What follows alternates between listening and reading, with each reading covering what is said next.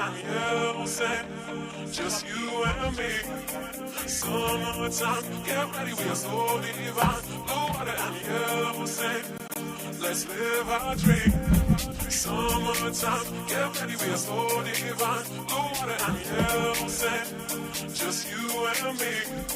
Summertime, get ready, we are so divine. Blue water and you say, let's live our dream. Summertime.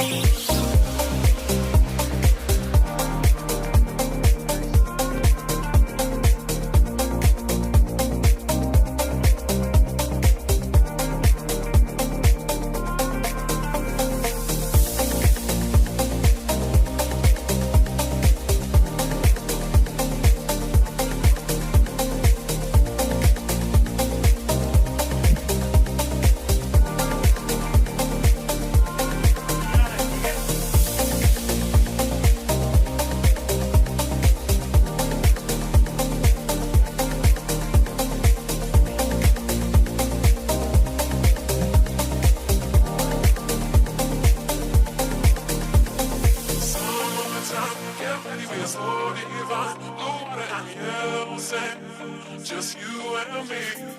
Summertime, get ready, we are so divine. Blue water and you say, let's live our dream. Summertime, get ready, we are so divine. Blue water and you say, just you and me. Summertime, get ready, we are so divine. Blue water and you say, let's live our dream. Summertime.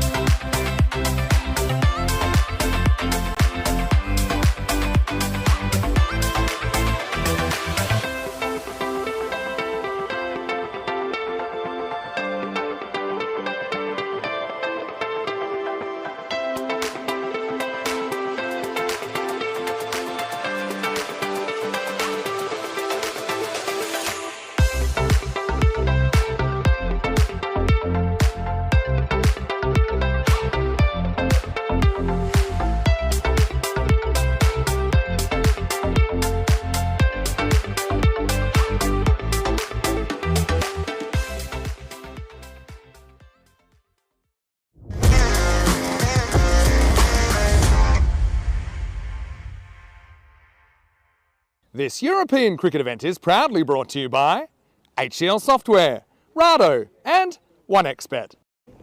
It's day 2 here in Belgium at the Hofstad Arena here. Phil G on station to take you through the action today with, of course, my good friend Rico Full. Get ready, get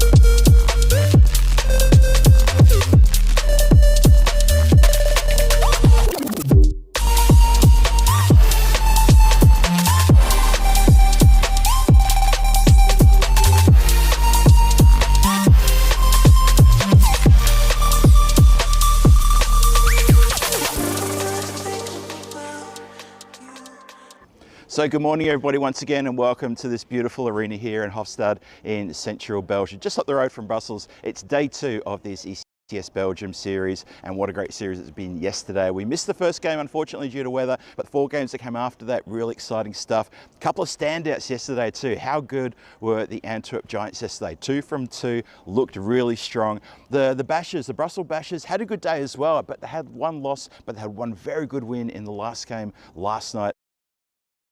We're going to see the Ghent Wolves first match this morning, and that's going to be a big test for them to bounce back and hopefully start day 2 with a big win. That match coming your way in a few moments. It's going to be the Ghent Wolves taking on Hasselt Titans. First time we've seen Hasselt Titans as well in this competition. Looking forward to seeing them. A lot of big names in these teams. Remember, this is like a franchise sort of operation we've got going here. It's not the regular teams. It's a bit of a mixed match of players in different teams, and it's making it a little bit exciting and a little bit chaotic as well. We actually saw a game yesterday where the 2 opposing captains are actually from the same team domestically, Brussels Warriors, who also are the Night Series champions. Keep that in mind too. Anyway, without any further ado, let's get across to a tournament referee who's got the 2 captains for the coin toss. Hit it. It's Ghent Wolves and Hasselt Titans. Hasselt Titans will call. Heads is the call. Ball first. Hasselt Titans will the toss and they will ball first. Well, there you go. They win the toss, the Titans. They're going to have a bowl first. It's a nice cool morning here. There's a little bit of cloud around, but not like we had yesterday morning, but cool conditions. Probably just pushing about 16 degrees at the moment. And as opposed to yesterday, we had almost a gust continually going across the ground from the north to the south, coming helping of the bowler. At the moment, it's actually nice and cool conditions, so not bad to put a team in first. It's a little bit slick underfoot here as well. I can see a little bit of overnight dew here. Maybe there was a little bit of a light shower as well. So for the Ghent Wolves, they get to come back and try and see what they can do again. They're going to have to get runs on the board, and Hasselt Titans are very keen to chase. Players like Sherry Butt in the side, who is an absolute barn house when he gets going. Oh, this is a tasty match coming up. Why don't we get started? Going to get across to Rico Full, who's joined me today on day 2 and to get going with the action. Rico, the news first. I can't wait to get into this.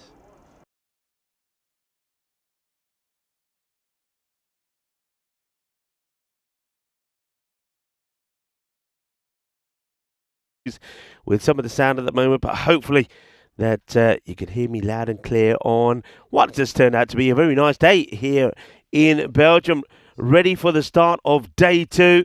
You can see that the ground is looking very nice. There's Alistair Brittle just making some last minute checking as he's going around checking the boundary rope and the 30-yard circle.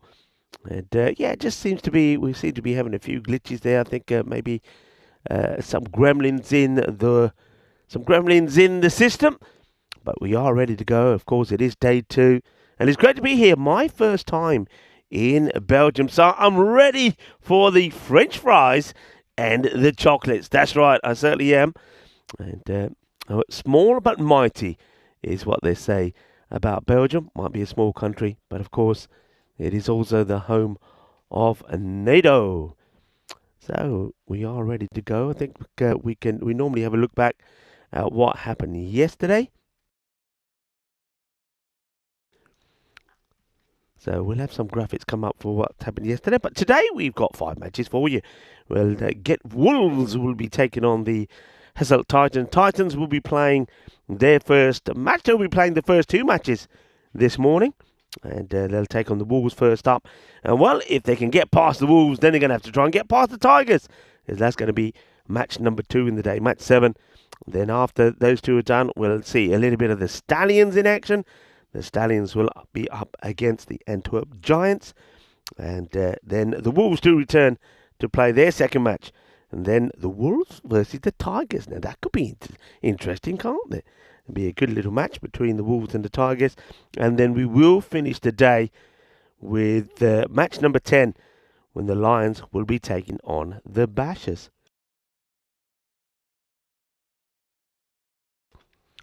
So we're getting ready to go. I know that the two teams are pretty set to get out there and get going. And one thing that we're certainly expecting to see is plenty of runs here.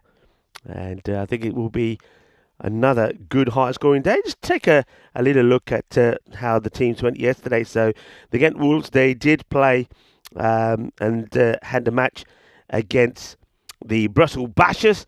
They got to 123, but that was chased down in 8.3. But some good performances from them, from Omid Kel, who made 44 of 20, and Saif Rahman took 3 for 10. Who else did we see in action yesterday? The Ostend Tigers. They had a good win against the Stallions. They put 156 on the board, and the Stallions were restricted to 91 for 6. And Faisal Khalik made 67 of 23. And Abdul Mohammed, he was made 30 of just the 6 deliveries, so he clobbered it pretty well, didn't he? The Stallions, they lost out in the first match. Remember, match 1 yesterday was abandoned because of the weather. But when they did play, they went down to the Tigers, 156 to 91. What about the Giants? Now, they had a good day yesterday, winning both matches, so they finished top of the standings. They beat the Brussels Bashers when they chased 113 in just 8 overs. They also beat the Lions, 139 to 122. Good performances there from Sabir Zakir. He's a top performer, isn't he? With scores of 48 and 26. And Abdul Rashid scored a fine 36. So he's one certainly to watch out. A little bit about the Lions. Like I said, they did go down to the Giants, but there were performances there, good ones. Srikant Venkata took 4 for 18. One or two players who took a 4 for yesterday. And but they, of course, did have that match number 1 abandoned.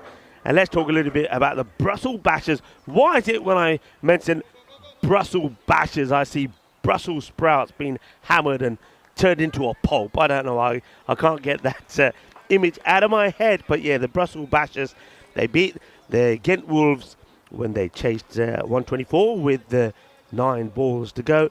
Shirazi Hiran, 4 for 22 in that match. And Aziz Mohammed made 36. And Murad Ikrami, player that we know well on the network, made 33. But they did go down to the Giants, didn't they? The Brussels Bashers, when they only scored 112. So that was a little bit of a recap of what happened yesterday. I can see that the umpires are making their way out into the middle. And so, yeah, like I said, it's my first time here in Belgium. And I'm certainly looking forward to it. I've heard a lot of things about Belgium. And a land of castles is what I'm told. And let's see who's going to be the king of the castle. As we see the Wolves, they are in action against the Hasselt Titans. The Titans playing their first match. Sherry Butt in the side. And you also got Omid Rahimi. Some good players there. Shahidullah Ummanzai, Kurum Shazad. They're going to be strong, aren't they? They're going to be strong. And I'm expecting them to make a bit of a statement here this morning. Some changes for the Wolves. Some 4 new players coming in there. And Mohamed Nabi. Nabi's a name that we used to on the network. Zamir Shazad and Ana Rahat and Mamoun Latif. And this is what the win predictor is saying here. 56% to 44. So, yeah, land of the castles. And as I said already, I'm looking forward to some proper pucker French fries. Despite the name, French fries likely originated in Belgium. Belgians often enjoy them with mayonnaise. And it's a traditional obsession. I bet it is. And also I mentioned it is the chocolate capital. Belgians eat an average of 8 kilograms of chocolate per person per year. Bring it on. Well, that means that in the few days that I've got here, I've got to eat 8 kilograms of chocolate. Otherwise, I can't say I haven't been to Belgium. So bring the chocolates on, everybody. And also, bring on the cricket. We are ready to go. And I want to say a big thank you to Phil G, who held the reins yesterday while I was, of course, making my travels here. It wasn't an easy journey, but I did make it in the end. And I got to base with, well, let's just say I got a few hours of sleep in. But fantastic time there in Bulgaria, where, of course, Shaban will be talking you through the action there for day 2 of the women's. So, ready to go. The bowler here first up. Gets ready. And we're going to have Adnan Razak to bowl the first. Another guy we know on the network pretty well. Look at the pitch, looking lovely. Looking very nice.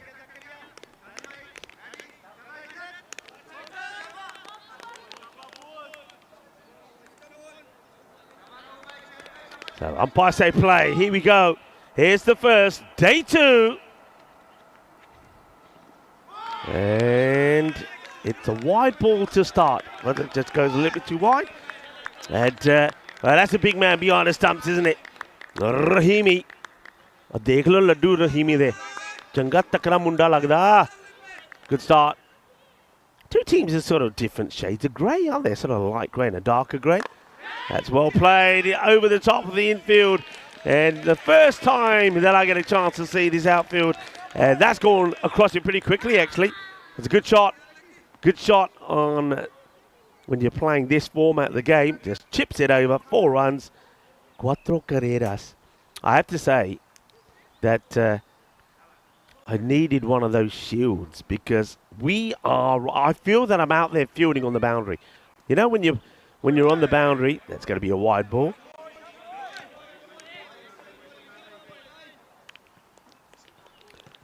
A big wide there. It's a second wide. Anyway, so yeah, going back to where I am here, I'm almost like in the field, and I just feel that I'm in the firing line, and I get a feeling that a few are going to come this way. Well, that one's a little bit of movement away there from the bowler, and then Razak. So it's another swing and a miss. And a bit of a hectic start this morning. Look, there can always be a few gremlins in the works first thing in the morning. We had a few issues with the intro. Apologies for that. And then we couldn't get some of those graphics up. But we are working on that behind the scene. And chance! Oh, it's a spicy one. That's Sherry Butt, who would expect it to... Look, Sherry Butt, I tell you what, this guy's got the biggest hands in the business. So I don't know how that's come out. It wasn't an easy one. It was on the way down. So he's hit pretty well and just not able to hold on to it. Got to go down as a chance. That one, though, is probably going to go all the way. It will. Balle, balle, balle. Ginna sona. Shaka lagya. We're off and we're running. And that's my first Maximo call here in Belgium. Changa pura shot Maria. And that's gone a long way. And, well, it's nice to see some of the youngsters around the ground. Just keep an eye on somebody, please. We don't want any injuries. First thing in the morning. In comes Razak.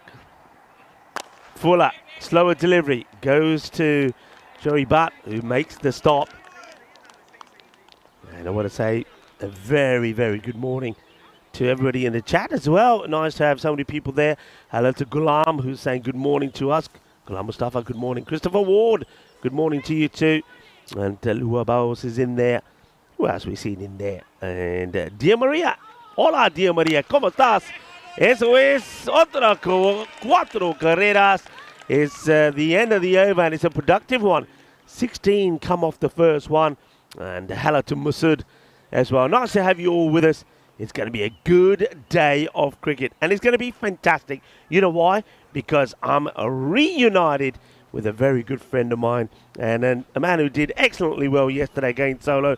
Phil G in the house, everybody. Good morning, Rico. Good morning, everybody. Lovely to be here with you as well, Rico. Looking forward to you joining us and joining me here in the commentary position. We switched commentary locations as well. We're now straight down the ground. As Rico said, we're right in the lovely little hitting arc between the straight drive and the long off-fielder. So we've got bullseyes painted on us. Have a look. Yesterday, 5 matches played, almost 1,000 runs, over 70 maximos and over 50 fours there. 52 wickets fell as well. The wicket rate 7.0, so that was a little bit higher than anticipated. A few teams really struggled there. Wide there to start. Puck Diawel's over there. Ahmed Kel already lighting up the arena, as described by Rico in that very first over, getting really amongst it nice and early. It was good to see. Ahmed Kel, he's a bit of a champion around these parts. He starred for the Brussels Warriors in their domination of the night series a couple of months ago, and also is continuing his good form today. Had a 44 yesterday as well, did very well indeed. Really impressed with his batting. Missed out on a half century. Unfortunately, Rico, I put the mockers on him. I put him on half century watch, and guess what happened next ball? Guess what happened next ball? I'm telling you, buddy, at the moment, well, I'm going to, not quite, but at the moment, me and you are on some serious commentator curses. I'm telling you. You did an absolute classic, which is still the best so far, with the batter getting stumped the very next ball when you were Danny. Yeah. I've done a few, but I also have called some centuries and the batter's got to 50. That's in Bulgaria. So I'm going to say that mine's not so bad. But, yeah, we'll put that to the test here. Hey, it's great to be with you again. I hope you've been well. Oh, I have been, yeah. And my first time in Belgium, and I like it. I ain't had a much of a chance to see. Is it Mechelen? How do you say where we are? Mechelen, yes. It looks lovely. The cathedral. Wow, what a view I've got from my window. And that's a nice view from this window as well, as that gets carved away for 4 runs. I thought for a moment that was going to be a flat 6 from Rehan Fayaz, but what a way to get off the mark. Lovely hit. A cracking shot, that. And we have a couple of, well, they're not the volunteer ball retrievers, but a couple of youngsters over there on the offside boundary. Hopefully they won't turn their back on the game and keep their eyes firmly on that white grizzly flying around. In fact, I don't see too many ball retrievers out at the moment. I'm sure we'll get a few out here later. It's early on the Tuesday morning. Nice and brisk as well. Oh, lucky to collect some of the pitch on that one. Wide delivery, as indicated there. So, your first time to Belgium, I did not realise you hadn't been to Belgium before, Rico. It's my first time in Belgium. So, yeah, as I've said already, you may have heard, I was saying to the viewers, I'm here. So, be warned. I'm ready for the French fries. Okay. We're ready for the chocolates. And the next ball comes in. That's going to be a big one. Lord. You know what? As you know, that I did in Spain for about 20-odd years. Yeah. Have a restaurant. And, yeah, like you do, you get people of all nationalities coming in. The Belgians. You knew when the Belgians were here. You know how I knew the Belgians were here? When they ordered, and even though in my restaurant I had, you know those plastic squeezy sauces, yes. bottles with the sauces, yes. ketchup, mayonnaise, whatever. I think I know where you're going. I had about 4 of them out on the tables, Yeah. all filled to the brim. Yeah. And I knew the Belgians were in town when, after this ball, which is another wine, because within 10 minutes of them eating, they were back at the counter with all 4 bottles of the mayonnaise empty and saying, can we have some more mayonnaise? And I was thinking, well, okay, do you want some chips with your mayonnaise? They love their mayonnaise. They do indeed. That's not just a stereotype. That is absolutely true. It's incredible. Yeah, got to eat gonna have the frites, as they call them here. French fries were invented here in Belgium. Oh, great delivery, that one. Kept this nice straight line. Had Viaz really just going for that straight drive. They're really prodding at it. Good delivery. Yeah, the French fries invented here in Belgium, and I'm sure they invented the tomato sauce and the mayonnaise the split second after they invented the French fry, guaranteed. Nothing else on it apart from drowning in mayonnaise. You know what's also guaranteed, and we both touched on it? The Grizzlies coming in here. So, yeah. So, yeah. We got... I wouldn't even mind. I reckon we've got to try and find something that can go across from that pole to that pole. So we're in a lovely marquee. Thanks to the Federation for our home. It looks very nice. It's almost like a cinematic place because it's all black. Yeah. It's actually like we're sat down in a cinema. Yeah. And we've got this massive screen in front of us and we're watching cricket. Yeah. That's what it looks like because it's all black. But that one's going to be worked away. A little bit of luck, a little bit of good fortune here for Rehan Fayaz, but he is going to get 4 runs. But yeah, it looks like we're watching the cricket, but it's going to be in 3D because when that ball comes this way, it literally will come this way. Well, that'll turn it into a 4D experience if we end up wearing the ball, that's for sure. Hey, I want to say good morning to a couple of people in the chat as well. I know Rico said hello to a few of the people out there. Hello to Louia Bowles, who reminds me about my commentator's curse. And yes, I did have a reset, and I do hope that I'm back in the right place this time. We'll see how we go, but thanks for reminding me. And wonderful to see you back in the chat as well. And everyone else, good to see you as well. Thanks for joining myself and Rico today. Hope you're having a good Tuesday wherever you are in the world. And yeah, stick with us. 5 big games coming your way today here in day number 2 at this ECS Belgium special. It's a bit of a different sort of special ECS this one because of the mix up of the teams, the composition of the teams from different domestic sides all playing together. So it's a little bit chaotic, but a bit of fun. How about that for a bit of chaos? Crash, bang, wallop, over the cover boundary, 6 runs. Lovely strike. Ooh la la la, that is nice. I'm liking that. Well, put some mayo on that way, don't you? What a lovely hit. That's gone a long way. Gets right underneath this and strong arms. What a beautiful pickup that is. Yeah, so tell us about, so what's the background about the teams then and how they've been picked? Because you know a little bit about that, and share that with me and with our viewers. Okay, so we've got 7 teams in this ECS, and the 7 teams are named after the 7 big cities here. So you've got Antwerp, Brussels, Ghent, etc., Ostend, these sorts of teams. And what they've done is they've created these teams, and then their players have been taken from a pool of players that have been nominated and put up for, I guess, auction by their domestic teams. 37 for no loss after 2, by the way. So what they've done is they said, okay, well, we're going to give a chance to not just Division 1 players, but also Division 2, maybe even Division 3 players. The idea being that, say, you've got, say, the Brussels Warriors, who are the Night Series champions. So they nominated 7 of their players to be put into this pool. So all these teams, there's a lot of cricket clubs here in Belgium as well. They put together this massive pool of players, and they said, right, we're going to do an IPL-style auction. We're going to give you a certain X amount of euros. Yeah. Every player is worth a certain amount of euros, obviously figuratively speaking. And we're going to go through an auction process. So every player was auctioned off, and the teams bid behind closed doors. Yeah. And it was also, they actually made a software program. The Fed was telling me this. Arnie from the Belgian Cricket Fed was saying they made a software program to help them with this. So it kept certain rules in place so they couldn't bid too much money for just one player, and that it was all fair and all equitable. And, kudos to them, because what they've done is they've then presented these 7 teams with a really good, strong mix, but also good, strong, almost equal level. So yesterday was interesting. Third over starts, gets an edge on that one, bottom edge, going to run away for 4. Bit of luck there running your way, but if you're Ahmed Kel, you don't need too much luck because he's a very, very strong player. He hits the ball well, doesn't he? He really does.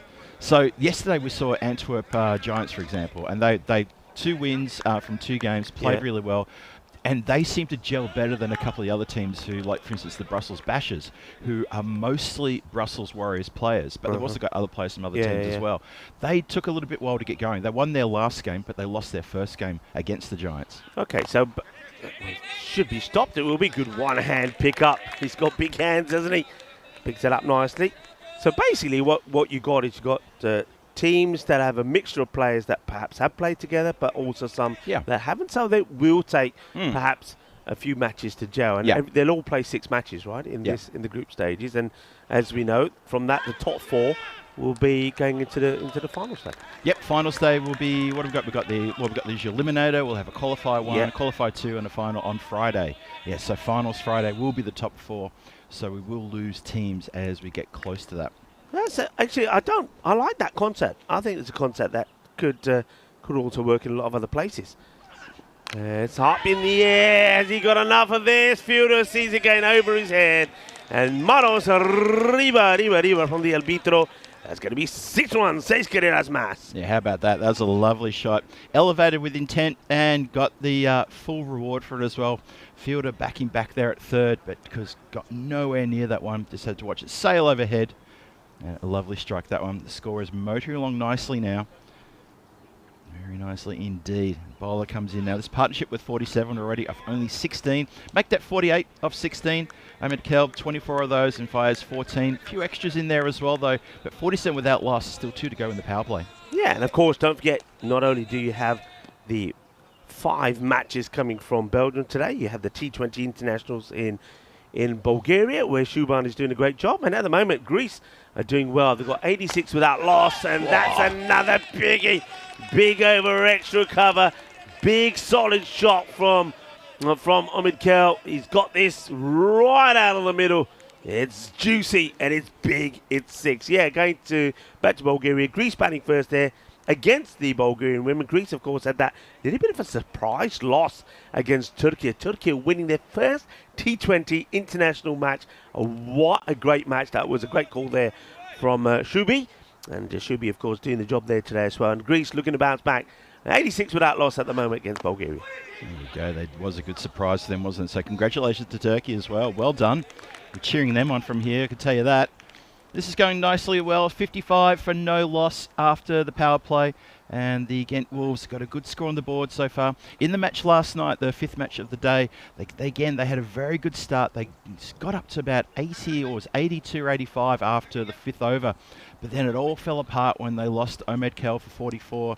And the middle order just couldn't stand tall. They ended up getting... well, they were actually bowled out in the last ball of the innings for, I think, about 129. And those runs were chased down nicely by the Brussels Bashers, who had a bit of a day out on that last match. They lost the match number 3 yesterday against Antwerp, but they came back really, really well in that last match, and they chased down a good score that was posted on the board. So it's all to be done here for Ghent Wolves. They need a kick on here. Chases a wide one there. Just see that from a number of the bowlers. They're just trying to get that ball, squeeze that ball inside that wide line. I just get the feeling here, knowing the way, I mean, we know the way that the players here in Belgium play. Belgium ball, we know what that means. See ball, hit 6s. So I think the batters definitely probably are going to be in commanding form most of the time, as that's a bit of a miscue, but does get it in the gap. So I think the bowlers will be trying to find whatever way they can. If in an over they can get a couple of balls that don't go to the boundary, I think they'll take that. I think here, I don't know what you think, you feel, but I think here that bowlers that go in the 2 overs for under 30 will take that. They'll say, yeah, I've done my job. I think the captains will be happy with that. I think you've got to, knowing the way that these guys play, I mean, these guys muscle the ball to the boundary. So bowl 2 overs for under 30, then you've done all right. See, this is just proof of the pudding. Yeah. Anything that they're on, if it's over pitch, a little bit too short, it's going to get mullered. You're absolutely right. And it's interesting, Zaki Shah, who's the bowler here, is usually the captain for Hasselt in the domestic competition. He gets belted for 6 over the covers, just turned around, went back to the top of his mark, and he's like, all right, here we go again. So I think that sort of shows a little bit of your mindset, Rico, which is, okay, I got hit, get back to it. I need to make sure the next one's better, but I'm not going to dwell because I know I'm going to hide into nothing against the batters here. 50-metre boundaries, it's, when you get some of these Belgian superstars belting the ball around the park, it's, it will not contain them at all. And some of the cracking shots we've already seen this morning have been very, very impressive. Shah in again. It's full, it's a bit slower. He's seen that one pretty early, but it goes into the hands, and that is a very safe pair of hands of Sherry Butt there. He patrols that area at long on very well. And so the rash shot, the bowl shot's been brought by that slower delivery, and Kel's fallen for it, and he's hit it straight down the throat of one of the gun fielders and one of the gun players in the Hasselt lineup, and Sherry Butt. Yeah, Sherry Butt, well, he shook my hand this morning and it disappeared. He's a big, strong guy. He's got massive hands. He ain't going to drop this. But, yeah, clever bowling is spot on. And there's actually Shah. That's the thing here, going back to what we're talking about. Batters are going to be controlled. Batters hit the ball hard. Batters going to be smashing 6. I think the number of 6s after this tournament is going to be massive. I think we're going to be going around 11, 12 an innings. So the bowlers have to think a little bit outside the box. Got to think about not just a way of getting the dot ball and the singles in, but getting the wickets. Slower ball worked well. Slow again he goes, and he could get another.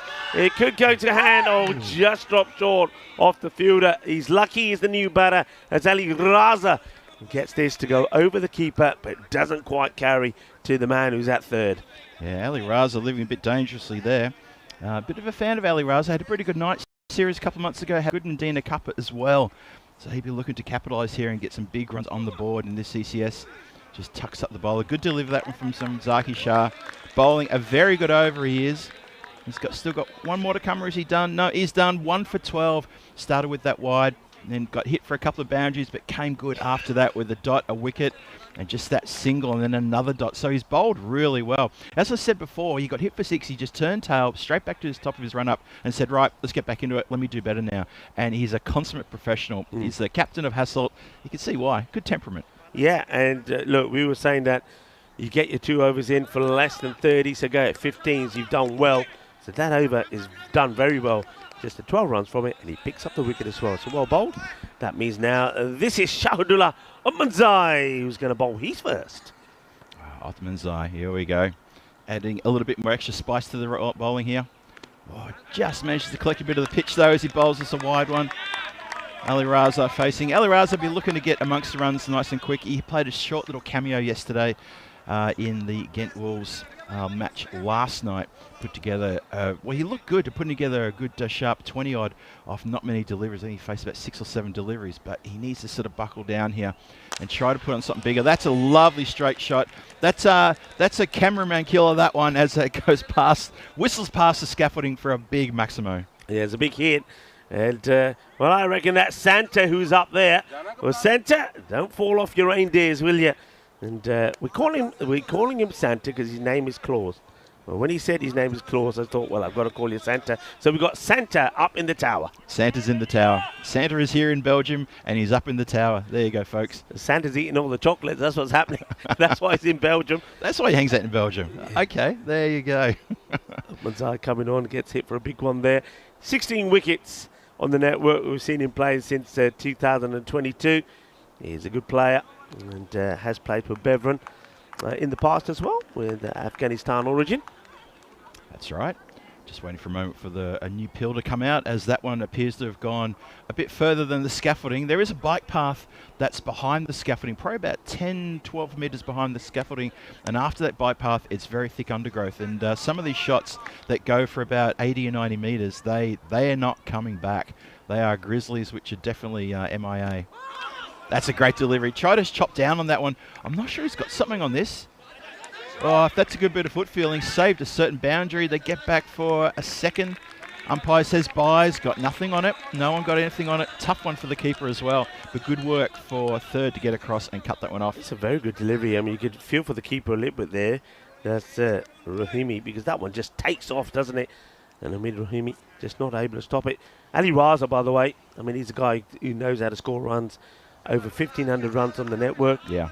And his highest, never scored a ton though. His highest has been 67, which was against Guernsey, of course, playing in the Euros of cricket. Up in the air, another catching chance, and just out of the reach. And I mean just out of the reach. It was just a matter of centimetres. Sherry Butt was there, but he wasn't able to take it. The only thing is here, I don't see him getting off the ground. I don't know if he got a good shot of this, but he seems to be rooted. He just needed to spring off the ground. You see what I mean here? Just look, if he went off the ground, I think he's got a chance to catch that. I agree with that. He was pretty much stuck planted on the boundary line there. There you go. Oh, goes to play with soft hands. Only possibly could have got a feather edge on that one. Looking to guide that. But there is, well, third is outside the rope. He's on the boundary line. So guiding it like that probably would yield one run. Not sure it was a high percentage shot. Raza on 13 from 5. Fires hasn't seen much of the strike. He's on 14 from 7 deliveries at the non-striker's end, waiting to get his opportunity. 2 to come. Oh, goes a big swing downtown, put everything behind that shot. Got to be careful with that one. Don't want to pull a muscle as he tries to launch that one into outer space, SpaceX style. Doesn't connect though. That would have gone a long way. It would have gone a long, long way. We're sort of this ground is sort of nestled in between like a community of houses. I can see that from where we are. So I reckon that's been hit well, but this fielder out there, can he get a hand to it? No, he can't. It's going to be 4 runs. Good shot, nicely played. Ali Raza, he's got an array of all the shots, hasn't he? This time, rather than hoiking, he sees that it's there to go over the top of the offside, plays that cut shot, gets it over the infield, and the fielder there on the boundary can't stop it. It's the end of the over. 17 runs coming. Yeah, you got that. It's got that really nice community feel about it. I know we've got the houses in the front of where we are. You can see that behind the keeper. And I'm not quite sure what's behind us there. I haven't had a good chance to have a look, but it feels like we're kind of surrounded by houses. Yeah, we've got the houses, right in front of us. Behind us, there's a bike path, there's a fair bit of undergrowth. I think there's like even a bit of reserve area, sort of like a bit of sort of undeveloped land, that sort of thing. So it's quite spacious behind us. Also, over to our right-hand side, there's a cleared bit of ground behind the protective fences here, where the 12 Stars team, this is where they call their home ground. They're going to be installing some nets sometime sort of during the year, maybe early next year. So that's a good bit of development they're putting a bit of money into. There's another wide ball there. So it's interesting. Yeah, so you've got all residential, all directly in front of us. Big forest area just away to the right-hand side. Kind of a tough call that, I feel, for the bowler. Shirkan Shahzad was looking to get his second dot ball in there. I think that's gone over the line.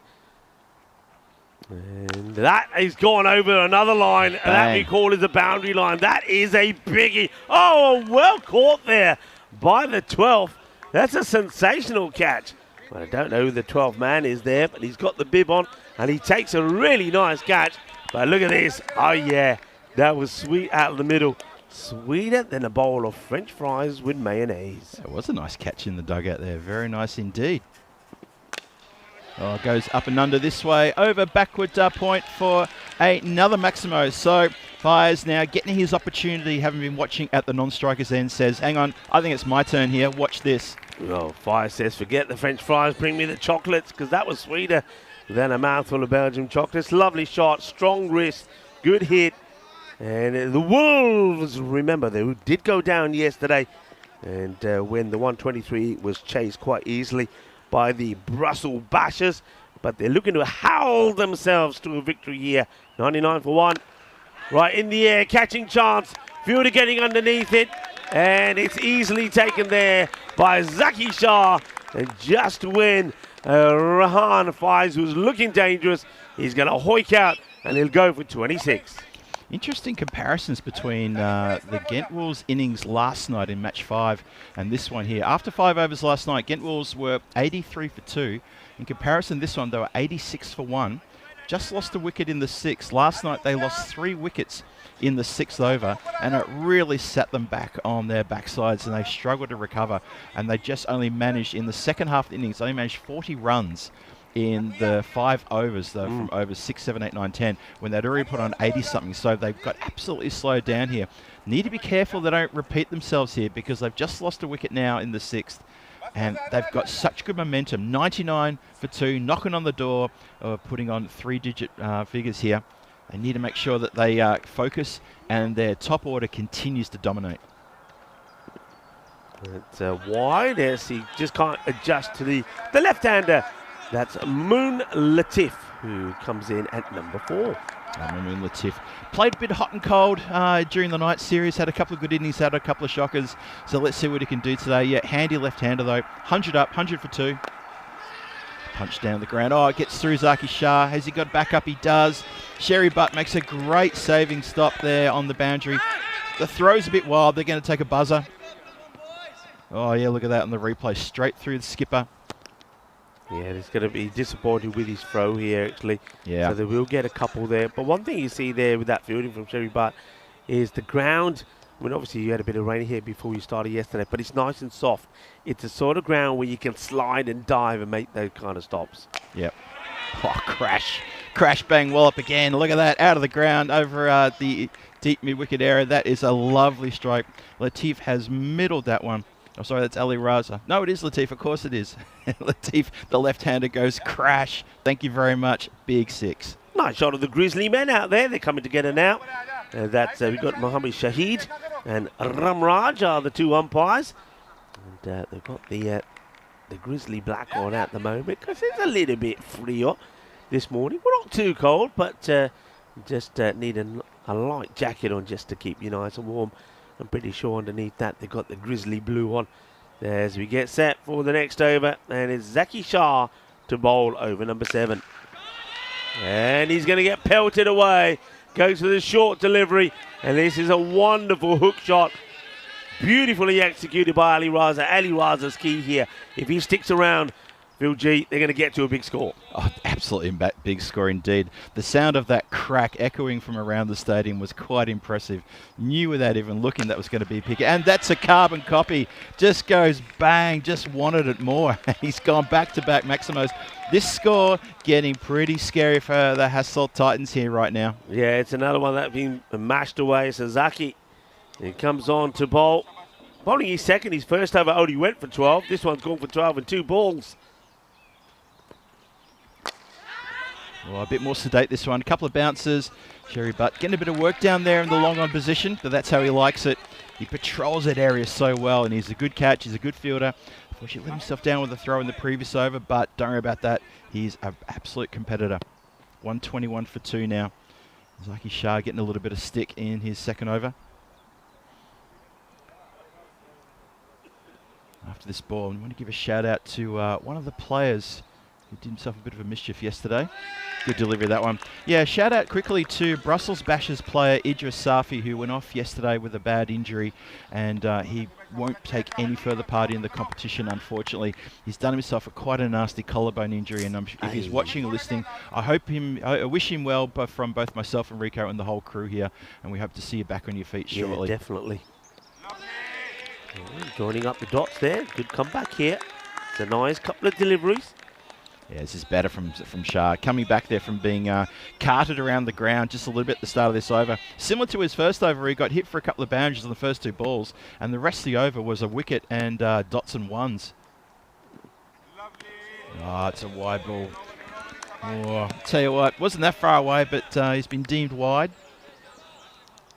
He's all business, is Zaki Shah, skipper for Hasselt here in the local domestic competition. Comes in again.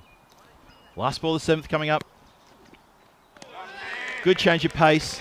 Goes to the big hoik, does Latif. Not good enough to get bat on it, and that's the end of the over. 7 overs gone, 122 for 2. Expected score still pushing to the 160s, as long as these two can stick around and Ali Raza can get on a heater. He's 30 from 10 deliveries. Latif is 8 from 5, and the score is building very nicely for the Ghent Wolves. Yeah, it is indeed. Hello to Arif Rahman, who's in the chat. Sasri Akal to Bhagwan Singh, and of course Ghulam is there, and Dave has joined in as well. Dave, hello to you. Hope you're well. Hope life is treating you well. And a lot of people on the chat enjoying the cricket, and of course you will, because I can tell you it's going to be very exciting indeed. Also very exciting is what's happening there in Bulgaria, Greece. Going well, 117 without loss. What a good partnership is being put on together there by the 2 openers. Adamazai comes on to bowl his first ball, and Raza gets another lucky bottom edge. It's not the first time he's gotten away with it there, but a bottom edge that scoots past the stumps and gets himself a boundary in the process. Yeah, don't forget the T20I action coming to you from Bulgaria with our good friend Shobby looking after business down there. Doing a great job. Miss hit, 1 bounce, and a fielder goes down, but that's okay. It worked in his favour in the end. He could have almost run past it as the ball pitched and just gripped ever so slightly on that slick outfield. He smothers it really well, doesn't he? One thing I haven't talked about yet, you might have mentioned it yesterday, the ground is looking lovely. It really is. I love it's a lovely strip. Strip seems to be playing really well. I don't know if you found any info about it, how it's laid, but it doesn't look like it's a concrete base. Looks like it's one of those that's got the gravel and the sort of what they call it, the sort of shop observe compound. So it's playing pretty well. And then the outfield, the way it's being cut, looks nice. It's nice. Yeah. Freshly cut. The ball is moving across it quickly. The pitch itself got a bit of bounce. I think the batters are enjoying it at the moment, clearly. But I think there's something in there for the bowlers. I wonder if we're going to see a bit of spin. Was there any spin yesterday? There was a little bit of spin, a little bit of grip, but not a lot. Well, there's a lot of that, though. That's been absolutely crunched to the dugout. Hits the roof of the dugout tent, despite the close attention from some of the fielders or some of the dugout crew trying to jump up and catch that one. That's a lovely strike. A bit low on the bat, but he hits it nicely. Yeah, well, he's taken out his target practice on his own teammates at the moment. Yes, and that took a bit of the dew off the top of that tent. 6 more runs. Well hit, well struck. Yeah, Raza races into the 40s now, just off 13 deliveries. 134 for 2. Still 2 to come from Otmenzai's second over. Hasn't bowled with a lot of success, though. It's been crashed as well. Slightly mishit, but he's found the gap. I think it's 1 bounce, 4. I think that's how I saw it. Umpires concur, yes. Lovely. Cross bat style. Didn't sound right when it came off the bat, did it? And just inside the rope. Yep, there it is. With a little bit of a puff of the ground coming up. Leaves a bit of a divot, doesn't it? It does. Leaves a bit of a divot. Oh, gets it on the full. Turns around the corner, and that's going to go all the way. This is an expensive over in the making. Absolutely huge. And that will be a 50 up for Ali Raza off 15 deliveries. 51 off 15. Well done. Good bit of batting. Good to see him getting a half century, because he's been the kind of player who comes in, he strikes at around about 240. He puts on 20, 30 deliveries before you even know it. Yeah. But he hasn't really kicked on since I've been watching him play this year. This is good for him. This is good for him. And the way that he's played that over, actually, the over, it's quite an expensive one. Goes 22. It's a magical over. But that last shot just showed that he's seen the ball well. He's timing it beautifully. That was a lovely shot to bring up his half-century. Bob Badang Ali Razanu. Abni half-century Puri Kali. He's done it in style, just 15 deliveries. That's what you'd expect to see. And, 6 sixes and 3 fours. Yeah, Razak comes back on now, see what he can do. He bowled earlier on in the innings. Went for 16 off his first over. He's to sort of come back here and try to put the brakes on. Expected score pushing up higher and higher, thanks pretty much to that massive 22 run over just previously. And Latif, let's see what he can do. Can he get into it, or does he want to turn the strike over? He can get into it. That's what he can do. Goes downtown over the deep mid-wicket area. That's gone a long way back. That's gone all of about 80, 85 metres, that shot. What a lovely strike. Latif gets it out of the middle and goes downtown. What a strike. Razak coming back after bowling the first over, which went for 16. And that's a monster strike. It really is. And this partnership, well, we said that the 50 from Razak came up in 15 deliveries. Well, the 50 between the two of them zakir has come up just as quick. That one probably would have been a wide. He spoils it. And will just be a single. You can see there that Zaki Shah saying, it's all right, calm down. And there was a scream of, throw it in, get it in quickly. Yeah, it was indeed. You can see the experience of Zaki Shah saying, we're okay. It's just let him have the single. Concentrate on the next ball. Let's get this one right. See what we can do here. Raza goes straight, and the race is on. And the ball is going to beat Cherry Butt to the boundary line. So it's a lovely straight shot. That's the first one that comes close to us today, Rico. Make note of that one. It was still probably good 4 or 5 metres to my right, so it wasn't a problem. It was a nice straight drive all the way along the ground. Yeah, it was a good shot, and Butt can't get there. Skids across this outfield, which is pretty fast. That one's gone straighter and higher, and juggled and dropped by Butt on the boundary line. He gets the throw back in. Can't stop the single.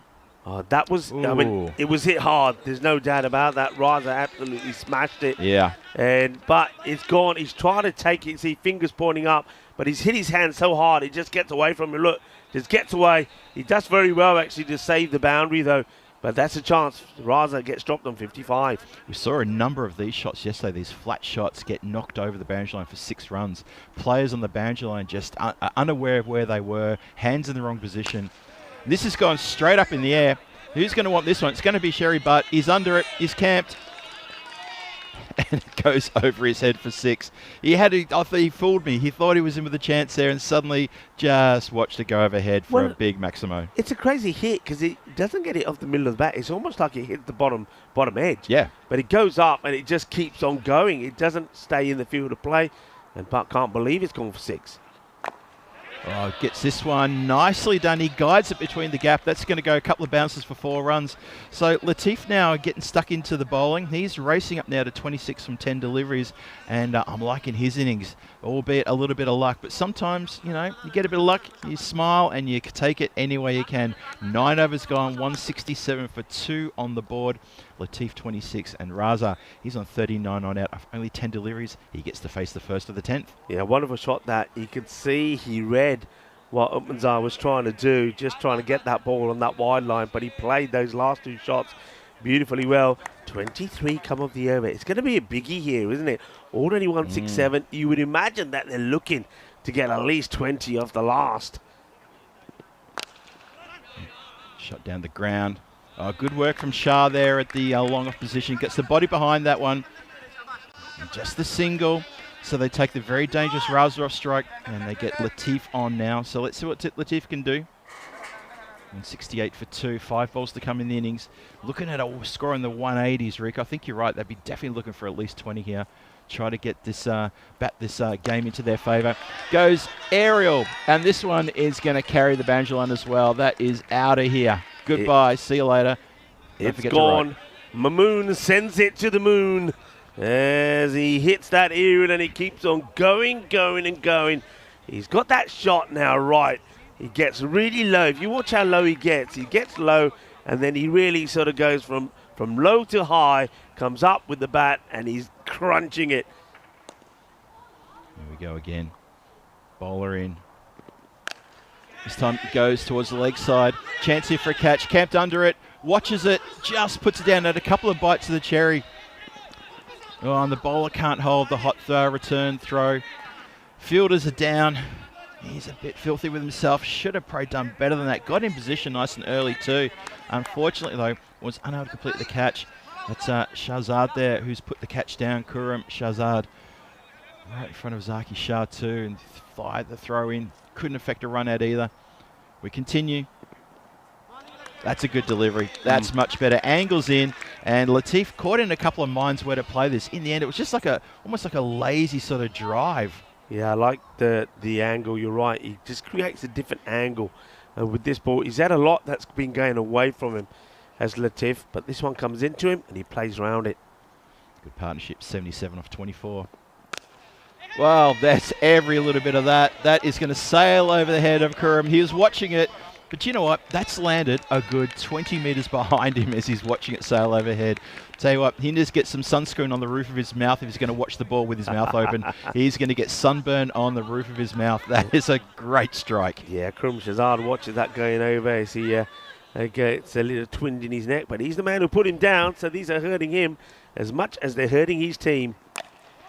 Oh, this one's a bit straighter. It's come down towards us and just over the head of Zaki Shah, who prepared himself to maybe try to take a leap to either save the ball or to try to just protect the boundary somehow. And in the end, it was just a bit too hot. You could see there, he felt his foot step on the rope and realised that's another Maximo. That is the 10 overs done, 188 for 2. Big striking there. That is going to be 21 off the last over. Goes with the 23 from the 9th and 22 from the 8th. That is quite an astonishing assault of 66 runs off the last 3 overs, Rico. That is quite something. That's quite something. And the Wolves, who are searching for their first win after losing the one match they played yesterday, have put themselves in a very strong position here. 188. But you know what? I can't quite believe I'm saying this, but I do feel that here in Belgium, that we're going to see runs and scores in the 170s, 180s chased. I actually believe it's going to happen. Just seeing the way that this pitch is playing, seeing the way that this ball is going onto the bat, I think we're going to see some big scores and some big chases out here. I agree completely. This ground and these teams are made for these kind of big chases and big scores. I completely agree with that. We have a look at the highlight reel here, and you're going to see a fantastic start from Ahmed Kel and his counterpart there, Rehan Fayez, who put together a really good start at partnership there. It was 66 off 3.5 overs or 3.4 overs, and they got motoring right from the very get-go. It was such positive hitting. Unfortunately, the bowling was probably not the best either, maybe just this early morning sort of approach. It is a little bit brisk here on this Tuesday morning, but the batters took full advantage of this. A couple of little lucky bottom edges. We saw Ali Raza get a couple of boundaries in that way as well. But you know what?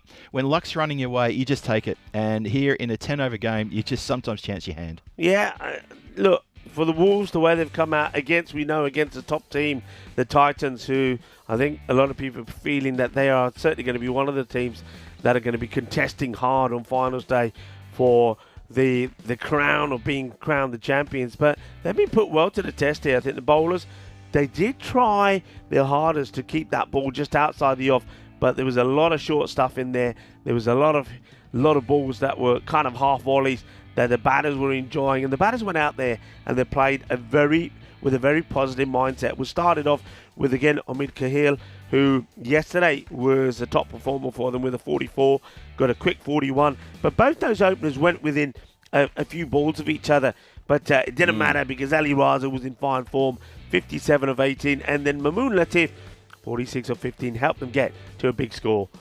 Quite incredible, wasn't it? That last partnership, 89-run partnership there. And you know what? In T10, partnerships are so important. So yeah, the opening partnership was 66. Second wicket partnership was only 33, but done in quick time. Only 2 overs for that 33. And then that last partnership of 88 runs, 89 runs off. What's that? 4 overs and 2 balls. So the striking and the partnership so very important in this competition. And when you get 188 on the board, I've got to admit, if I was a bowler and I saw that and I was defending that, I feel pretty good about that. Yeah, definitely. Just to let you know, we also have a commentator's cat. We're going to have to name the cat. Yeah. Maybe, I mean, we're in Belgium and it's got a kind of a caramel colour. Maybe in caramel or chalky caramel. Anyway, maybe the viewers can help us with that, naming the cat. We'll have to try and get it on camera maybe. But there was the chances there. We saw a drop. First, Ali Raza was put down in a spicy one by by Butt, and then we saw Mamoon go down. Latif more straightforward, put it down, and then he had to watch some big sixes sailing over his head, and then right the last ball off the over, that was another biggie, and that one sailed over the head of Zaki Shah. So the Wolves are going to be very happy with the score they put on the board. Of course they are. They're up against the top team, and to win this match, well, the Titans are going to have to go and over 18 and over. So we'll have a look at the scorecards coming up here. But of course, it's going to be a pretty healthy scorecard. No batter really had a failure there. 41 there from Umid Kel. Rahman Fires made a quick fire 26 of just 11 deliveries. Ali Raza, they're not out on 57 of 18. Only gave a chance once he got past his 50. And then Mamoon Latif made the most of a chance that he gave towards the end of the innings, finishing on that 46 of 15. So yeah, you'll definitely take that. That looks pretty healthy. And let's take a look at the bowlers. Remember what I said about the bowlers. I think from what I've seen here, only my first match, but what I know about Belgian cricket and what I've seen here already, there's going to be a lot of runs. So I think the bowlers will be just looking to try and see if they can keep themselves going under the 30. You can see that, well, certainly Zaki Shah managed to do that, but a little bit of pain there from Shurkan Shazad and also from Shahidullah Openzai, and even Anand Razak went for quite a few innings over the 39 in the end. So we're going to leave you with the mid-match summary and then join myself and Phil G when we return in about 10 minutes time for what could be a very interesting chase from the Titans. Hasta pronto, my familia.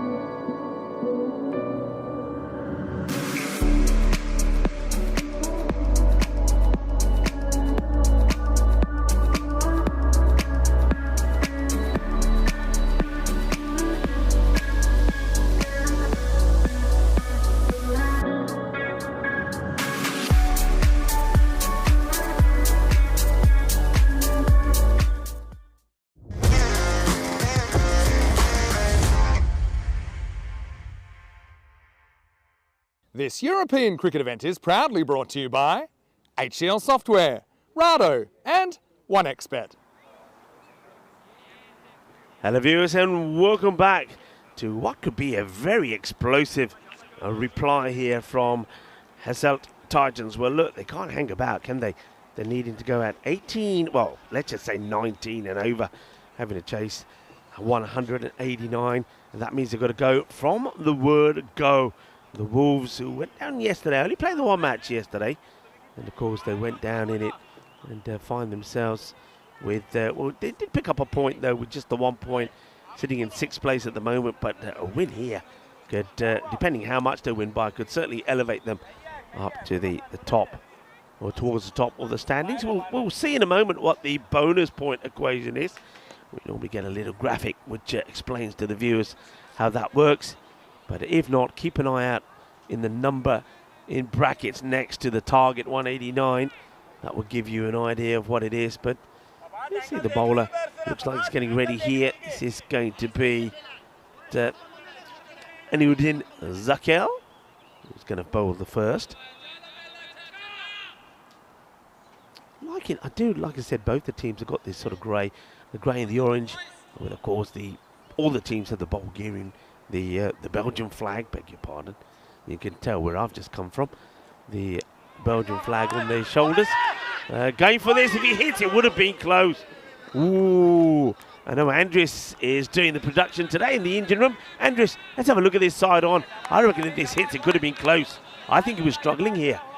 Take a look at this, he's coming in here. Oh, he would have been gone. He would have been gone, so that could have been a disastrous start. It could have been a diamond duck to start off with. But does make it. So, Omid Rahimi now on strike. That's been hit away. Kind of flat batted, partially stopped. Just going to be a single. So welcome to everybody that's joining in. Hello to Paul Kempin. Hello Paul, hope you're well. And a lot of people enjoying the action here. And there'll be action as well. I can tell you that there'll be action. Paul Camping just saying he's just bought his peacock shirt for this Friday. And it's a good one. All right, Paul. I want to see it. You're going to show it to us, all right? And yeah, of course, peacock. I can't believe we're talking about Friday already. I've only just got here. It, of course, is a Tuesday, and a lovely Tuesday. That's up and over, is going to go all the way into the banner. That's going to go into the European cricket banner. And well hit. I suppose that banner stops the ball going into the forest there on the right-hand side of this ground. A lot of greenery around the ground. I like that. Of course, just come from Bulgaria, as you gathered. We're also very green and lush around the ground. And just adds, I think, to the venue. Goes outside off this time and goes a little bit too wide. A wide ball called by the umpire. Has to be bowled again by Anudin Zakel. Bowling here to Abdul Ramizai.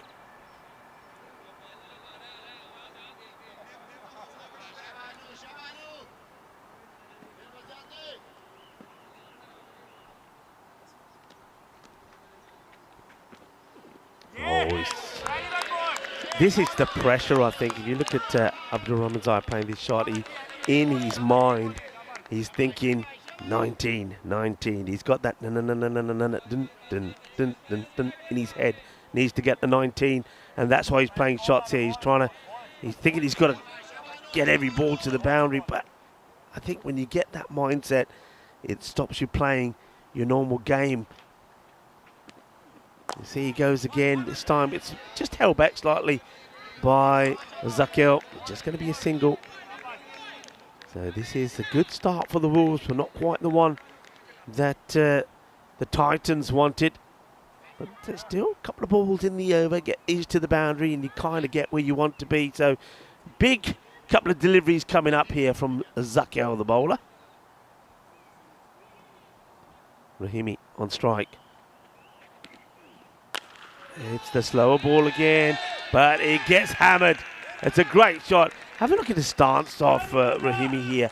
He's right back in his crease. He's standing right in front of his stump. Look at him there. He's not looking to come down the track, is he?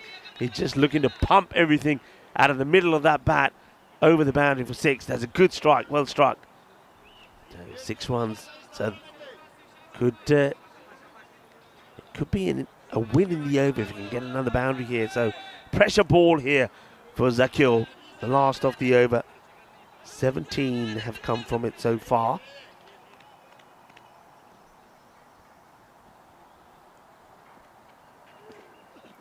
Oh, that's so close to taking that off stump. So close. It's just a fraction away. So I suppose that goes down for a win for the Wolves in that one, because only 17 from it. They need to go about 19 at the end of a pretty decent first over. Gets 2 singles and a dot in there, and the wide ball doesn't cost him, which is good. 71 matches since a golden ball. Well, myself and Shuban couldn't bring one there in Bulgaria, but I know that me and this man is joining me back in the commentary tent. We have a bit of a history, and I think we're keen to do it again. Fuji. We do indeed. We had a lovely little surprise there in Romania a couple of months ago, Rico, where we destroyed the golden ball tally, took it down from 111 back to 0. We reset the clock. And yeah, I think we've got that little bit of magic. We can reset the clock again sometime this week. That would be amazing if we can do that. That number's starting to rise a little bit.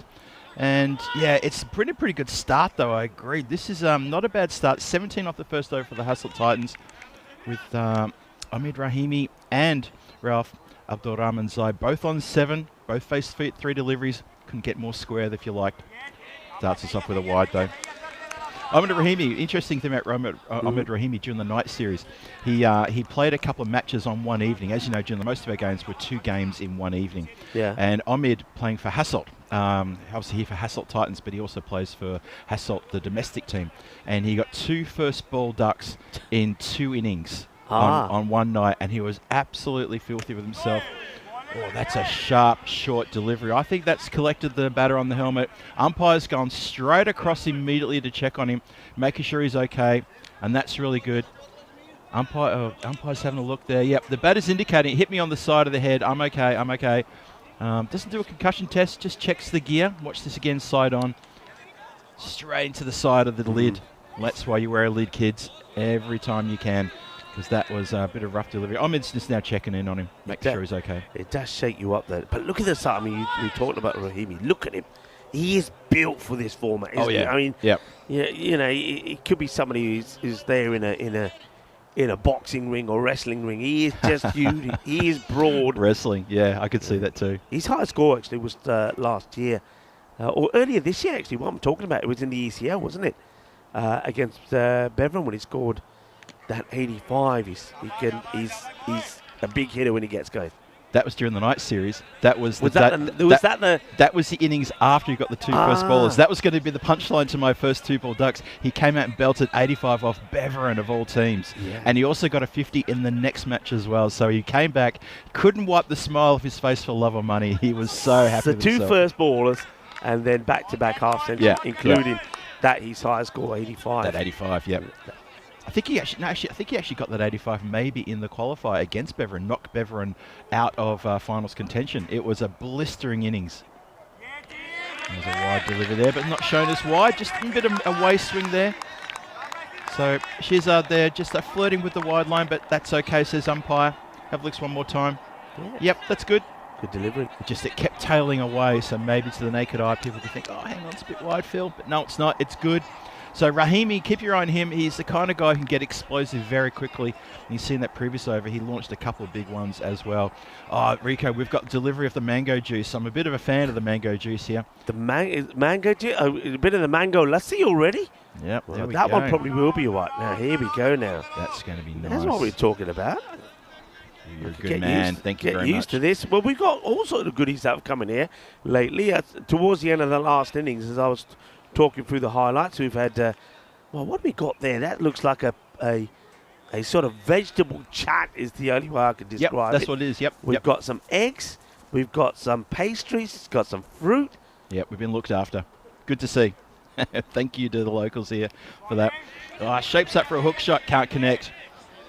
bit too fast on him to play that shot. I'm going to have a sip. You keep talking. Please do. Yeah, Shehzad there, just honing in. Again, go from that short ball, just cramps a little bit. Just, I think, hits us on the gloves and down onto the ground. No chance there. Just got rattled earlier in the over as well in the helmet. So Abdul Rahmanzai just watching out for that one. But good bowling there from Shehzad. And it's good bowling here from the Ghent Wolves, trying to keep it nice and tight. This over only worth 3 so far, and they need to be going at around about 20 and over. Just under 20 and over required for the Hasselt Titans. Good lift off the deck too. Bends the back on that one. Bit of extra hot sauce on that delivery as well, and that is a cracking delivery. And you see Abdul Ramazai just stuck on the crease. He's going along at set 7 runs of 7 deliveries. He's striking at 100. He needs to be doubling that, and he needs to double it right now. Yeah, this is a really good over, though, from Zamir Shehzad. 4 balls being bowled, 3 runs off it. Remember, they fell a couple of runs short of where they needed to be after that first over. So if this stays like this could make a huge dent in this run chase for the Titans. Now, this is interesting. The umpires are having a second look at that helmet. And yeah, it seems that even though the batter was trying to say the helmet's fine, don't worry about it, it seems it wasn't fine. Yeah. So they've quite rightly replaced the equipment. Umpires had a closer inspection and said, no, I can see a problem there. Let's switch them over. I must admit, I'm a fan of, I know that Sulman Saeed is the tournament referee here, so he's probably asked the umpires to make a double check. I do like a proper concussion, because you know what it's like. Every batter, you know the thing about show no pain, don't rub it, whatever. Yeah, if you get hit in the lid, you don't want to show the bowler that, you got me. You're going to say, no, I'm fine, I'm good, I'm hard. But no, I like it that they do check. So that's a good move. Well done to the umpires. Against gives a swing and a miss. I agree, 100% Rico. I mean, the player safety, we always talk about player safety being paramount and important. That's why when we have rain delays and it's a bit slick underfoot, we don't go back on the ground straight away. We have to make sure that it's safe for players. That's what player safety is all about. And it's good to see the umpires stepping up there and taking control of that situation. I agree, 100%. And good shout out to Sully for our tournament ref stepping up and saying, this is what we want to do. Let's take care of that. 20 for no loss. Last ball coming up of this over. This has been a terrific, albeit a miserly over runs-wise from Shehzad. He's bowled very well this over. See what they can do here. They need to get him away. Swing and a miss. Just too good. Yeah. Just too good. Abdul Ramazai swinging for the rafters, trying to belt himself out of trouble. And he's basically yielded how many dot balls there? Way too many. That, I think, is the 4th dot ball in a row. So we had 3 wides and 6 dot balls in that over. Yeah, I was just about to say the only runs that came off that over were the wides. That hurts them. The difference I'm noticing already, and this is all to do with the pressure of the runs on the board, when we saw the Wolves out there, they were playing shots on merit. They were stepping back and playing on the offside, hitting over the offside. We see here the Titans, they've got one thing in their mind, and that's just to swing across the line and try and hit over the cow corner. So they're not playing smart cricket here. That's so true. It's a good observation, that, Rico, 100%. Always looking for a straight driver or deep mid-wicket, not looking to play the ball on its merits, getting premeditated, trying to hit themselves out of trouble, and all they're doing is they're digging themselves a bit of a hole here. So we start the 3rd over now. Club down the ground.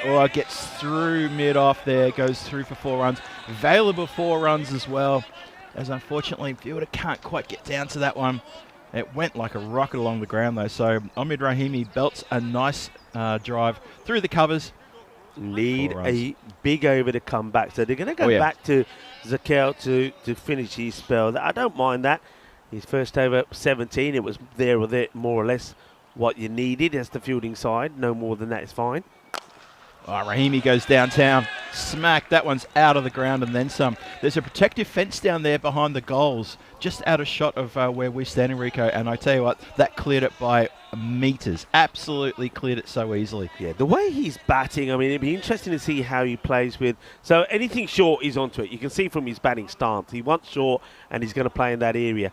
So I want to see if the bowler can get one to I might even be changing my angle or come from the other side, because I want to see what he does with the ball that's just short of a length outside the off stump, because he can't be playing that sort of shot to that delivery. So it's going to be a little test here for the bowler, Zakil. Looks like he wants to stay the same way. You know what? You know me, I'm not a big fan of...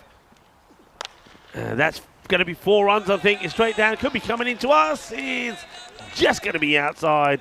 So, yeah, sometimes I think bowlers have to think here. So, he's left arm over, but he's got a batter who's liking this angle. Yeah. So, you can see there he does try to go wider, but the angle still works for the batter. Whereas if he's bowling that from the other side, it's a different angle. And I think it creates a different shot. So, that line, that length, but coming from the other side. Let's see how it goes here. Oh, that could be plumb. Yep. It's hit the pad. It's missed everything else. That can only be out. Good comeback. And Zakiel does. Well, the other thing you can do is just get the ball full and straight. That's it. And that's what he does, and he gets rewarded for it as well. So good bit of attitude there from the bowler just to knuckle down and do the basics. Get it full, straight at the stumps, do what he can do. Ahmed Rahimi, he's not someone who dances around too much. You look at him here, he takes a slight step over to the offside and then readjusts right in front of the stumps, and that was cannoning straight to the stumps. A pretty easy decision there for the umpire. Rahimi there, he's kind of outdone himself because he has stepped across the offside and then he's had to go back again. He's usually a stand and deliver kind of batter, and unfortunately he hasn't done it there, and he's come a cropper. Yeah, I think that's the issue that a batter like Rahimi will have when you're batting inside the crease.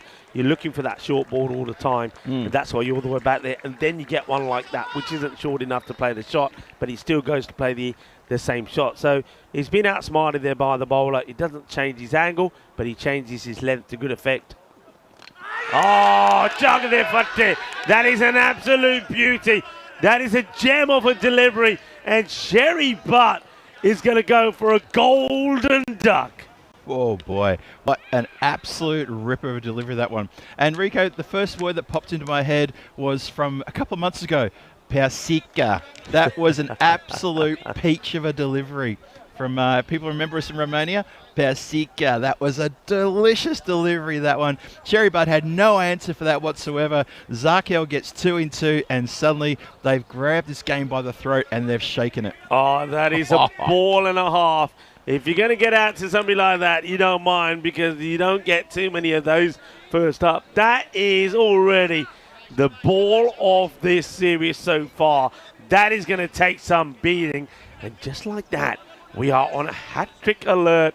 Of course, we saw Mohamed Sufyan there in Bulgaria take the hat-trick. In fact, they couldn't score off him on that day. Took 4 wickets for no runs in 5 balls, including the hat-trick. Hat-trick ball coming up. And if he bowls the same ball again, then it's going to be pretty tough for the new batter.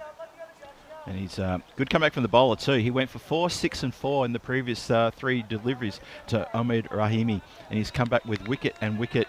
And now it's going to be up to the batter who's facing the music, try to fend off the hat-trick delivery. Can he do it? Well, Zakiel, he's about to start his run in. Hat-trick delivery coming up. Here we go.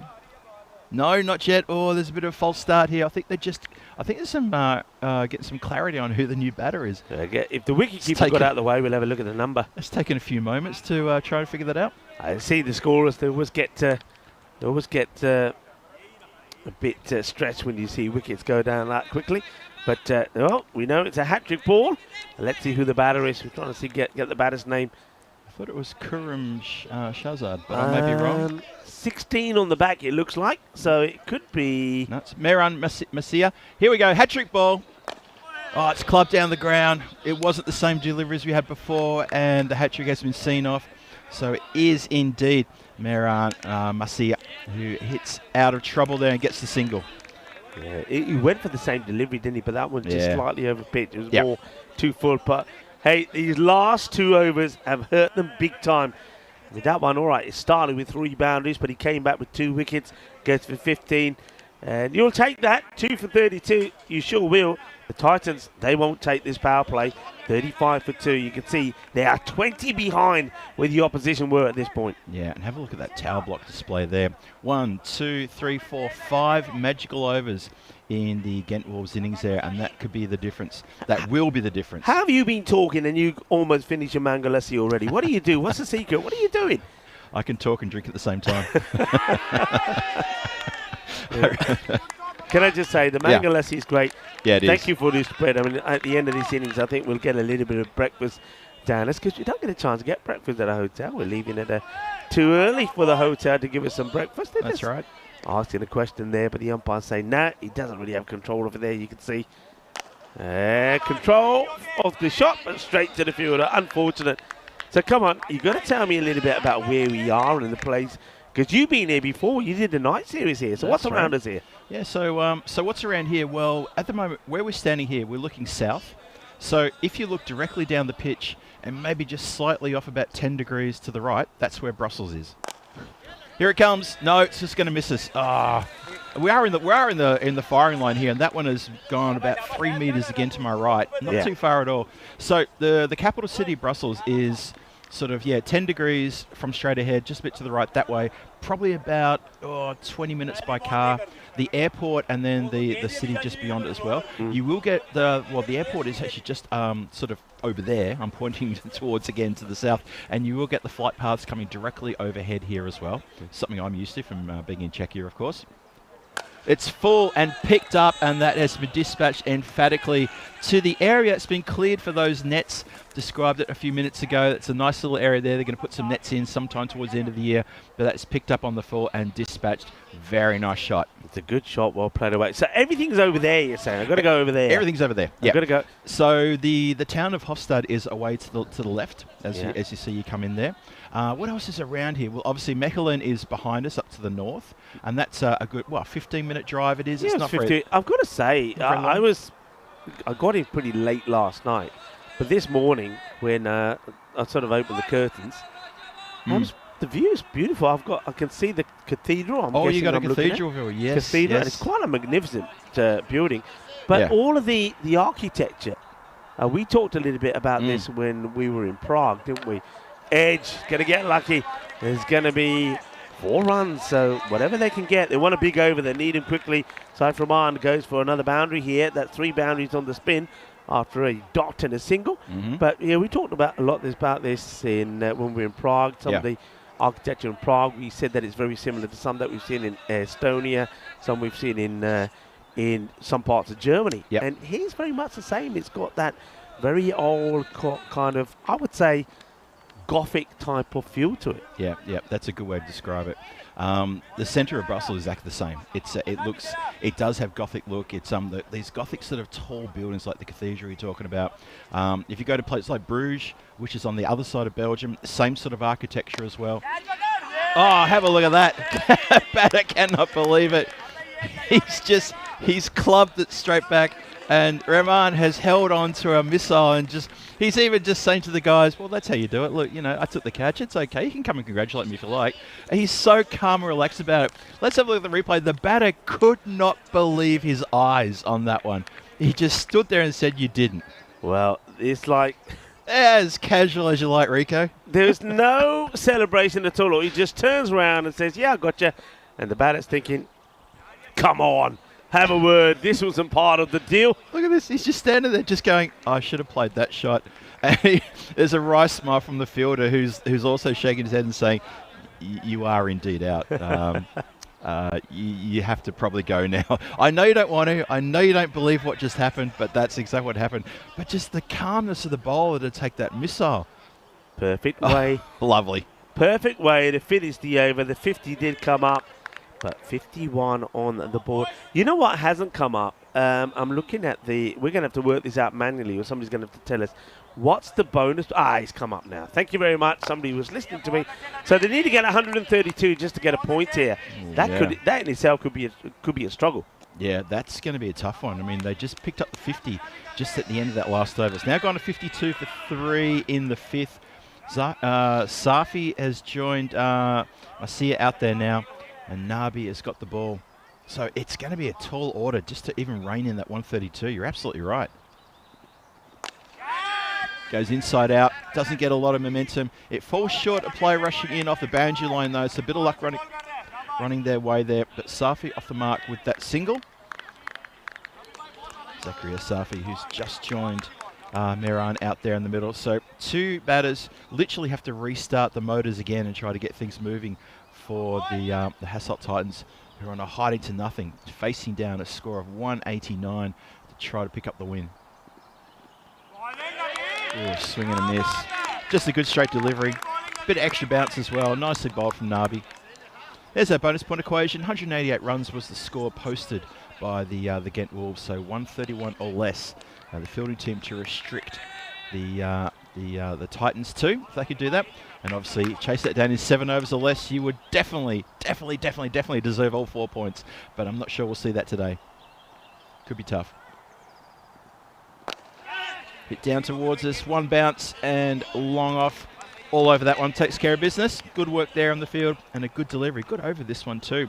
Amoon Latif is patrolling the area just in front of us. Rico, he'll be protecting us for these straight drives. I hope so. Yeah, guaranteed. I hope so. Well, one of us has always got to be watching because there's a lot of equipment here. I just feel the need to have something handy that we can just pick up and say, stop, you know, like a shield. Like a Captain America shield or something. That ain't going to happen. We haven't got comms cam set up yet. I think we might have later, but when I just said we need a shield or something, and Phil G is just showed me he's brought his fly swatter with him. I don't think that is going to do much. A tennis racket might help. We have a tennis racket. Oh, actually, tennis racket would be good. Yeah. It might ping off and hit the fielder back, though.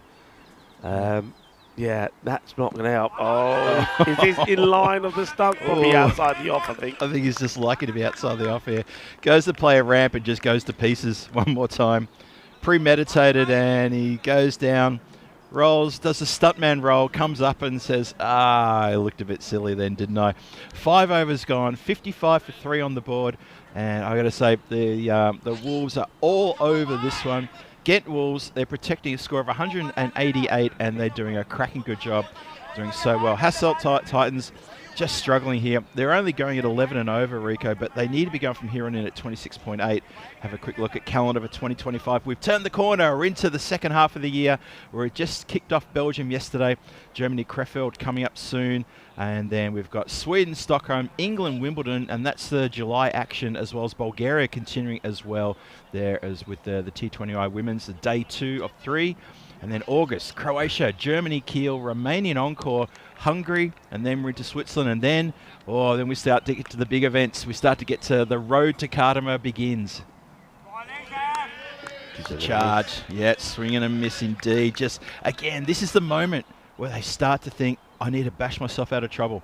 I'm not going to play the ball on its merits. I'm going to dance down the pitch. I'm going to go to cow corner because they're already in strife. Yeah, they are. I mean, have a look at that. Just for a point, they've got to go at 16 more or less. So this is not going to be easy. That's a little shuffle across. This thing is, what I've noticed here, my observation is they've all called for the same shot more or less. We've seen very little in the batters trying to hit on the offside, very little in them trying to play that heavier ball and play the uppercut or get the ball in the gap between the third and the point. So most of the batters have been trying to do the same thing, and it just hasn't worked. The bowlers have bowled a good line. And that one was in the slot, and it's going to get over the fielder. Can't stop it. So finally they get a boundary, get 6 runs, but they need to capitalise on it, and they need more of these to come. Yeah, it was just short outside off, and it was begging to be smacked across the line. Good pull shot, that one, in front of square towards deep mid-wicket, but a lovely strike, and does get a boundary. Safi Rahman in again. Fuller and a bit slower, but unfortunately it was too full, and that's been clipped very nicely off middle stump, taken for 4 runs. So back-to-back boundaries there. It's all good. It's all going to help. Are you seeing wires moving in front of us, Rico? Because I saw that too. I'm seeing wires move. I think Chocky the cat is Chocky. probably... Chocky the cat, by the way, started to go up the scaffolding where the camera is, and then got stuck and was meowing forever, and Dan Oro's rescued Chocky. So Chocky, don't go up the tower. There's no easy way to come back down. Oh, muscled. Wow. Gone. 6. Well, this over's a bit more like it. There's going to be another boundary in the over. So Saif Rahman, for some reason now, is deciding he needs to bang the ball into the deck after starting with 2 dot balls, and it's gone 6-4-6. Yeah, not sure about that delivery. That just, that's just jam for bread as Safi just goes crunch. What a great shot that was. And I mean, if they get a few of these Maximos in a row, 3, 4, but you need to go 3, 4 and over, even 5 and over. So they need to go supersonic at least twice to try to stay in the hunt here. Here we go. Well, you're saying supersonic, and it's not quite supersonic yet, but that's magical. It's going to be a magical finish, so that's a start.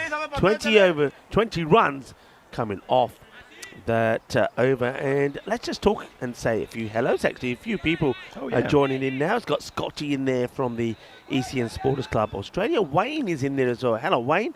Hello to Ash, who has got at Save Derek. Yeah, I'm starting to hear rumours that there may be something happening on the Derek front, but let's hope something does. Julian Dawson is saying good morning to everyone as well. Hello, Julian. Oh, hello, Julian. I caught up with Julian in Prague a couple of weeks ago. I was going to ask you how that went. Yes, that was very good. Julian and Sarah, they turned up in Prague, had a good weekend from what I understand, and I saw the pictures as well. So it was wonderful to caught up with them at the Down Under pub for one of Danny's quizzes. So we joined forces and we did all right. We came sixth, which was not a bad effort. Not a bad effort at all. Out of about, well, I was going to say 7 teams. That's not quite right. No, it was out of about 13 teams, I think Danny's it was. quiz. I thought he would have helped you. Come on, Danny's one of us. He's not usually a I'll help you out during the quiz kind of guy. Danny boy, we've got to have a chat. At least let him finish third. High in the air, catching chance. And he's taken it on the rebound. Oh, quick reactions there, Phil G. Quick reactions. Tell you what, yeah, that was in the air for a long time. Cam done it for a while. The crowd held its collective breath, and you and I just paused for a moment and thought, he's going to take this. There's no wind. He's going to gobble this one up. And then it was, and I got it. Yeah. So watch this one more time. It does come down with a little bit of ice on it. It was in the air for an awful long time. Safi gets a real top edge on this one. But, yeah, Cam's under it. Takes an eternity. He's in position there, and he has to wait and wait and wait. And there, 1, 2. Well, gets on the second bite, clutch it to the chest. Big smile on his face. I'm not sure his teammates had the big smile on their face, though. I think they were saying we could have done a bit better with that one. Never mind. Safi does the old throwing the bat in the air and catching it routine. And unfortunately, he's gone. That's the 4th wicket down, 76 on the board in the 7th. Well, now you've got a guy that we know can strike the ball pretty well. Shodula Upmanzai. You can see he's built like a man who can hit sixes. But is he going to be able to get going here? Yeah, so Marcy is not really going at the rate he needs to be at the moment. It's at 5 off 8 balls for him. Wow, gets into position to smash that one. That is a lovely strike for 6. So nice there from Asia. He hasn't seen too much of the strike, but he has chewed up a few dot balls, so he needs to find the boundary, and there he goes. And at this point, you'd have to say the Hasselt Titans, they must be adjusting their game plan and saying, we've got to get that 132. We need to go at 14.7 runs and over. We've got to get 49 runs. The win, the 189, nah, we can't do that in a matter of 3 overs. There was no 4-pointers yesterday, were they? No, because the first match was banned, the second match was 9 overs, so it wasn't on the cards anyway. Exactly. So, yeah, this could be a big win. This could be massive. Great comeback for the Wolves, wouldn't it be? Can you imagine you lose your first match and you get 4 points? Yep. They would be disappointed with what happened last night. They got 120 odd on the board, and it got chased down with 8 balls to spare. The Bashers had a bit of a field day in that last match. Turn around the corner. It's going to be a couple of bounces to the boundary rider. I've got to say, is it just me that when you say the Brussels Bashers, you're just thinking of Brussels sprouts being crunched? Because I can't get the image out of my head. Brussels Bashers. I could just see these Brussels sprouts saying, please don't, and you go squish, squish, squish. When I say Brussels Bashers, you know who pops in my head? What was that puppet? Remember the puppet? Basil Brush. Oh, boom, boom. Boom, boom. Remember Basil Brush? That's what pops in my head when I say Brussels Bashers. Ah, dear. So just there. It's a bit of a tongue twister. Is that? Go on, say it 3 times quickly. Go. Which one? Basil. All right. So I was going to say rubbish then. Catching chance. Here we go. Latif. Go, he's put it down. Oh, he's laughing at the Basil Brushes as well. He's saying Phil G can't even say Basil Brush or Brussels Bashers. Can't decide what else to say. I was going to say a combination of them. Oh, dear. Don't get me started. You know I've got a cough. He's counting his fingers too. That's come out a bit awkwardly there. It's not that cold. Come on. Ini tanah tadwa, falina siga. Anyway. Right, we'll go back to the Brussels Bashers pretty soon. Oh, another misfield. That's gone through the field. He's there to stop that ball to go right through the fingertips there. There's no one behind him for a long way, and unfortunately it's gone for 4 runs. So a couple of little mishaps here in the field. Look, they got the runs on the board that get awesome. They just need to be a bit tighter in the field and just make sure that they see this game out and they get a dominant win here. It'll be a massive boost in confidence for them.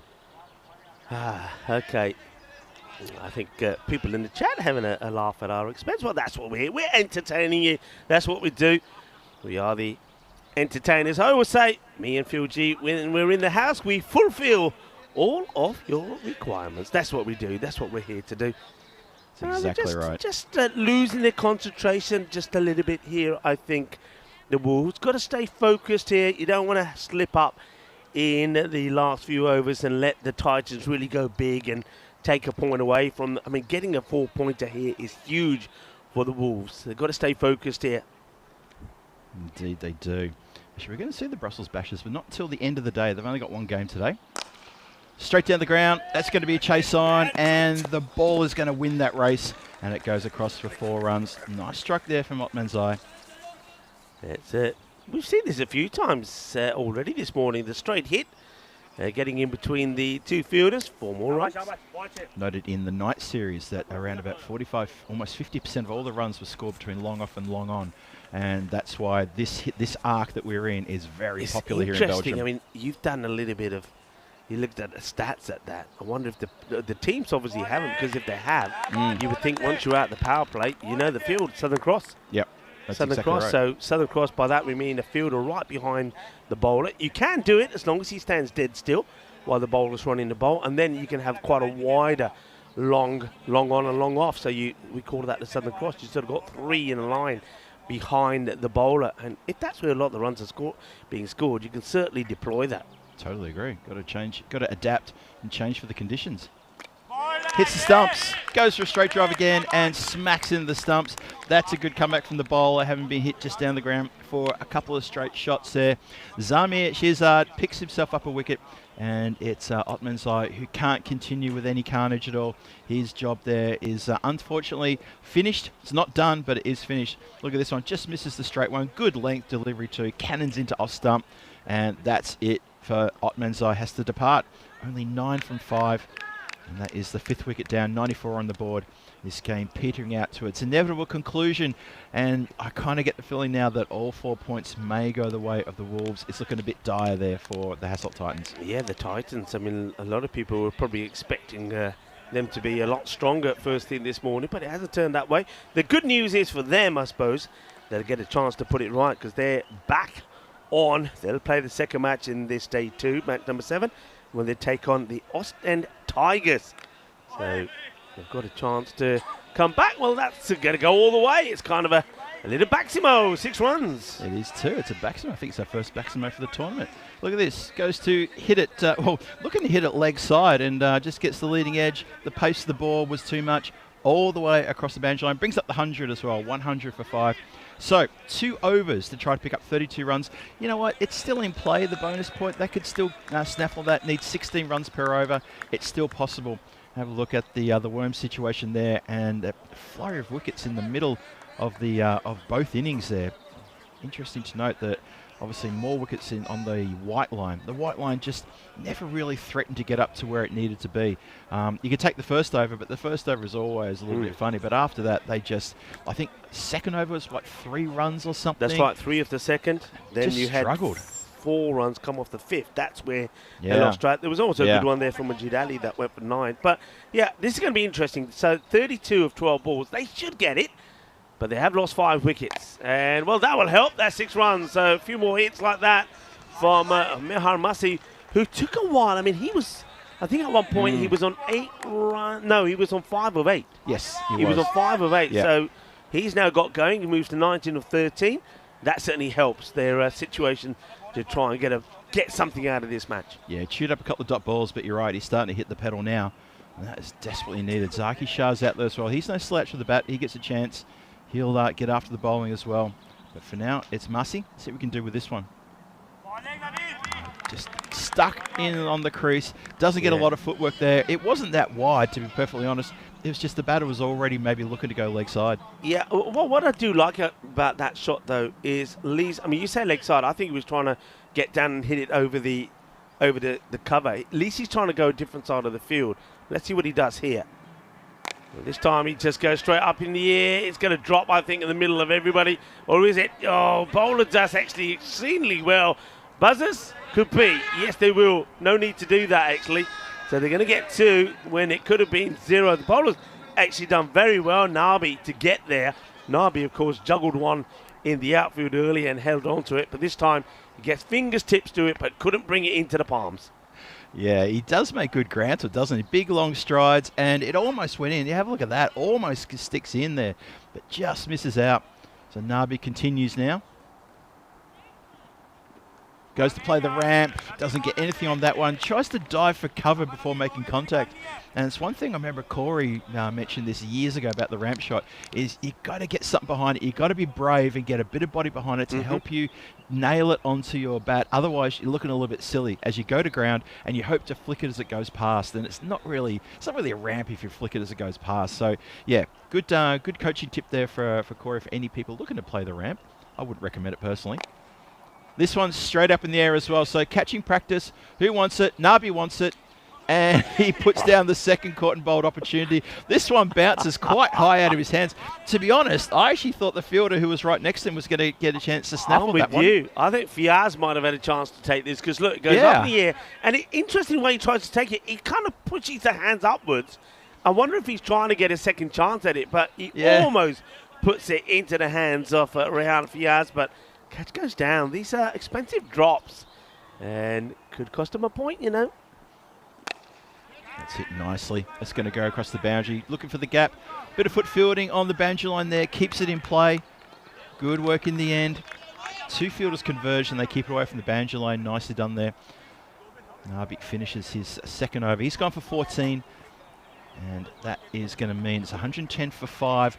They still need a lot of runs off this last over. Ooh, I think 22 off the last could be a bit tough there. But Nabi's actually done well. It's been quite economical. Had 2 chances, 2 bites of the cherry there to get a caught and bowled. That last one, maybe he thought he was playing volleyball, trying to, just sort of spike it up in the air or something. But anyway, goes down as a drop, and it's 110 for 5. 1 over to come. So 132 is the target for the bonus point.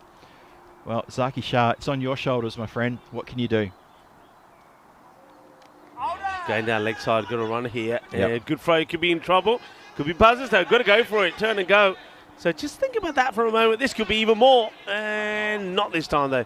Think about that. So a couple of drop catches where the batters have taken the extra single. On one of them, they doubled up and took 2. There was also the buzzer. So they've given about 5 runs away here, which they needn't have done. So that could all make a difference here. Yeah. Lifts, elevates, goes down towards deep mid-wicket, and that's going to carry the boundary line for 6 runs. Yeah, you know what? I mean, these sorts of little moments against stronger teams in a closer game, that could mean the difference between 3 points and no points quite easily. So it's just something they need to be careful and need to work on there. Maybe they're coming up against a Hasselt Titans team who's, maybe it's their first time playing in this competition, still yet to really gel. Stumps have been rearranged there as Ali raises his hands in the air and says, thank you very much. Majid there gets his 2nd wicket, and Zaki Shah's stumps are completely and utterly destroyed. Yeah, nice and full. Knocks the stumps over. Thank you very much. And, well, that's the end of Zaki Shah. That is indeed. So that is going to be also 6th wicket down. And they still need plenty of runs if they can try and pick up the bonus point here. Still need, 15 off just a handful of deliveries. 15 off 3. So this next one needs to get to the boundary. If it doesn't, you can pretty much kiss that bonus point goodbye. And in these European cricket series, ever since the bonus point was introduced, that bonus point is a massive, massive game changer for teams. Need to be chasing bonus points whenever you can. Got a bit of a wasp situation going on here. I've got my fly swatter. I'm ready to go. Okay, Ali continues. Hit towards cow corner again. It's all the way along the ground. Good work there from Omid Kell to get down to stop that. Keep it to just the 1. Very good work indeed. So that's going to be Kuram Shahzad is the new player out there. Yeah, we just got the scoring's gone a bit wrong here. We've still got Zaki Shah as being out there. That's been hit pretty well and nicely. It's in the gap, 4 runs. Yeah, but it's just not going to be enough, is it? I mean, boundaries are happening, but it's not going to be enough. So that's been hit away. That's been muscled pretty well. I'm pretty sure that's Massi. Miro Massey. I'm sure it was Zaki Shah who got bowled earlier. But we'll see. We'll have to get that fixed possibly because he struck the ball very well. Well, this one goes up in the air, so he has struck that one well. And it's gone straight down the throat of the fielder there at point. Just takes a few steps in, and the catch is taken. And that, I reckon, is the end of the innings, if I've got that correct. 7 down for 122 after 10. That is the final tally on the board. Yep, a few hand slaps all around there as the Ghent Wolves come together. And they have notched up a very good win. All 4 points go to the Wolves. Yeah, they do now. That's Kunal Shazad. It gets skied up. So it's going to be a good finish. Well done, of course, to the Wolves. A good comeback. And 4 points to them as well. As the two batters make their way off. Mehran Massi, he batted okay. We will get the scores updated there. Massi was there towards the end. It was Zaki Shah that got out there. And then right at the end, we see Kunal Shazad just sky one in the air. But I think you've got to say that's a really good performance from the Wolves. I like the way they batted. Yeah. I think unlike their opponents, they were hitting the ball to most parts of the ground. If you were to have a look at a kind of a wagon wheel of the two teams and that innings, you would see that, certainly for the Wolves, it was all over the ground. Whereas I think for the Titans, it was all leg side, apart from the odd few that went behind the keeper, the inside edges or the top edges. So they've got to work on that. But a great comeback from the Wolves after going down yesterday. It's a good observation, that, because I didn't think they played the offside offensive shots very well.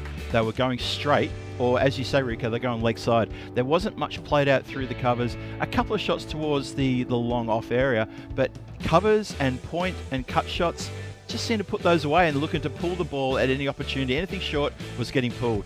And I think it's probably why, just for that lack of variety. Have a look at that pitch one more time. Reverse angle, it's even better as well. That is just a cracker delivery, that one. That is the ball of the series. So far that is. It's brilliantly bowled, and he tried to do it again that time on the hat-trick. Yeah. But just was overpitched. But that's actually another good point to raise here, that when it came to the bowling, that the Ghent Wolves, they did get the Yorkers, didn't they? So the variations were kind of there. There was a lot of the short outside the off, but I think most of the bowlers were able to come back with a Yorker delivery that would knock the timber over, as we would say. But this one was quite an amusing one. The cordon bowl there from Saif Rahman, where Abdul Ramanzai just couldn't believe it. He just stood there. Then he practiced his shot a few times and said, "I want to still stay, let me stay." The umpire said, "Get out of here, you're on your way." But this one was on its way. That was a nice strike there out of the middle of the back from Zaki, but there wasn't enough of them. They needed to be more consistent. And what really hurt them there was those two very good tight overs. One of them, of course, was from Shazad. Over number 2 went for 3. And then, of course, there was one over there from Nabi, over number 5. In fact, Nabi's spell in general was great. One for Nabi went for 4, and the other one went for 11. Yeah, he bowled really well. Obviously, he dropped a couple of catches, but he was economic. And you know what? At that point of the game, when you're protecting the score, okay, the wicket's good. Of course it's good because it's dot ball and a new batter comes in. But if you're going to not get wickets, if you're going to be economic, then you've done your job. Latif, they're complaining about the cold. There is no cold here. It's actually a nice morning, got to say. So I think he was just trying to deflect from the fact that he put down a bit of a howler. And then a couple more wickets here towards the end. Nice little exhibition there of you miss, I hit there. And then in the end, there was a Baximo to go with that as well. You mentioned a couple of shots that went behind the keeper, bottom edges, and that big Baximo as well. That was a rare offside cut shot that went where it's supposed to go.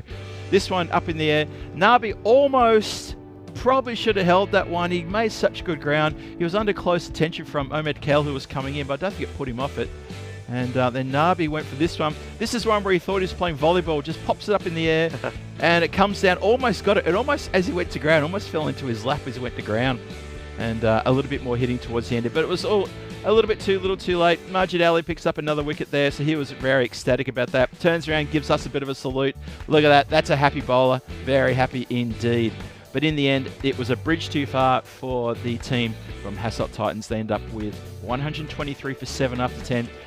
So what's that? 9 runs shy of what they need for a bonus point, and they are 65 runs shy of the overall win over the Ghent Wolves. Ghent Wolves get all 4 points. Emphatic victory for them. Good for them coming off that loss from the game last night. Yeah, good for them. We'll see them in action in their second match a bit later on today. Match number 9 which is the fourth of this day, and they'll be well tested. I'm looking forward to the battle of the Wolves against the Tigers. Indeed, it's going to be a cracker. Just a reminder there what happened there. So Ralph Abdul Raminsai, he got hit on the lid and 21 from 13 deliveries. Took a little while to get going. And then Ahmed Rahimi, who was looking dangerous for a while. They're 21 from 7 deliveries. And he came a cropper leg before wicket when he didn't. He shuffled across to one side, then he shuffled to the left, he shuffled to the right, and he got caught plumb in front there. Sherry Butt went for a first baller from an absolute belter of delivery. Watch that one again. You know what? That's the kind of one that you made to a GIF file, just on repeat on loop, and just send it back to Sherry Butt and see if he enjoys that one. He won't, but I tell you what, it was a cracking delivery. The bowling attack there, well, Majid Ali ends up with 3 for 20, so well done to him. Zakir at the top there, the 2 wickets in a row for 32 runs, and a couple of wickets, 1 wicket there to Shehzad and 1 to Rahman, who were very handy in the bowling there. So, a good win there to the Ghent Wolves. They notch up their first win in the tournament. They had a loss yesterday, and they get a 65-run win over the Hasselt Titans. You have to bounce back now, and they've got to find something against the Ostend Tigers in the next match. Ostend Tigers, they had a big win yesterday, belted 159 off 9 overs. Just remember that, off 9 overs, they absolutely smashed their opposition there, and then they held them to only 90 runs in response. So Ostend Tigers, they're one of these teams. They only had 1 game yesterday, but they could really show themselves up here today and say, well, we are definitely keen to be there on Friday. I'm sure they will. Something about them. There's something about the Tigers. So the Tigers take on the Titans in match number 7 coming your way in about 15 minutes time. So on behalf of Rico Force, this is Phil G saying thanks for joining us for that first game this morning. We're going to be back in about 10 minutes to bring you into match number 7. Don't go too far. We'll see you shortly.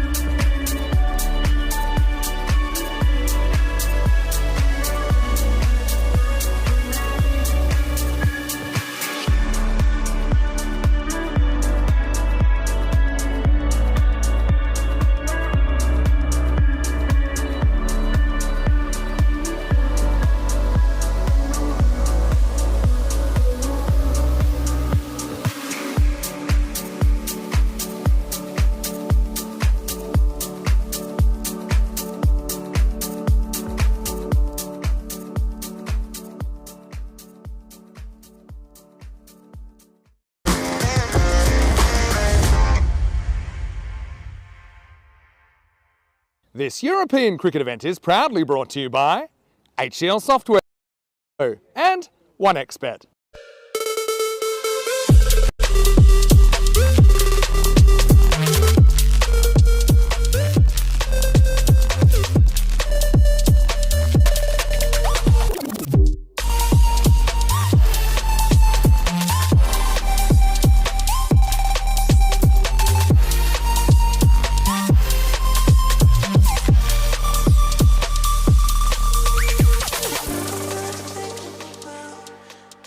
Good morning everybody, welcome back to the action. It is going to be the second match of the day here in day number 2 in Hofstad here at the lovely Stars Arena. The sun's come out, the ground's looking pretty good, it's dried up very nicely since a little bit of early morning dew this morning, and we're match. It's going to be the Ostend Tigers taking on the Hasselt Titans. Big game for both these teams. Hasselt Titans just coming off that match they've played in just the last couple of minutes. And for the Ostend Tigers, they had a great day yesterday. They only played the one game, but they had a huge win in a reduced overs game. They put 156 on the board in 9 overs, and they managed to restrict their opposition in those same 9 overs. So they had got a very healthy net run rate on the board, and they've also got the win up their sleeve as well. So looking to capitalise and maybe get another win today against the Hasselt Titans. So this is a big match coming up for this one. Hope you are as well. Why do we get across the tournament referee for the coin toss? And let's see what happens there. Over to you. It's Titans against Tigers. Tigers to call? Heads. Heads is the call, and it's heads. Who will bat first? Tigers won the toss and they will bat first. So there you have it, the Ostend Tigers. They win the toss, going to have a bat first. Not a bad idea. We saw the toss when it was on this morning that the team decided to have a bowl first. This time the team wins the toss, having bat first. Ostend looking to get runs on the board straight away. They did that yesterday in the second match. A rain-affected, shortened game of 9 overs per side. This time it's they did 156 off 9 overs yesterday.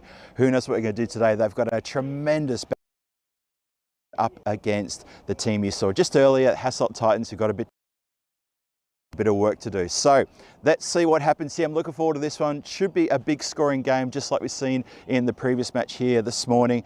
Let's get into this one. Rico Falls standing by in the commentary unit. Rico, the news from the toss. Ostend Tigers, they win the toss. Going to have a bat first. Let's get into it. I'm looking forward to get into it, like we got into a little bit of breakfast that was left for us by the Federation. We had some pastries, some fruit, and we even had some mango lassi to start the day off as well. So thank you very much to the Federation here of Belgium for looking after us. And now we get ready for the second match of the day, match number 7 of this series. The Titans, well, they'll be very keen to come back after that loss earlier. No changes listed for them. And they're up against the Ostend Tigers, who have got a Darwish Kotsai coming into their side. The only change from the team that won healthily yesterday when they beat the Stallions. They put 156 on the board, if you remember, and restricted the Stallions to 91.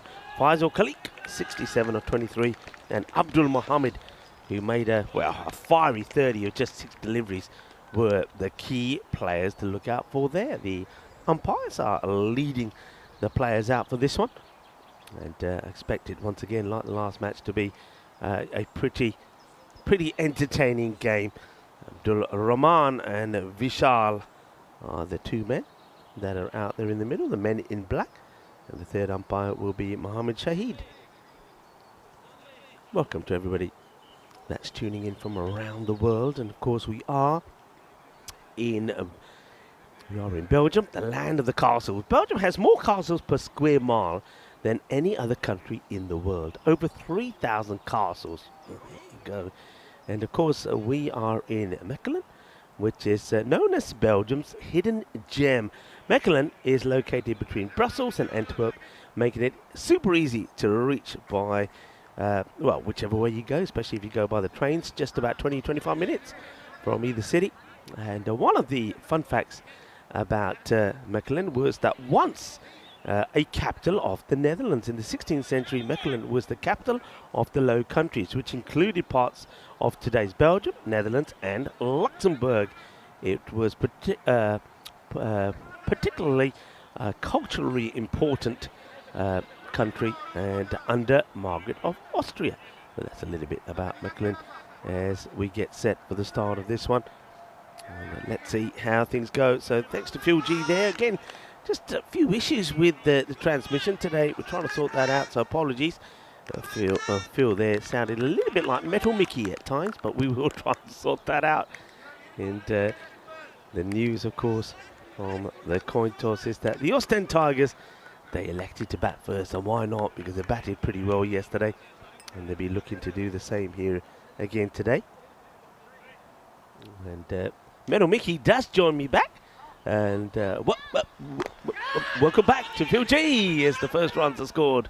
And throw comes in, but it's going to be runs off the first one. It's funny you say Metal Mickey. I was thinking more like, do you remember that 80s cartoon Max Headroom?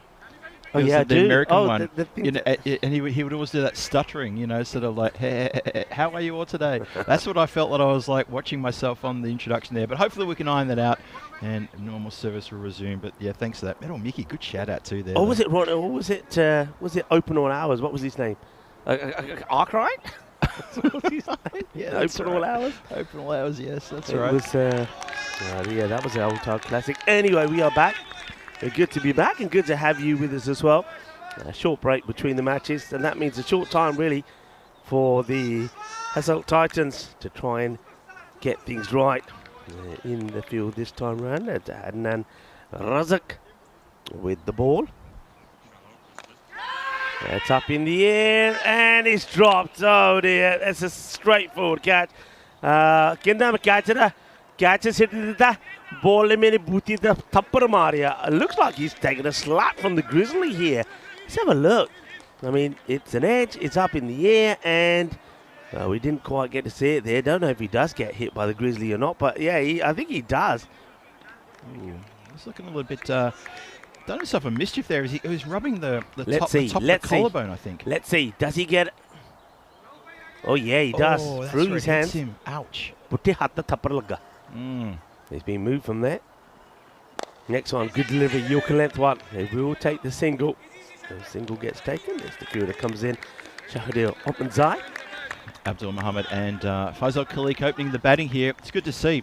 They put together a 50-run partnership yesterday in the match that Ostend Tigers played. So these guys are very good openers for Ostend Tigers. Got them off to a cracking start yesterday. See if they can do the same again today. So we'll see. It's a good delivery from Razak. So a bit of a tough ask here for the Hasselt Titans to stand up again after they were subjected to a 4-point loss in the last match when the Ghent Wolves took all 4 points away from them. They couldn't take anything from that contest. So they need to get something here. This is coming towards us, Rico. We were ready. We were ready. Either way it was coming in here. It was either going to you, me, or it was going to go into the breakfast. One way or the other. Just totally waiting for that to come back into view right in front of us. But no, it doesn't. It's about a metre to the side of the tent. It was. I could feel the ground thud. We felt it. We felt it we just did. to the right of you. That's and, right. You know, to people who make these marquees, transparent roofs would be the thing. Actually, that would help us. We could Big see time. the ball then. Yep. We could see the ball. We could prepare. We could even have a cup of coffee watching the ball come down, but we'd know where it's coming from. Yeah, that's going to get up over the infield, and he's done himself proper here as the fielder. That's not good. It's gone over the infield. The fielder's ran in from the boundary. He was never going to catch this. All he had to do was stop it. He's missed it. It goes for 4. There's a bit of a clanger there from Safi. Yeah, that's a bit of a shocker indeed. Rushes in to meet the ball, only able to leapfrog over the ball and let it go between his legs for 4. Oh dear, yep, just completely misjudged. Maybe thought that was coming to him a little bit slower than realising there. ECC coming your way. The road to Cardamar has begun. We're now in the second half of the year. 2.5 months' time, it's going to be ECC happening everywhere down there in Cardamar. Looking forward to that one. Obviously, the preview of that will be the Western Shield, the Metal Shield, but the Challenger Division up there on the screen there. Premier Division as well. It's going to be a fantastic tournament. Hope you can get into that one. Chipped nicely, 1 bounce, 4 runs, straight to that area again where Safi was. This time it bisects the 2 fielders who are out there. The only 2 fielders out on the leg side, and it is for the left-hander, which is a good move because Abdul Mohammed, he's a bit of a lusty hitter of the ball, he is, and he loves going to cow corner. Well, that's in the slot again, and this time it's going to go over square leg. It's going to be the same again, the same result. Manos Riba Arbitro. It's another boundary, but this time it goes all the way 6 runs. And I want to just say that, of course, cricket here, T20 Women's International action there in Bulgaria. What a match that's happening there at the moment. Greece women did put 176 on the board. They're 20 overs, just lost 2 wickets. But Bulgaria, great response from them so far. Tanya is on 44, and Stanislava, who I met, who's at the ground, is on 37. They're 89 without loss at the moment in the 12 overs, so that's going to end up being a bit of a thriller there. So Shuban talking you through the action there in Bulgaria. Myself and Phil G talking through the action here, and you see another error. Catch goes down, and it's Zaki Shah that puts it down. That's another straightforward chance not taken. Indeed, that is not good at all. Need to hold on to these chances. Need to make inroads into the team batting here. And for the Hasselt Titans, this is not good. It's not a good start. Need to hold on to these opportunities. Played away nicely. That's a good stop. Well done. Yeah, that's better. Yeah, because what we've seen we've already seen misfields. We've always gone to the boundary. It shouldn't have done. We've seen drop catches. And that's not good for the Titans. They need to start doing some good things here.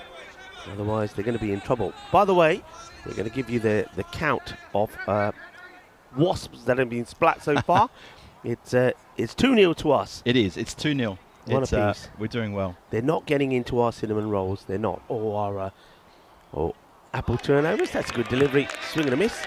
Yeah, I've got my trusty €1.99 fly swatter that I picked up a couple of months ago here in Belgium. I've got it here with me today, and both Rico and I have had success so far with the Wasps.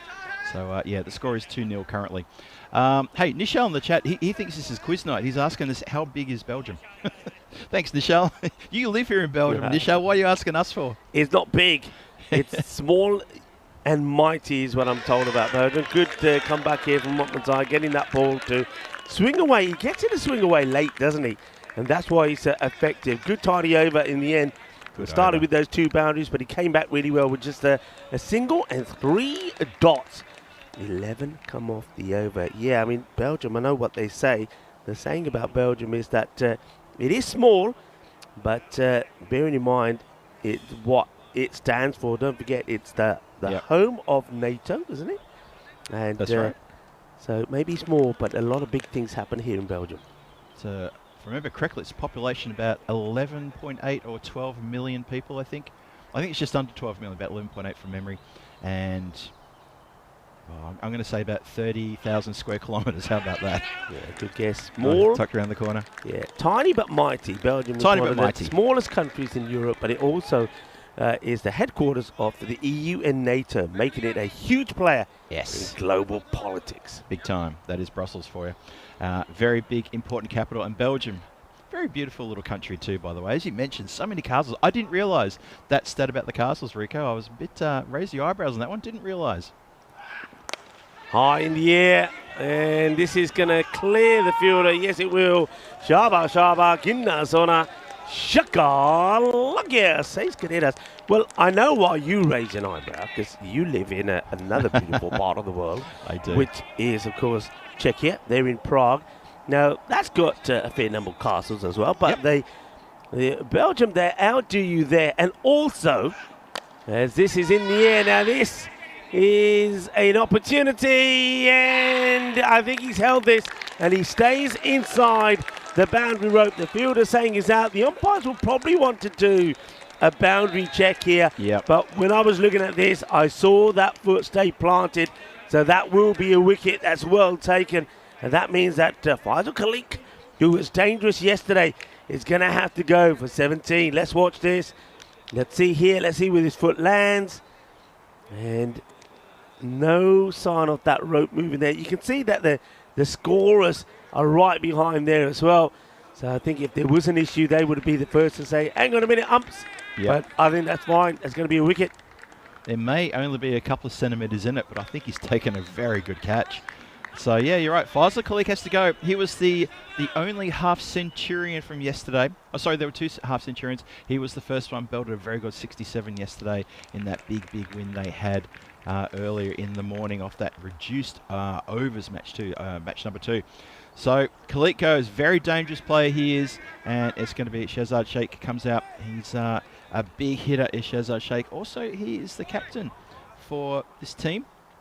He gets a chance to show his quality coming out at the drop of the first wicket. See if he can continue on the merry way. Oh, it's a catching opportunity. The wicket-keeper's called it. It could be a collision. Oh, dear, oh, dear, oh, dear. No communication. And how about this? Well, Shahzad Sheikh wants to change his bat straight away. Well, I don't know about this. He came out with it, and now he wants to change it. But look at this, what an opportunity to remove him. And the wicketkeeper was there, but the fielder just wouldn't get out of the way. It's a massive drop. Oh, Ahmed Rahimi is absolutely filthy with his counterpart there. And look, he come out with that bat, with it. I mean, he's complaining about the handle, but he's come out with it.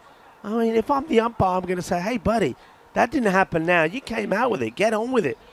Well, good players never blame the equipment, and that's what he's doing, but he's lucky still to be there, is Shiraz. Yeah, and that's the skipper too. I just mentioned he's captain of this side. He should know better than that, and I think he's a bit lucky that the umpires were a bit lenient there and let him switch the bats over.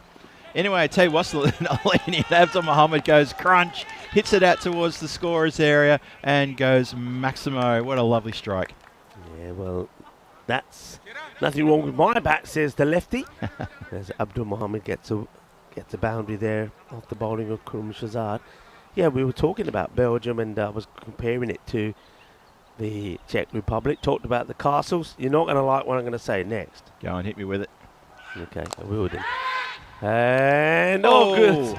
It's probably, well, it's a catch down, I think. There's no doubt about that, because I think if he takes a catch, he holds on to it. But he does save a boundary. Let's have a look at this again. I think there's definitely a catching chance, because he does end up on the right side of the rope. So another opportunity, 3 opportunities in that over. It's a crazy over. That's why we never really got a chance to talk about the things you want to do, but we will do, as it's 40 for 1 after 3.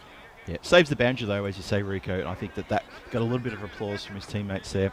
Power play done, 40 for 1, as you say, after 3, run rate at 13.33, and not a bad power play. It probably should have been less, but I think that the Hasselt Titans just looking a little bit out of sorts this morning. Doesn't look like they've gelled as well as some of the other teams. Yeah, it certainly looks that way. They're trying to find their feet here, trying to get a plan, but they're making a lot of errors in the field, dropping catches. And that's a good delivery of Zai Boulder. He finished his last over really well, so he certainly is going to be one of the key players. Gets a dot ball in there. Okay, here we go. You're going to hate me for this. Go on, what do you got from me, Rico? Beer paradise. Belgium produces over 1,500 different types of beer, many brewed by Trappist monks. It's going to go away for a boundary. And the umpire's just checking. Yeah, it will be 4. Cuatro carreras. Played away once again by the lefty. Big swing, a little bit of suerte, but he's close to a 6, isn't it? Just bounces Wasn't far, inside. But, Belgian beer culture is recognised by UNESCO as a cultural heritage. Cultural heritage, wow, there you go. I know we were talking a lot about Pilsner in the Czech Republic. And that is going to go all the way. Bolle, bolle, bolle. And I tell you what, I've noticed around this ground, because, of course, we'll talk a little bit more about the ground and who plays here, whose home ground it is, and it's also used for football. Yep. Plenty of football goes around. I can think we could see a few goals here as well. And maybe some bonus runs for batters who get the ball in the net. We had a couple of goals yesterday, particularly the one sort of over at, for the left-hander, the one at third. Oh, Baximo. Yeah, well, he's swinging hard and he's getting the right results. Is Abdul Muhammad at the moment. It's, look, it's not pretty sometimes, but it's effective. That's another one. He's got all the answers, hasn't he? He's raced up to 37. and looking very dangerous. They're 50 up in the previous boundary as well. So looking really good here. It's funny enough, they actually got their 50 off 3.3 overs yesterday. They got the 50 of 3.3 again today. So they are a picture of consistency, this team. As Otmanzai continues. Oh, brutal. In the air. Going, and gone. The fielder thought for a moment he had a chance there. That's Sherkan Shahzad, but no chance at all. It's another 6. And this over has gone magical. 22 off it. The last 4 deliveries all gone to the boundary. 4 and 3 sixes. Here comes the final ball of the over. And no ball called. And can still be run out. Oh, he could be run out. This is going to be close. It is going to be close. It's definitely a no ball. But now have a look at this direct hit.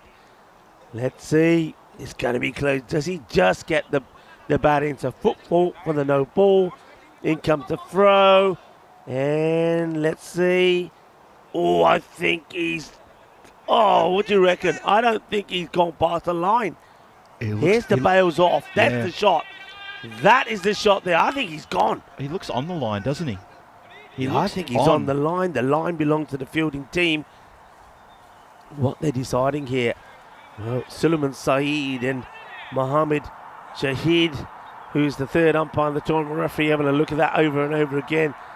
They might even say it's too close to call and go with the umpire's call. True. But, I mean, the umpire was looking. The umpire was in a pretty good position. What do they go for here? What do you reckon in the chat? Quickly, in or out? Well, they're taking their time. It's a close one. I think it's on the line. They've given him. Oh, they have given him. Wow. So, given out, run out off a no ball. Wouldn't believe it. There it is. And I tell you what, that was such a good shot at the stumps. Shiraz Sheikh, he cannot believe his misfortune there. He's backed up a long way off that no ball. And yeah, he got back, and I think when he got back to his, when he didn't get back, I should say, he turned around and he said to his counterpart, Abdul Mohammed, he gave a little nod and the thumbs up as though to say, yeah, I got back, I'm okay. And he's still shaking his head and pleading his case as he gets over to the dugout, and he's still making the gestures. Maybe he's swatting those wasps away. Have a look at this again. Picks up, shy, one stump to aim at. Bang, there it is, and what a good shot that is. Yeah, well, he does pick them out with number 13 on his back. What do you expect for the next one? Well, gets muscled to the boundary, so, well, Abdul Muhammad is still there. He hits a good big one there. Zulkarnain Tasawa has joined him out there in the middle. Okay, there we go.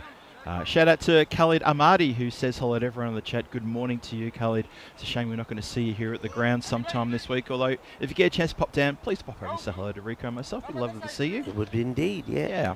Have a look at the run rate there. It's going like a 17 and a quarter, 69 for 2 on the board after 4, a couple of wickets falling there. And yeah, it's still a good start despite losing that wicket there. Unfortunately for Shahzad Sheikh, he couldn't get on strike, couldn't get going, and when he did get going, he couldn't get back into his ground, unfortunately.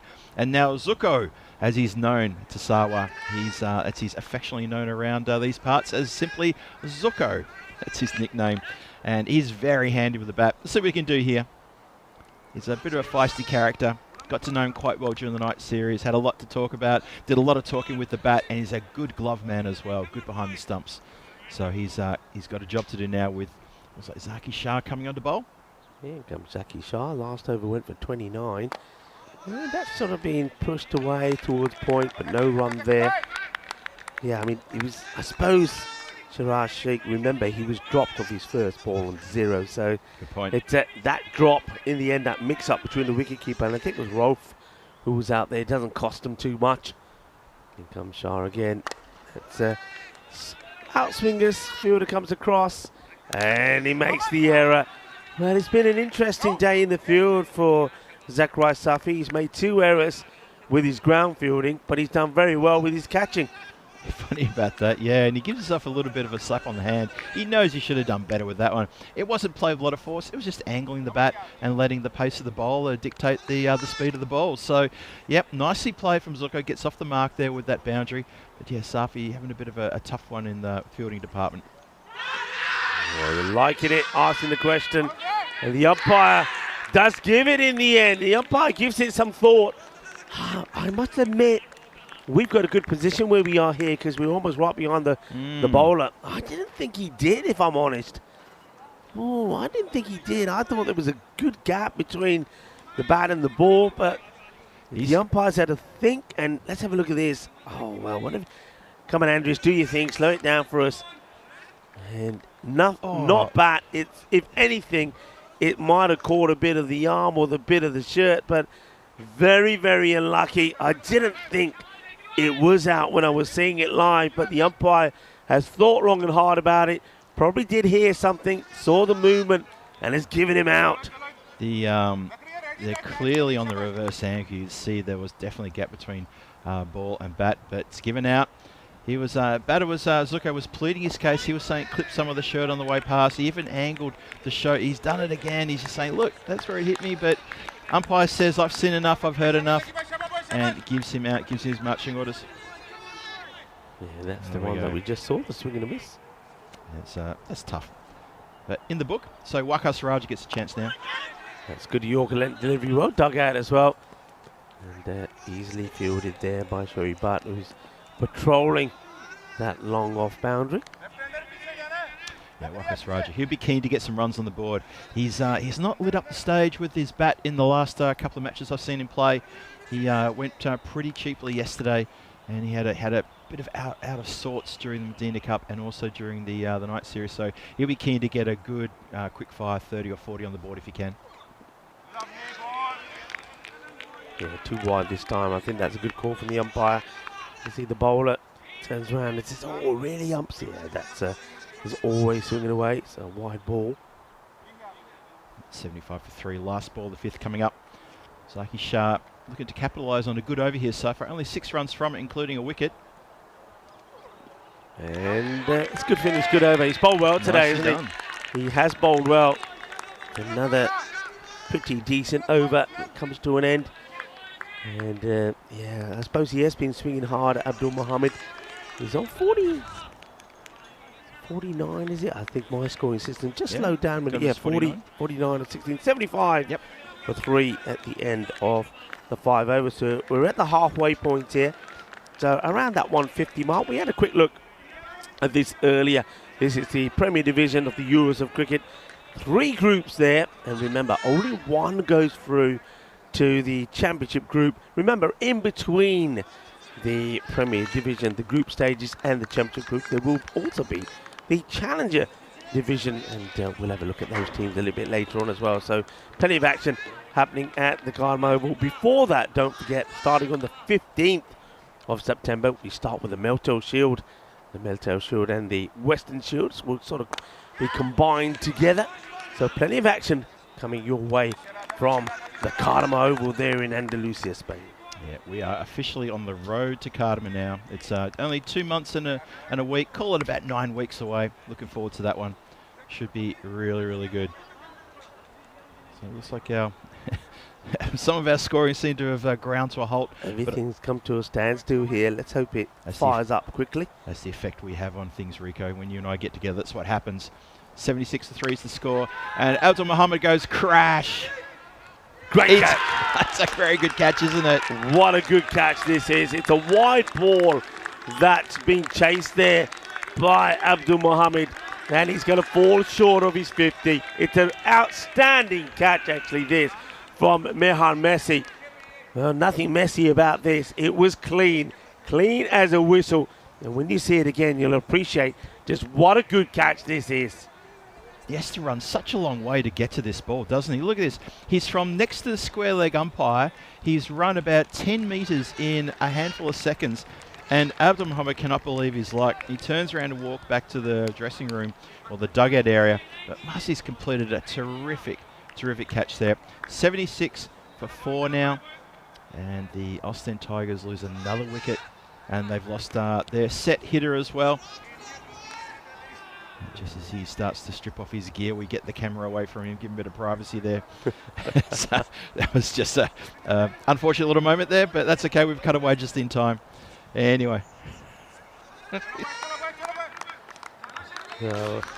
Anyway, Manpreet Sandhu is the new batter coming in. It's Paktiawar will pick up the wicket. Well, Andres is going right into the changing rooms of the players now. Andres, you naughty boy. A bit of animation in the ground now. The Assault Titans are feeling pretty good now. They've got 4 wickets in back in the shed. And should have been another. Should have been another. It's another drop, and now there could be buzzers. And they'll get the buzzers as well. Just haven't been as tidy as they need to be in the field, the Titans. And it cost them. This one, it's going straight to him. I think he didn't even need to charge at this. He could have stayed where he was. It would have gone straight to him. But he's running into it. And when you're running into a ball like that, you're not going to take the catch. And is that man again? It is. Zachary Safi, he's having a mare. He's having a shocker, isn't he? He has taken 1 catch, but yeah, otherwise it's been a bit tough for him out there today. Oh, no. When it's not your day, it's not your day. When the ball follows you around, your skipper moves you from deep cover to deep point and puts you down to deep third, and the ball still follows you and you're having a bit of a tough one. It's not his day. Not his day at all. I think we just... I think they did run 2 there, didn't they? I'm sure they did. Raja got off the mark by being dropped. They come back for 2. And, oh, that's a shot and a half. Well, that's the good old-fashioned uppercut for 6. Ginna Sona Shakalagya. And that is nice and sweet out the middle of that bat. Sweeter than some of the Belgian chocolates that we're going to be tucking into lately. Big hit. Yeah, Wakas Raja there with an absolute belter. Puts that one way out of town, that one. That's a great shot indeed. So that was, that was actually Manpreet Sandhu who belted that one out of the ground. Nice shot. Wakas Raja was at the other end giving him a round of applause and saying, I like that. Can you give me some more of that?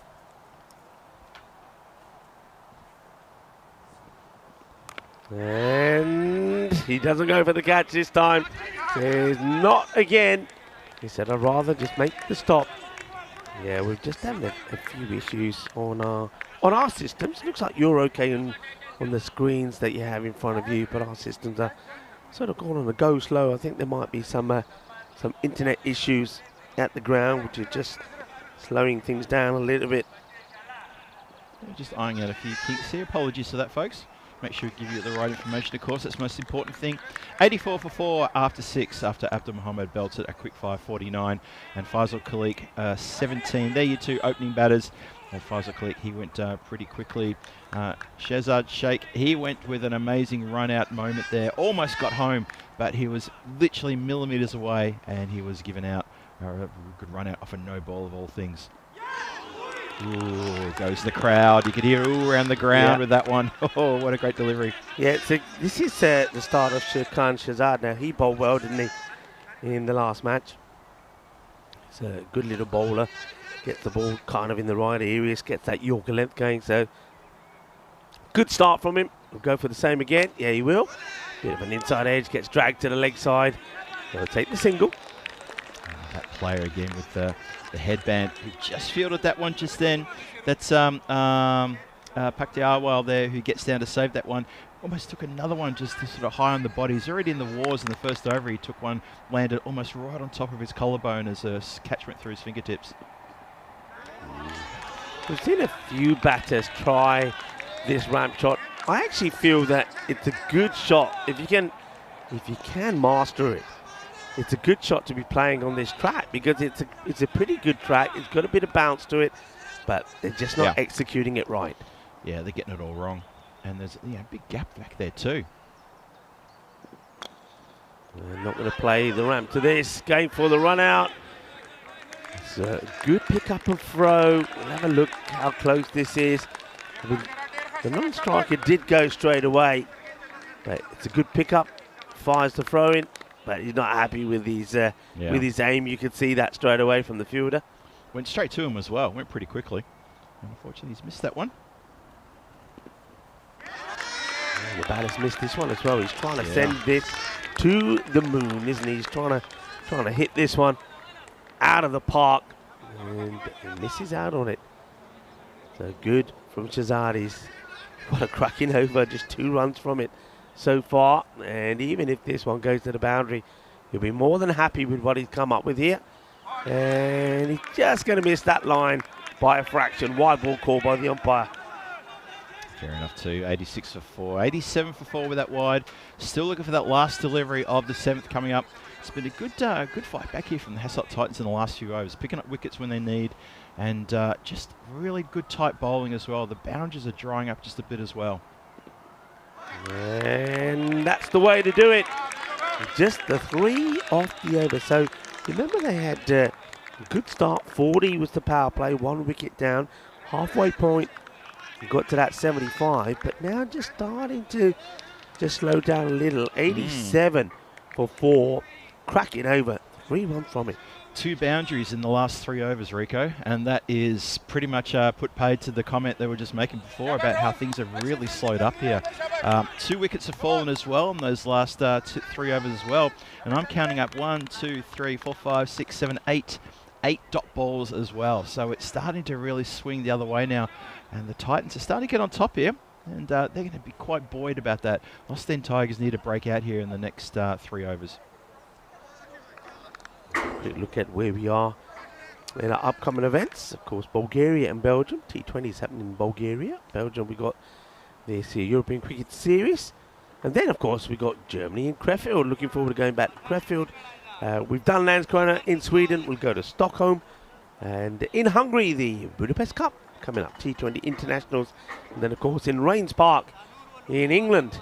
Well, there's some tennis action happening in Wimbledon at the moment. We'll be there to then give you some cricket action from that area as well. So plenty of cricket coming up on European cricket in the next few weeks.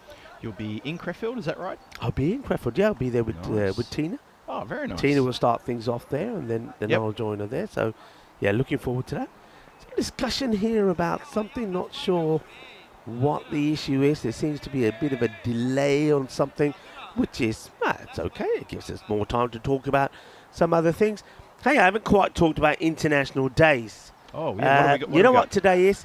Today is a day to be celebrated, to be a kid again. That's what today is all about. Yeah. Wow. It's all about. Today we celebrate, be a kid again. Stop what you're doing and immerse yourself back into your childhood memories. This special day is about taking a break from being an adult and going back to being a carefree kid.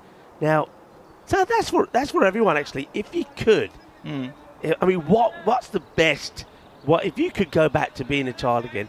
Where would you go to and why, and doing what? What's the thing you really miss that you could do as a kid that you don't do when you're grown up? That's a tough one. That's really tough. That's to people in the chat as well. Yeah, good question. And yeah, so and also, it's the day. Here we go. I'm gonna actually put this a question. Okay.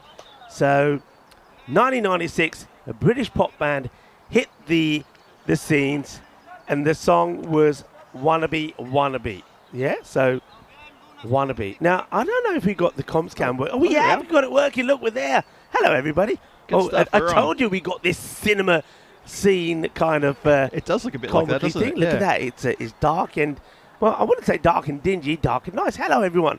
Nice to have you with us. So, yeah, it was 1996, Wannabe. Who was the band? And we're saying today is sort of going back to your childhood days. So it will be a child again today. So if you could, where would you be and what would you be doing? Me, I would be... Yeah. I would go back to after school, summer holidays. Yeah. Just basically going to the park behind the where we used to live and playing cricket. Oh, and I used to play all day long until it got dark. Yep. And until Mum or Dad would come and say, "You coming home or what?" And I'd say, "Or what?" Or what? That's the answer. Or what? Dad or riding my bike. I used to love just going on my bike and just going places. I used to love doing that. Summertime, growing up in the outer eastern suburbs of Melbourne, used to love going for a bike ride. Summer's evening, go pick up a few friends. We do a little convoy around Croydon, which is outer eastern suburbs of Melbourne, near the foothills of the Dandenong Ranges. And it was just a bit of fun, until the sun started dipping below the rise and think, better get home from Mum and Dad, give me a shout out. Sometimes we go down to the local BMX track, take our bikes around there. Yeah. That was interesting because I had a 10-speed racer, and I knew I'd get in trouble for taking it around the BMX track, but I didn't bother me. It's fine. I did that. Sometimes the wheels get a bit buckled, so going over the tabletop jump, the jump where the BMX bike, you get up, you try to get a bit sideways, and you land like that. I did that a few times on my 10-speed racer. sometimes I had to carry the 10-spin racer home because it didn't land very well. Yeah. But yeah, those moments, those especially summertime, growing up in Oz, just those evenings doing that bike riding. Oh yeah, totally loved that. Yeah. Another thing was I remember summer holidays. I think I talked a little bit about this in Bulgaria because it was only a few days ago that Elvis Presley's, his first song. You know which one it was? Which made him a big star? It was in '54. It was It's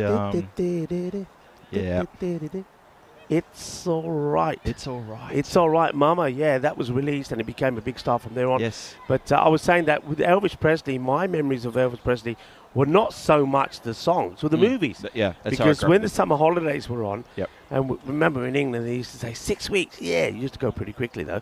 But we had 6 weeks of watching Elvis movies. Yeah. And the fun fact, and one of my childhood memories about watching the Elvis movies was we had, I think most people in those days had the normal old black and white TV, and they worked with tubes.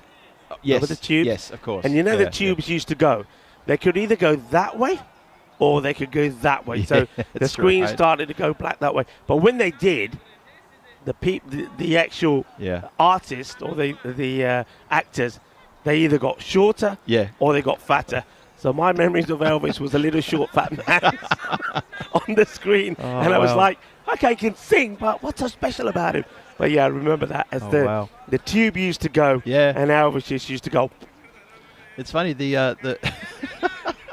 I guess there's a whole age, a whole generation, even generations who would not know about the tube. And also when you used to turn the TV off and it would go like that, get a little white dot in the center of the screen. That's it. And you'd be watching it. Kids like us, we watch it going, when's it going to disappear? It would take like 30 seconds to disappear. And I remember a great joke from a comedic show called The Young Ones, where they were all sitting around watching the dot disappear, and they wanted to record it so they could watch it in the morning and that sort of thing. But tubes goes way back. If you told kids that these days, when they're watching everything on their phone and their watch or whatever, they wouldn't believe us, would they? Nah. Right, I don't know what the delay was, but we're back. Here we go. And back with a wide. We started with a wide after that play. Sorry for the delay, folks. Not sure what it was. I think everything was just getting themselves into order. And, we just had to make sure the scorers were exactly where they wanted to be. So we just paused for a moment just to make sure we had the right score on the board. 89 for 4. Ostend Tigers looking to push on here. Nice hit down the ground. Just going to be the one. Pick up and shy at the stumps. I think, Zaki Shah, very fair play that he is. He says, no, I broke the stumps with the shoulder then. No chance of an appeal. And I think Wakas Raja had made his ground anyway. Have a look at this. Ball comes in, and you see there that it's close, but then quite rightly, the bowler indicates the umpire, says, no, my shoulder broke the stumps. It wasn't the ball. Good clip down the ground. Just good delivery, though. Can only get one, so just doing singles now. Looks like the Ostend Tigers just creeping back into their shells a little bit here, and the Hasselt Titans are getting on top in the bowling department. This run rate has really come down quite a fair bit. Zaki Shah, and work to be done for the fielder. Was that third? You can see that this boundary at third is much more normal, not like what we experienced, of course, there in Bulgaria, when, of course, we called it the vortex as the ball used to race down there. Talking of Bulgaria, it looks like the Greece women are going to hold on. It was a 177 chase for Bulgaria, and they've done really well, but they're going to finish in the 130s, losing 4 wickets. So it's a good effort there from Bulgaria, but they won't pick up their first T20 international victory just yet. They'll have to wait. But Greece come back after a loss yesterday with a victory this morning. Gets played down the ground. It should be just a single. Yeah, but you're right. They're just the wheels have come off a little bit in this inning from the Tigers. The Tigers, it's like they've lost their ground. They're a bit like me. They're losing their voice. Yeah, getting a little bit croaky there, aren't you, Rico? It's not too good. It's warm bounce. I think it's just it's a combination, I think, of really blistering hot in Bulgaria. Yeah. A lot of exciting cricket. They're getting too excited. And probably drinking too many cold drinks because you just had to. It was so hot. Yeah. So it's actually this temperature actually right now is quite nice. I'm loving it. High in the air. Catching chance. Fielder under it and will take it. No issues at all. And you wouldn't expect it from that man, would you? No, he's taken a really good catch there, hasn't he? Watched it all the way into the hands. Seemed confident as it was coming all the way down there. Really nice take, that one. Under it, settled, catch taken. Adnan Razak is a good competitor and he's a good outfield catcher as well. This time just in the infield there with those distinctive blue boots of his. Oh no, that's his counterpart, the blue boots. Apologies. No, Razak's got the lovely white, clean white boots. Manpreet Sandhu can't continue the trend here. And unfortunately, he's gone for 12 off 11 deliveries, 5 down for 94. Yeah, he bites the dust. Another one will go down. So it's got a decline here. Yeah, the batting from the Tigers continues. Hello to Ian Smullen, who's saying hi to us. Good to see you, Ian. Ian and Dave, who are going to be doing a bit of a road trip to Kashmir. Yeah, they are, aren't they? I was right. reading about that when I was in Bulgaria. So yeah, it's getting momentum. As something goes screaming overhead of a mechanical type. Oh, Ooh. almost plays this onto his stumps. Fortunately for the fielding side, it doesn't go to the bat. Look at the spin on that. It's spinning viciously off the inside edge of the bat. I think he gets a bit of leg on that as well, which stops it going to that fine leg boundary. Shukran Shahzad bowling so well. He's getting the ball full. He's just bowling Yorker after Yorker. And that one's hit down the ground. That's coming in here. And we got out of the way pretty quickly. Underneath the tables. Woo! It nearly knocked out our breakfast. That came in pretty sharply. That's all right. All the way along the ground. It's all right, Mama. It's all right. Yeah, we had that already. It's all right. I've got my steel cap. Can you see the boots quick on. movements there? That was I very looked quick. after us, you see. You did. I was looking down to something. You gave me a little bit of shove out the way, and that was good. So We thank you saved for the that, Rico. kneecaps. We saved the kneecaps. Nicely done. And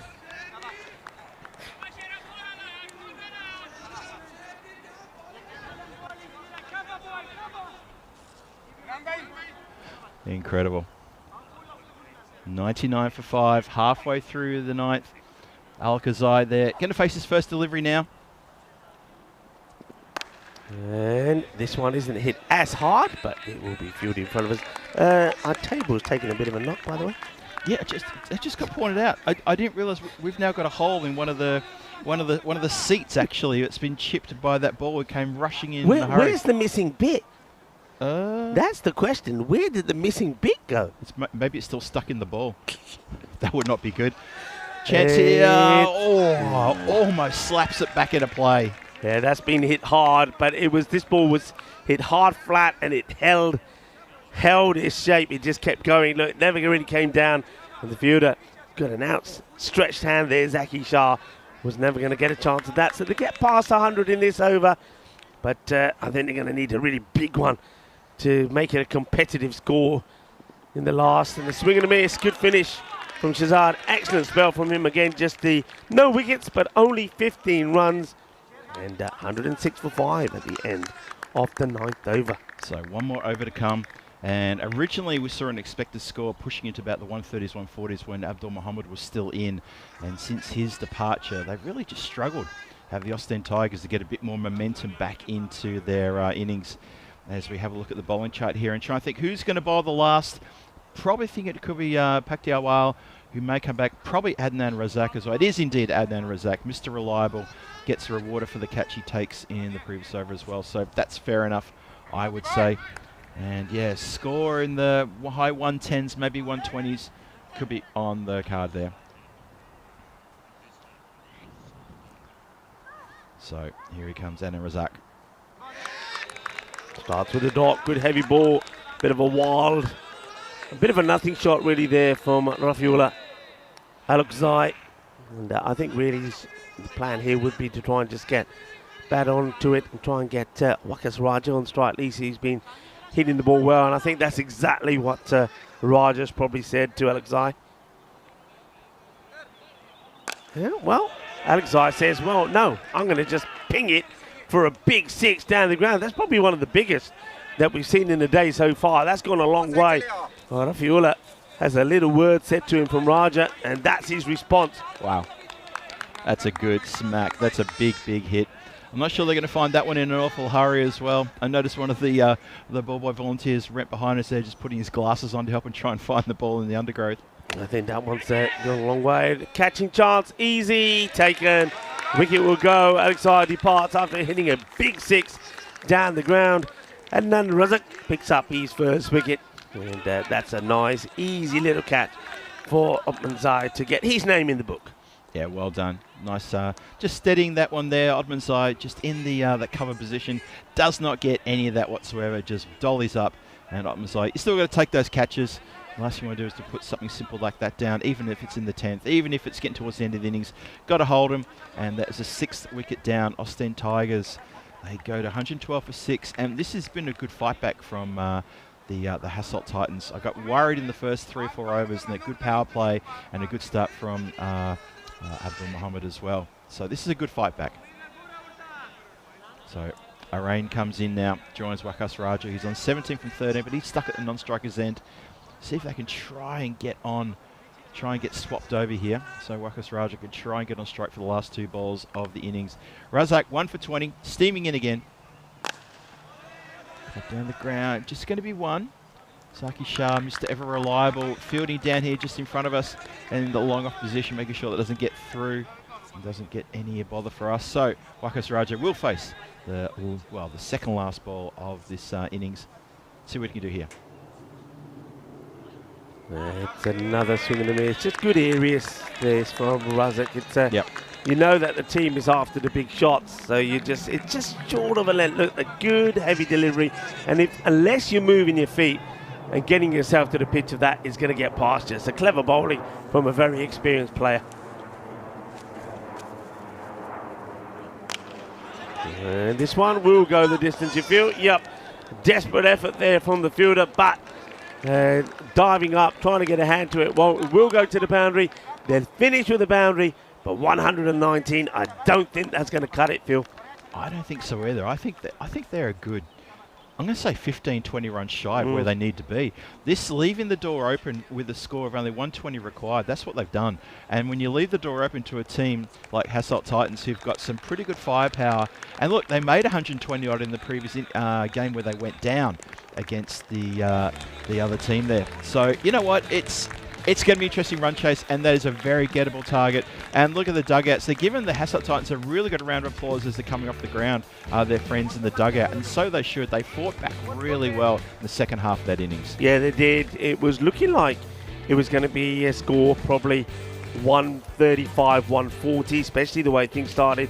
Remember at the halfway point, 75, but they had lost those 3 wickets, and I think that was where the issue was with the Tigers. Once they lost a few more wickets, the big hitters were out the way, and even though there was a fair number of errors there, it had to be said, from the Titans in the field, they still managed to restrict this to under 120. Yeah, they really did. And look at some of these highlights here. Some of the fielders just watching the ball sailing over their heads. There's some good lusty shots here by the Ostend Tigers, but a lot of miss hits as well. That was a good catch by Safi. We said before, he had a bit of a nightmare in the field, but he's held that one really, really well. He took a great catch. I mean, this could have been nasty, couldn't it? I mean, This is when I think everybody getting in each other's way, and that was a Rauf Aldur Rumazai who got in the way of the wicketkeeper, who was corning it all the way, was Rahimi, but the fielder just wouldn't get out of the way. So that catch gets dropped. This one was a little bit of luck, and bounces, hits right on the rope. That's why that was 6. Good hitting there actually from the lefty. It was the only one that was doing any work really, Abdul Mohammed. But once he lost his wicket, caught brilliantly, it has to be said. You're going to see a sensational catch coming up in a moment from Masi to remove him. This was a run out. It was a no ball, pick up, direct hit on the stumps. Bat was on the line. So the umpire, along with the technology, thanks to 2 circles, was seeing that had to be given. And then shortly after that, this happened. What a catch this was, coming up right after this one, after we thought that a 50 was coming up and that the left-hander would give his wicket away in a great catch from Masi. Yeah, that was the unfortunate dismissal of Zuko, who felt that he didn't get enough on that one. Here's the one you're talking about. Yeah. Look at this one. This is terrific. Running back and takes it over his shoulder. Doesn't even have time to turn it around. That is a fantastic catch. Bowler's ecstatic. Abdul Mohammed, well, he's played a belter of an innings for 49. Couldn't believe it's like, great catch. It was a really, really good catch. Well done. No wonder he's happy about it. And then really after that, when this should have been another catch actually, and it's our man again, Zakaria Safi, after taking that one good catch. Not a lot else went right for him. And they just couldn't get the acceleration of the hand coming off the bat, and an easy catch there being taken by Adnan Razak, who then came back and finished things off with the ball. Indeed. So some good hitting here towards the end. This is when momentum is really required for the Ostend Tigers. They looked like at one point, I actually got concerned that what am I going to get to 110, but a couple of good hits here towards the end, and there's a good catch taken there. That was in the infield off Adnan Razak in the last over there. Otmanzai gets his name in the book. Wakas Raja finishes with a very good maxima down the ground despite close attention from Sherry Butt, who can't quite stop that one, desperate to knock it down. I mean, talk about a man committed right there. Really made a cracking effort for that one. Doesn't get to keep it in play. Score on the board of 119 for 6 Ostend Tigers. I think the chat, you may agree with me here. We felt that they, at one point, were on for about a 135, 140 mark. Then when things started collapsing, it flipped over and I thought, oh, they're going to be struggling to get 105, 110 maybe. But a good bit of rush of blood there from Wakas Raja and Manpreet Sandhu, who also helped out with a bit of a cameo there towards the end. Got them to 109 for 6. So 120 is the score to be chased down. Only 4 wides in there as well, so well done. But Abdul Muhammad, 49 from 17. Well done to you. And Faisal Khalik, he looked dangerous for that 17 before he got caught by Zafi there. Right on the boundary rope, literally millimeters inside the boundary rope. Didn't touch it though.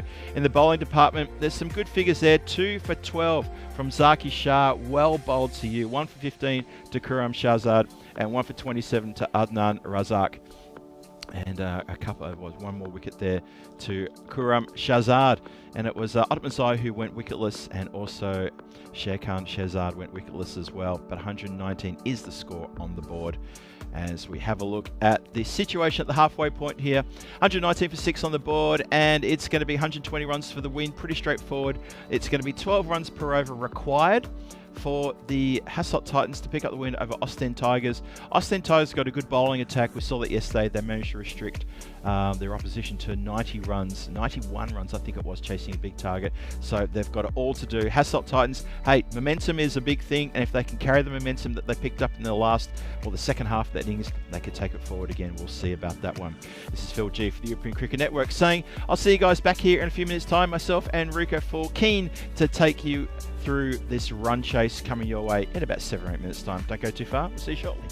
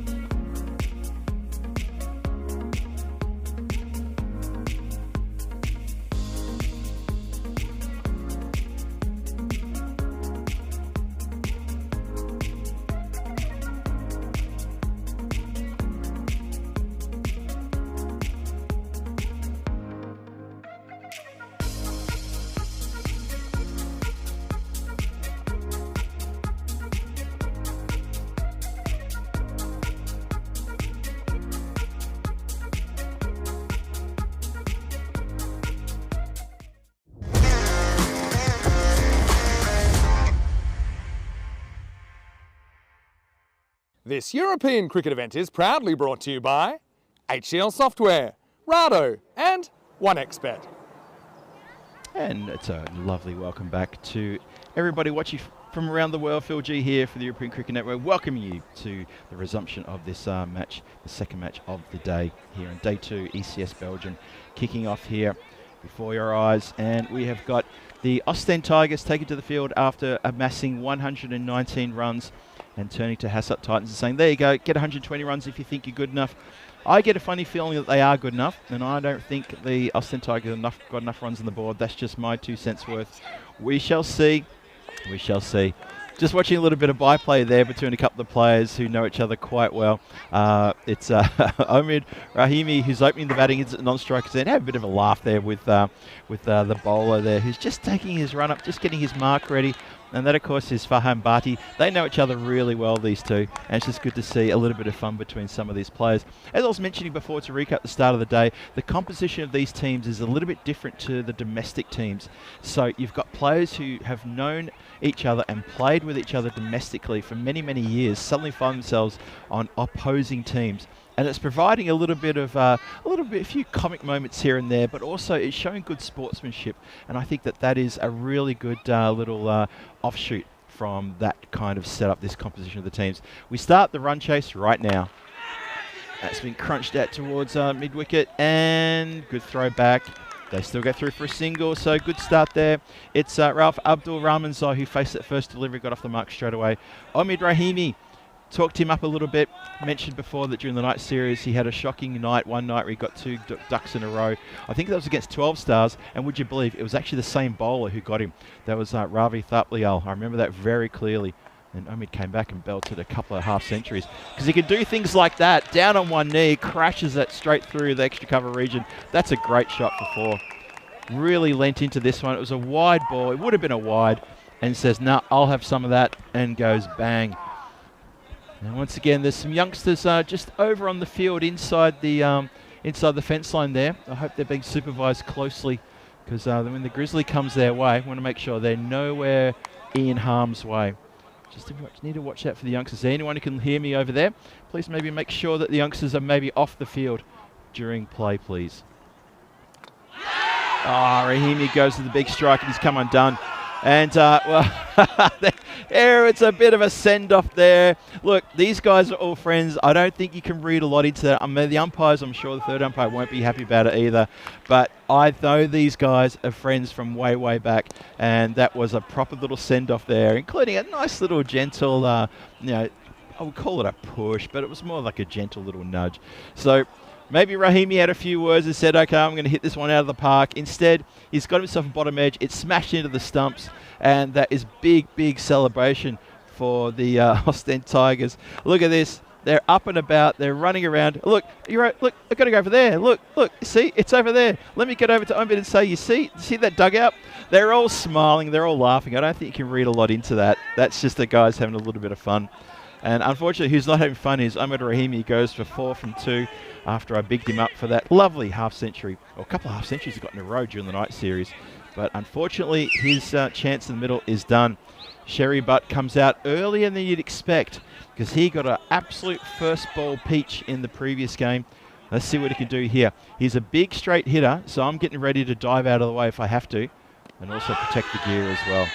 Strikes on the pad outside the line. A few of the fielders go up. Bowler didn't want to know anything about that, needed the keeper. That's a good early strike to knock off that first wicket, as Omid Rahimi goes cheap, plays on, gets bowled. Fahim Bhatti, he's got himself a wicket. He's got 5 runs against his name, so 2 balls to come. It's been a good start here. Nice shot there from Sherry Butt. I told you he loves the straight hit, and he hits that as easy as you like, past the non-striker. Watch this one. Over the non-striker's head and straight drive. It was a beautiful straight shot. And we talked earlier about setting up the old Southern Crossfield and trying to get a fielder straight for that hit. For Sherry Butt, I would recommend that, because we saw him we've seen him so many times. He scored so many runs on the European Cricket Network, and he does get a lot straight down the ground. Last ball, the first. This time he goes a little bit inside out here, and he goes through the vacant cover region, pierces the gap, and there's no boundary rider there. That's another 4 all the way along the ground. Doesn't chance himself, doesn't try to elevate, just punches it through the gap. Nice placement, 4 runs, but runs to 8 from 3 deliveries faced, and that is 13 without loss. Well, sorry, 13 with the loss of 1 wicket for the Hasselt Titans. They lose a very valuable wicket of Ahmed Rahimi in that over. 72 matches since the Golden Ball. Keep your eye on that. Rico and I are going to work our proverbials off to try to knock that figure down and get it reset. Try to get it back to 0. I hope you guys can support us trying to do that as well. We'll see what happens here. Just get the feeling that in this Belgian ECS, there's every opportunity for a Golden Ball for sure. As these teams, a number of these teams are quite evenly matched. I think you're going to see a lot of close games. We didn't see many close games yesterday, but I think you're going to get a few games coming down to the wire over the next few days. Remember, you've got 7 teams, 21 group games. Each team plays each other just the once. 5 games yesterday, 5 games today, 6 games tomorrow, and then 5 more group games on Thursday. That's just slightly mishit. Fielders rushing in, the Under Armour almost cabs him. That was a really good effort there.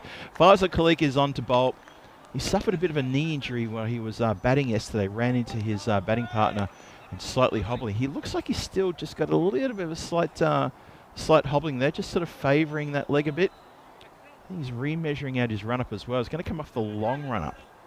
That's interesting. So, takes it very seriously. He's bowling to Sherry Butt, who's already hit 2 boundaries. Khalik in now. It's in close to the body, but that's played very nicely with a bit of a late cut. Fielder does a relay throw. They're going to come back for the second, and they come back easily for the second. That's very good running. Good quick call from Sherry Butt there. Says, come on, go, go, go. Abdul Ramazai was running to the non-danger end, and he got back quickly, but Sherry Butt took it on himself to get back there in a hurry and make sure that he could get through for a couple there. Hasselt Titans are going to be absolutely desperate to pick up the win here. Cannot afford to go with 2 games and not have a win on the board. They end up finding themselves fighting for maybe 4th place in the standings. And 4th place out of 7, that means you're only mid-table. It's coming down towards us. It's going to miss us and go straight past us. Very, very dangerous height for a spectators, that one. Nice flat 6, that one. And it goes across the boundary line for a Maximo. Sherry Butt, he's a good straight hitter. I keep saying that because I'm almost like preparing myself to protect the equipment and make sure that none of our stuff gets touched by that grizzly. We've already had one grizzly come into the commentary area here. It's scattered through at about ankle height and almost took out the breakfast table. Or the breakfast chair, I should say. Faisal Khalik in again. It's short, and Sherry Butt capitalises on that delivery, immediately saw it short and went crash. So Sherry's looking like he's on a real heater here. He started to fire up. He fired up from the very first delivery with boundaries, and this is no exception. Gets onto it so fast. 28 for 1, and that is back-to-back Maximos for Sherry Butt. He's already up to 22 from only 6 deliveries faced, and you've got to ask the question, where's this one going to go? Khalik in again. Hits him on the full.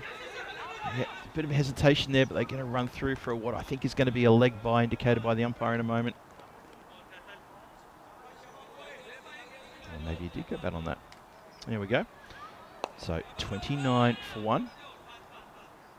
And we've got 1 more to come in this second over. Faisal Khalik has already gone for 16 off this over.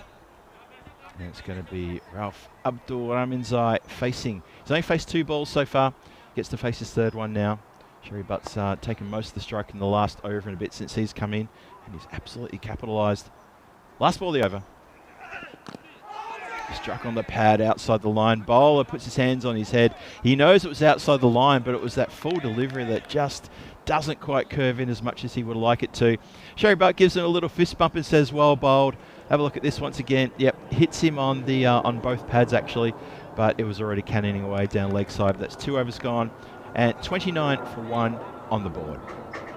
And it looks like it's going to be the return of Rico Full. Rico, welcome back into the composition when we have a look at the standings. Yeah, let's have a look at this. Quite important. The Titans, they've got to bounce back. We know it. And they've made a good start so far. 29 for 1. But yeah, I think Sherry Butt, who of course went out first ball in the last match to an absolute beaut, is going to be the key here. Yeah, a little bit late coming back because I took a walk down to the clubhouse because yeah. it's not often when we are at a destination that we have the luxury of a clubhouse. Beautiful clubhouse and well looked after in there. But a lot of spectators here as well and a lot of kids that are playing cricket there. We could probably, maybe we'll get a camera on them a little bit later on. We've got them all imitating their favourite players. So, yeah, just had a little chat to a few people there and a lot of people giving me a nice warm welcome to Belgium. Of course, my first time here, and I'm loving this ground. I'm loving the fact that it has the clubhouse. Now, it's obviously a ground that's shared. There's a fair bit of football that's played here as well. That's right. Yes, that's right. So, yeah, it's got a good sort of good family feel to it. It really has. So it's nice to see all those spectators there. Hello to everybody, but enjoying the cricket, but also keeping their eye on the ball because it is flying around a little bit here as Faisal Khalik is... It's Faisal Khalik or Barty? I think it's Barty. Yeah, Khalik just finished. Khalik just finished. That's right, yep. And nobody there on the third boundary. It's gone over the short third. It's going to go all the way, so that's going to be a welcome 4 runs as Abdul Rahimzai gets another boundary to his name. Yeah, third was up inside the circle. They could see it go straight over his head.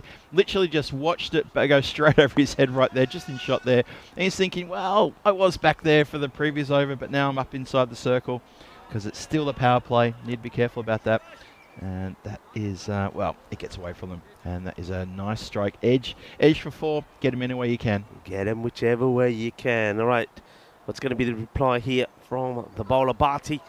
Well, he's going to get sent to the moon. That is going a long, long way up. It's going to go all the way. Balle, kinna sona, shakalagia. Another good catch from one of our volunteers there in the high vis bib. I got a funny feeling that's the same one who took the catch in the previous game. Just coming into shot here on the right. Nicely taken. Follows the ball all the way into the hands. Well caught. Well, is anybody going to catch this? No, only whatever lives in the jungle out there because that's going into the woods and is not coming back in a hurry. It's another biggie. And now Roof Abdul Rahimzai is smashing it big. It's just too short here for him, Barty. And, well, Barty's doing the bowling. But Abdul Rahimzai, he's the man having a party. Give me some more of those, he says. Well, Barty was very animated in this first over when he dismissed Omid Rahimi for a very cheap, only 4 runs, got him on the second delivery he faced. But since then, it's been a little bit quiet from the bowler, except he's dishing up some nice, tasty deliveries to the batters. And now he goes down the ground. Is this a catching chance? No, it's not. He goes the 52 metres he needs, clears the fielder. The bowler looks down at the ground because he goes for another Maximo. 3 in a row here in Belgium. It's shaka time. We're doing it like we do in the Caribbean. It's Calypso crazy time. 23 off the over. Still 1 more to come. The 50 up as well. 52 for 1 inside the power play. And yeah, Barty. I know his name may rhyme with party, but he's definitely not having a party right now. No, he's not. He's not having a party. And you know what? You just got to keep an eye on this score because... Oh, that is Maximo time again. As brutal as that.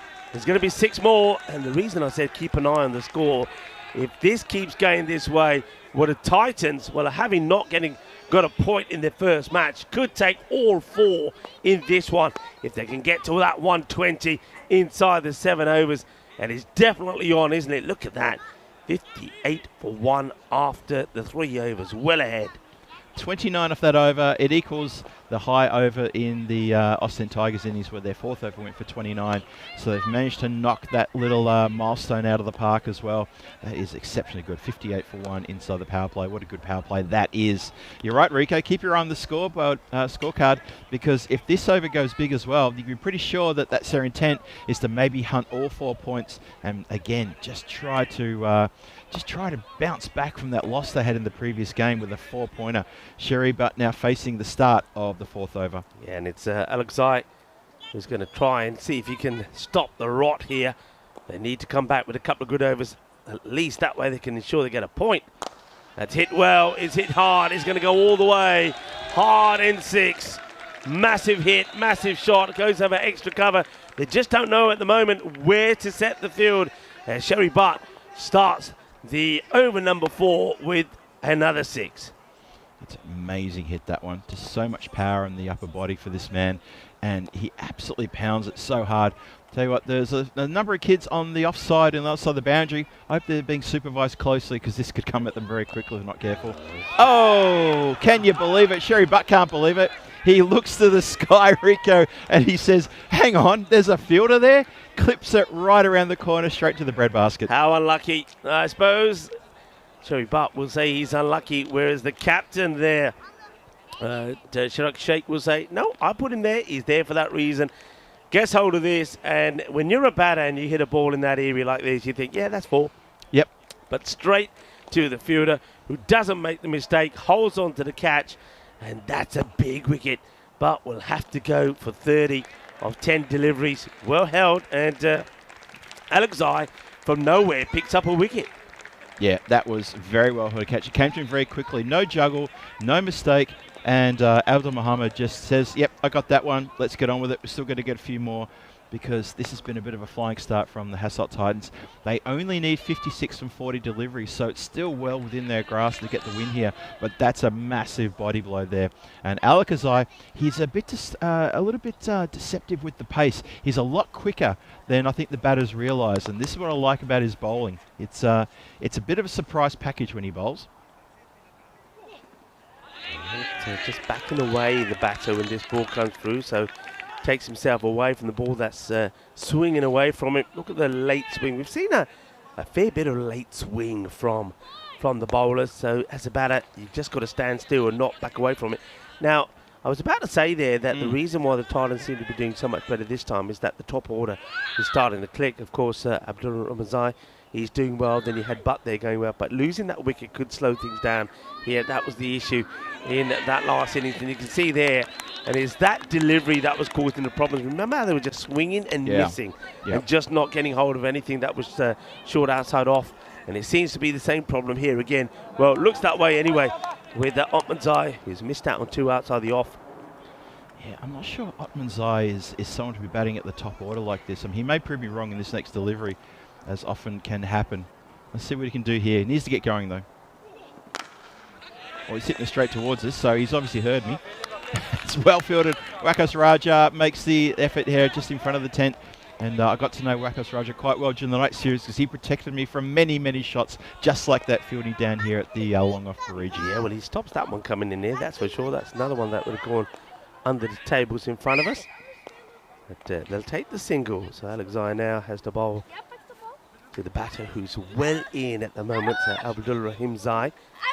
30 of 8, he was going at the same sort of pace as Butt, who's since departed, Cherry Butt. It's in the air, but in the gap, and the fielder does really well. Good bit of fielding. I'm liking that bit of work. Fielder comes across and punches the ball forward so it doesn't get past him.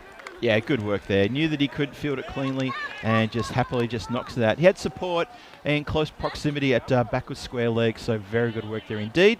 And that looks like that's going to be the end of the over. And that is 4 overs gone, 67 for 2 on the board. And that over goes for 9 runs. So things slowed down appreciably from the previous over that went for 29 with the loss of Sherry Butt in that over. You can see that white line just after the big 29-run over just suddenly makes a bit of a, we're going to go back this way now. But still well above the line. Still that run rate is in control. Yeah, it's in control. They've got 3 overs to get 53. I think it's possible. We've seen it before. Basically, you're looking at a power play, and we've seen power plays go above 50. So it's on if they want it, and that's the thing. And I'm pretty sure they do want it. It will be the perfect way for the Hasselt Titans to bounce back after not getting anything from their first match. Hey, there's a good comment in the chat there from Matthew Petard. I'll get to that in just a second, or if I've got a bit of time now. He's saying that he's looking at the uniforms. He's saying, well, the blue uniforms of the Tigers looks like the old New South Wales cricket team uniform. Wide off the fielder, can't stop it. 4 runs. They've a couple of times that ball's gone in that area. You see the fielder that's out there. That's a rough fielder, Alexai. But quite often it's going in between the fielder who's too straight and long off and the short cover. So they might want to make a change in the field here slightly. I agree. It's getting placed really nicely, and we have seen a lot of 4s go on the deck through there. And just to continue Matthew Petard's little comment there, and he says then that the the Hasselt Titans in the grey reminds him of the old New Zealand one-day international kit that they used to wear, which was all grey back in, like, I think in the 80s and 90s. Good shout there, Matthew. Very good shout. Yeah, good observations. Right, that's high. It's catchable. Who wants it? Fielder comes and puts it down. Oh dear. Well, that's Sani. A rain. Well, it's raining with pain at the moment for that man because he gets there, but just the last moment. Did you feel at the last moment he just rushed into grabbing at it? Yeah. Rather than letting the ball go into his hands, I felt like he just at the last moment, just about here, he sort of pushes at it, just there. So he just, it's almost like he's got himself in the wrong position, then he makes an adjustment at the last moment, but the catch goes down. That's a massive drop. Yeah, I agree. There was an adjustment at the last split second. You're absolutely right, Rico. He was half a step too far, and he had to go half a step back, but he couldn't. And when he adjusted with the hands, it was too late. It was already smacking in the hands, down through the forearms and down to the ground. Just in a bit too keen there. Big blow for that one. That would have been a massive wicket. That would have been huge. That's well bowled, slower Yorker, but well watched also from Abdul Rahim Zai. He's looks like he's setting himself for a big knock here. I just get the feeling the way this over is going that the batting side here, the Titans might just have to say, you know what?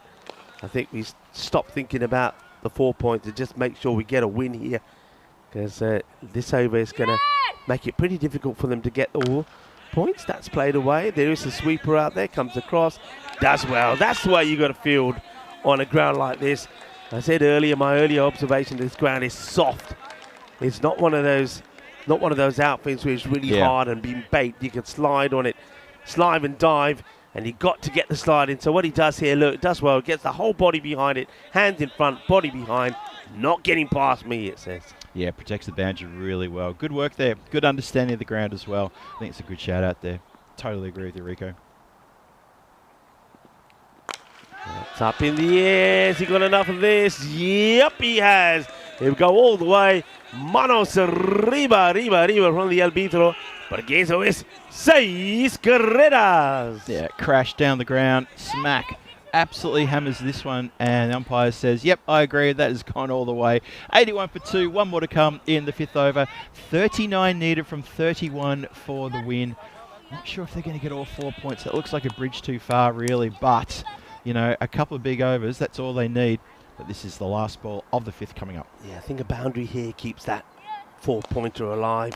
And has he found the fielder? No, but he does get the boundary. Yeah. It's a pretty good shot, actually. He waits for it and plays it late, and he goes sort of in front of square. The fielder on the boundary is behind, coming across, can't get there. He'll get the boundary, takes them to 85, and I think the 4-pointer now, for me, is on. What, you're looking at, what, 34, is it, or 35? 35, 35 yeah. of 12 balls, that's on. That's definitely possible, yeah. They put themselves in a great position here, thanks to a flying start from Sherry Butt and Ralph Abdul Rahmanzai, who's still out there. You can follow us, of course. The European Cricket Hindi now available to all of our viewers. And just another new method of getting the action and all of that information across to you. And I know that all our viewers watching via fan code are certainly enjoying and appreciating that as we get set for a crucial over this, over number 14, and Rafiullah Al-Ghazai will bowl it. 35 in 30 to win, but they won it off 12, not 30. Catching chance, and it's been really well taken. That wicket, well, I'm going to say that wicket could make the difference of maybe 1 point or no points, but who knows?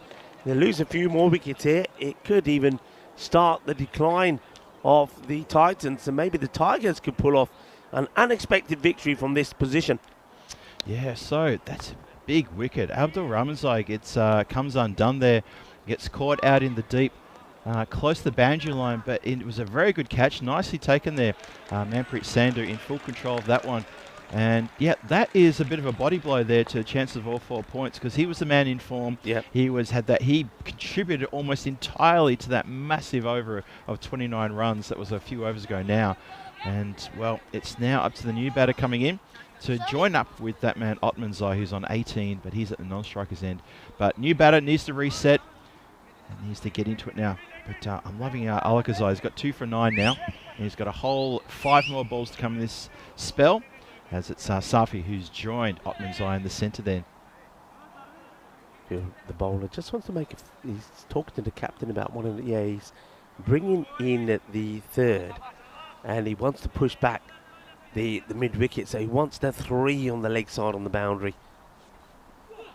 And he strays onto the pads. They are taking the run on, and they will get there. I suppose you say that's good backing up actually there from Otmanzai. He wanted it straight away, and you can see the striker sees him coming and just reacts to it. And they get back. They get there quite comfortably in the end. Yeah, in the end it was not a problem. See the side-on shot there. The bat was firmly planted when the ball came into vision there. So 86 for 3. Still need a number of runs. 34 from 28. Could get a bit close here. Just with a couple of wickets here, you never know. Could shake things up a little bit. Could still be anyone's game. He got the legs on this one. I don't think he has, and that's a tremendous catch. Catch Pallia, and that's a biggie. Otmanzai will go after getting himself on strike, and you just get the feeling here now that there could be a little twist in this match. What a good catch that is. That's sensational. Yeah, that is a terrific catch indeed. And you're right, Rico, now with Otmanzai departing the scene, he was the other set batter. Suddenly now we've got 2 new batters for the Hasselt Titans, and they need to both restart again. Manpreet Sandhu with his second good catch as well in getting rid of 2 players in the same over in the outfield there. So he's done really well. The bowler's done really well. Alakazai, he's now got 3 from 9. 3 for 9 from 1.3 overs. He's turning it around and he's saying to the Tigers teams, and guys, we're going to win this. Come on, get behind me. They can't charge this target down. Let me get wickets and you take the catch. We can do this. Yeah, Zaki Shah comes out now. Exactly, because you literally got 2 new batters out there. Safi early faced the ball and he ran a leg by. Zaki Shah is now out there. All right, Alakazai, what a great spell. 3 more balls to go. Can he pick up some more? It's well bowled, well played as well. And it bobbles away to the fielder. It doesn't make any mistakes, just a single for him. Bhatti making the stop. Smiles I notice now. Big smiles on the faces of the Tigers. The Tigers may have been a slow start, but they're clawing themselves back into this contest. And I wonder what the win predictor is thinking there. We haven't seen that percentages there. I'd like to know. I reckon this has got to be close to a 50-50 here. Yeah, I feel like we're in the Goldilocks zone on that one totally, Rico. I really feel it.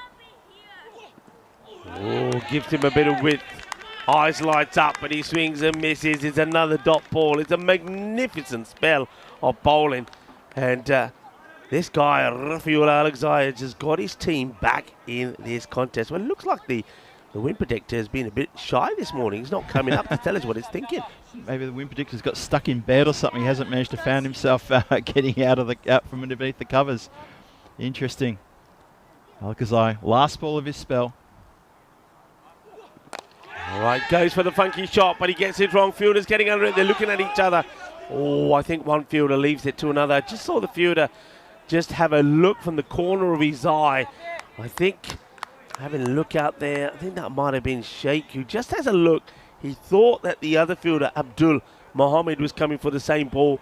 And by taking his eye off it and going back to it, I think the chance of taking the catch does go. But it's still a cracking over.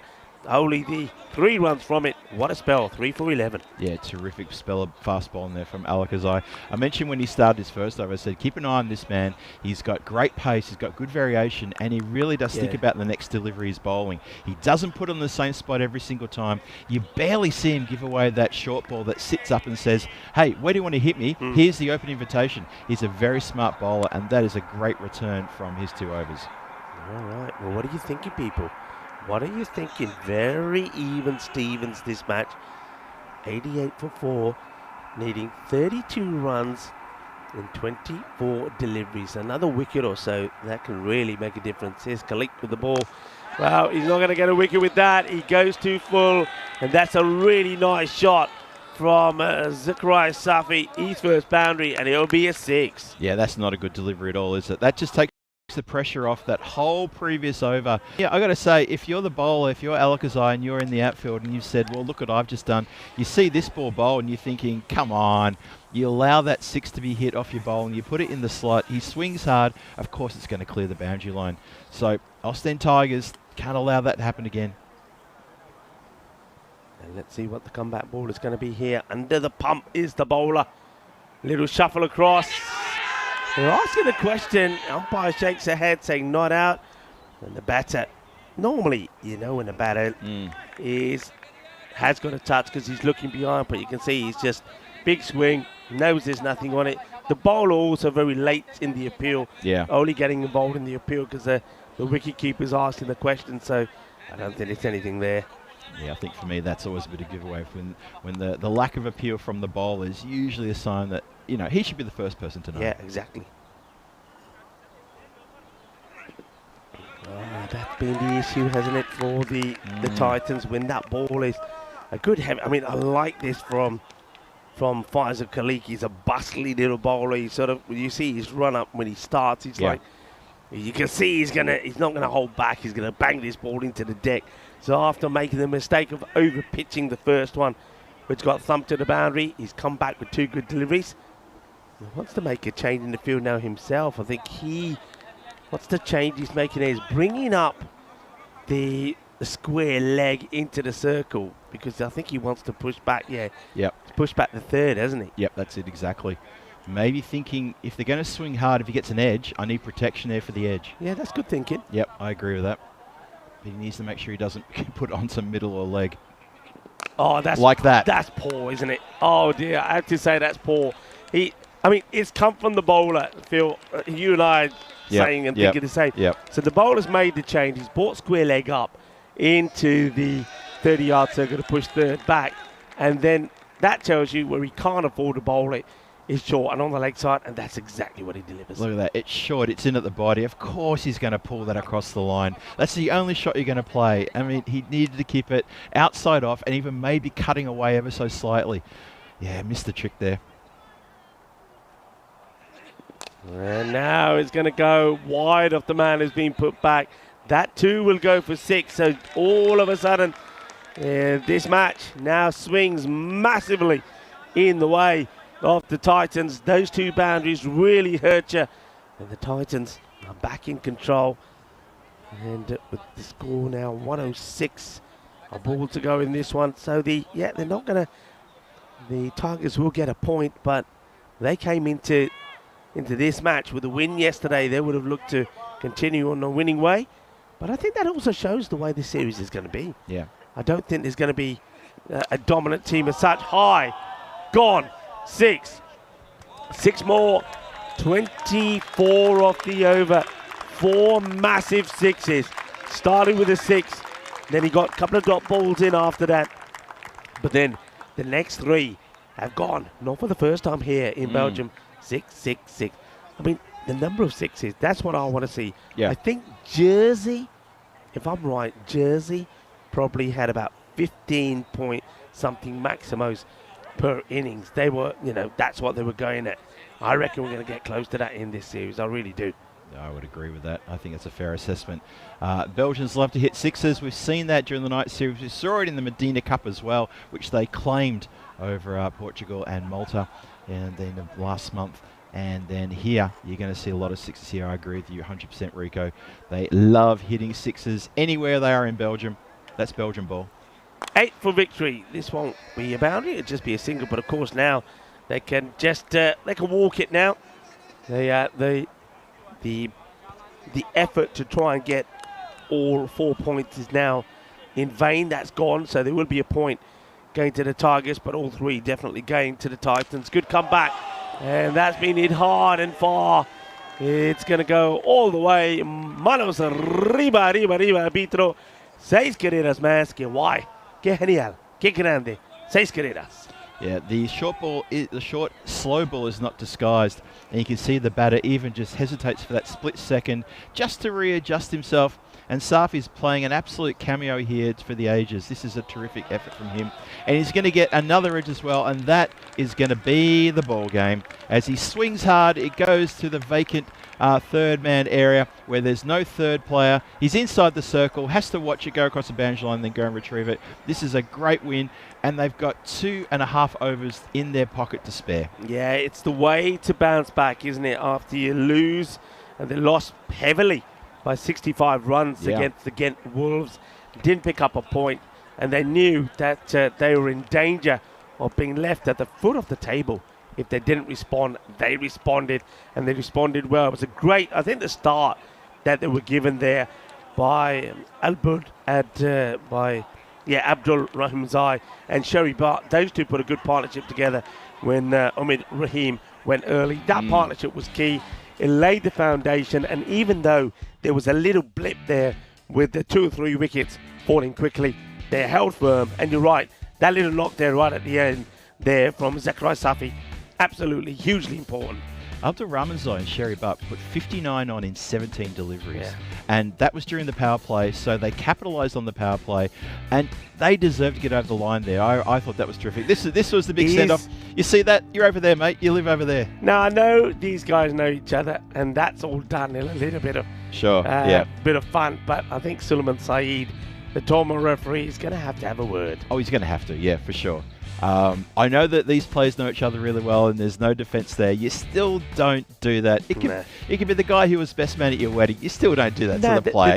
It's just one of those things. The thing is, even that little gentle push there from, I think it might have been the wicketkeeper, when they're sort of sending them on the way, they're all laughing about it. But if you're a batter and you just got out, it doesn't matter who that person is. Yep. You're not in the right frame of mind sometimes to get that sort of treatment. Yeah. So anyway, I'm sure Sully will be all over that, and as he should too, because he's done a terrific job here with his team of umpires. Hats off to him. As we have a look at the highlight reel here, that was the end of Sherry Butt. That was the end of that 59-run partnership of 17 deliveries. It was a cracking partnership as well. Still, things continue though for Abdul Rahmanzai. And then, unfortunately, around him, there was a few calamitous moments in the field. These catches from the Austin Tigers should have been taken. They had a bit of a rough one in the field. In fact, the fielding in this match hasn't been exactly explosive. The Hasselt Titans had issues in the field as well. There shouldn't be any reason for that. It's actually quite conditions out there, so it's just one of those things. And you know what? That's all good. And I'm saying hello to my friends from Antwerp walking past. Good to see you guys as well.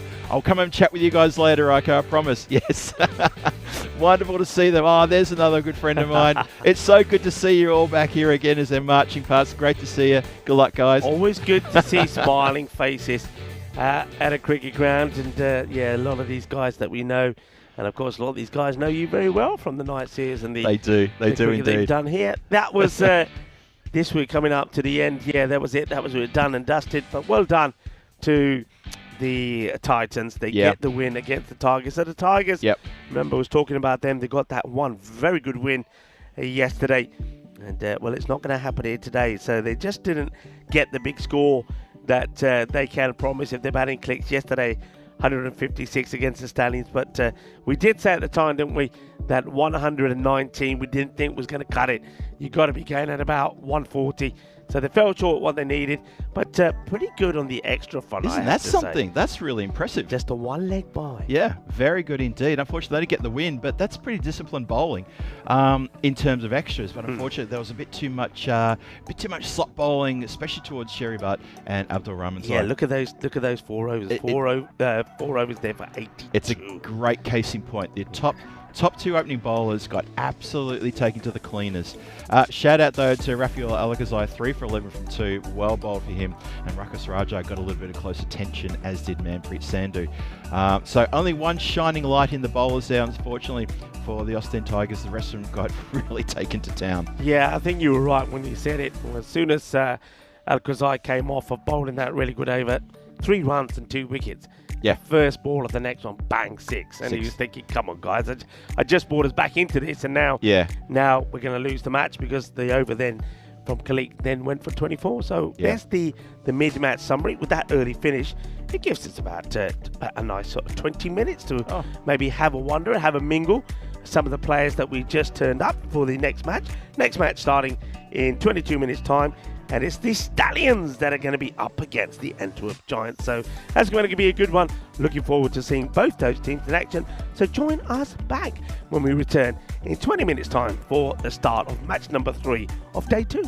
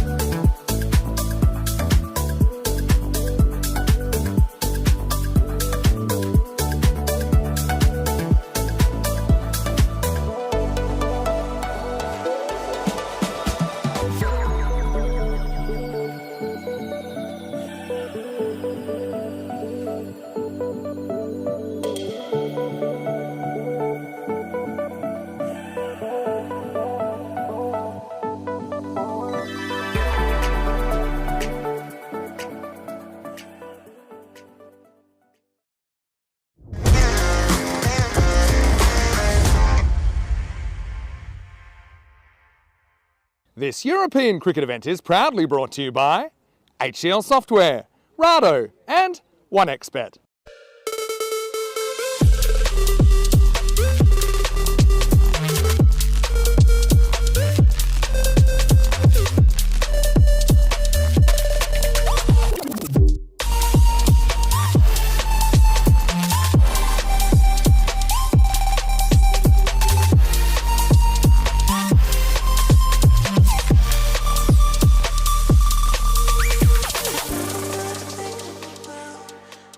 Welcome back, ladies and gentlemen, to this ECS Belgium. It's match number 8 coming your way here from the Stars Arena here in Hofstad in central Belgium, just down the road from Mechelen and just up the road from Brussels, the capital of Belgium.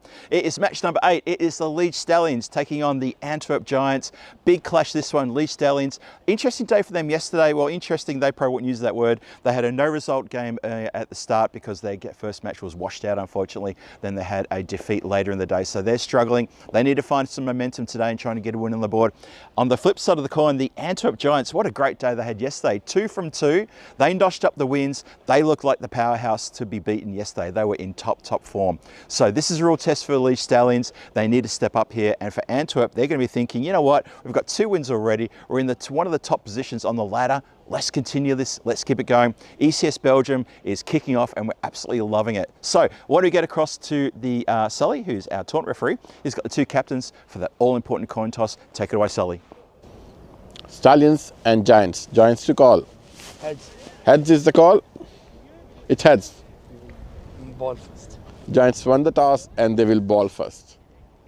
So there you have it. Antwerp Giants, they win the toss, going to have a bowl first. Not a bad idea. They are pretty good at chasing. They were batting very confidently yesterday, and they're so confident they're saying to the Stallions, look, you get in there, you make a score. We're happy to chase here in this lunchtime game coming your way. Match 8 is going to start very shortly indeed. So why don't we get across to Rico Fall, who's standing by in the commentary unit, and he's ready to take you through the start of this match night, mate. Rico, over to you. And the news and the toss. Antwerp Giants, dressed in their beautiful yellow gear. They're going to, well, they won the toss. They're going to have a bowl first. Here we go. Here we go indeed. Let's see how it goes. Yeah, you're right about their kits. I mean, there's bright kits and there's bright. I know that we've seen, I think in Malta, the Swihi United, they sometimes got a bit of yellow about it, but this is like proper bright yellow. It's like they're the lemons. As you're going to see, the Stallions, as you heard there from a very good informative coin toss there from Phil G. That is know that the Giants are going to be in the field first after winning the toss. So let's see how the Stallions fare here today in this one. A couple of changes from the Stallions from what we saw yesterday.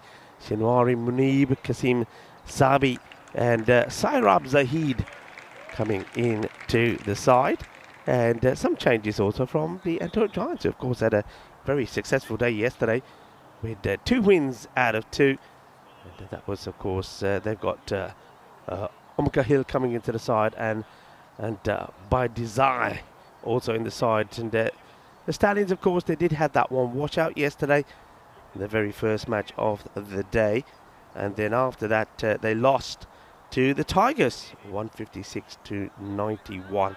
So that suggests it was their batting really yesterday that never really clicked off. So let's see if they can get that right today. Welcome back to everybody. Well, Dave, it is time here for lunch as well. Dave, he's having his second egg in the hole. Well, we had some eggs this morning as well, but not quite egg in the hole. You enjoy, Dave. Phil G is going to get stuck into his lunch, where he's trying to find the chicken. It's in there somewhere, Phil. It's in there somewhere. Anyway, let's get ready for this one. The umpires are out there. Umpire Ramraj and Shahid. This time Mohammed Abdul is the third umpire. And of course, we've got Suleiman Sahid doing a great job there as the tournament referee. You've got ECN crew at the ground. Mahel is here along with Stefan Gooch and Gerard, who celebrated his birthday yesterday. Alistair's also around. So, good morning. Or I should say now, good afternoon, actually, shouldn't I? From us all to you, for everyone who's tuning in.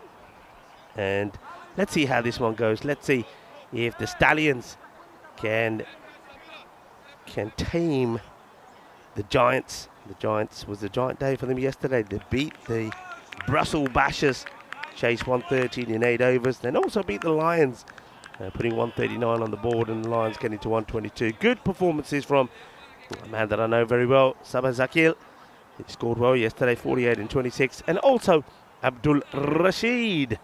Those will, you would expect, will be a danger men. Bit of an update on the weather. A bit of cloud has come over. Still very, weather-wise, very comfortable compared to the heat in Bulgaria, which I know Shaban and the crew there are still having to deal with. But yeah, it's overcast, cool. That probably would explain some of the movement that we've seen from the Grizzly ball, especially movement away. And here's the first. Comes down the pitch to play this one. Very much the colours of my home here with the red and the yellow. Kind of bit of the old Spanish flag thing going on here. But there you go. There's the shirts of the Giants. Certainly got a little bit of detailed, sketchy stuff on the front of those shirts. And then the bright red with a little bit of the yellow on the shirts there of the Stallions. This plays nicely, beautifully placed. And that's going to be giddy up, giddy up, giddy up all the way to the boundary as the Stallions get there first. What a beautiful shot that is. It's not a bad delivery either, but you can see why Iftikhar Kanakel bowls this one. He knows that Munib likes to come down. But Munib, even though he does come down a couple of steps, he's then able to rock back and just guide this away. 4 runs, first boundary off this match.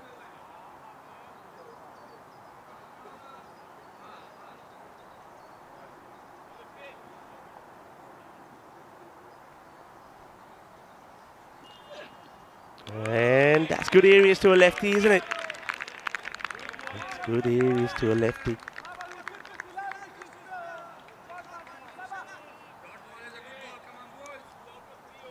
Good areas, good comeback for Kanakel. This time he goes just a tad wider, doesn't allow Munib to play that shot.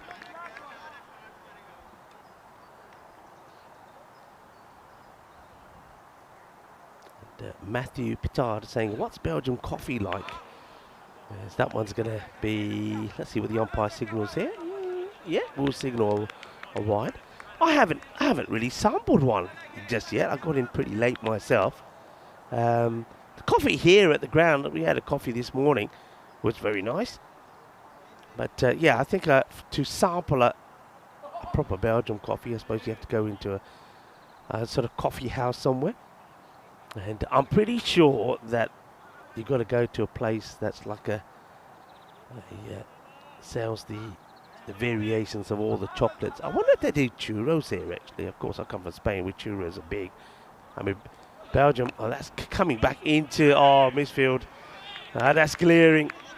Fortunately for him, it won't go to the boundary. Only will cost just the 1 run. I think was a little bit excited, the fielder, when this comes his way. If you watch this, I think he thought, yeah, I've got a chance of a run out. But then at the last moment, just takes his eye of the ball, and the ball bounces past him. Yeah, I was going to say, with Belgium known, of course, for its chocolate, I would think that the churros would be nice, you know, with the old churros and the chocolate, various.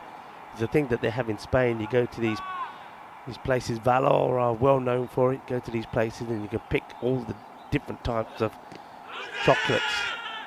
And they, of course, melt them down for you, and you can then dab and dip your churros in there and have a field day. Well, I will get a chance to spend some time on Thursday, actually, if things go to plan, to have a wander and have a look around the area. And we're looking forward to it as well, because from what I've seen so far, only from the views from my hotel room and the drive here, Michelin looks like a very nice city with a bit of character. Good delivery, really getting this ball to come back in. Wonder if we can have a look at this one more time. Andres was in the engine room. Look at this ball come back. And the movement's been pretty late. Look at that come back late. That's great bowling. And it's actually pretty clever batting as well. First over comes to an end. And just 6 runs from it. 1 boundary. Lets himself down with 1 wide, but he doesn't get punished for it. But yeah, it's good batting as well, because the batter knows that ball's coming back into him. So he's coming forward. He's trying to eliminate a lot of that movement before he gets into trouble. Yeah, we had a look at the Premier Division of the Euros of cricket a bit earlier. This is the Challenger. So remember, this is the sandwich of the filling, we call it. 2 groups with a lot of places we've been to already. You can see those on there. We've been to Malta, been to Czechia. Bulgaria still happening at the moment. We will be going to Croatia. And of course, there on the other side, we've got Estonia, where we had a wonderful tournament as well. Turkey at the moment, the women in action there in Bulgaria. So yeah, it'd be nice to see some of those familiar faces down the ground. Just bounces before the fielder. Just going to be a single like that. He does the fielding and then charges to where he knows he has to be. I'm loving this. I don't know about you folks on your screens, but I'm loving this flow or this glare of colour. The red and the yellow out there and the movement. Looking very nice, looking very dishy. Making those changes in the field. I'd like to tell you about the big days we're having. We talked a bit about this already. Be a Kid Again Day today. Myself and Phil had a good chat about this. Being a Kid Again Day. And I was putting it to the chat. If you could be a kid again for the day, what would you do? Miscue. Straight to the fielder. Ooh. It's that slower delivery. That really scuffs at this. He waits a long time and sort of slices at it. This is where I think the bat kind of swivels in your hands and you don't get good clean contact. Not good clean contact here either. So this is very clever bowling. I did say that I'd be interested to see how some of the slower bowling goes here. And Shafiullah is demonstrating that it could go pretty effective. You do feel, though, that a lot of these batters do like pace on the ball. Well, I suppose eventually he was going to get hold of one. After the first few get missed out on this one. He doesn't move around as much, does he? And that ends up being a good shot there from Munib.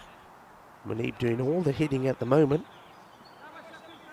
Yeah, so if you did go back to being a kid again today, what would you do? What's the sort of things that you would get up to?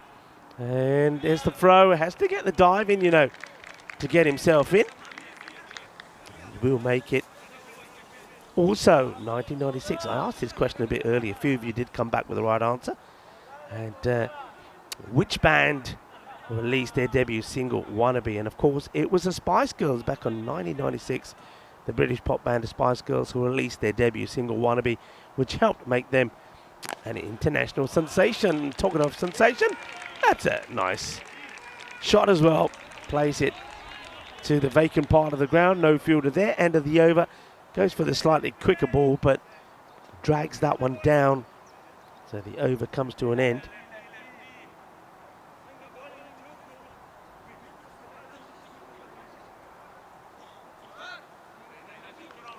So that over from Zakil goes for 12.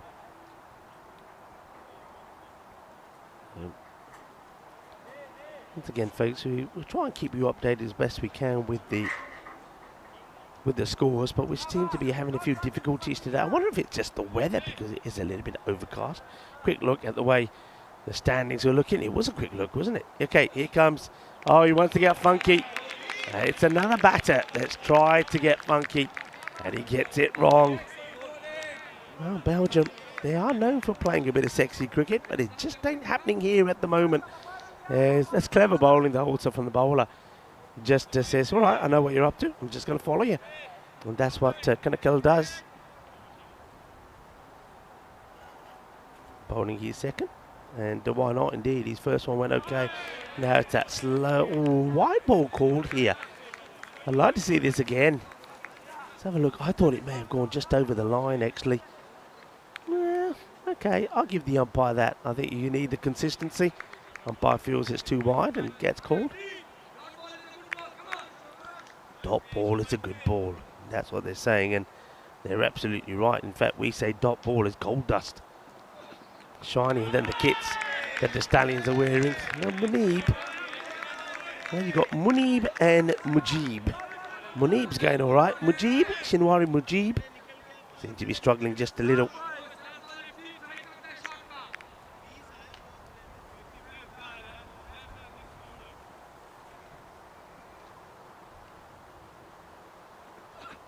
Oh, that one's high, but catchable.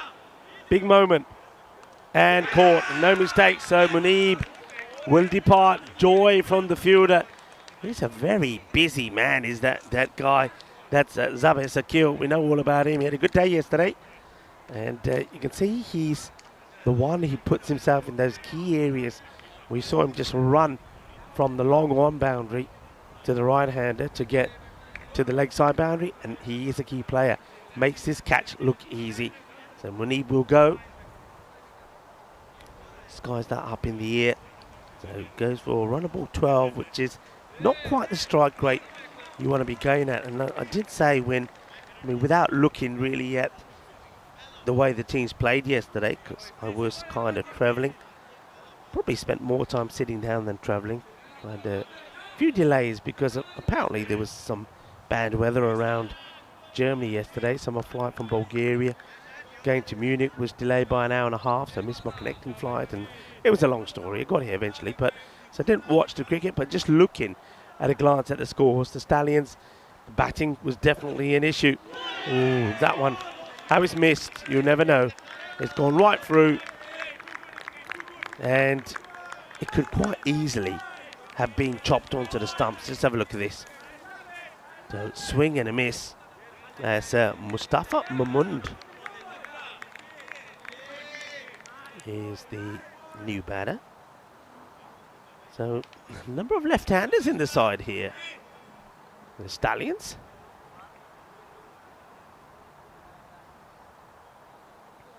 Oh, that's a good change up from the bowler. This time goes for the Yorker length delivery. I'm liking the bowling of Itifa Kanakel because you feel, you can see there. I don't know if you have a chance to look at that again. Andreas from the batter, the non-striker, just gives a little signal there to his partner, to Shinwari. Just have a look. We see the delivery here. So here's the ball. But what he basically says when he gets to the other end, keep an eye on it.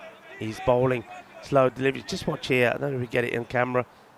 Just about here. He says, watch out, because there's slower deliveries. Yeah, he's bowling really well. It's clever bowling. He's keeping the pace off, and he's making it difficult for the batters to know what's coming out of his hand.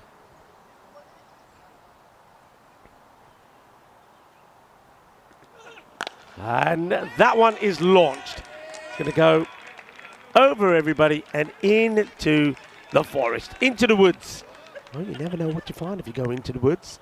Well, this grizzly, I don't know if that's going to come back. It's gone over where, you see it going past there where our match officials are positioned. Suleiman Saeed is there. Good way to finish the over with a big 6, but still, it's a good over. Only 8 coming from it. So the power play, 27. I'm going to take a guess and say that for me, power plays here have to be 40 plus, around 45. I think is what's going to be your par, what teams are aiming for. And par score, just from what I've seen this morning, I think 140. I think you've got to be looking 140, 145 really. So far today we've seen a 188 from the Wolves batting first, and we saw the Tigers only get to 119, and that score was knocked off with 15 balls to go. So say to yourself, well, what can you score? What would a good team score from an extra 15 balls? And I would say easily another 45 runs. So yeah, I'm going to stick with that. Missing, swinging and missing. Oh, I don't like that from the batter. This is Mamond saying, hey, isn't that wide? No, it's well inside. Clever bowling from Shafifullah Zakil. It's hit well, but there is a fielder out there who deals with that well. It takes an awkward bounce. The man who's just done a great bit of bowling, Iftikhar Kanel, makes a stop, keeps it to a single, so they don't go back to Shafifullah Zakil straight away. In fact, they do. It just changed. Beg your pardon. The scorers had a different bowler on there for a moment, so it is Zakil.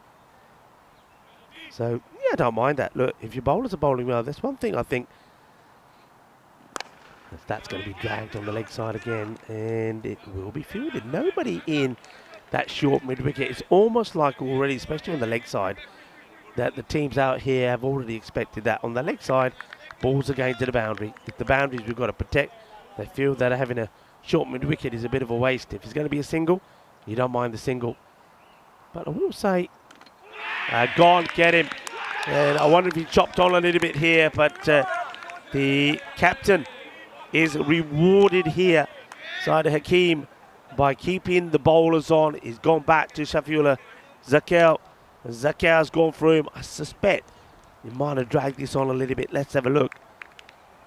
Yeah, in fact, he's dragged it in a long way. They're trying to go. But credit to the bowler, keeps that offside line. Batters kind of know it's going to be there, but got to try do something with it, and they can't. So the second wicket goes, and Mahmood, a little bit like Muneeb, doesn't really get on with it. In fact, his strike rate is pretty poor.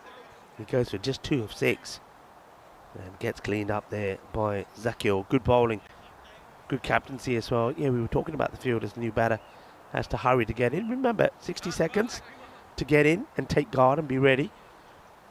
If they don't, then a 5-run penalty is given against you, the batting side, so the fielding side get 5 runs.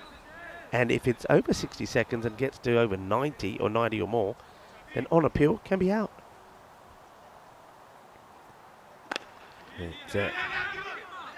But who comes out, a real misunderstanding between the two, because Muneeb was just watching the ball, whereas Umair Butt was saying, come on, come on. Do take the single. Umair gets off the mark, but he will go straight back on strike as another good tight over comes to an end. A really good start there from the Giants. Looking good, aren't they? So the two openers have done their job, only conceding 30 and taking 2 wickets in the first 4 overs. So a really good start. That over just goes for 3. Yeah, you talk. So back to that field. So now to the right-hander again. You see 1, 2, 3 on the leg side. They've got a short 45, and then you've got a line of men from short, kind of backward point to point cover, and then a wide long off. So straight line from top to finish. This is coming in here. Oh yeah, just comes in. It bounces just over the screen, and I'll just pass it out to the player in front of me. Ooh, this one. Now it just so happened, because I was talking to you about the field, I'd taken a step outside of the tent, and so I wasn't in the way. The equipment was, and it only just missed. High, mighty, going big again. Well, Umair Butt, he's making amends for the slow start that has been given to the side. Goes for another big one. So Ilyas Zahir now with the ball, and it's not been a good start. Back-to-back 6s. They were just talking about that field. It might change now. They've got 1 sweeper out on the offside, but a line from that short third all the way down to... Okay, here's the change. Now they do push another man back straight. So 3 on the leg side, long off, and a sweeper. This will go to one of those 3 on the leg side to mid-wicket. In comes the throw, right. Okay, they get the dangerous butt off strike. Now what can Shinwari Mujib do here? 5 balls for 12, so it's not bad. But he needs to go at the same sort of rate that Butt started. Need to get things going here. He's hit that pretty well, nice and straight. And it's another one that crunches into the base of the scaffold. Right to the, it's probably about 2 meters away from us, the scaffold tower where our good friend Klaus or Santa is positioned. You know what the funny thing is? I just thought about this now. After this ball, I'll give you 3 guesses for the name of the other cameraman who's off today. So we've got Emans, who's one of the producers. We've got Klaus, who is now Santa, who's here. That's whipped away, but it's a fielder. And it couldn't have been placed better into the hands of the fielder. So Umair Butt, who started with 2 cracking big sixes, just guides this into the hands of that deep square leg. No mistakes with the catch. Just have a look. Yeah, he's going to be disappointed here. Came out and started with a bang, did Umair Butt. But he finds the fielder who doesn't make the mistake. So the Antwerp Giants, they are not making the same sort of mistakes that we've seen in the field from some of the others.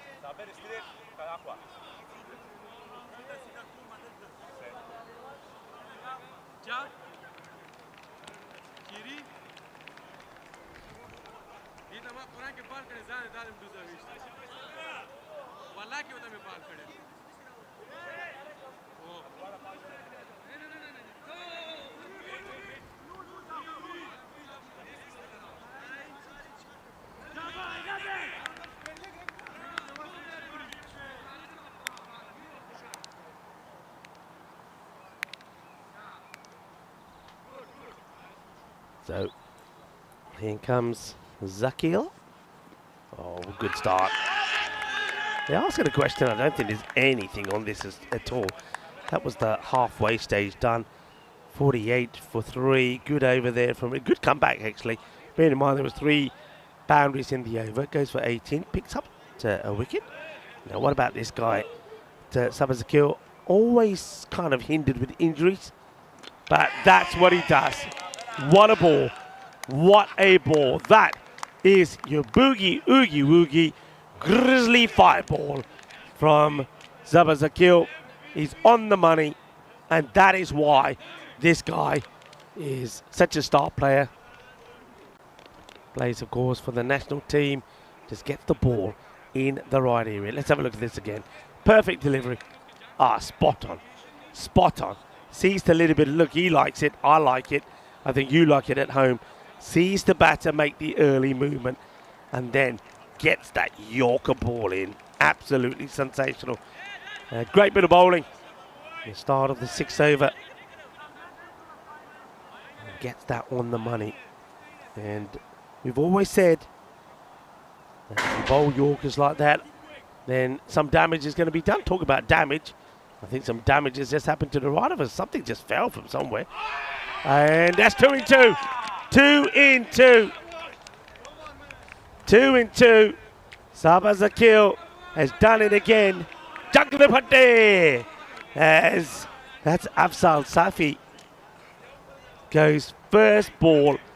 And thing is though, that's what I was saying. If you can bowl the Yorker length delivery, then bowl it because it's going to get you wickets. So gets another one, wonderfully bowled. And look at the joy, and look at the excitement, not just, of course, from Sabazakil, but also from the team.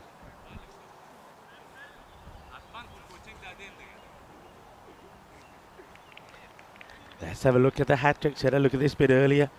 Mohammad Sufyan did it, the last to do it. There in Bulgaria with an outstanding bit of bowling. Needs to be here. Another Yorker ball. Mohammed Malik Kell is the batter. Hat-trick ball then. Sabazakil. Oh, it's straight, but it's been whipped away. He does well, actually,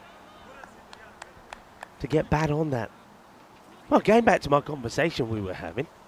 So, we've got Klaus, Santa, and the man who's not working today, you wouldn't believe it, Rudolph. You think I'm making it up, people. I'm not. I promise you.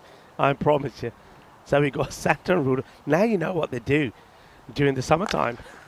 Has played away and to the fielder. Just going to be 1 run. Yeah, so during the summertime,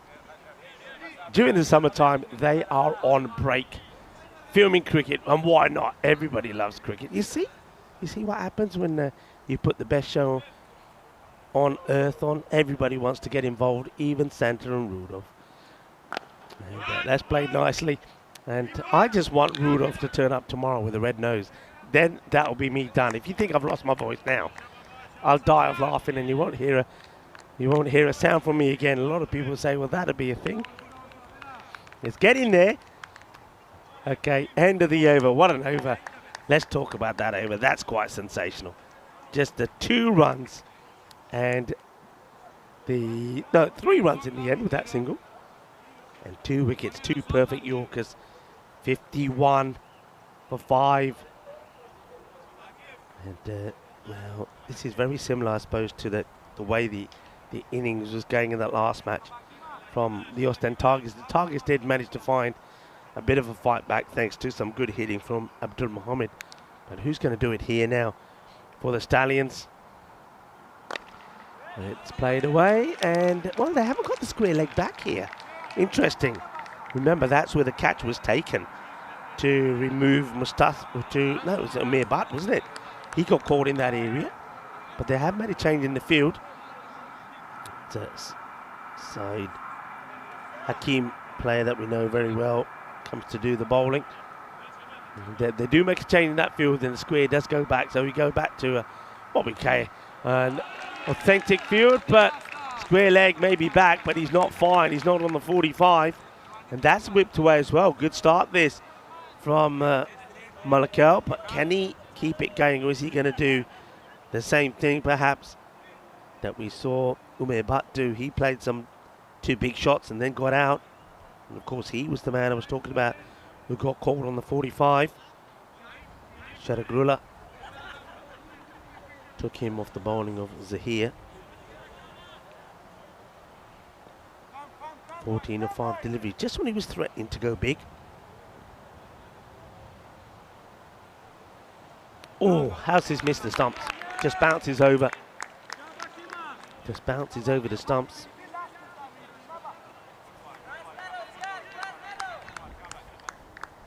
So 4 wickets down. 5 wickets down. Played down the ground. Where's this going? Ooh. It's one of those where you got to quickly look at the eyes of the fielders and decide we're in trouble. And when I had a look at the eyes of the man there at Sabah Zakil, he looked right at us, and I thought, uh-oh. But it just goes to the left. Oh, that's a great shot. What bit of timing that is. And there's Ravi Panchal, also part of the crew here today. And what a beautiful shot this is. The timing of this. Well, Mohammed Malik Kel. What a shot this is. Have a look at this. Oh, beautiful. And look at the way he holds the pose as well. You poser, you. Mind you, if you can hit the ball like that, you're allowed to pose. That was a beauty. And now gets a slightly shorter one, which he plays to the man at short cover. We'll take the single. The over comes to an end. 72 on the board. 5 wickets down. Productive over. That one goes magical, 21. So before that, the highest over was over number 5, which went for 18. But did lose a wicket there.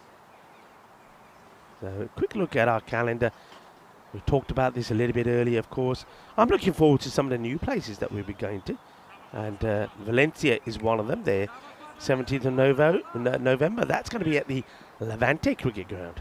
And another baseball ground, which also hosts cricket. So looking forward to that. And also looking forward to going back to Kiel in Germany. It's been a while since we've been there. And it's a beautiful part of Germany. Gets dragged onto the leg side, and the field doing its job at the moment. Just a single. They've done away with square leg again there. Square leg comes inside, and I'm just trying to have a look to see why that is. I think it's because they like to deploy. Yeah, it's all about keeping the third back. I think if the third goes back, square comes in. It's well bowled, Yorker length, and if they do get it in that gap, call of 2. It's going to be close, but they'll get there. What a pickup this is. Wow. How about this from the talented Sabah Zakil? And the ball comes in here, and look how well he takes it. One-handed pickup. Amazing. So Zakil back to his mark. Outstanding bowling figure so far. Slow ball. Ooh. Oh, I'd like to see this again. It must have been very close. We called a wide, and oh, that's never a wide. Not in a million years. Well, I've got to say, I give credit to Sabah Zakil. He accepts it, takes it on the chin. I think a young Rico Full, as that's going to be worked away to the boundary. Well, I did say be a kid again. Well, if I was a kid again and I was bowling and that wide was given, I would be spinning feathers. I think a few umpires would vouch for that and say, yep, we had to tell him off. That gets worked away. It's going to be 4 runs. Other things on this day, as well as the Spice Girls releasing that Wannabe in 1996. I bet you Ravi Panchal liked a bit of Spice Girls. I can imagine him in 1996. Ravi, how old would you have been in 96? He's working it out. Maths is not his best. Oh, that's come at the foot. I reckon Ravi would have been, Ravi says 2. I can see Ravi 2 years old saying, I want to be your lover. He was born in 94, Ravi says. I think Ravi would have loved the Spice Girls. Everybody liked the Spice Girls back then. Who's your favourite? That's the question. We'll put that in the chat. Who's your favourite Spice Girl? It's another swing and a miss. Well, not too much spice and masala out there at the moment from the batting. As they're just pooling along to a kind of 100th score. Hey, this is a good one. Back in 1946, well, Ravi Panchal would not remember this, having been born in 94.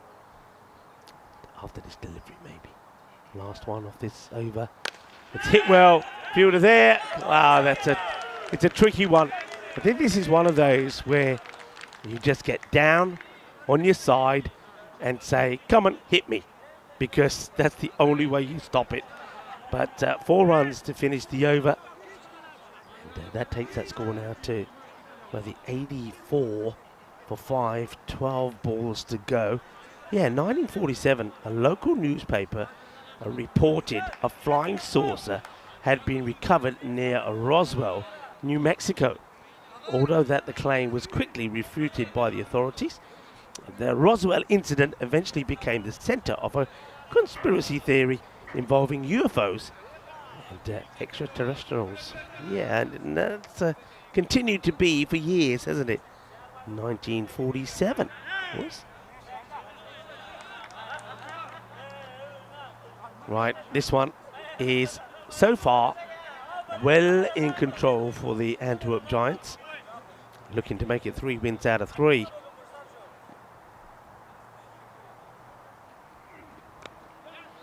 It's played away, not the best of deliveries. And Ahmad Kill goes down the leg side, he strays. And the one part of the ground where there is no protection is where he doesn't want to put it.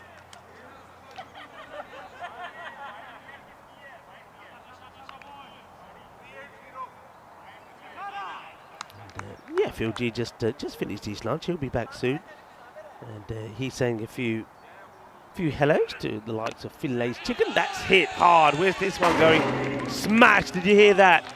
Smashes into something. I think it's got to be the tower. I don't know what else it can be. That makes a real racket. And, well, that's where it goes. It's not the tower there. It's to the other side of the tower. It's something metal. It makes a big noise. I'll have to investigate a little bit later, folks. Hello to Helix. Hi, Helix. Jacob's there as well. Yeah, I mentioned to Finlay Chickens as well. Bawan. Hello, Bawan. Joshi, how are you? Oh, good shot. And well, a few people thought that it wouldn't get past the 95. Well, they do. Bawan Joshi may have been one of them. And well hit. He's getting a good round of applause here. And smashed away. And, wow. Malik moves to 40 of 12. 100 comes up. Oh, that's high. This over's cost him, hasn't it? And Shahid Omarakil coming in to bowl this over, and it's gone badly wrong. 4-6-6. And another big hit. So 4 balls, 4 boundaries. I suppose they didn't want to go back to either Hakeem or Zaire. And, well, that's the way it goes. It's another big one. That's the biggest off the lot. And, hey, you might see a bit later. We've been doing a little bit, now that I'm here, and great minds come together, myself and Phil, we've been doing a little bit decorating. And we've tidied up the thing a little bit because we just felt that we could we could have done better with the comms cam. So we've got the, that's another reason that feels not quite with me. He's getting his hands dirty with some paint, actually. He's got black fingers. We're doing a bit of painting. We've installed a window. So when we come back later, we'll show you our new home. High, going, gone. What an over. What an over that is. Sensational. 34 coming off the over. We are in Belgium. And this is the way that they play in Belgium. Every ball going for a boundary, and every ball apart from one going for 6. 5 sixes in a row, and that also has brought up the 50 for Mohamed Malakel, and it's come up quickly. That 50 came up in 14 deliveries. And there you can see it there. That is crazy. And I was saying that they were crawling to get to about 100, 110 at a push, or 118 with an over to go. Does the right thing, the batter. Does the right thing.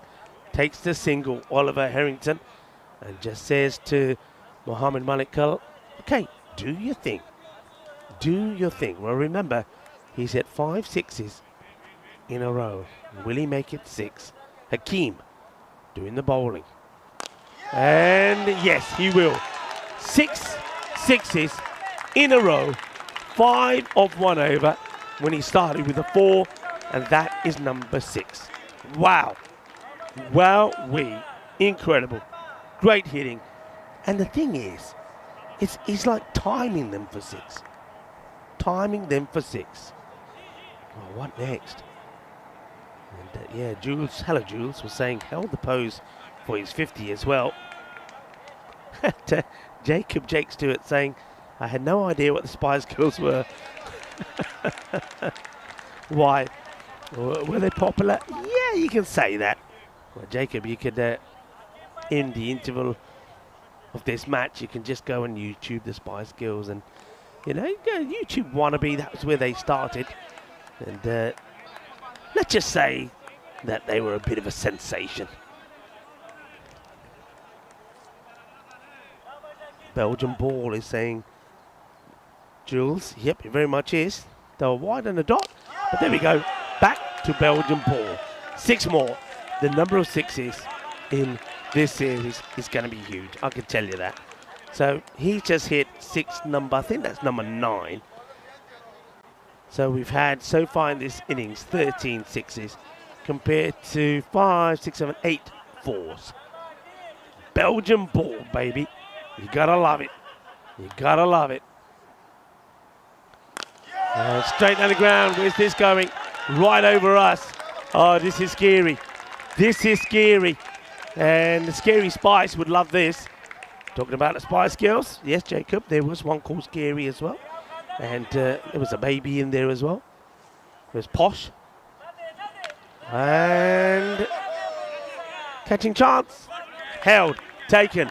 Right off the last ball off the innings. But what a finish. What a finish indeed. Remember, 34 came off. We say it all happens in the ninth. Well, it did. 34 came off Shahid Omakel's over. That took the score to 118. And this one went for around 20. So they finished on 138. So that's 54 runs in the last 2 overs. That's why they get themselves to this score. So the Stallions, well, they waited late. I tell you one thing, the Stallions, they've got their batting order wrong. This guy should not be coming in at number 5. That was just brutal. He gets the warm applause. I like that also. He got the applause from the Giants before he came off. They all congratulated him, and then warm applause from everybody that part of the ground.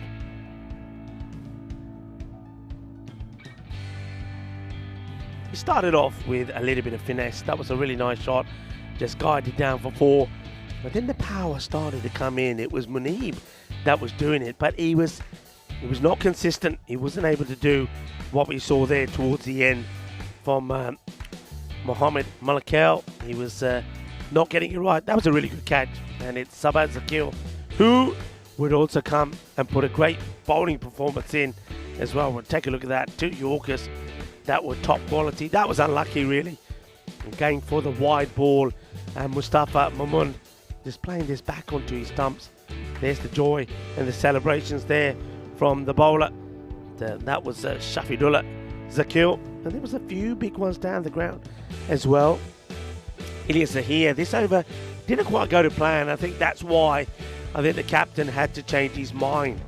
They didn't go back to Ilyas Zahir when he went for 18 off that over number 5. That's why they went to Omakil, and that turned out to be even a bigger disaster because that went for 34. Good catch, running in, low to the ground, make it look easy. Catching was good, it has to be said, but this was those Yorkers. 2 in 2, 2 perfect Yorkers. You don't get better than that, and in fact, it was pretty close to the hat-trick as well. That one just catches the outside of the off stump as it was a wild swinging hope from Afzal Safi. But Safa Zakil, it's nice to see him back, and he's looking in good shape as well. There's that one. Then after that over really hurt them. Only the 3 runs came from it. But the very next over, that's when Hakeem went 21, and things started to kind of go back on track.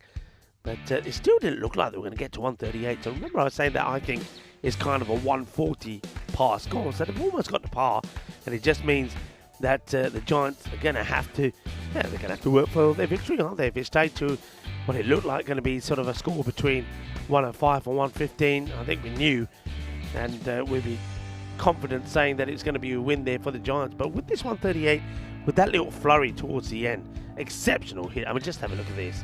6 after 6 after 6. It was quite incredible. There's the 50 that came up. Yeah, he loved it. Held the pose for the 50 as well. And look at that. Delightful. Joy to watch. Well, this Diana Ora is the ECM photographer. I think she took some nice photos of that as well. And a few more going. Well, that one almost ended up in the back of the net, didn't it? But yeah, good, solid striking. And finishes with 76 of 20. That's quite remarkable. 76 of 20. And that's hitting 10 sixes and 3 fours. And he came in 3, 4, 5, 6 at number 7. He came at number 7. What is that? That's nuts. How can he come in at number 7 and bat like that when really nobody at the top end of the order look like they can go at that pace? That's quite an extraordinary knock. It really is.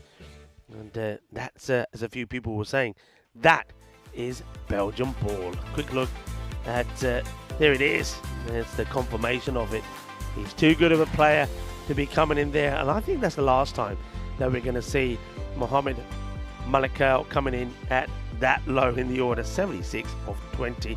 Before then, the highest score was just a 17. Once again, good on the extras. Not giving too many away. Keeping it nice and tidy. Just a 5. On the bowling front, well, 2 big overs really, and it was the last 2. Other than that, 2 for 15. Safa Zakil, very good, very tidy, and everyone picked up wickets apart from Shahid Rakil.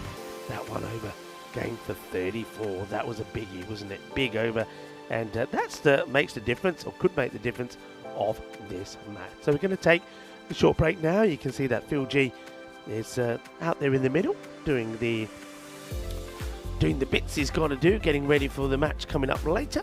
But in the meanwhile, we're going to take a short break, and Phil G will come back to talk you through this run chase. And I'll take my lunch and join you back for the start of match number 9, which of course will be the Wolves back in action against the Tigers. We'd all like to see a little bit of the action of the Wolves versus the Tigers. What do you think? Wolves or the Tigers? Well, we'll have to wait and see. But first, we'll have to see if the Giants can get to 139 to make it a perfect start for them, and 3 wins and a 3. Hasta pronto, mi familia.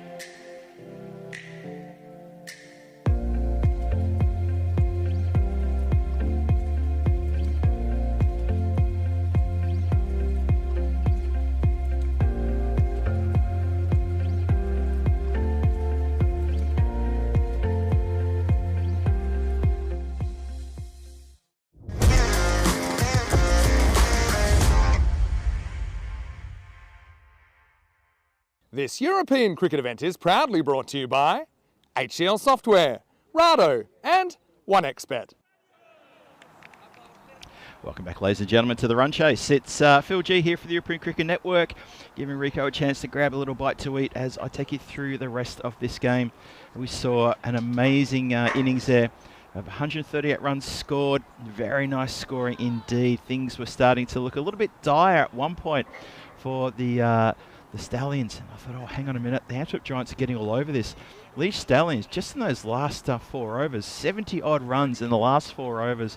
I just had a quick look through there. Half of those deliveries they faced, 12 boundaries in those last 4 overs. Only 1 wicket fell, and that was the very last ball of the innings as well. 1, 2, 3, 4 dot balls only. That's how they've gone from 51 for 5 at the end of the 6th to 138 for 6 at the end of the 10th. Absolutely astonishing power hitting there from the Leeds Stallions. So well done to them. In particular, I need to give a shout out to that man, Mohamed Malik Kell, 76 from 20. Absolutely demolished the opposition here. But now it's the other side of the coin. It's going to be up to the Antwerp Giants to step up now and see what they can do. The 2 batters are out there in the centre, taking their guard and getting ready. The fielders are getting around as well. Stallions are going to have to stand tall here. They've got a lot of work to do to try and defend this. Antwerp Giants, every chance for them to rein this in, but there's so much work that's still to be done. I'm looking forward to this. I hope you are as well. I noticed Rico was talking about the Spice Girls in the previous innings. My favourite Spice Girl, just to get it straight off the bat, was always Old Spice. Had a bit of a thing for Old Spice. Probably because my dad used to wear it.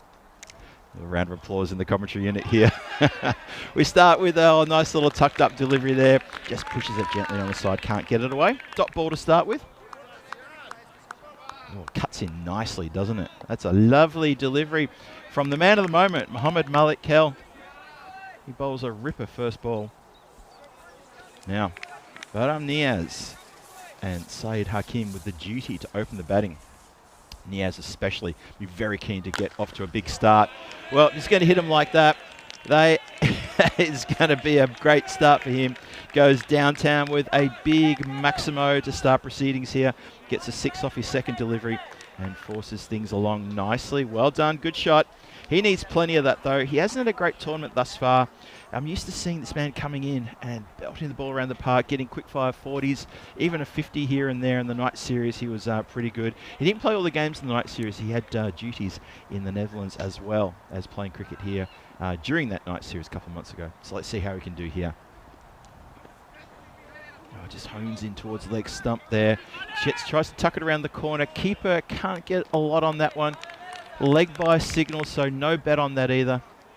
And it's good to see. Bowler and batter just have a bit of a chuckle to each other about that delivery. Played in good spirits, good to see. So we continue now, and it's going to be Saeed Hakim. He's going to get his chance to face his first delivery. He needs a good start as well. It's a good delivery. He's bowling a great line and length there. He's cutting that ball into the right-hander, getting it really nice and tight, cramping for room, and good little bit of speed as well. A bit of extra pace there. He just finds the bowlers in sort of the batters, in 2 minds at some point. It's a good tight over so far. Just 1 Maximo from it and a leg by.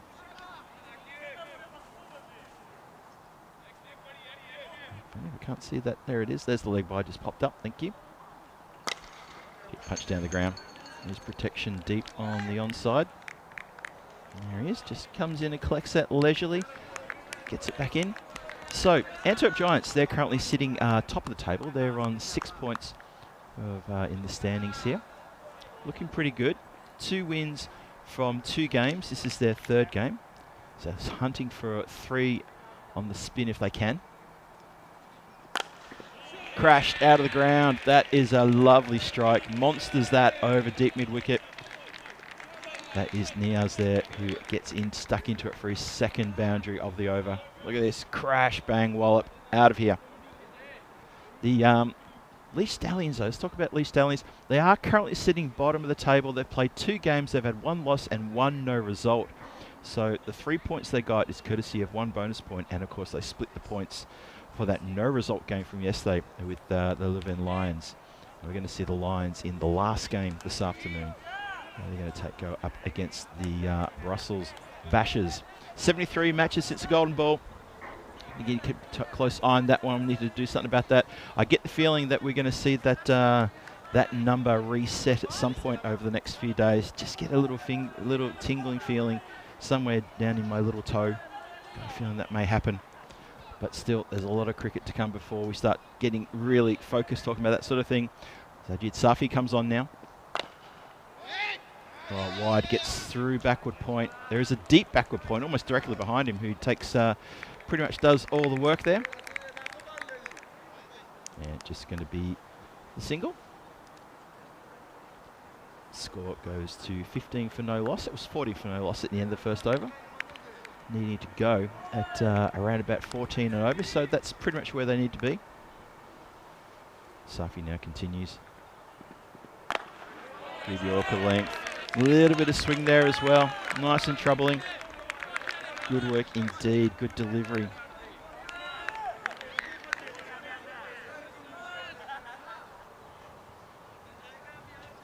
Hello to everyone in the chat. Jake Stewart giving me a big hello. Finlay's Chickens, I saw you there. Edrico Jr. is in there as well. Jules has joined us. Jules Albrecht, good to see you, Jules. Dave B and Stephen Kelk have also popped up. Good to see you, folks. Punched out towards the cover boundary. Just the single. Good over this so far from Sajid. And a big hello to everybody in the chat watching from around the world, whether you've got a blue spanner or not. It's lovely to have your company. Thanks for joining us. Hope you're having a terrific Tuesday wherever you are.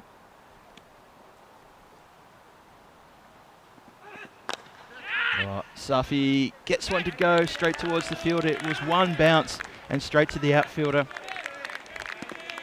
Slap of the pad as Saeed Hakim realises he just had to go 2 metres to the left or the right and he couldn't manage to do it, and it gets collected by the fielder out there. Hits it straight to him effectively.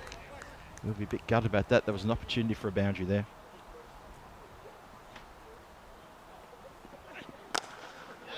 Goes out this time.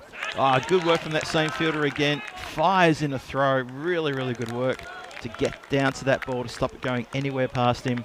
And that, of course, is the man of the moment, is Mohammed Malik Kel. You can't keep him out of the game. He's belted a fantastic 70-odd in the first innings. He's already bowled his first over, and he's fielding well. Yep, he's a real competitor, patrolling that boundary out there at extra cover, deep extra cover. That's full, and it gets through the player there.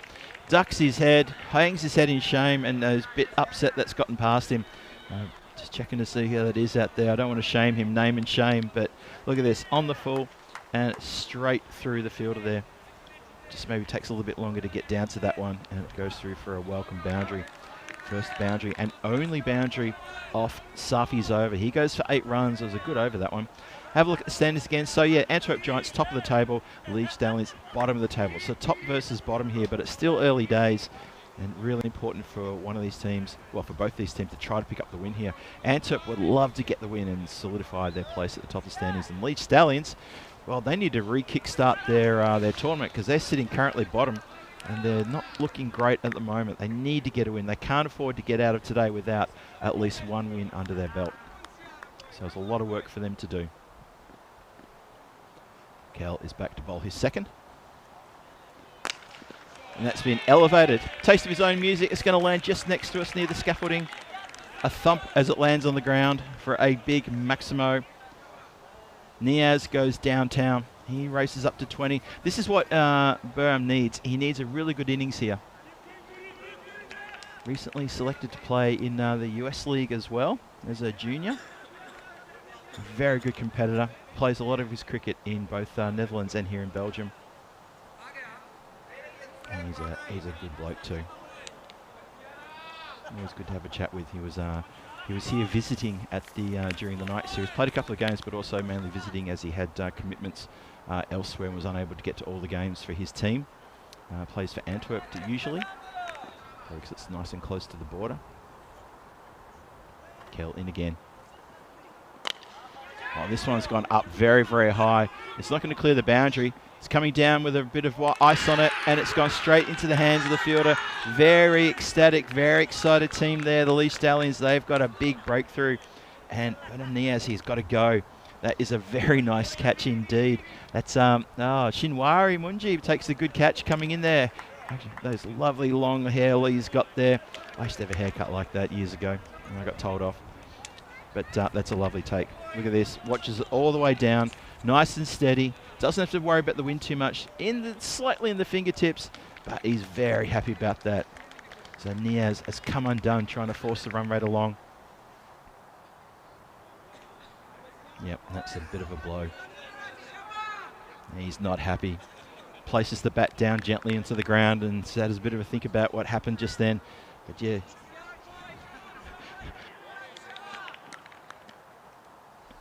28 for 1 is the score in the third. Crunch down the ground. Oh, good pick up and throw, but it was a bit wide though. But it was a good bit of movement there. That was Hobart Manib there, who shuffled around there quickly, picked up, got rid of the ball quickly, gets the pressure on the batter. So this is, Syed Hakim to continue. The new batter is, of course, Abdul Rashid. We know Abdul Rashid, of course, from Beveren. He's usually, I've seen him being a wicketkeeper for the Beveren team. This time he's fronting up in the Antwerp Giants gear because there's no Beveren team in this ECL. There's a lot of Beveren players playing though. And they're sort of, they're broken up into a few of these different teams. So that's who you're seeing at the moment. A bit of a fan of Abdul Rashid. I thought he had a pretty good tournament for Beveren. Great tournament with the gloves. Had a couple of really good blister innings.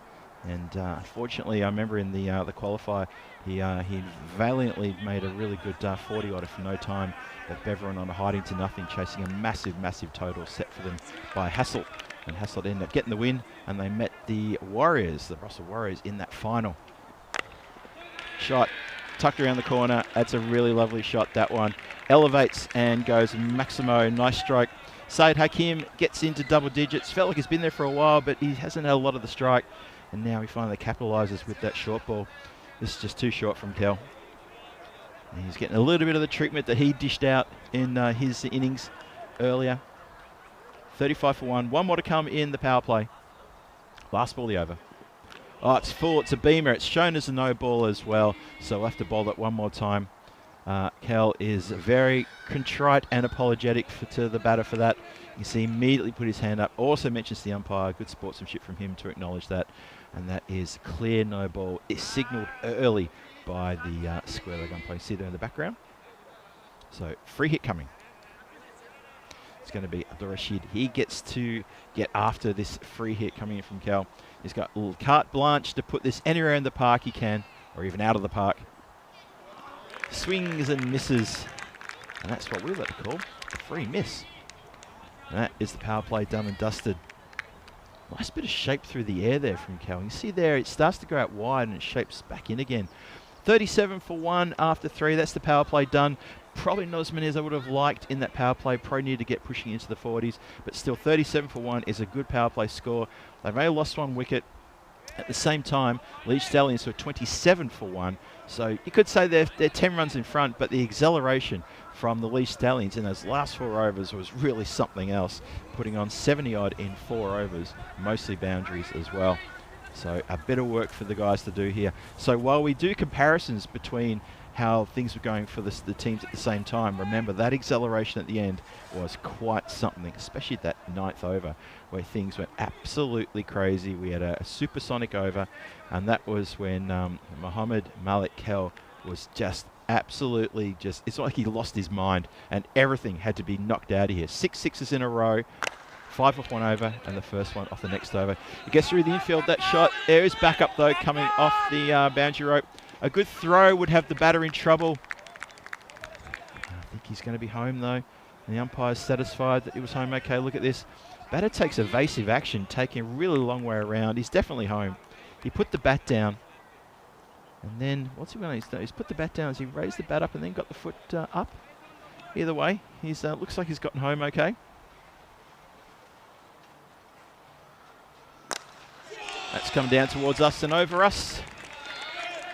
Well over us. I didn't even hear that land. That's gone a long way back behind the comms tent.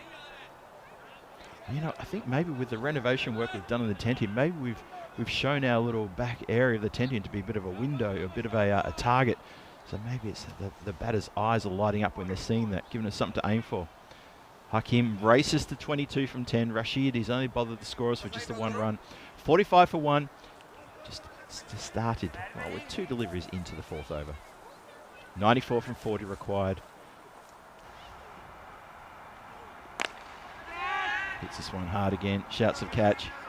And catches what he does for his 2nd catch of the innings. That's a very nice take indeed. So has a look ruefully at his hands and gives a little bit of a ringing there, but that's nice there. That's Mujib Khan, who picks up another catch. Watch this in the air and takes it down low. Nicely taken though, very nicely taken. Mujib showing he's got a safe pair of hands.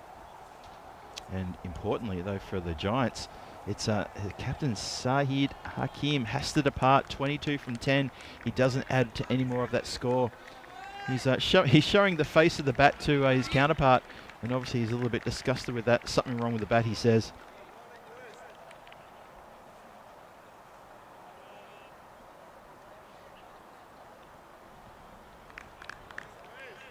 So we're going to be starting.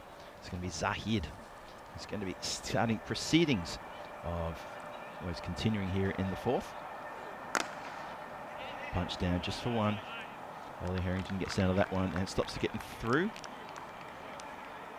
Always find Ollie Harrington fielding down in that long off position. Obviously, you get sometimes fielders like to sort of field in certain parts of the ground. Sherry Butt is one who always springs to mind, someone who loves to field in the long on position.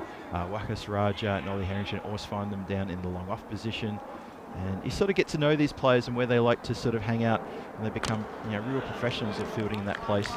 And as I speak, Harrington comes off the boundary line to field the ball. Can't stop the single though. Abdul Rashid moves up to 2 runs. Sabir Zakil has only just joined him. Watch out for Sabir Zakil. He's a bit of a live wire. Had a pretty good bowling effort, getting a couple of wickets in a row. And that was at a point where the Antwerp Giants are really on fire here, really pressing the advantage. But he's no slouch with the bat. Let's see what he can do here today. Goes to the big hit and he muscles that one. Muscles that one into the cameraman. Is our cameraman okay? Because that looked like it was coming straight into the camera. It hit the bar right in front of the cameraman. Give us a thumbs up. Please tell us you're okay. There we are. Thank goodness. Thank you for that. Thank you. Oh boy, oh boy, oh kids, Santa is okay. Santa's fine. Santa just got scared by a grizzly, but he's all right. He's given us a thumbs up. Oh, he'll be delivering presents on the 24th. Don't worry about that. And we'll make sure he's maybe takes a few months off in rehab before we let him loose back up to the North Pole to work with the elves on making those toys. Oh boy, oh boy. It's something quite strange when you see the ball follow you right into the camera rather than see it in person. But when you see it in the camera, you know there's nothing you can do about it but just watch. It's quite scary. But that's a lovely straight hit to finish the over 2, by the way. 53 for 2. 4 overs gone. Harrington gets a chance to bowl the 5th. Clubbed, stopped nicely. Oh, very good. The shy also hits the stumps. Now, is the umpire satisfied? That was not out. I think he is. The fielders had a little bit of animation there, thinking they might have had something. That was a very sharp bit of work there in the field. That was Mustafa Mamon, the left-hander, who came in sharpish through the stump stand. You can see the replay there that the batter was definitely home. Abdul Rashid had the bat down. Now, Abdul Rashid and Sabir Zakil, I'd expect these two to work really well between the wickets. They both play for Beverin in the local competition here. They've both been playing for quite a while for that club. And you know what, they're stars for that club. That's how I see them. I think they're absolute guns. So I would expect them to run quite well between the wickets, these two. They know each other really well. They've been teammates for many years. Let's see if I'm proved right. Just miss hit there. Going to be a quick single. So yeah, just the quick singles going. They know that the dot balls are not what they want. So looking for the singles that they can't find the boundary. Zakil now, he faces up. Bit of a character is Sabir Zakil, a bit of a favourite around the ground here as well. He can be a little bit cheeky. He had a little moment yesterday which had us, and also had his dugout in a bit of stitches. I'll tell you about that in a second. Hit straight down the ground, straight past the bowler, and straight across the line. Nobody's stopping that one. That's a lovely straight drive for 4. Yeah, Subby yesterday, he took a very nice catch in the outfield, and as he fell to the ground, he was on his knees, and he kept walking on his knees towards the dugout, almost taunting the opposition dugout by saying, look, I took the catch. And I asked him, I said, have you ever seen the TV show Fantasy Island? And he said, that's what I was thinking about. He was trying to imitate Tattoo from Fantasy Island, walking with the ball in his hand, but walking on his knees. Just, that's the kind of character he is. Reaches for that one. He hits the ball so hard. That ball comes to you in the outfield. It slaps you in the hand. He just gets the single this time. He doesn't place it quite as well.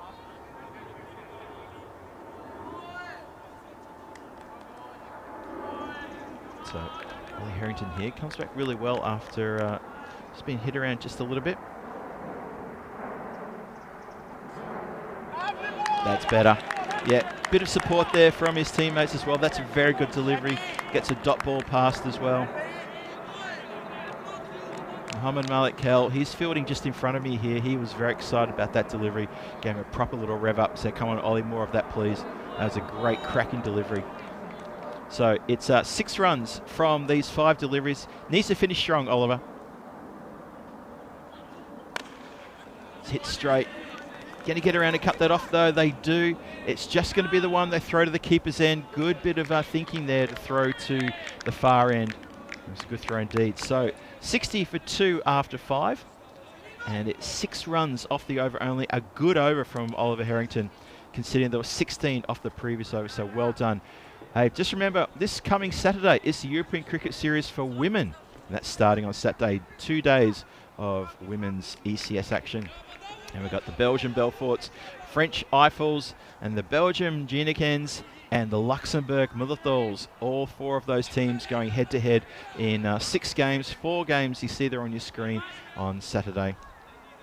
Belgian Belforts take on the French Eiffels in the game number 1. Then they're back to take on the Belgium Genikens, an all-Belgium affair in match 2. Match number 3, the French Eiffels against Luxembourg Millerthals. And then the Belgium Genikens come back to take on the Luxembourg Millerthals. It feels like an international women's ECS, doesn't it? With Belgium, France, and Luxembourg all represented there. It's going to be great. Hope you can tune in for that one. That's coming down towards us. And it hits the pole just to the side of us. And everybody's fine. The equipment's fine. Everybody's good and fine. You can see straight away that it was a nice straight shot there. Amir Butt comes on a bowl.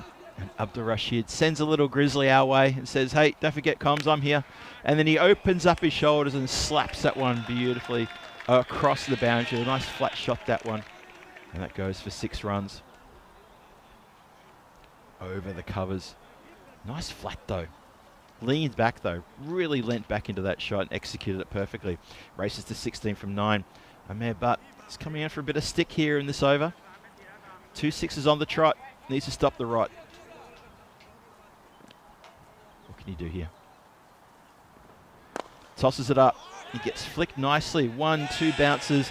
And unfortunately this time Majib cannot get down there to stop that one getting past. And it does get through for 1 bounce and then 4 runs. So boundaries are plenty coming in this over. This is the 6th. We've so far had 16 runs from it. 6, 6 and a 4. Abdul Rashid starting to put the foot down.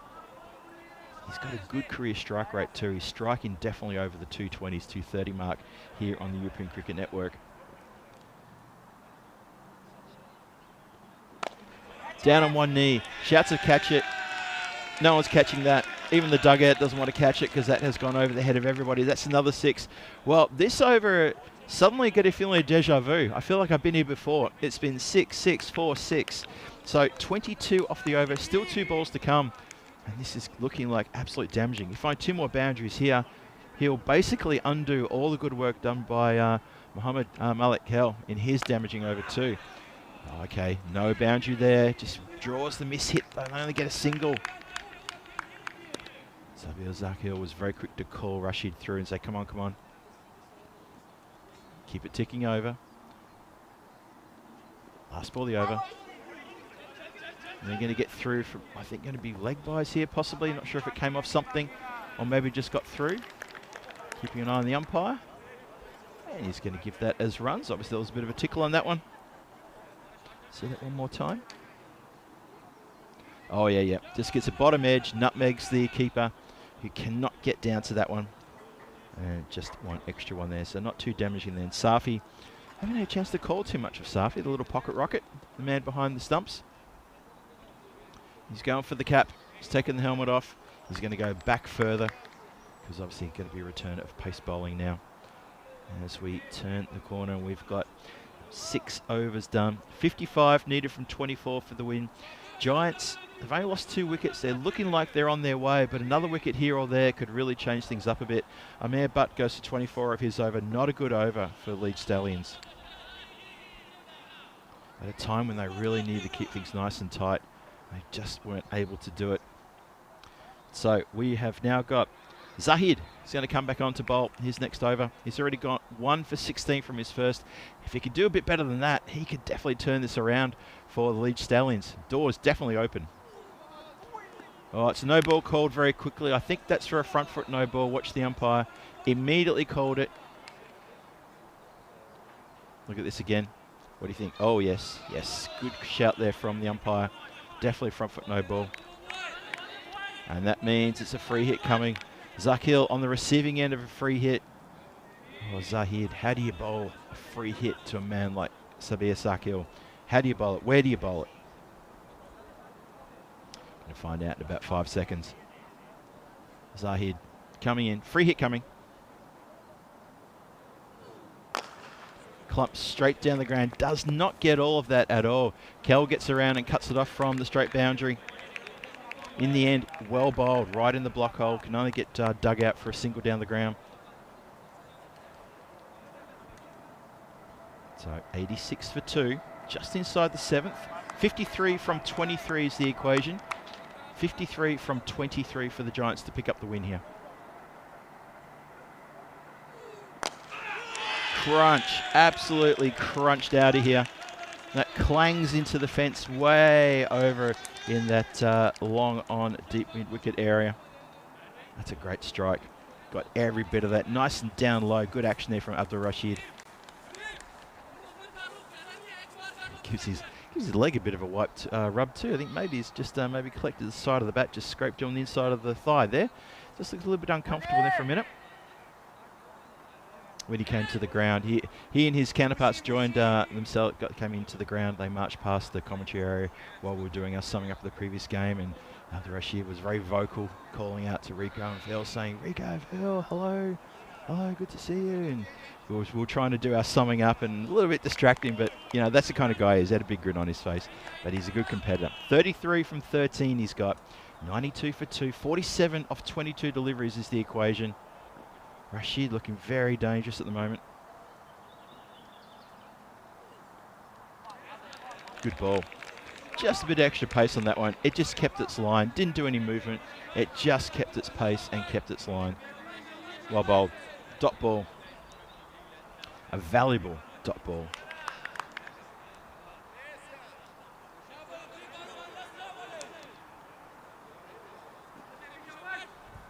Hello to everyone in the chat. Thanks for joining us, everyone. See Golan Mustafa's there in the chat. Helix is there. I saw KG in there before as well. Good to see you, Ken. Hope you're all enjoying this Tuesday action here, coming to you from Belgium. As this game is hanging well and truly in the balance.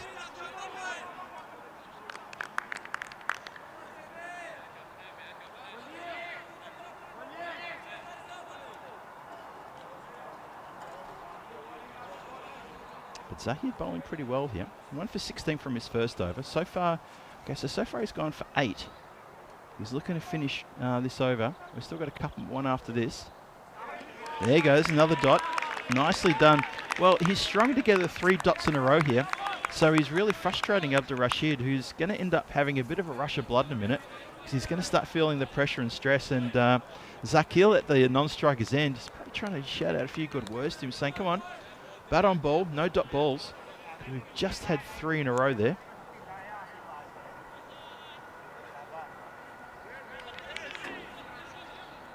So here we go. Zahid to finish his second over. And he's got him. Good reward for effort there. I said it. I said, look, 3 dot balls. It puts pressure on the batter. And with a rush of blood, Abdur Rashid has given his wicket away by just having a wild swing at a straight delivery. And, yeah, even his counterpart, Zakil, is just maybe asking the question as he marches off, just saying, what was that? Look at this. Shuffles around, and he loses middle stump. It was just a straight ball. He just danced around a little bit on the crease, tried to get himself a bit energized and try to hit the ball, and he's missed. And that's not a time to lose your wicket. Antwerp Giants lose their 3rd at a very critical time. That's the end of the 7th, 92 for 3, 47 still needed from 3 overs. That's a run rate of 15.66. It's more than what they started with.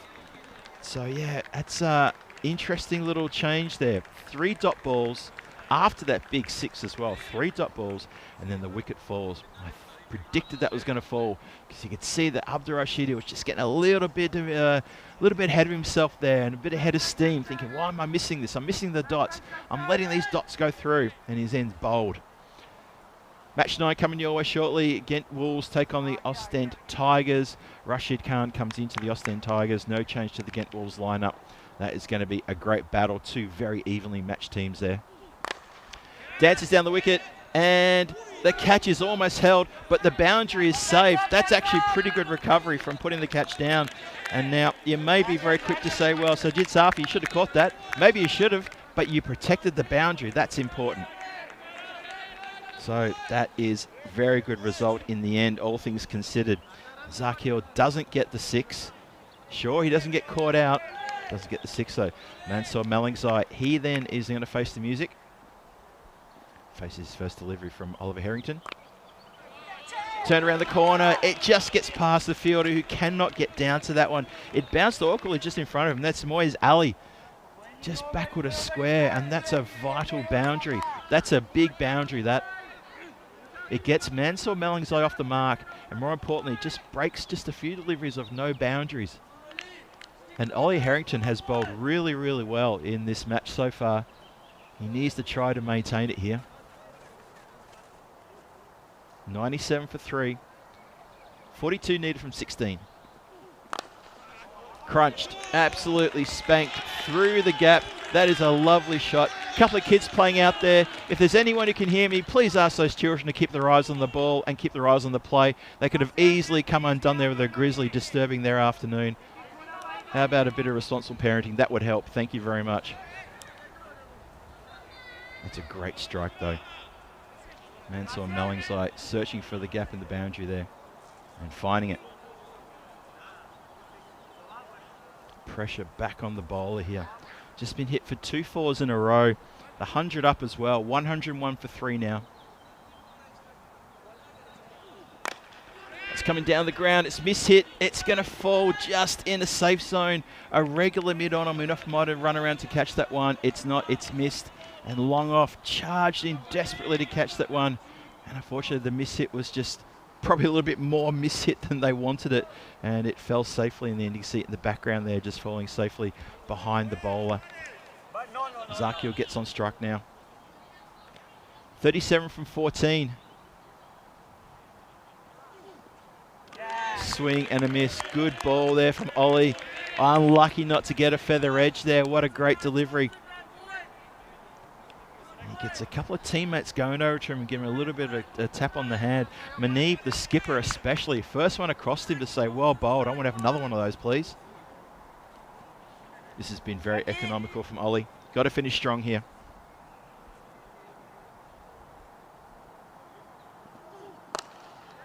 Oh, squeezes it out. It's going to go all along the ground towards deep mid-wicket.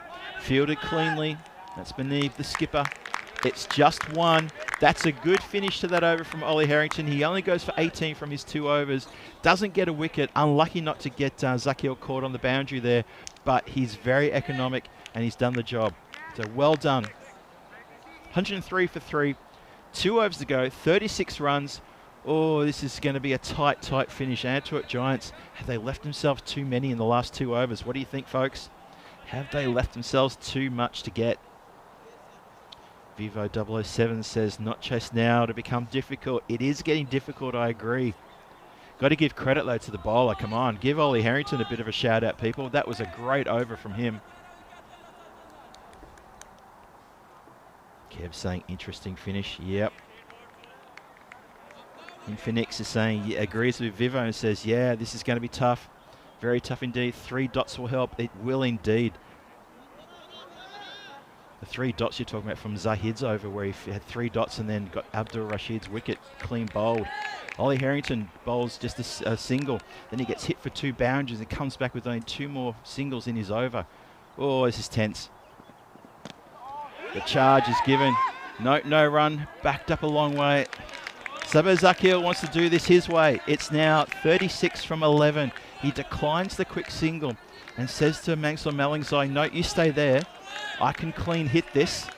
And I bet that's exactly what he's saying. If you're Sajid Safi, you know exactly what Sabir Zakir's going to do. Sabir Zakir's going to get after you. He's going to charge you. He's going to swing across the line. Got to be full straight.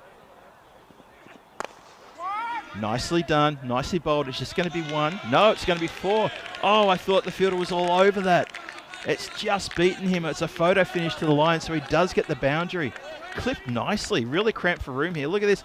I thought for all money that Muneeb was going to get onto that one. It was a bit further away from him than I thought. Apologies to Muneeb for that.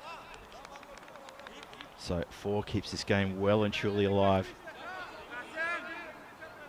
32 from 10. That's the equation. Antwerp Giants need 32 runs from 10 deliveries. It's going to be tough.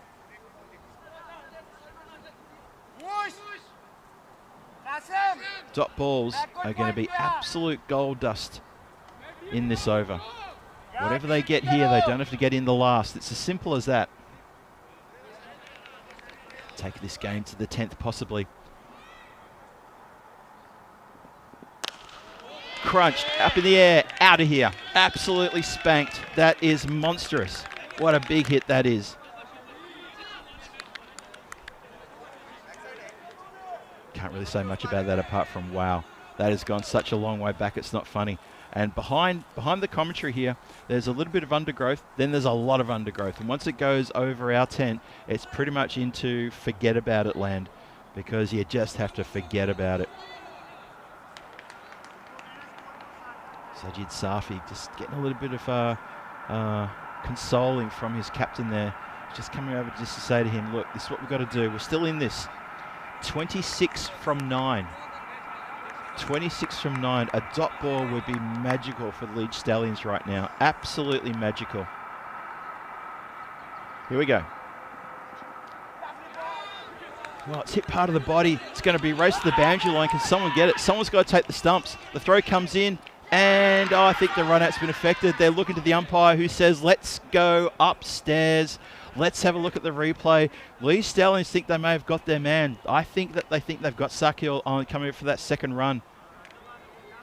I think Zakil knows he's gone too. He started to walk towards the pavilion. Let's have a look at the side on replay. I think he may be done. Sabir, he's standing next to the square leg umpire. Look at this. He's not in shot. He's not in shot. Stumps. Bails in the air. Bat behind the line. Unfortunately, he is out. That is huge for Leeds Stallions. That could almost be the ball game. How about that? So they lose the inform. Sabir Zakil at the vital part in the 9th. It all happens in the 9th. That's got to be the phrase which ECN is known for. It all happens in the 9th.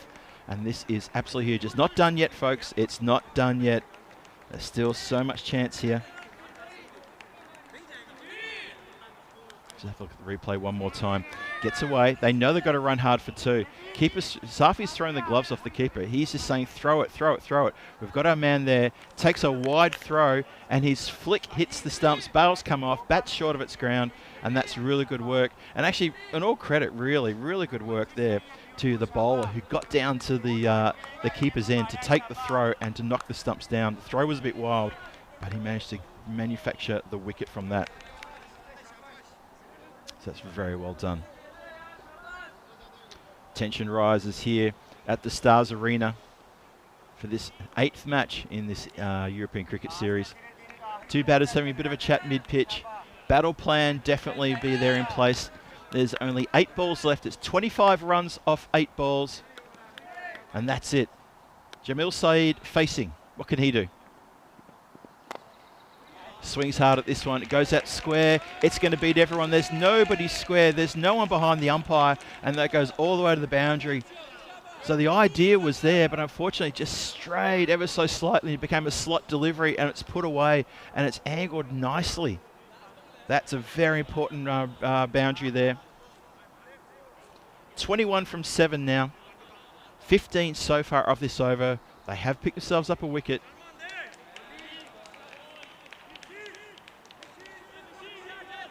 Oh, this next delivery is so vital. This is a massive delivery, this one. It's 21 off 7.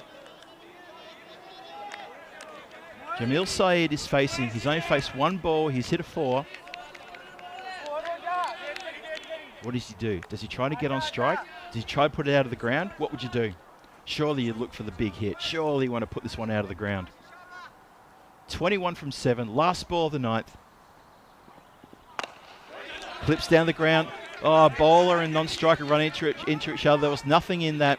They just both were watching the ball. I don't think there was anything in that. That's on Melling's eye. Watch this. The bowler and the batter just go to take off. Batter sort of stops, realises he's running into the bowler. I don't think there was anything untoward there. That was just one of those things that happens. Oh, boy. 119 for 4. 9 overs bowled. We want to see the Giants to get 20 runs off 6 deliveries, or do we want to see the Lead Stallions maintain that less than 20 runs off this over? Either way, this is going to be an exciting finish. Dare we mention that word? Dare we ask the chat or anyone around the ground if they've got the tingle? Is this the game? Is this the one we've been looking forward to? If it is, I need to make sure that Rico's on his way back here into the commentary tent, because I can't commentate a golden ball without him. I'm not saying we're going to have one, but oh, I tell you what, I reckon we're starting to feel a little bit of the tremor here. This could be the one. I guarantee both of these teams won't want to go to golden ball. They'll want to just tie this one up. Jamil Saeed, he's looking pretty good. Bit of a fan of his. He's a wicketkeeper for the Giants. And he is a very, very talented batter. He's on strike. Melling's eye, he's at the non-striker's end. 6 balls away from Lee Stallions picking up a win here. Or 6 balls away or 6 balls or less away for the Antwerp Giants to pick up a good win as well. This has been a pretty good run chase. Fits and starts, but they've lost big batters at the wrong time. And that's why they're facing 20 runs in the final over to try to get the win here. Lee Stallions trying to press home the advantage. Here we go, start of the 10th. It's a short ball. It's outside, off, and it's straight into the hands of Ollie Harrington, who holds on the catch, holds his nerve. Oh, can you believe it? Jamil Saeed goes on the first ball of the 10th, looking for that boundary on the offside, and he's holed out. Advantage, Stallions. 20 now needed from 5. New batter coming to the crease as well. Looks like the Giants are looking like they're not going to bring home the bacon on this one. It's unfortunate for the Antwerp Giants to see Jamil Saeed go like that. He's a talented striker of the ball, but unfortunately it just wasn't his time. Hit it straight down the throat of Ollie Harrington, who stood his ground, stood tall, took a very good catch in the outfield. Alone there, that boundary rider alone there, and that extra cover, deep extra cover position. It's now 5 deliveries for Antwerp Giants to score 20 runs. This has got to go to the boundary. Oh, they're going to run. They're going to run an absolute suicide by there. It's shown as a wide. Let's have a look and see if the run out's there. The Lead Stallions are absolutely confident that Safi has affected the run out. I reckon he has as well. And the little pocket rocket is getting a lot of slaps on the hand from his teammates saying, well done. Look at this. They were ready for it. Look how close Safi is to the action there. Runs in, absolutely gone, cooked. You're barbecued. Signal will come from the umpire just in a moment now as the stumps are broken by the wicketkeeper. He's barely even in shot. Hasn't even started to slide the bat and given out. Funny old bit of tactic there to say, look, despite it being the lower middle order, we don't trust you to make the runs. Get Melling's eye on strike. So they go to take the bye no matter what. It was a wide ball. They could have just left it, taken the extra, and just sat tight and said, we'll just wait for the next delivery then, because that's a wide. Got to be rebowled. Plus we get the 1 run. Could have almost taken it out of any kind of golden ball equation as well with an odd number. You never know. And we'll never know, unfortunately, because that's not how it worked out. Now that's definitely a wide. Good work from Safi to stop that going for any more. He gives a very interesting appeal there, despite the fact that the batter was nowhere even interested in trying to hit that one. Look at this. Takes the ball, Safi, and then he holds it up. Not sure why. It's not even an appeal. Come on. So I have to re-bowl that one again. Oh, letting a bit of pressure off here. Majid Ali. This is the only over he's bowled for the game. And he's just releasing a bit of pressure here. Couple of wides. Moiz Ali. This is the time to get it right on the dot. Don't want to keep coughing up these extras, not now. 17 required. That's another wide. Oh boy. If you're his teammate, you're asking him, let's keep it on the pitch. Let's get dot balls. Let's get it on the pitch. You've got a wicket on the first. Well, not you yourself, but hey, we've got a wicket. A run out on the first ball of the over. And since then, it's been wide, wide, wide. Need to try a little bit better for that. Still 5 balls to come. And another wide. Well, this is one way to lose the game. That's another wide. I'm not sure why he's brought on to bowl the 10th if you can't keep it on the pitch. His skipper's going to get over and have a chat with him and just say, look, you need to cool it.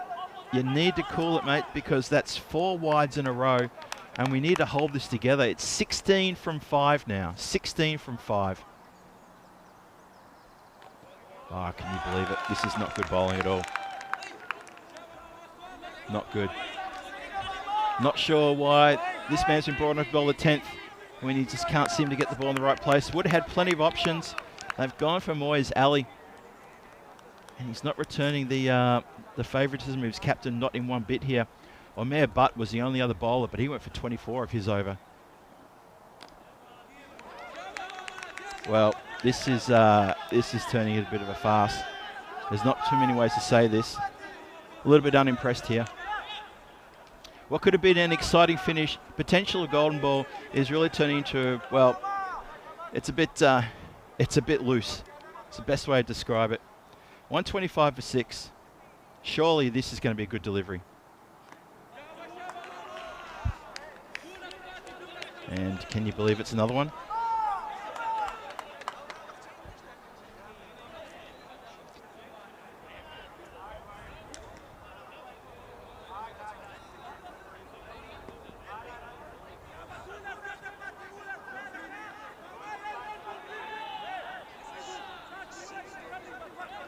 This is astonishing. I've run out of the count of wides here. This is unbelievable. You know, because this over's going for so long, we're probably going to have to extend the next the start time of the next match, because this is going way too long. I've lost count of the wides. This is not how the 10th should be bowled. That's a wide ball. That's another wide ball. A cheer from the dugout. I can hear it away to the side. Check your record books, folks. 8. 8. Yeah. At some point, something's got to change.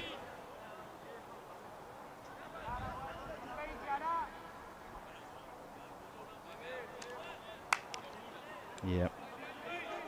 Let's see if we can go this time around. Well, it's coming for shorter run up now. And it's coming this time around the wicket. This time it gets clubbed downtown. And it goes all the way for 6. Well, this is now clearly advantage Antwerp Giants. Said advantage Stallions about 2 overs ago, and this pendulum has swung. And Moiz Ali, you should have a bit of a stint in that room full of mirrors and have a bit of a long hard look at yourself, because that is not impressive at all. At a time when this game's there to be won for the Leeds Stallions. Played nicely, gets it past the field. That's going to run away to the boundary as well. That goes along the ground for 4 runs. That is a really good shot. That's such a gentle placed shot. Just clamps down on the ball. It's really well played. Antwerp Giants, I believe now that makes them 2 away with 3 balls to go. So they're just 1 run behind the Leeds Stallions. 3 balls to get 2 runs. hit down the ground, goes through one player, stopped by Harrington. Scores are level. Scores are level, 138 apiece, both on 138 for 6. Antwerp Giants just need one run. They've got 2 balls to hit 1 run. Surely you get everybody in. Surely you bring all the field in. But unfortunately for Muaz Ali, he'll be the one who'll be looked at after this in the whole, in the assessment of this game. And they'll talk about these wides. And they'll talk about how it was this over that blew the game for Leeds Stallions. All the players, you've got to come in. Captain should be getting every single player in. A boundary doesn't make sense anymore. It's about stopping the one and trying to push it to a golden ball. That's the only chance you've got. Ilyas Zay here. He's got a chance to finish the game for Antwerp. Just need the 1 run.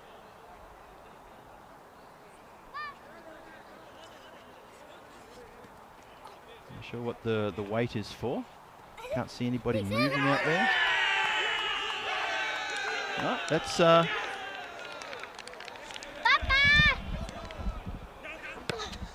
might be penalty runs. I'm just looking to find out what's happened there. The umpires just paused for a second, and I got a funny feeling it may have been penalty runs. I'm just trying to find what actually happened there at the end.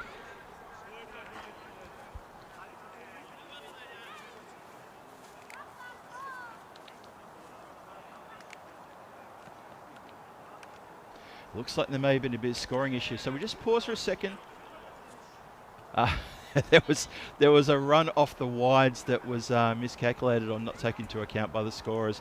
So let me just clear it up for everybody.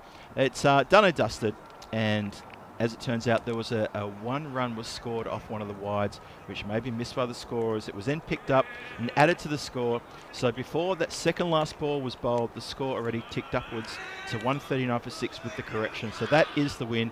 The Antwerp Giants get the win by 4 wickets with 2 balls to spare. But that last over, that'll be talked about through the history books of time about what on earth that was about, because that was not a good result at all. Antwerp Giants get themselves out of jail, and pretty much thanks to Leeds Stallions just having a bit of a brain fade there towards the end. Let's look ahead to match number 9, the Ghent Wolves up against the Ostend Tigers. That's coming your way at about, what's that, 2:45. That's about 20 minutes from now, so it looks like we won't lose any time because this match actually finished pretty much on time and then some, despite the fact that last over seemed to take, well, I feel like I was going through time travel at one point. And it started with the Antwerp Giants, who were hitting very nicely. That man Niaz came in and he had a couple of big 6s off the first over, and it was his job to get a really good start, which is what he did. I was really impressed with the way he went about his business there with Saeed Hakim. They got together and they put on a good 28-run opening partnership in the first couple of overs before this happened. Nice catch there from Majib in the outfield, the first of his 2 catches that he took.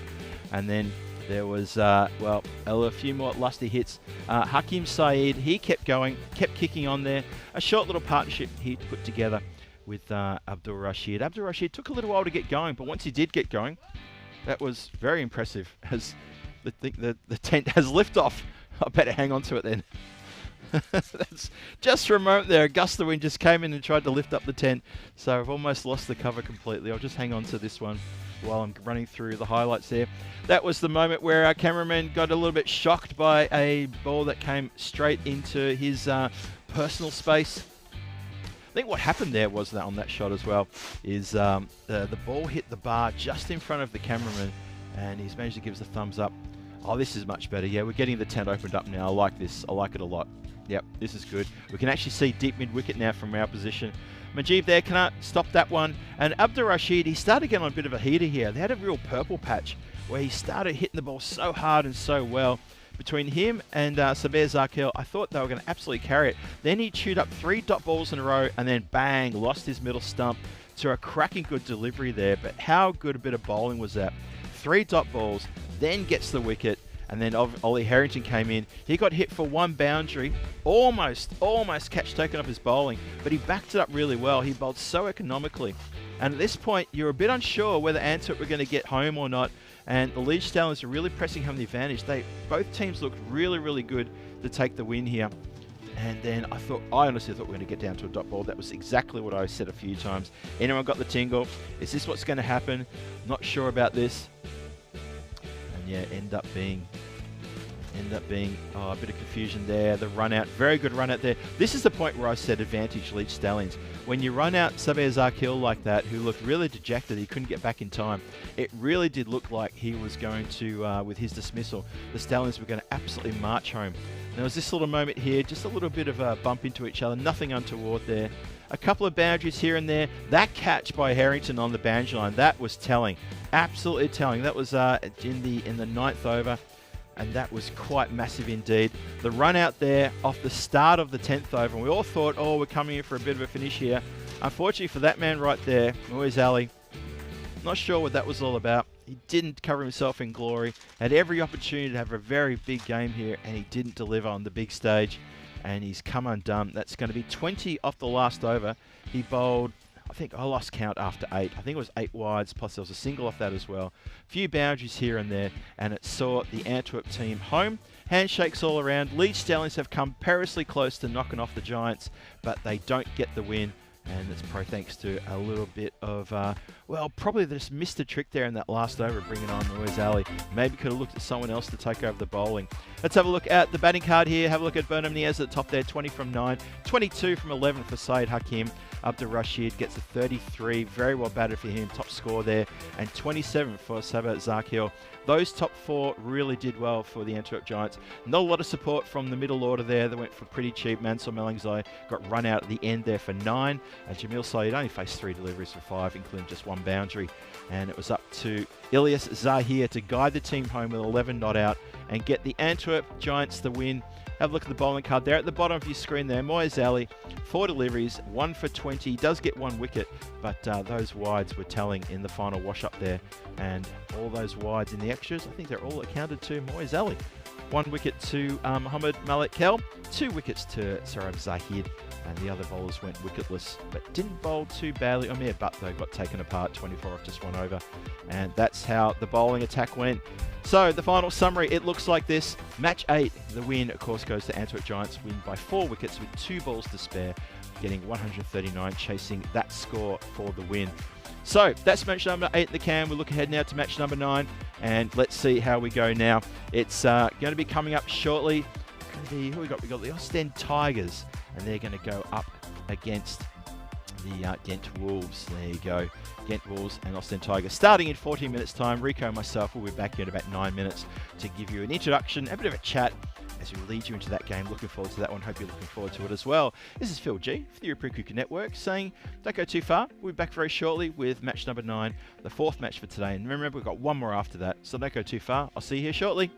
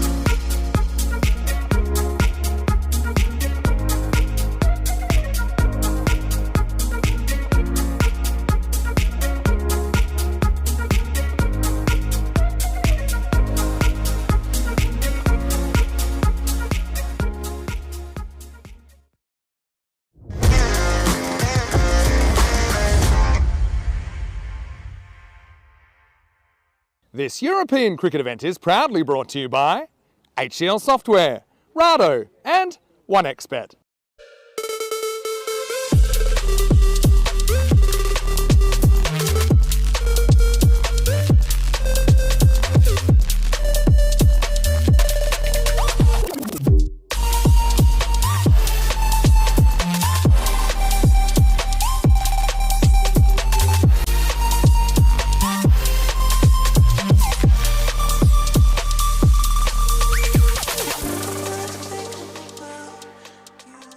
Welcome, ladies and gentlemen, to match number 9. It is the fourth match of this second day of the European Cricket Series in Belgium. Phil G here on station to take you through this brief introduction for this big match 9. It's a big match because we've got the Ostend Tigers back against the Ghent Wolves. For me, this is a big game because I think these two teams are very, very evenly matched. They're both sitting very close together in the standings. This is a moment for one of these teams to break away here before they finish their tour of duty on the second day in this ECS. Remember, there's only 4 days of group games, so to finish this second day in the top 3 or 4, that's a big positive. Here's a chance for one of these two teams to make sure that they stay in the top 3 or 4, and the other team could end up languishing down towards 5th and 6th on the standing. So a lot to play for here. Tigers take on the Wolves. It's coming your way very shortly. Let's get over to Sully, who's our tournament referee with the two captains. Take it away, Sully. Let's have that coin toss. It's Wolves against Tigers. Tigers to call. Heads. Heads is the call, and it's heads. Bat first. Tiger won the toss, and they will bat first. So there you have it. Thank you very much, Sully. The Tigers win the toss, and they're going to have a bat first. And this is going to be a good chance for them to make runs, plenty of runs, and turn to the Ghent Wolves and say, your turn, can you chase that? The gauntlet's there on the ground, can you pick it up? And this is going to be a cracking game coming up. There's a lot of big names in these two teams. They need to stand up. Both teams have had wins and losses, so this is a chance, as I said earlier, for one of these teams to step up and say, we want to be in the top 4 as we get towards the halfway point of this series. It's so funny to talk about we're at the halfway point almost already. Still got plenty of games coming your way. Remember, also tomorrow, we've got 6 games on the card, so we'll talk about that a bit more later. For now, though, it's time to get on with match number 9. Let's get over to Rico Full in the commentary position. And Rico, the news from the toss is that the Tigers won the toss. Going to have a bat first. Let's get into it. Thank you very much, Phil G, doing a wonderful job out there in the middle. Yeah, looking forward to this one. So remember, the Wolves got a good win this morning against the Titans, 188 to 123. And they're up against the Tigers, who didn't have the best of times against the Titans. The Titans, after losing against the Wolves, came back strong and chased down that 120 it was, 119 was posted that they needed to get the win. So here's a look at the two teams. Rashid Khan coming in there for the Ostend Tigers. And just a reminder again that the news there from the middle was that the Tigers elected to bat first. They'll be hoping to go better than what they did in the last match. On this day, back in 1972, Sourav Ganguly, who was born on this day, was the first elegant stroke player. Of course, in 1996, he caressed centuries in the first 2 test innings in England and soon established himself in both, not just test, but also in one days. Less than 4 years on, Ganguly was captaining India and went on to become the country's most successful leader. That was, of course, until MS Dhoni came along. Ganguly masterminded India's miraculous comeback from behind to triumph against the all-conquering Australians in 2021 and set the tone for India's next series down under with an outstanding 144 in Brisbane. He put together a new age Indian team, leading India to the finals of the World Cup in 2003. A drawn series in Australia and a famous test and one-day series win against Pakistan in 2004. In 2005, however, things went downhill and he was axed from the captaincy following some issues with the coach, Greg Chappell, but was a fantastic player and, yes, a very elegant stroke player. We're talking about stroke playing, as well as seeing balls muscled to the boundary. We've seen some good stroke playing here as well. 61% to 39%. The Wolves are favoured to go ahead and beat the Tigers. I suppose that's based on the form so far and also based on the way the Wolves went earlier this morning. So we're getting ready to go here. It's going to be Eluddin Zakil to bowl the first. And let's see how he goes. Sun shining beautifully at the moment. It has been a good day so far. And there was a little chance of rain this morning, but we didn't seem to have any. So we are now ready to go. The opener's going to be Abdul Mohammed and Faisal Khalik. They're looking to get into the runs here, that's for sure. So umpires just checking with each other. They'll get the thumbs up from Rado, of course, our official timekeeper, and we'll get ready to go. And Wayne saying, Rico, you sound like you're getting sick. Dr. Phil might have to go solo tomorrow. No, I'll stick around. I have got a very croaky throat. I think most of you that were following the last day of the European Cricket season in Bulgaria would have heard that. And just a combination of things. It's a bit chesty. But other than that, I'm feeling fine. Thanks for your concerns.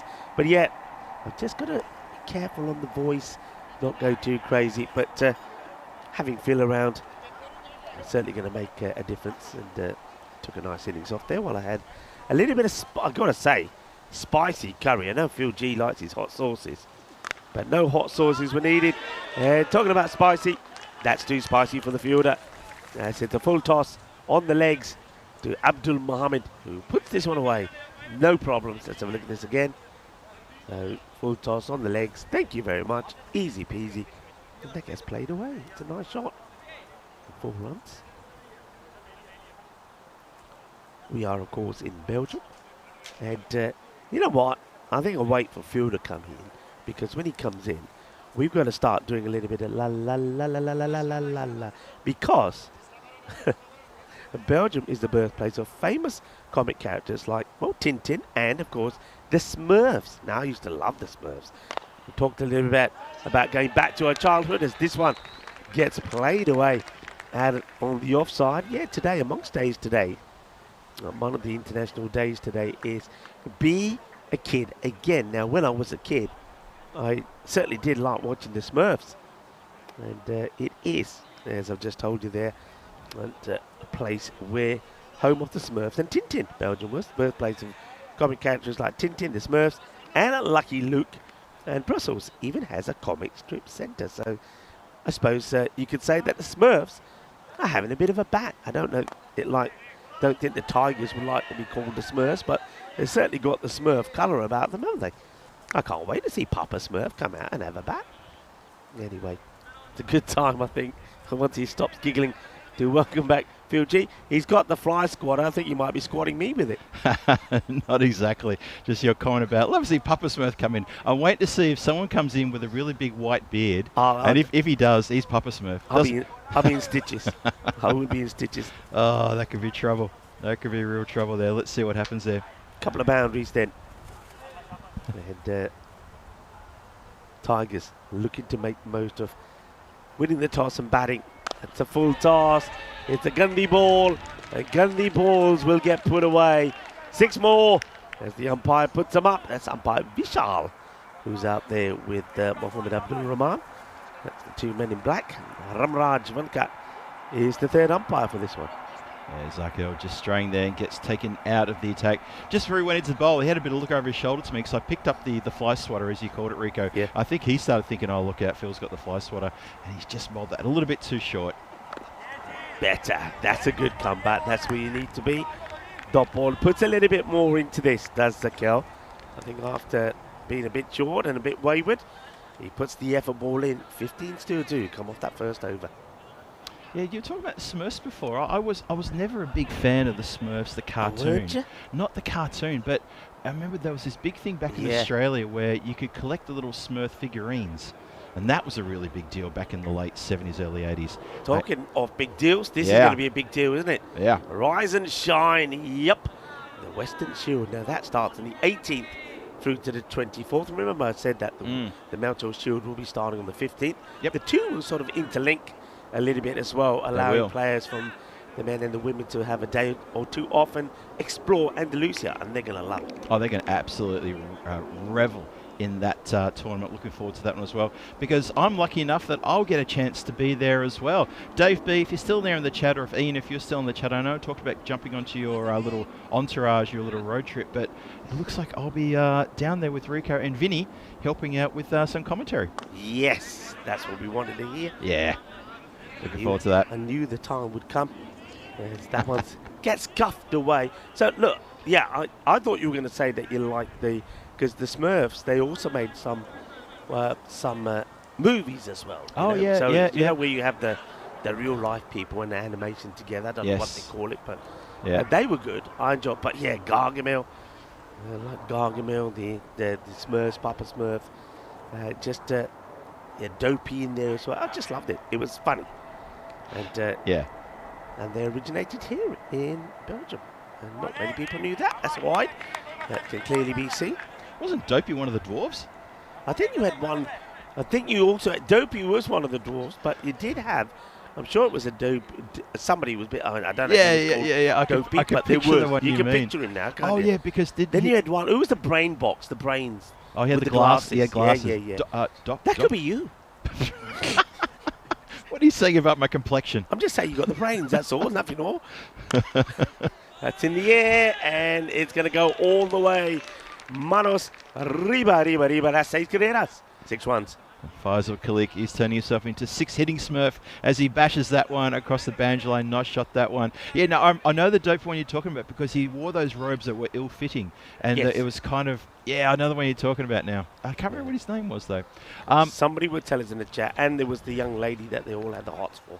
Can't remember her. Smurfette. Smurfette. How can I not remember that? Smurfette. That's right. That's exactly how she spoke.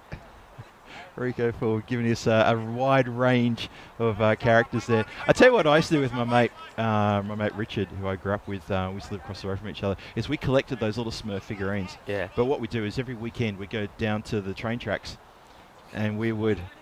I know you guys are laughing, but this is what we used to do. We used to put them on the train tracks and just watch them get smushed. We'd turn it from a lovely plastic figurine into a long blue and white smear about the size of like a biscuit. And we thought that was the best fun ever. You know, you told me before you were naughty. Yeah, Now, I was. Now I'm starting to see the real extent of your naughtiness. Oh, close to run out there. I think I told you a story about how I used to do that with Star Wars figures. Which, in hindsight now I know how expensive they can be if they're still on the box. I feel a bit silly. But yeah, we used to do that with Star Wars figures as well. I still remember getting the original Princess Leia and she just turned into this smush, plastic smush. Jacob was saying he remembers watching Lucky Luke. Oh, and yeah. The Dalton cartoons. Lucky Luke, I have to admit, doesn't ring a bell with me. Tintin, of course, does. Was Lucky Luke the gunfighter? The cowboy? I don't know. Jacob has to tell us. I think the fielder was shouting here. That's going to probably be called a dead ball by the umpire. Yeah, it will be. Yeah. I think not sure what that was about. He was trying to get the bowler's attention, I think. He had a fielder shouting from the boundary saying, wait, stop. So the batter, in fairness, does back away. So I think the umpires no other option but to call that dead ball. But I think if the batter just did firm and thumped it and it went for 6, I think the umpire would have said, well, look, I'm sorry, but, it continues. But if it goes in favour of the batters, I suppose, fine. If it doesn't, you play the dead ball. Funny weather. It was lovely and sunny a moment ago. Now that wind's come back. But, hey, we've opened it up a little bit. We can see to our right now. We don't have to guess what happens over there. We can see the dugout. We can see deep mid-wicket. We can see it all the way around the ground. This is good. And that is high. Fielder thinks he's going to be in the action, but he ain't. He's going to get past him. Over him. Balle. Guinness on a shaka lagya. Gets a good swivel on this. And with my husky voice, I'll go, oh, as that one goes all the way. At least the oh is still there. That was a proper MJ one, that one, wasn't it? Yeah, it's the MJ swivel. Just seeing Jules Albright's news coming from London. Decision by the Greater London Authority to grant permission for Wimbledon, the tennis club, to build on Wimbledon, the cricket club's ground. It's back in the courts for an appeal. Ooh. Oh, that's interesting. Talking about appeal, that'll be an appeal, but I think it's going down the leg side. We'll have a look at this again. Love the comment there from Matt Grant saying 20 off 5 and 1 with 2 balls to go. He says that he finds it crazy. 23 balls is not even mathematically possible. Well, strange things happen. I think that one will have to go down as one of the craziest finishes that we've seen on European cricket. Matt Grant, welcome to European cricket. It's one of those things. And that's played away. You know what? It is footwork fielding. Yep. Nicely done. That's Ali Raza does the job there. We're talking about cartoons, so we talked about the Smurfs. Lucky Luke's in there. We talked about T10. We could talk about a few others. You with that thing, you know what you remind me of with that fly squatter? What's that? Remember Danger Mouse? Yes. Love Danger Mouse. The guy, Oh. he was some sort of, what did he used to say? Bad something. Bad boy. Was that? Was that Danger Mouse? Yeah, hang on. No, was it Danger Mouse? Was it Danger Mouse's boss who did that? I thought he had a gavel. I don't know, he had something, but you wielding that around. I think if I misbehave, you're gonna clout me one. That's not for you. That's for the bugs. And we'd both be sharing responsibility for that. We've done well, actually, with the bugs. Done well. We've cleared them out. We've got 2. They're not coming back now. The word's got out. Go in there and you're in trouble. That's Zakel right. with the ball. Gets this to swing in. Gets played away. I think these conditions are definitely getting this Grizzlies to swing about today. Yeah, the wind is picking up a little bit here and there. It's sort of, you look at the trees, they're swaying, then suddenly they stop. Then they sway a bit more, then they stop. So it's gusting and then dropping. And it's a bit of a chaotic situation there for the batters. But the bowlers are definitely getting that ball to move around a bit. Conditions have gotten cooler. The sun's gone behind some pretty dark clouds. Don't feel there's any change of any kind of weather here whatsoever. I think we're okay here. As Abdul Muhammad continues on his merry way, he's going to get just the one run there. Miss-hit around the corner. A few people wanted to show off what we've done with the place. I think we can do in a bit. Yeah. But you were really busy painting, but we'll do it. We normally go comms after 5, so at 5 overs we'll come and say hello. Yeah, let's do we that. like to say hello to our viewers around the world, wherever you are. And you can see we didn't get to show them the window, but the window wouldn't have worked because it just didn't look right. But, that's clobbered out of the middle. Over it goes. Ginna Sona. Que guay, que genial, que grande. Ese golpe es más dulce de tarta de chocolate. That goes a long way, and there's some nice chocolate cakes over here in Belgium. But yeah, that was right out of the meat of the bat. I was just thinking the window would be ideal up there, because I noticed when I was having my lunch. That's going to be 6 more. Gets a swivel on there. This is a lovely shot. It almost goes top corner of the goal that you were talking about, that the ball went into a few times. Yep. No goal this time, no bonus points, but it's another 6. Not a good delivery, but he plays a lovely shot.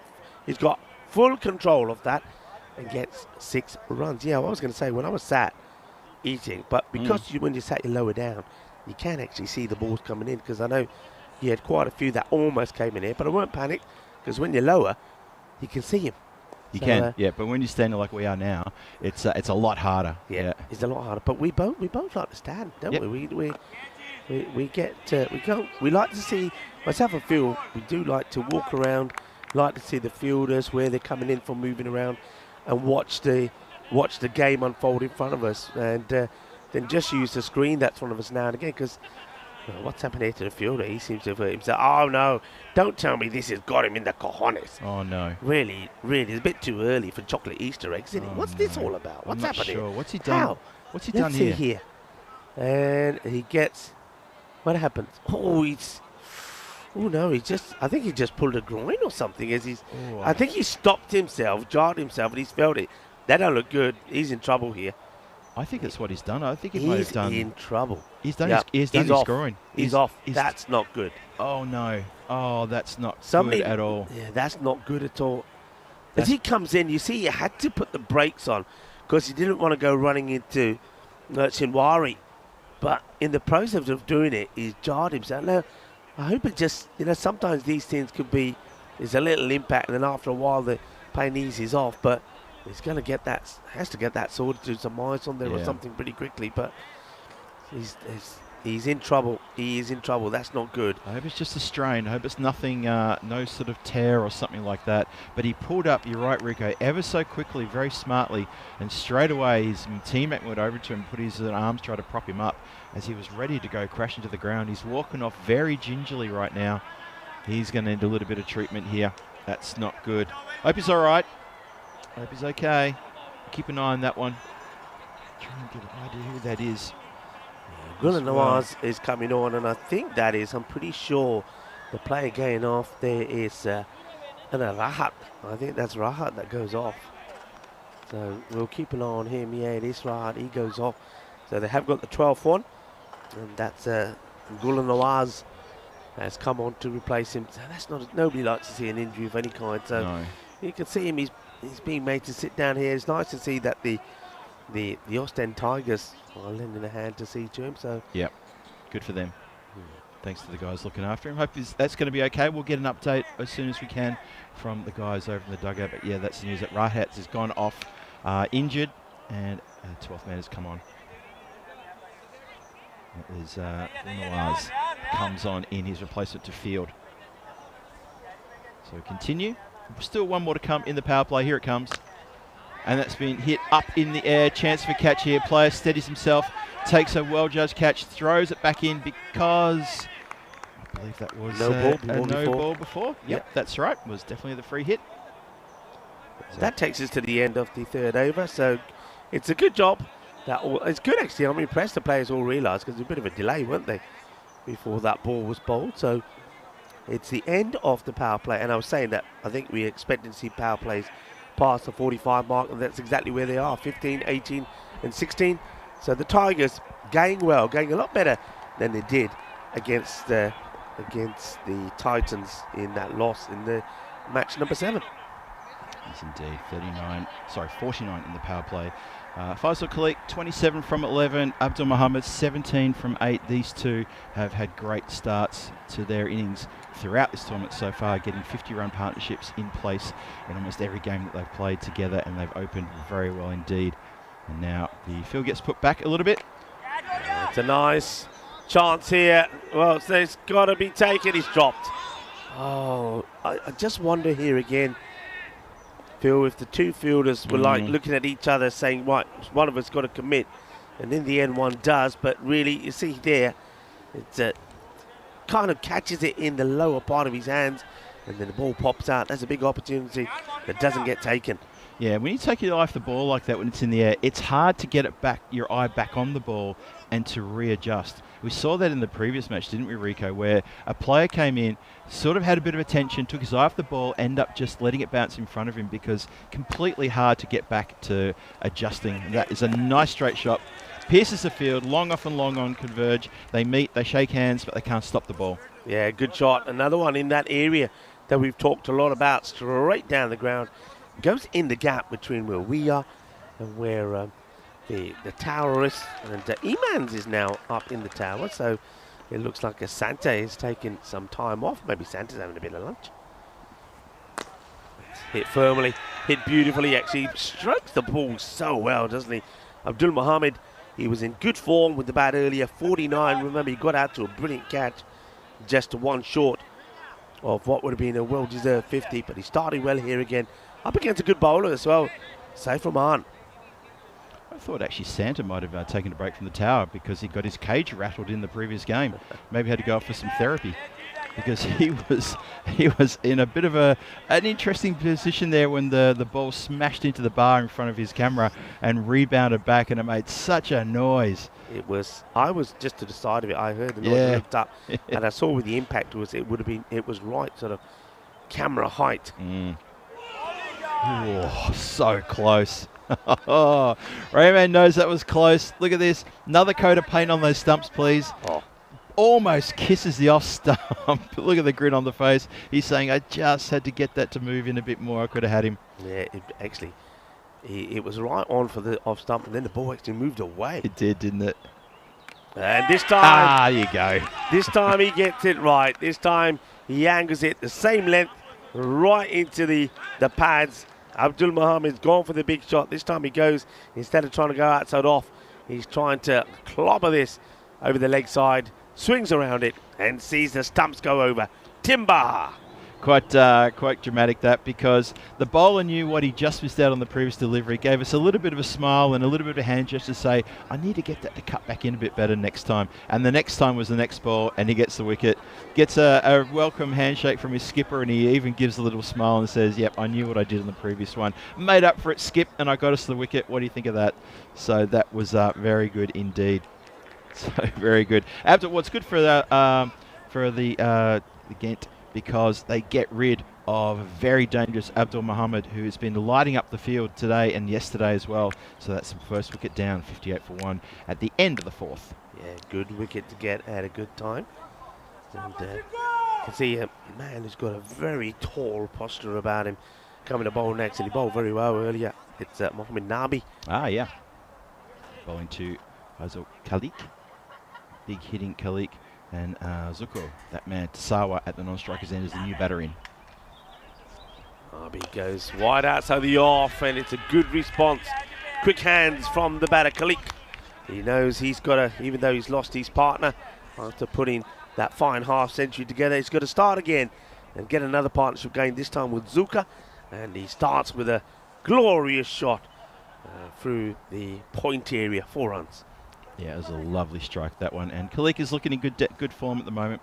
He dazzled us with a good, strong 67 yesterday, and he'd be looking to try to build on that and try to push his name into the run-scoring bracket here. Goes aerial this time, though, and just drops in front of the fielder running in and backed up ably by his counterpart. So luckily, that falls very nice and safe to outfielders running in. Can't get it. Yeah, it gets him high at the top of the bat, so he's a little bit late on that, actually, the shorter delivery from Nabi. You'd expect him to get a fair bit of height if he bangs the ball in. Nabi in again to Taswara, who goes high. This is catchable. Player getting underneath it is Ali Raza, who makes no mistake. Takes the catch, wicket goes, and Taswara, well, he's going to go for a derrick. I know a lot of people at the moment are on save the derrick. Well, we do want to see a derricks again. We started something again there, in Bulgaria. Maybe we can do the same here in Belgium. So that's going to be a... James Pond gives the send-off as we do see a derrick. It's going to be a first bowler for Zuka. Yeah, that's going to be very upsetting for Azuko. He loves his cricket, but unfortunately he's just skied the first ball. And you're right, just pocketed by Ali Raza there. And a bit of an experiment to send him up the order so high, and it hasn't worked. So Austin Tigers have to reset and send in Shara Sheikh, the skipper. Let's see if he can bring order back to this chaos and try to get some runs on the board. He hasn't had a great tournament thus far as captain. He needs to get runs under his belt, boost his confidence. Oh, that is not going to do his confidence any good at all. Well, where does this one come from? Well, I did say Nabi certainly got the build to deliver a ball like this, but this takes, I think, everybody by surprise. Oh, look at that one get up. That's great. Almost over the shoulder. Sherrod Sheikh is looking around and saying, well, I didn't know too much about that. And it does shake his confidence quite a bit. Yeah. It will. Cracking delivery. Shake's the name, and Sheikh rattling along for that one. Here's the next. And that's played well, but to the fielder. Oh, terrible mix-up. Nobody home. Only the direct hit. There was nobody at the bowler's end. You can't expect, I suppose, anyone to be there. There was only the bowler, but he was half down doing his follow-up. And the fielder did try to get across there from short cover. A direct hit, and it was Curtis. Look at this. He was caught ball watching. Not his call, though. That's not good from the captain. Yeah. If the non-striker calls it, you got to go. Yeah, it's pretty poor. Pretty poor to deny the run. Almost could have been a run, as you say, Rico, and that could have been calamitous.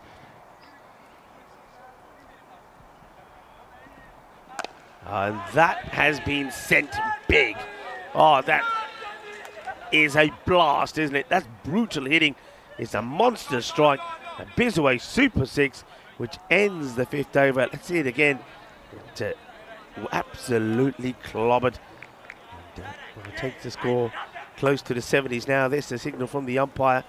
So that's 69, and here we are. Well, we're working on the place. We're giving it a coat of paint, and we covered up the window. Hey, it's good to have you with us. We're certainly enjoying ourselves here in Belgium. My first time.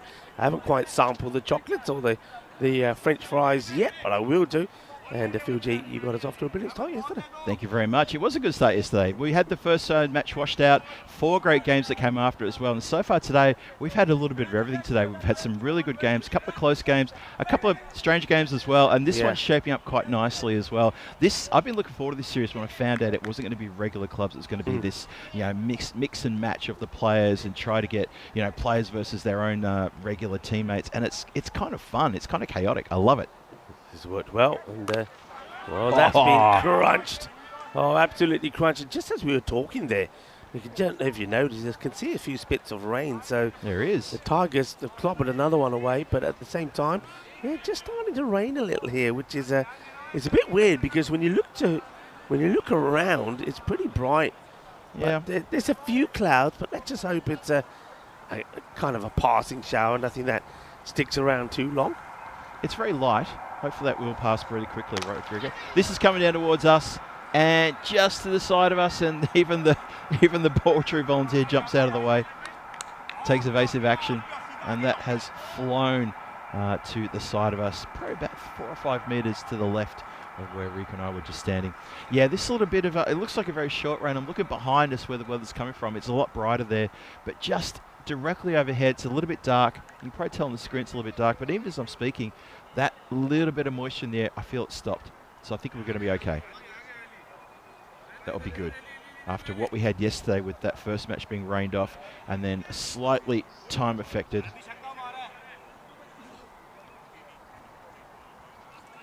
So 81 for 2 is the score on the board now. We're in the 6th over. That man, Khalik, 45 from 16. I'm not going to mention anything about a half century. Let's just see if he can get there. It's probably the best way to do it. It's full, gets it on the full too, and hooks around the corner. A couple of bounces, 4 runs. That's a Gundy ball, gets the treatment. It's Gundy. I think it's a no ball. I think we see this side on. Oh, yeah, it is too. Yeah, it's called by the umpires on the field of play. It's too high, so that gets clobbered away. And this is Majid Ali who's bowling here now, and yeah, no doubt about it, that's far too high. So, no ball, free hit to come. Important little phase this, isn't it, for the Tigers, because in that match earlier, they had a pretty good start, but then they stumbled. And that's why they need to make sure they don't make the same mistake again. Khalik is on 49. And he moves to 50 in style. I think this could go for 6. He's hit it flat and hard. We'll have a look at the camera angle. I think that's 6 runs. Well, he knows that either way, 4 or 6 is his 50. He brings it up in 18 balls. Let's have a look at this. I wonder if we got the boundary. I think it's 6. He hits it so well. Let's keep an eye on it. When 6 start to come down. Oh, it's so close, isn't it? Oh, it's hard to. Oh, I think it's just inside the line. Just inside. But really just. Well, what's the bowler doing bowling? The umpire's not even ready. What are you doing, son? Get back. The umpire, this is crazy. What are you doing? Look at this. The umpire is talking. Oh, can we get a replay of this, Andres? The umpire is having a chat on the walkie-talkie with the. Look at this, and the bowler. Where are you going, he says. Oh, dear. That is funny. Majid Ali, just a little bit keen there. Even Shiraz Sheikh had to say to him, what are you doing? Get back to your mark. We're not ready for you. Crash. That's what happens when you come early. Bang, out of the ground. That's a great strike. That's a good hit. And he says, well, it was worth waiting for that delivery, says the batter. Thank you very much. And Khalik, who moved on to 50 in that the last delivery, he's now moved on to a fine 59. 7 sixes and 3 fours in that knock so far. Yeah, he's batting very well indeed, leading by example here. Oh, swing and a miss though. So Mudgee gets a little bit of revenge there with that good dot ball. Mind you though, this over has already gone through the roof. It's already worth 27, and it's Majid Ali's first over. No wonder he was very keen to bowl that previous ball. He just wanted to get over and done with. Just like, you know, tearing a Band-Aid off. Just get it done. There's been some big overs, isn't there? There's been some big overs in this match. Or in this day, never mind about the match. Yeah, today. Yeah, been a couple of supersonic overs. It's been a bit of this and a bit of that, but yeah, a couple of supersonics, had a few 30s, 32s I think we've had. That over ends up just staying on 27, only just. You've seen that beauty shot there, some dark clouds at the top of the screen in the background there. That's past us though. That's going away from us. So that's the good news. And well, the good news also for Austin Tigers is they're 96 for 2 after 6, and they're poised to kick on for a very big score here. Yeah, I mean, well, I was saying that I think here par scores 140. If they keep going the way that they're going, I mean, you'd imagine that they will get that and a few more. The expected score, as far as the computers is saying, is about 158, but they can excel that. Yeah. Right, this guy's bowled well, though, in the day. Saf Rahman comes back, but he strays onto the pads. It's going to be easily clipped over that fielder on the leg side. It's going to be 6 more. Lovely pickup, lovely stroke. Yeah, backward square thought he was in with a chance. You can see he was hopping around on his spot, but that's been elevated very nicely indeed. 3-0. You got it. That was good. You didn't even rush into the shot. I'm becoming a bit of an expert at this. Oh, it's going to get away from, going to go for one. Oh, now that could be trouble. I think it's trouble with a capital T Oh, because no. it's a direct hit. It's outstanding work there from Farwan Shinwari. Again, didn't really have to do this because it's Khalik that's going to get run out here. Yeah, watch this. Watch this closely. Look at Khalik. No backing up. And then at the last minute, he backs himself to go there. And now, for our younger viewers that are watching, let's have a look at this first to confirm what we believe. Yeah, the stumps are gone. He's gone a long way. That's a long way. But if we can go back, Andrews, and just watch the batter backing up Khalik. I mean, normally you've got to be already walking. He's not. He's still standing. Then by the time he decides to go, and he calls it, he was always going to be short with a direct hit. So it's a little bit of pressing the self-destruct button just when you were going so well. Yeah, it's a bad choice to try to sneak a single then, because for those exact reasons you say, Rico, he's still almost got 1 foot behind the batting crease at the non-striker's end. He hasn't really backed up. He stuttered, but his foot is still planted behind the crease. I can't believe it. Look at this. There, when he takes off with his left foot behind the batting crease. So he's at least 3 or 4 meters shorter where he needs to be to sneak that run, and that's why he got caught out by about 1.5 meters. That's just bad, a bad choice.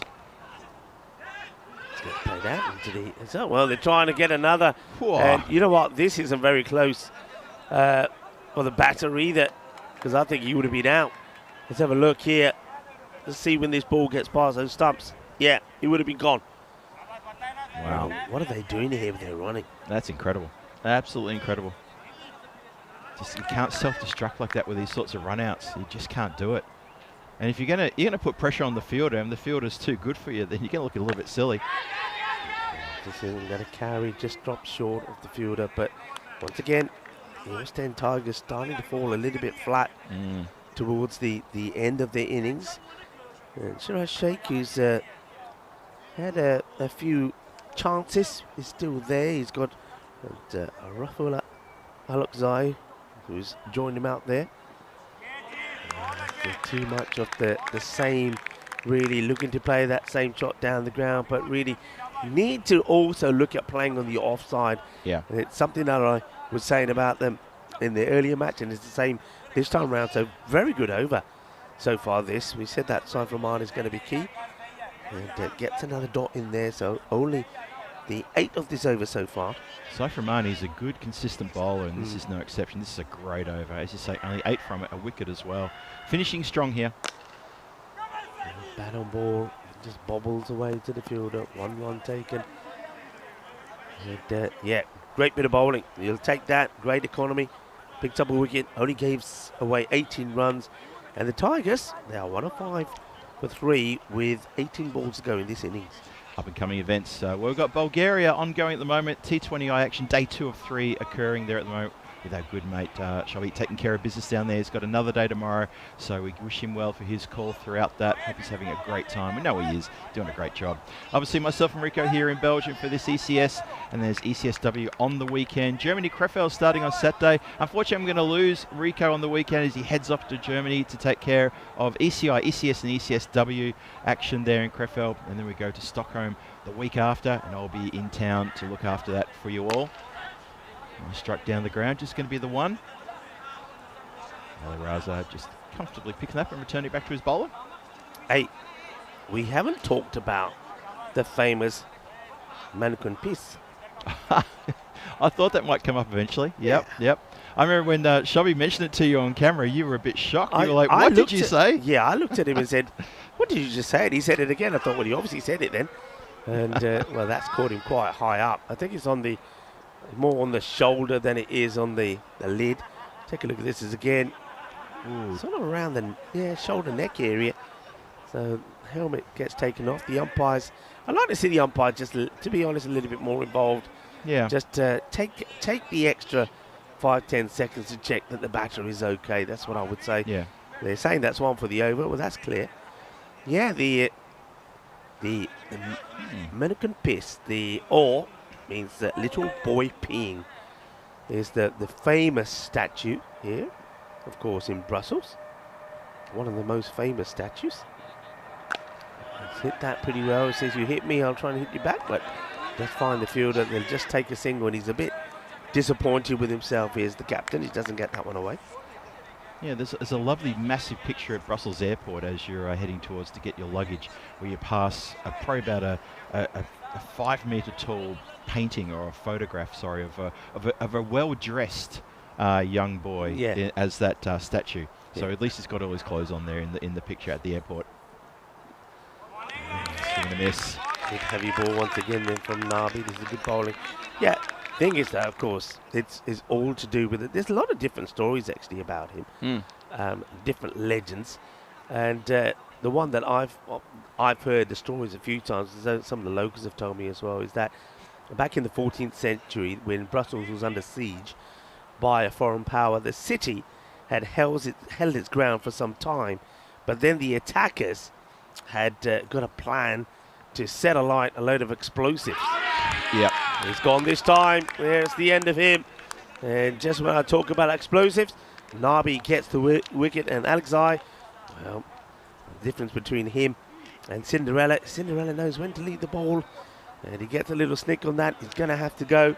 So Nabi, in the end, he keeps bowling that line, keeps bowling the short one, and eventually he finds a little bit of the edge of the batter. That's going to be the end of Alexei. Alexei goes for 3 of 6. So yeah, the story goes that this. So what he did, he saw what was going on as the charges were lit. He just stood up and, as you do, he peed on them and extinguished the flames. And by urinating on the burning fuses, he saved the city. That's the story I've heard as well. Since then, he's been, they celebrate big time. He's got 1,000 different outfits. I thought Vinny Sandhu had lots of outfits, but well, you can see the little peeing boy's got more than him. The little peeing boy has got so many outfits. I've seen the little peeing boy several times. Every time he's wearing something different. There is a group who look after him, make sure he's clean, he's always looking good, always dressed in something different almost every day. That's well hit. Well, that one is gone for 6. It's a good hit. It's what they need here now. And they need some power hitting. And it looks like Rashid Khan can be the man to do it. He hit 6 of his first ball. And Nabi, what was promising to be a sort of boundary free over, goes for a 6 of the last ball. Still, though, only the 8 off it and that 1 wicket.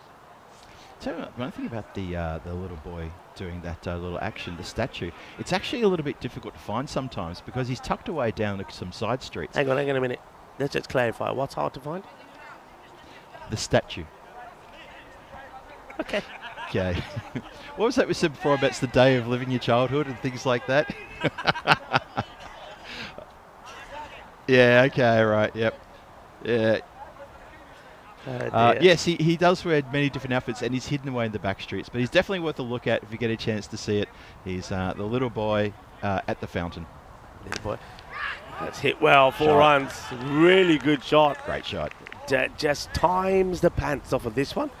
The pants that the Manukian fist doesn't have. You had to take it back there, didn't you? Oh, dear. Yep, the little boy who is his own private fountain. Thing is, though, let's face it, he's not the only statue that we've seen that's peeing. Of course. There's a lot of them. There's a lot of them. Yeah. But he's got a good story about him. I like the story. The saviour of the city. Yeah, if you get a chance to see him when you come to Brussels, it's worth a little look. He's not far off the beaten path, but you do have to sort of go through a few back streets to find him, and you can follow the crowd because it always draws a crowd. Gundy ball could be in the back of the net. Oh, I think it's gone right through. I think it That's has. going to be goal. Yeah, it is. And let's have a look. It's in the net. You couldn't have placed it any better. In the bottom corner, goalkeeper's got no chance. 4 runs, 2 bonus points, give him 6. That's nicely placed there. So, Sherar Sheikh, he's a big hitter. He hasn't had a lot of chance to get on the strike too much. It's mostly been the new batters coming at the other end who's sort of become like a bit of a revolving door in the last few overs. So, he's finally getting into the runs here. And Shirzad needs to be careful. Doesn't give too many more away here in the 9th. Oh, that's played away nicely. I'm liking this now. He's early on in his innings before he got going. Remember, he was just trying to play the same shot all the time. But now look at this. He's kind of woken. He's kind of sort of said to himself after being there for about 5 or 6 balls. He's saying, what am I doing? I can play more shots than just go down the ground. I can play in the offside. So if he's on the offside, I'm going to play in the offside. Lovely shot. He's more than capable of amassing a very big innings very quickly here, does this man. He's a big hitter of the ball. He had a couple of massive innings in the night series as well. Lit the ground up during one of the late games. I remember that. Belting 50-something off not many deliveries at all, getting his team over the line. So I think he has woken up. The sleeper has awoken.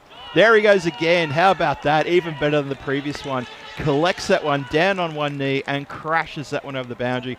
Ostend Tigers are putting together a very good score here. Ghent Wolves, a little bit trembling. Better. Similar like before. Now he's exposing the offside. Goes down on the knee, opens himself up and hits through it. And clears that boundary with some ease. So yeah, much better. It's the finish that never came in the first match when they went down to the Titans. So this is much better from him. Yeah, a lot better from him indeed. Look at that last 6 balls. So we've had a wicket, but then we've had 6, 4, 4, 6, 6. That's good stuff for the Ostend Tigers. It's going to be another boundary. This time he misses the goal, but he's still going to get 4 runs. Clips away every ball so far. The Zamir Shahzad over has gone for a boundary. Started with 2 4s, then 2 big 6s out on the offside, and now he goes 4 on the leg side. It's going horribly wrong a little bit here for the Wolves. Yeah, after that second boundary got hit, I said quite openly, I said, bowling needs to be careful here. Zamir Shahzad, he's bowling right in Shahzad's arc, and Shahzad Sheikh doesn't let you get away with it, and he hasn't. He's capitalising here. This last ball, massive. Needs to be right on the money. It needs to be a dot ball. It goes down the ground, but this one won't be a dot, it'll be a single, but that is exactly, I think, what the Tigers would want, because the captain will just take a little walk down to the other end and be back on strike. He'll be happy about that one. Rashid Khan is probably also happy to say, hey, I love your work, Skip. You take the 10th. I'll be at the non-striker's end. Continue. Please continue. Yeah, 25 coming off that over. Takes that score to 138 for 4. So, I mean, you've got to be knocking on the door 150 plus here. So remember at one point we were talking about looking at the score. Yeah. The computer was saying about 158. And he's gone down to 151 now. Still a very good chance. Well, obviously very good chance of getting the 150s. But it's going to be up to see who's going to get the pill, who's going to get the nod to have a bowl. Is that going to be Majid Ali? Didn't he go for 27? Apparently he did. I was there for that. Certainly not the one I would use, but he starts well. They do take the single, which, to be honest, I'm a little surprised. I thought that Shiraz Sheikh would have seen if he's not going to make 2, and if he don't go to the boundary, he says, no, stay there. But he's hoping that Rashid Khan will do his bit here. Yep. If nothing else, just at least get him back on strike. Well, he'll do just that. Okay, well, it's done the job. It gives the skipper Sheikh a chance to shake, rattle and roll. He needs 10 more runs for his half century. The 140's up. They would love to get 150, just as a psychological target to be able to say, yeah, we've got the 150 up inside our 10. Scuffed that. Now, will he try and go back for 2? I think the plan was probably there, but he wasn't getting too much support from Rashid, who just was walking to the other end like he was at the shopping mall having a look at everything on offer. Already had the hand in the pocket, ready to take the credit card out and everything. Yep, Rashid Khan now. Well, what can he do? Three singles in the over so far. Perfect delivery. Yorker length. Well bowled. This is good from Majid. Well, we were a bit surprised that he came back on, but obviously the captain still have faith in him. Yep, he's showing us what's what by saying, guys, don't worry about that. I know I went for 27 from my first, but I'm sure I could do a bit better here, and he's done so well so far. Oh, I tell you what, almost gets undone there. They do get a boundary from it, from a bit of a dodgy bottom edge there that misses the lot. Watch this. Yeah, just goes in front of the stumps, between the batter and the stumps, and runs away to the fence there. So 4 runs here in the last over. Going to be very helpful indeed. Moves up the score to, what's that now, 145 for 4. This partnership with 38 off 12, very handy partnership indeed. 1 ball to come in this innings. And it's well bowled again. The Yorker length delivery goes wide from the crease, angles it in. I think they're going to go for the 2, and they are probably not going to get it. That's good work from the fielders. Well done. You can see the bowler, Majid Ali, applauding the fielder. We should applaud him as well. It's actually a fine over to finish with. Just the 8 runs coming off it. That was a great last over from Majid Ali, going for 27 of his first over. You know, I mean, that was expensive, really expensive. But that was a great way to finish the innings. And so the Ostend Tigers, they end up with 145 for 4. We talked about 150 something. They don't get to the 150s mainly thanks to that last very good over, which was only, a couple of singles.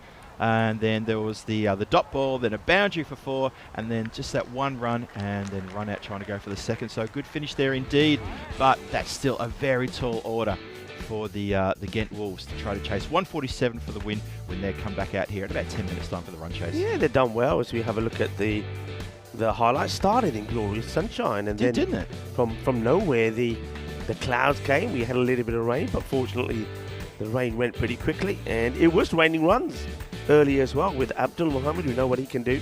Made a really good start, and crunching the ball big. We saw Faisal Khalik make a very fine 59, but then once again you thought the Tigers were once again going to give away that bad start. I mean, at the halfway point they had 69 on the board, and that was just a crunching blow. That was absolutely huge. But then wickets would go. There was that injury. Obviously we will keep you up to date for Anna Rahat. Let's just hope it's not too bad. That was the catch that went down with a man. I think it's number 11 on his back. I don't know what was going on with the back of his shirt, but he wasn't able to hold on to the catch. And that was a glorious stroke. And at this point, we thought these two were going to make loads of runs together, big partnership. But it was Rahman who came and first took the stumps off the left-hander as Abdul Mohammed, his eyes lit up and he wanted to go for the big hit. But there was still the danger man there, and that was Faisal Khalik. But he then surprisingly ran himself out. That was a real surprise, him getting run out. And that's when we thought things could have started to slow down. Yeah, totally agree. It was just a brain fade. That's all it was, pure and simple. Because he was striking the ball so well. Such a good innings he puts together. And then to sort of come apart like that was just a real mystery. Boundaries being hit around the ground. Shero Sheikh woke up out of his slumber and decided to go both sides of the ground. He's a very strong square player, and he tends to target leg side square or maybe on the offside behind point. That was when Faisal Khalik picked himself up for his 50. And Majid Ali running in. Skipper Sheikh says, "What are you doing, young man? Where are you going? Get back to your marker. We're not ready for you yet." And the very next ball, he gets clobbered away for 6 runs because we were not ready for you. Then this was the calamitous mix-up here, calling for that run that was never on because he was already on the back foot. Keeper does very well to throw down the stumps. Yeah, the only good thing that really, I think, the Tigers did well after that is that the captain, Sheikh, really did start to get a move on because we thought things really could have dried up. Played some really nice shots there. That one there went to the back of the net. Then, like you said, he all of a sudden realised that he can play shots like this on the offside. And when he was playing them, he was just looking a delight to watch. He looked so comfortable. Those shots on the backwater point, there was one that was a lot finer, but the one that came after, which was genuine, just backwater point, a lot squarer. Such a good shot, elevated and looked absolutely gorgeous off the bat. So he's very capable, he is indeed. There's the final run out of the night, well, of the match, I should say, and done and dusted. And it's funny watching the bowler was sort of clapping but hitting the back of his hand. I couldn't tell if he was trying to say I broke the stumps with my hand or he was clapping because he couldn't turn his hand over. I couldn't tell what was going on. Either way, you cut it. It was 146 for 5 after 10, and that's Faisal Khalik there. That 59 off 21. Well done to him. Abdul Mohammed ably supportive there with that 25 quick fire. And speaking of quick fire, Shero Sheikh, the skipper, 41 from 16. He put together a great innings as well in the middle there, kept the momentum running. Unfortunately for Tasawa, he went for a first bowler and couldn't contribute to the score. Usually comes in middle order, got pushed up the order, didn't work. Yeah, and with the bowlers, it's sort of what we've seen throughout the day. You've seen 2 or 3 bowlers bowl pretty tidily.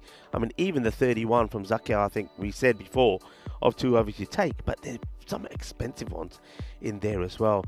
And did that Majid Ali, he goes for 35, but I've got to say, he came back beautifully well in his last over. But the pick of the bowlers, I suppose, there, you got to say, nice, tidy bowling there from a couple of guys.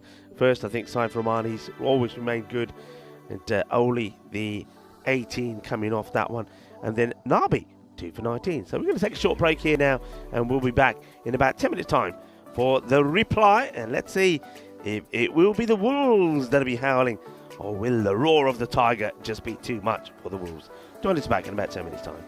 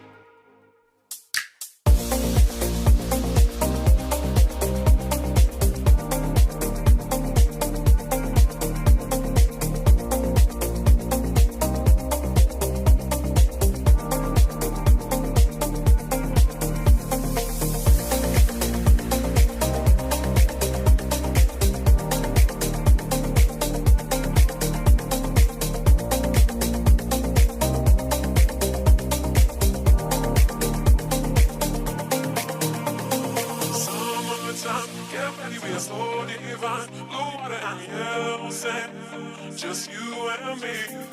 Summertime, get ready, we are so divine. Blue water and yellow sand, let's live our dream. Summertime, get ready, we are so divine. Blue water and yellow sand, just you and me. Summertime, get ready, we are so divine. Blue water and yellow sand, let's live our dream. Summertime.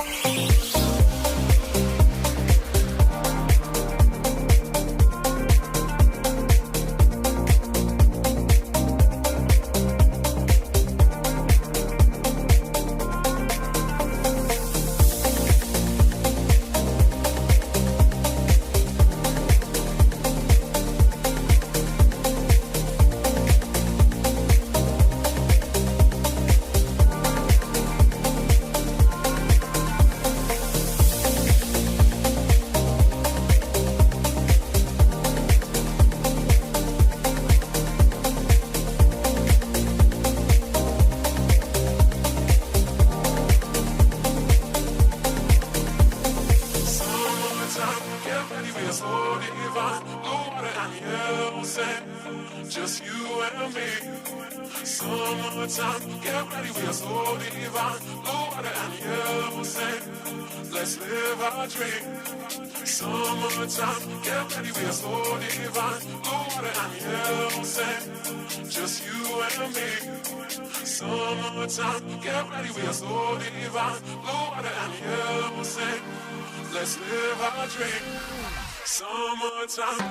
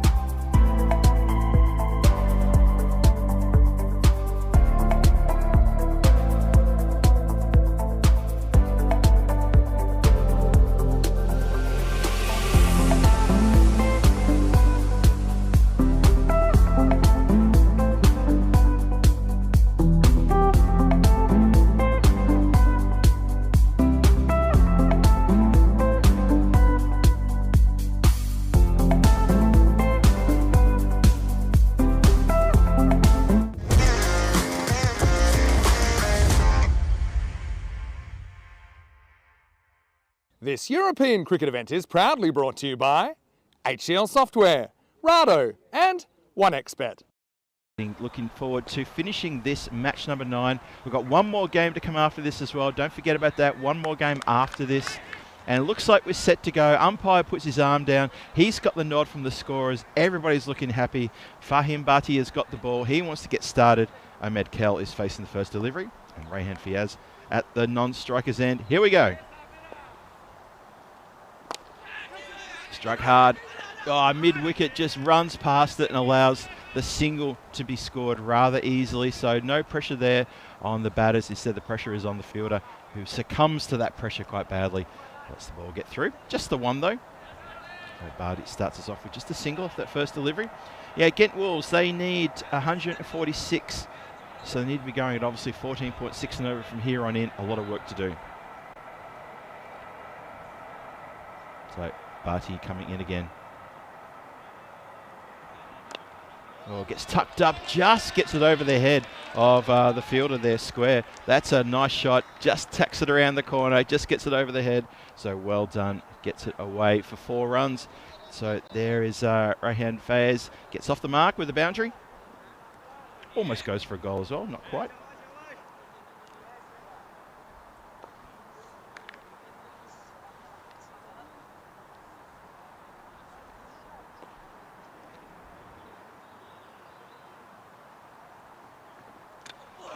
Got him, hits the top of the stumps, knocked over, and that is a big, massive wicket. Barty hits the top of the stumps. Fayez has to go, and that is a massive body blow to the Ghent Wolves' chances here as Austin Tigers strike nicely. Oh boy, that's pressure with a capital P. Bit of a get around here for the bowler as well from the men in blue. They get over to him and give him a bit of a rev up, say well bowled. He's one of these guys who comes on, he tends to pick up a wicket with his first over, and this is a big wicket indeed. They don't get the big wicket of Ahmed Kell, but they do get the big wicket of the other opener indeed. So 146 runs are on the board. The bonus point equation suggests that 102 is the score for the bonus point. Get that score, or well, you get that score or under, and then the fielding team can restrict to that. They get themselves a bonus point. Obviously, chasing down is 7 overs or less, then they get the points. So there's a bit going on here, obviously, for the bonus point situation. As everybody gets reassessed, and it's Ali Raza comes out and joins his counterpart, Omid Kell. Between the two of them, they've got a fair bit of work to do. Need to try to figure out how to bring down this total. It's going to need plenty of really big overs. They're not going to be able to do this bit by bit. You expect to get a few magical overs here early, especially during the power play. Maybe look to try to get the nose in front and push on from there. But this is a big total to chase down. Barty comes in again. Picks it up on the full and puts it over the fence into the dangerous dark forest away there on the right-hand side of the ground.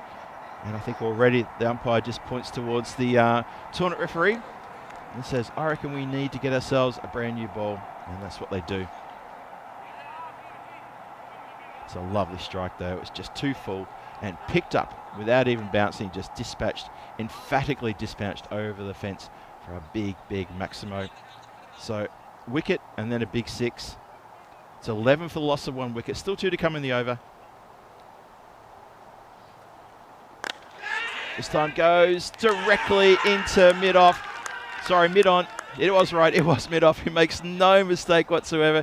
Takes that very well. Akas Raja with a safe pair of hands. He often fields in the long-off position. This time he's in the regular mid-off and takes a great catch. Hits straight down his throat. So it's 6 and out for Ali Raza. And Ghent Wolves are staring down the barrel already. 2 wickets in the first over. Oh, boy. Ali Raza hangs his head in shame. He cannot believe he's picked out the fielder. It's 11 for 2. There's still 1 more to come in the first over. That man, Fahim Barty, he just finds a way of getting wickets in his first over.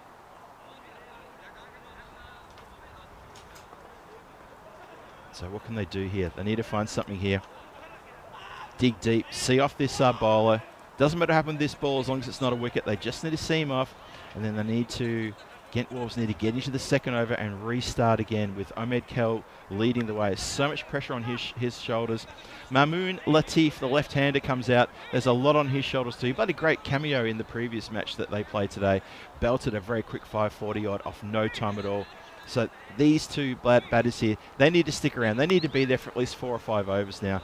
Ghent Wolves, they proved in the match last night that they've got a bit of a soft underbelly as their batting lineup. Once you get to the middle order, or can be trouble aplenty. So I tell you what, before we end this over, I'm going to bring in Rico full. Rico, I know you've just joined me here just to see off this last ball here from Fahim Barty. Yeah, what a great over it's been so far. And it's a big swing here from Mamoon Latif. He's going to get 4. That means the over will come to an end with a 3rd boundary in it. 15 off it, but 2 wickets have gone down. And yeah, you're right. This partnership is huge. You've got 2 batters that we know have scored runs. Ahmed Kell, He's been in good form. You saw him score in the earlier match. He got a good 41 of 16. And Mamoun Latif, 46 of 15. So if they're going to get there, I think these two are going to have to get majority of the runs. A quick look at the golden ball situation. 74 matches since the golden ball. Yeah. So it's due. Now, last time I think it was the Nelson, wasn't it, that we got to the Nelson and we reset the clock. So Yeah. let's hope we don't have to go that far this time. That's right. It's Big Lord Nelson, which looks like a set of stumps right in the middle of the screen. I felt it was mocking us when I saw that set of stumps there. I thought, why is there a set of stumps in the middle of the screen, Rico? And you turned to me and you said, that's 111 balls since the golden ball, Phil. I said, right, that's it. Need to take care of that. You've mocked me too much, and we did it. And we did it in style, so we need to take care of that pretty soon as well.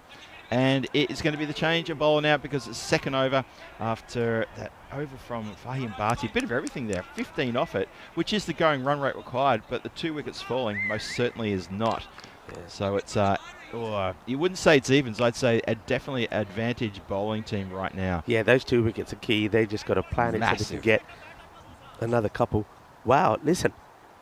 And when we had some cricket, some great matches, there's T20 Women's Internationals in Bulgaria. The last match, they just completed. Yeah. Greece chased down the 123 they needed. 3 balls to go, 9 wickets down. So it's very similar to the match against Turkey. So what a close affair that was. Greece winning their second, but Serbia getting so close. I bet you that was a thriller, and I bet you that that was a good call there from Shubi. And a lot of exciting cricket happening there in Bulgaria at the moment, and I know that today, that the temperatures there today was scheduled to be around about 41. So I bet you it's a hot one there. Oh, our thoughts with Shobby there. And if you're tuning in, you're watching some of that T20 action in between watching our games, please give a shout out to Shobby from us and let him know we're thinking about him. We're loving the work he's doing as well, by the way. One of the newest to the ECN Comms crew. Loving his work. Rashid Khan starts. Into the pads, going down the leg side. He'll get a leg by here. So, hey, Caramel, the cat is back. Hello, Caramel. Oh, have we dubbed it Caramel? Well, the thing is, we've got to try and get a shot of it. And then I think the right thing to do is get our viewers to have a go. Now, are you good with cats? I'm okay with cats, yeah. You're good with cats. Bring the cat. We'll get you on the cat. The viewers can see it. And then viewers can, just over there at the moment. Make sure you don't go up in the scaffold anymore. And all right, here we go. We could have the right moment here if it doesn't want to go to Dinah now. It's seen Alistair. It's Alistair's friend now. Ah, there we go. Alistair's got the touch. The touch. There you go. I think it was a bit of a change there from the batter. And you see, it's right. All right. Should we try and get a good... Oh, there we go. Oh. Okay. So here's the cat. Say hello to the cat. So this is the commentary cat that we have at the moment. So we got to find a name for it. I think Caramel's quite fitting. But yeah, thank you very much, Diane. You can tell that Diana's a cat person. What about Fritz? As in Poms Fritz. Poms Fritz. Oh, that's a good shout. Well, that's a good shot. It's going to go all the way. Bully. And, well, Rashid Khan gets worked away as Mamoun goes to the moon. Mamoun Latif gets this plenty. It's back. It's liking, you know what it is? It's liking the new layout here. Look at it. It's just, it's liking the black is the cat. Yeah, he's going. So there you go, viewers. You've seen the cat. But, Andrews, if you can save that, then we can just play it back again a bit later. So we can show people the cat and say, we're looking for the name of our resident cat. That's true. Hey, Wayne's got an interesting thing about the match. Did you see that? His little comment there about the game there in Bulgaria? Well. Thank you for that, Wayne. Wow. Very interesting indeed. Although, I'm not sure your use of the word man-cad's appropriate. Yeah, maybe Wayne, your use of the word man-cad, surely it's not called a man-cad in no, we just say run out now, don't we? Just say run out, yeah. Just say run, but I mean, everybody still. So when the scores were tied, so it was 8 down, then Serbia pulled off a man-cad. That wouldn't have gone down well. Matt, mind you, also, man-cad. It's women's cricket. Women-cad? Yeah. Easily. Lady cat. Woman cad. Lady cat. Lady woman cat. cad. Lady cad. Yeah, it doesn't really exist, but we don't have to invent a word for it. But No, we we do don't. need Yeah. to find a name for the cat. Yeah, the cat. And Andres says, can you please find the cat again, because I didn't get it. Andres, you know how difficult that was? And, well, it's just over there at the moment. I reckon we'll get it on camera at some point. I think we'll the get cat is just walking around, Yeah. having a good time, as it does, catching all the snakes. And he comes, can't, and it's I think he's got his man here. The umpire is giving it eventually. The batter doesn't want to go, and Rashid Khan was sure. He's saying you got to go. The batter wasn't interested. It looked for a moment that maybe even the umpire wasn't interested, and then eventually the finger goes up and the wicket goes down. Here it is again. And see what you make of it. And yeah, it's difficult, of course, for us to tell, but only the umpire's in the best position. I always say that umpire stands wicket to wicket, hears it, sees it, and then has to make the call on it. And the umpire says, yeah, it's out, and you can see that the bowler says, you got a bit on that, you know you did. So Mamoon Latif hits one big boundary, 1-6, 1-4, and he's on his way. No more for him. Goes for 10. Trouble aplenty. The Wolves, they're not howling at all. They are in deep trouble now. 23 for 3, still inside the second. And, well, you got to feel for Latif, because his body language told us he was absolutely adamant that he didn't get a sniff on that whatsoever. But the umpire and everyone else is adamant that he did. And in the end of the day, if the umpire says you're out, you are out. That's how it works in cricket. That's why we have umpires. So, yep, there you go. So how about that? Rashid Khan with a wicket out of nowhere. Still got 2 balls to go in his over. Turned things around, broken the partnership nice and early as well.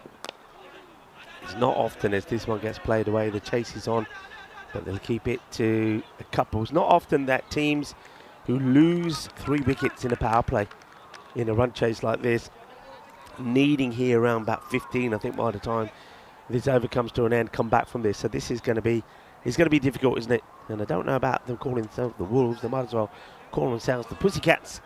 And as the cats are here around the ground, because they seem to have lost their howl and lost their fight. The Tigers, however, they looked like they were losing theirs, but they have roared back into theirs. Oh, indeed. Here we go. Last ball, the over. Oh, right in the body. That's a proper body blow. I think he's got some protection there. If he hasn't, that's a rib, because I heard the thud. He's walking around like he's okay, but that, there's no protection there. That, I heard Ouch. bone. I heard bone. I don't know if you heard it. Oh, I heard something, Rico, and that makes me wince. That really does. Players get across to the batter, though. They're saying, you okay? He gives a fist bump to a couple of players. That's good to see, just to make sure, because they probably heard the same thing. That looked incredibly uncomfortable.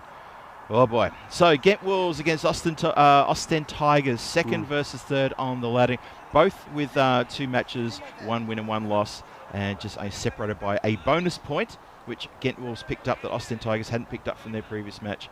And that's all that's separating, plus a bit of a net run rate difference as well. So a good tussle here on the standings, second versus third. Now, the last match is 2 teams that I haven't seen yet. So it's going to be the Lions taking on the Brussels Bashers. We've talked about the Brussels Bashers, but more for fun than anything else. Tell me a bit about them. What do you know? About the Brussels Bashers? About both, the Lions and the Bashers. The Brussels Bashers, who I almost called them the Basil Brushes when I was doing my introduction before. It's very easy to get that spun around the other way, because we were talking about it earlier this morning. I almost could have undone myself pretty badly then. Look, the Brussels Bashers, they had an up and down day yesterday. They had 1 loss, and it was a pretty demoralising loss too. They got beaten quite emphatically.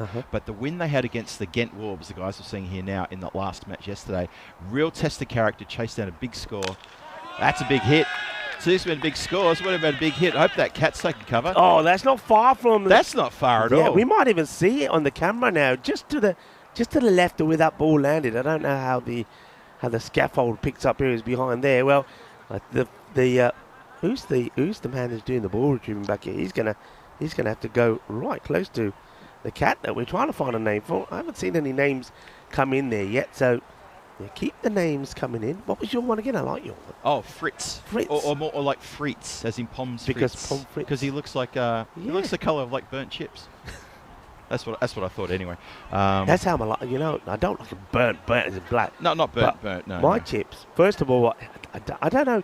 In Belgium, Yeah. Is it the skinny ones or the thick ones? I think they like the. When Skinny. they used to come to my bar, they always used to like the thick ones. Oh, okay. Yeah, but I think you're right. French fries normally are the skinny I always ones. think French fries are the skinny ones. Yeah. But Okay. they like the thick steak ones, and Oh, so do I. The But I thrice like them to cooked. have the crisp. Yeah. Crispy on the outside, when you bite into them, they've got the. But inside they're nice and soft. Triple cooked. Yeah, That's the the way big one. they've got to be. And in duck fat as well. And Oh. all right, I want to know though. I want to know. There's a white. I want to know, salt and vinegar and drowned in vinegar or not? Oh, now. No. I grew up with, my parents were British. They would love their fish and chips with vinegar, malt vinegar, and also brown sauce as well. So I grew up with this kind of approach. Malt vinegar on chips, I love it because obviously you've got the salt. Obviously they're salted as well. And that with the vinegar, thank you very much. Love that. And I know what's to come after this ball. Ketchup? No, come on. You got a house full of sauces to die for. A little bit of that. You know which one? The number 4 was it that we tried in was that the Romania? the fruit The flavored one? fruity. Oh, that would be just perfect. Dirty Dicks is what it's called, and it is fruit flavored hot Seems to be the sauce. talk of the day. It's habanero chilies with pineapple, mango, bananas, and raisins. Yeah. And it is one of the best fruit-based hot sauces, award-winning for the last 5 years in a row at New York's It's a winner. Chili Award. It's the winner. I had it with my is. hash browns, It's and it was incredible. nice. That's nice as well. That's 4 runs. Kitty, get out of the way. That's all right. It doesn't go back there. And the bowl ends up on the floor somehow here. And it puts a bit of extra effort in. Does Khalik. He goes down. It does too. And the ball goes for 4 runs. I can smell something now. Is that something being cooked in the clubhouse? Do they get to walk out and fry some pakoras or something in the afternoon? They don't usually do tea for us. That would be new if they're doing that. Hey, we got dinner here tomorrow though. 'Cause let's talk tomorrow. Oh, Tomorrow's a big day. that's true. We got we got 6 matches. Six 6 matches tomorrow, people. We're doing overtime. Is that a record for European Cricket Network? No, we have done 6 6 in places before. Okay. And of course, don't forget when we've had rain trouble, Yeah. short of matches, Oh, we've done 10s. yes. But Yes. in terms of T10, I think 6 is probably that's gone. Ah. 6 runs. That is a biggie. It's a monster strike. It's a Bizaway Super 6. It's gone into the jungle. I don't think that one is coming back. That's a big strike. That I was trying to see where it landed. That's gone over the bike path and then some. That's into like the neighbouring field. Honestly, that has gone probably all of 90, 95 metres, I reckon. Umpire asked for a new pill, and quite rightly indeed. As Khalik gets taken downtown with a massive strike.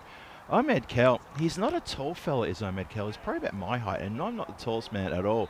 But the power he has in those shoulders for the straight drives and for his shots on the square of the boundary, leg side and offside, absolutely incredible the way he muscles the ball around the ground. Yeah, well, he's hitting it well, and he needs to. Like I said, this partnership is massive, especially after Mamoon Latif went and we thought he was going to be key. Somebody's got to step up. All right, could be in trouble. Straight down the throat of the man who's standing a few meters from us. Wakas Raja holds on to the catch. Wakas Raja ne catch par liya. Irinalana game we gay game. No chance now, I don't think, Phil. No chance now. That is the wicket that really, I think, seals the deal. Game, set and match. If you're looking for your car keys, I suggest you find them in a hurry and start that car. I agree 100%. That is done. Oh, okay, hang on a minute. They found the ball. You found the ball. Well, look at that. He's got the pill in his hand. That is fairly new. You could be kidding me. Can I have a look at this? Come inside here. Come Have inside a look at here. this. He's That's just had a couple of marks on it. That is only a few balls old. here he is. How on earth have you found the pill? Can we get this on comms cam? We found the pill. Come a bit closer. This is our the good man. friend who's recovered it. How good was that? Well done. He's found the pill. It's been recovered from the undergrowth. About, 30 metres behind us? It's a long way behind us, he says. Goes All right. into the jungle and comes Thank back you very unscathed. much. Well done. Great work. That's dedication for you. That's what we like to see. Awesome. Yeah, that's a shame. All right, who comes out now is Majid Ali. Is joining Fawad Shinwari. It's a ball to go in the power play, and they have lost 4 wickets.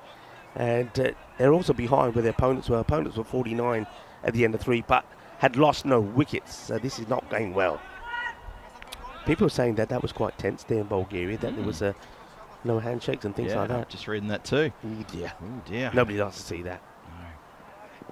And it's going to be a doctor finish, so 17 come off the over, but a big wicket. If you're going to give 17 away and say, I want the wicket of Omid Kell, you'll take it, and that's exactly what they've done. I reckon you would. I would definitely agree with that. Let's have a look at the tail block situation. A couple of magical overs in Ostend Tigers innings there. 27 off the 6th over and a 25 off the 9th over. Apart from that, well, I've got to say, the second half of that innings was a little bit lax, sort of 9, 8, 8, 11, 9, these sorts of overs. Nothing really big, but those two magical overs really helped things aplenty.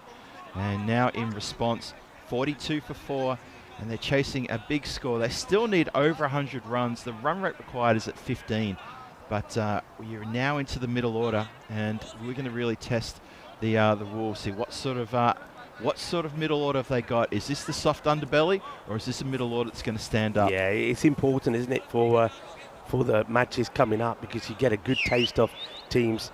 And we see that, didn't we, in Bulgaria, and what was a thrilling European cricket series there. The teams that had depth were the ones that went through in the end. You know, you can't be relying on just 2 or 3 all the time. All right, Khan back again, bowled a very good first over. In the air, just wide of the fielder, won't get the boundary, won't make the stop. There's going to be 4 runs, so far January. I think here, you just have to be brave, and you've got to be brave and play your shots. They've got to try and, of course, number one priority, I suppose, for them now is if they do lose, you're still trying to get that 103 on the board. That gets your point. But you never know. One batter click, scores a quick fire, 60 or 70, you're back in the game. True. It's as simple as that. It can turn as quickly as that. We always say this, and the risk of being cliched, it's so true. 1 over could spin the game on its head. It's as simple as that. It's only a 10-over game. It can happen so fast. Got to say, the teas here, thanks to the staff who are in the clubhouse, doing a grand job making teas and coffees for everybody, and whatever cold drink people are wanting. The teas have kept me throat going. I shall go out today and buy a bit of honey. I'll bring that with me tomorrow. And tonight, well, I'll have one of my secret recipes for me cold. I used to give this out to all the customers that used to come into the store, into the shop, and they used to swear by it. I'll tell you. So hot water, brandy, lemon juice, honey, and a couple of cloves. Oh, a couple of cloves. I was wondering what the secret ingredient was. Does the job. Yes. So that's what I'll be on today. Now, but hey, I've been told that the shops close here pretty early. What's that about? They do. They're pretty much closing. All the shops and the shops you buy groceries from, they close at 8 p.m. in this area. I'm not going to knock it. If that means you get more family time, so for it. Because I think that seems to be... Oh, well, that's clonked into something. It's going to go all the way. It's a Baximo! 6 runs, a little bit short, swings hard. And Majid Ali now gets in the act. He starts and opens his account with 6 runs. So that's 6. There it is, the wicketkeeper. That's Tasawal giving the signal. But yeah, that's very early, isn't it? That is quite early, yep. Hey, my recipe for a hot toddy, for a medicinal version of hot toddy, the one you just described, I think sounds really good. I wouldn't use brandy. I would use Scotch whiskey, single malt Islay, so it's a bit smoky and a bit peaty. And also, I actually get like a little knob of fresh ginger and drop that in instead of the cloves. Yeah, ginger actually, that's a good shout actually, a bit of ginger. They say that's very good. There's nothing ginger can't do. I remember over, of course, those scary times during the pandemic, ginger was the in thing, wasn't it? Everybody was like, have tea with ginger, have tea with ginger. You know, everybody was ringing you up. Yeah, come on, hot drinks, tea with ginger, put some ginger in it. Lemon tea with ginger was the rage. Yes, I remember that very clearly as well. The thing is with me, I don't know about you, I'm not a great lover of ginger. Yeah? High in the air, it could be another Baximo, and it will be another. Well, he's, I don't know if he's from Australia, this guy, Majid Ali, but he certainly liked to go the reverse way. And that's going to be another 6. He's swinging hard, giving everything, including the kitchen sink. He has no idea where that is going, but it will beat the fielder and go for another 6. So, okay, keep those runs coming there. I suppose it started with them needing around about 15 and over, and they've kept it to that. So they've lost 4 wickets, but by getting the odd boundaries, or a couple of boundaries like this in the over, 3 in this over, by the way, they're keeping themselves alive. Yep, staying in touch with the required run rate. That's belted. That's 4 more. Wow. And 1 and over. So, well, Majid Ali saying it ain't done just yet. 21 come of that. Now, that will certainly make a dent in the required rate. It's probably going to drop down to under 14 now. What a hit. 1 and over. 21 come off it. And doesn't quite go to plan. This one, Rashidi's first one went for 10.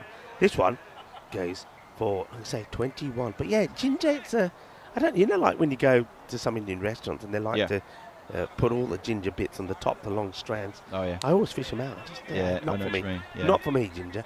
I don't mind it if it's if you make a nice masala with the onions and you put the ginger and the garlic in and make it into a paste. That's fine then with the ginger chop. But big bits of ginger, nah, not for me.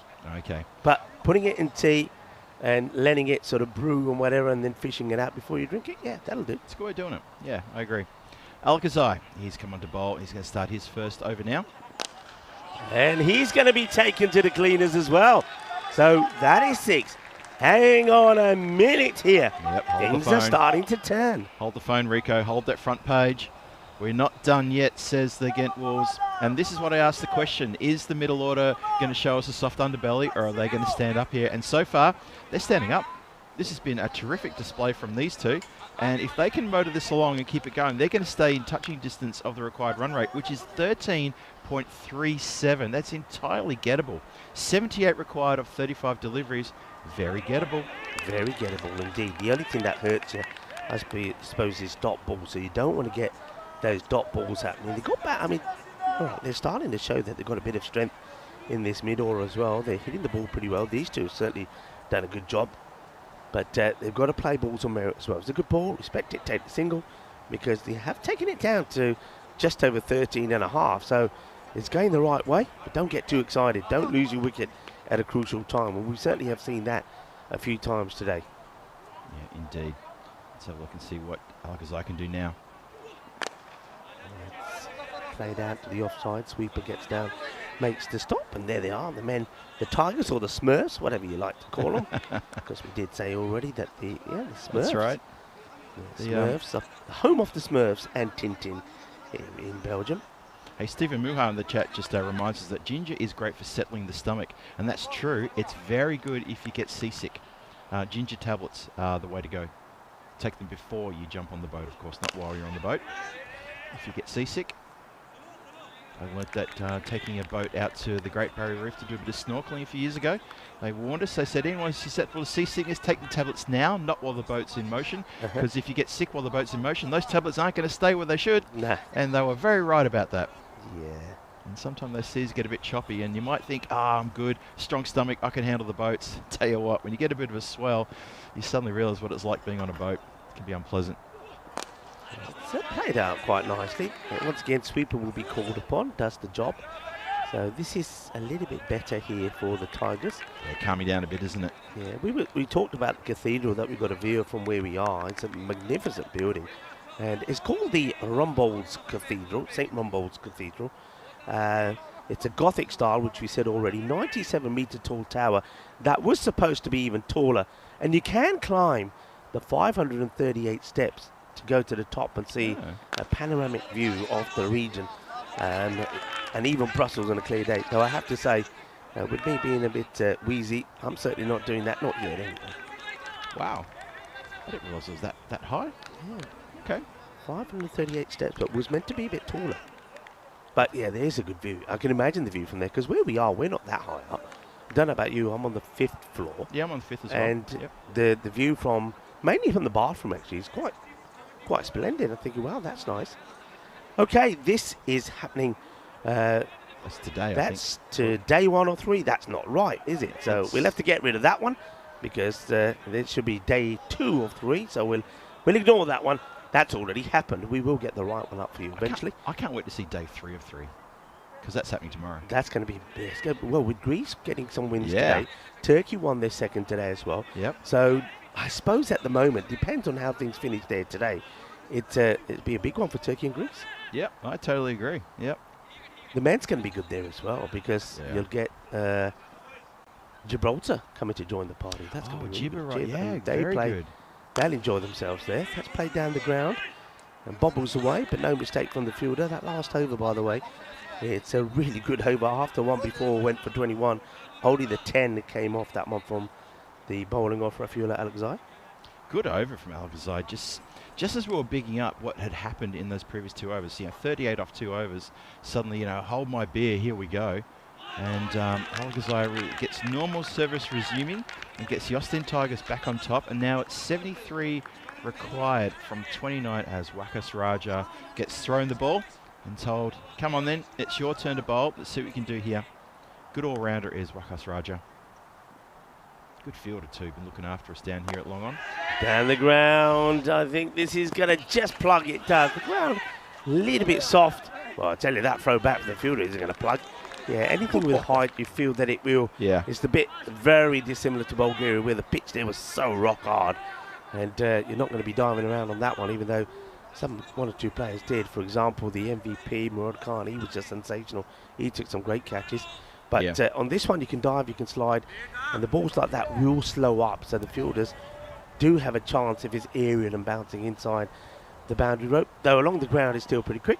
That's pretty full, and it deserves what it gets. It gets sent to the boundary. You can see the batter just asking about the height. Well, we're looking at it again, but I'm pretty sure that's fine. That's on the way down. We'll see that side on. I think the umpires have already said, nah, no worries with that one. I think we'll have a look at it one more time, side on, but that's around about just above the pad. I don't think it's anywhere near the waist. The umpires don't even actually want another look. They say, come on, get on with it. Just a little field change here to Ali, who just checks as a square leg comes up in the circle. And real good delivery on this occasion. The bowler bowls to his field as the throw comes in. They certainly do like firing the throw back into the wicketkeeper. This has been good. Hello to Chris Smith, who's now joining us in the chat, and a few people will of course saying hello back to him. Nice to have you with us, and I hope you're going to be able to enjoy the conclusion of the day here in Belgium. What a good day we've had with some really good cricket, high scoring matches, and oh, how has this missed the stumps? I can't believe it. It's the total incorrect shot to play. How's it missed? I'm not sure what's we'll happened see from this there. angle, but Wow. I mean, that is just unbelievable. Look at the reactions there from the bowler. He says, you're kidding me, but hey, excellent over, only goes for 7. So the last 2 overs goes for 17, and just like that, the rate that was brought back down from about 14.5 to 13.5, 2 overs where you've only gone for 17, and it's gone up now to almost 17. That's quite an incredible turnaround in the space of only a couple of overs. You're absolutely right. That's really changed so quickly. How dramatic is that? Yeah, that's a surprise, because we really bigged it up with it. Oh, hang on a minute here, let's see what happens. But yeah, it just hasn't gone the way it should. Yeah, that's a bit disappointing there. So unfortunately, it looks like that 2 overs means that things could be slipping away. There's still every opportunity here. They just need to buckle down to get a couple of big overs. But it's looks like it's Al-Ghazai is going to come back for his next over, and this over is critical. Oh, that's a good delivery, you know. Oh, and he misses. Oh, yeah, indeed. LB, I think, probably good call from the umpire. I think this is going, yeah, missing leg stick. Yeah. Picks it up, and he fires it in with fury, whereas he had a little bit more time than he had. But it's a dot ball. He could have taken a step and underarmed it if he wanted to, because the batter had the big turning circle, and then he had to get on his skates, and he was never going to get back in time. Well, Al-Ghazai, he still saves that for and gets a dot for his trouble. And, oh, wonderful. That's terrific. Wonderful bit of fielding. Beautifully well done. And the quick reflexes there. And, is that Darwish who's in that position? Gets down very quickly. Look at that. Gets a hand on that. Yeah, that's the Darwish. Kotstai does beautifully well. Gets down really quickly. Money was on the Grizzly there. And they all come round to congratulate him. That's what good teams do. They do. They get around, don't they? Proper get around.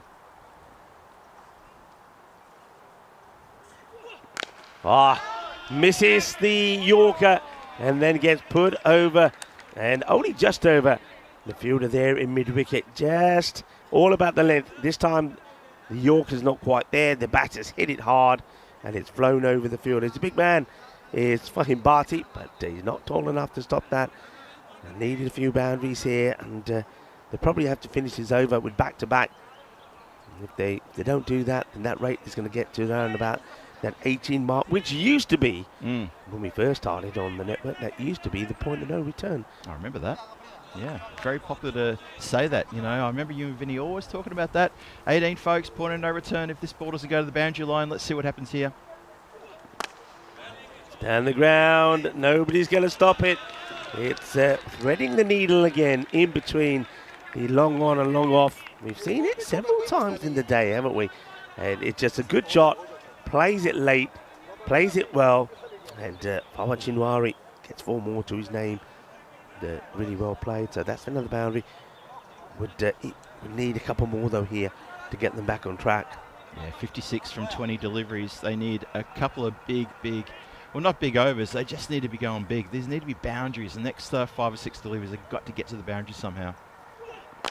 Oh, That would have slapped into the hand and hurt. But bowler not showing any emotion whatsoever, just saying, yep, I stopped that one from what could have almost been a boundary because that was hit hard. it stops from crashing his legs. I mean, look at this. This is going right into that knee. If that hit him, he would have been in trouble, severe trouble. So he does well to get hands to it. I mean, if he caught that, it would be an absolute blinder. But he saves the boundary and therefore saves the over for me. And yeah, he does. So it's a good over. It means 13 come from it. There were 2 boundaries. Yep. But they need more than that. The rate will keep going up. 93 then for 4, 3 overs to go. And they just had hope, didn't they, with that 1 over that Rashid was hit for 21. But look how well they've come back. Kept it nice and tidy with the next 3 overs go for 10, 7 and 13. Right then, let's talk about this last match. Both teams have made some changes from yesterday. They have indeed. Have a look at that. The Lions are bringing in Michael Yar, Shirley, Zazai. Jabakel comes in. That's a good addition. He's a sensational fast bowler. And Suleiman Said comes into the side as well. Brussels Bashers. Faisal Mahmood comes back into the side. That'll strengthen their team to no end. He's a great strike of the ball. And that's a great strike of the ball as well. Speaking of that, crunch over deep mid-wicket for a big Maximo. They need them. They need about 4 of those and over pretty much now just to assure themselves they get their noses in front and stay there.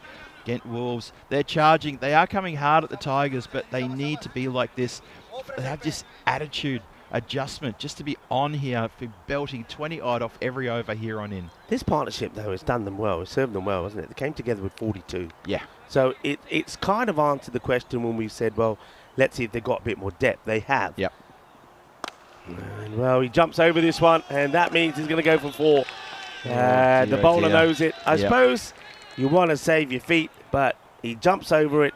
And as a result of that, that is hit straight as a dart. Yep. It's going to be another 4. I reckon that's about 10 we've had in the day. 2 players converge. Neither of them can get to it. It's just too hot for them to handle, and it goes across the line for 4 runs. They're both gesturing each other long on, and saying maybe one of us should have got that. In the end, neither of them did. Oh, it was. We've had a lot of straight drives, haven't we? We've really had so many shots straight down the ground, and it's. Long on is getting a bit straighter now, and I like that idea. I'm just looking at, is it Rashid Khan, who's just moved a bit closer to the centre now. That's a good move.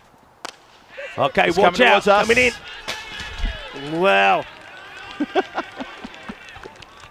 Are you okay, Rico? I'm okay. Dan on his camera might not be. Oh, well. Oh, well. Hits the top, hits the roof of the commentary hut. There's a Bronx cheer from the crowd. We're all good, everybody. Hey, We're listen, all good. Everybody's looking at me saying, you saw where that hit. Oh, well, I thought we were going to cop that one. Oh, that was too close. Oh, dear. We're all good. That's what's important. Oh, thanks, Andy's. Andy's our producer says, be careful of the table. They aren't that long. Oh, never mind the commentator. Oh, the gear's okay. Look, the gear's okay. And we're okay. It got me. Watch this. The lucky thing was, in that replay, I barely moved because I saw the ball wasn't coming at me. But for you, I think the ball started to track. It tracked towards you. Listen, if the roof wasn't there, it would have been where? Right here. Yeah, right on the scone. Oh, my. Oh, we love being in the firing line here in Belgium. This one thing about being a commentator in Belgium is you see Belgium ball up close and for real. I was under attack during the night series. The thing is this, let's face this, like, different people we work with work differently, right? Me and you, one thing we kind of always do is watching the live action. if you're the type of commentator that's kind of watches the screen and does things while you're in trouble here. You're in trouble. Big because trouble, yeah. there is, from when that ball was hit to when it hit the top of air, what are you talking, 2 seconds? If that. If it that. was quick. I mean, protect the equipment, my arse. And Andres, you and your cables. We'll have a talk later, Andres, about your cables. Never mind Rico Full and his body, which is already falling apart, mind you. But anyway, Andres, it's okay. Oh, no. We've all gone to pieces here. We're all okay, though. That's the important thing. We're all good. We've got production in our ear laughing as well. He's still there. It's a bit happening. I thought he turned me off. I said, that's it, I'm turning you off. No, he's still there. He said he's laughing. Gotta say, we also had a genuine cheer from the peanut gallery over there watching. They all cheered when the ball smacked into the roof, and then they saw you got a shot. Maybe my expression, they just kept cheering. They thought it was hilarious. So thank you for the guys over there in the. See, it's all right for them. Look at them there. Nobody's going to hit their ball that far to a scorers, are they? I mean, the tournament referee.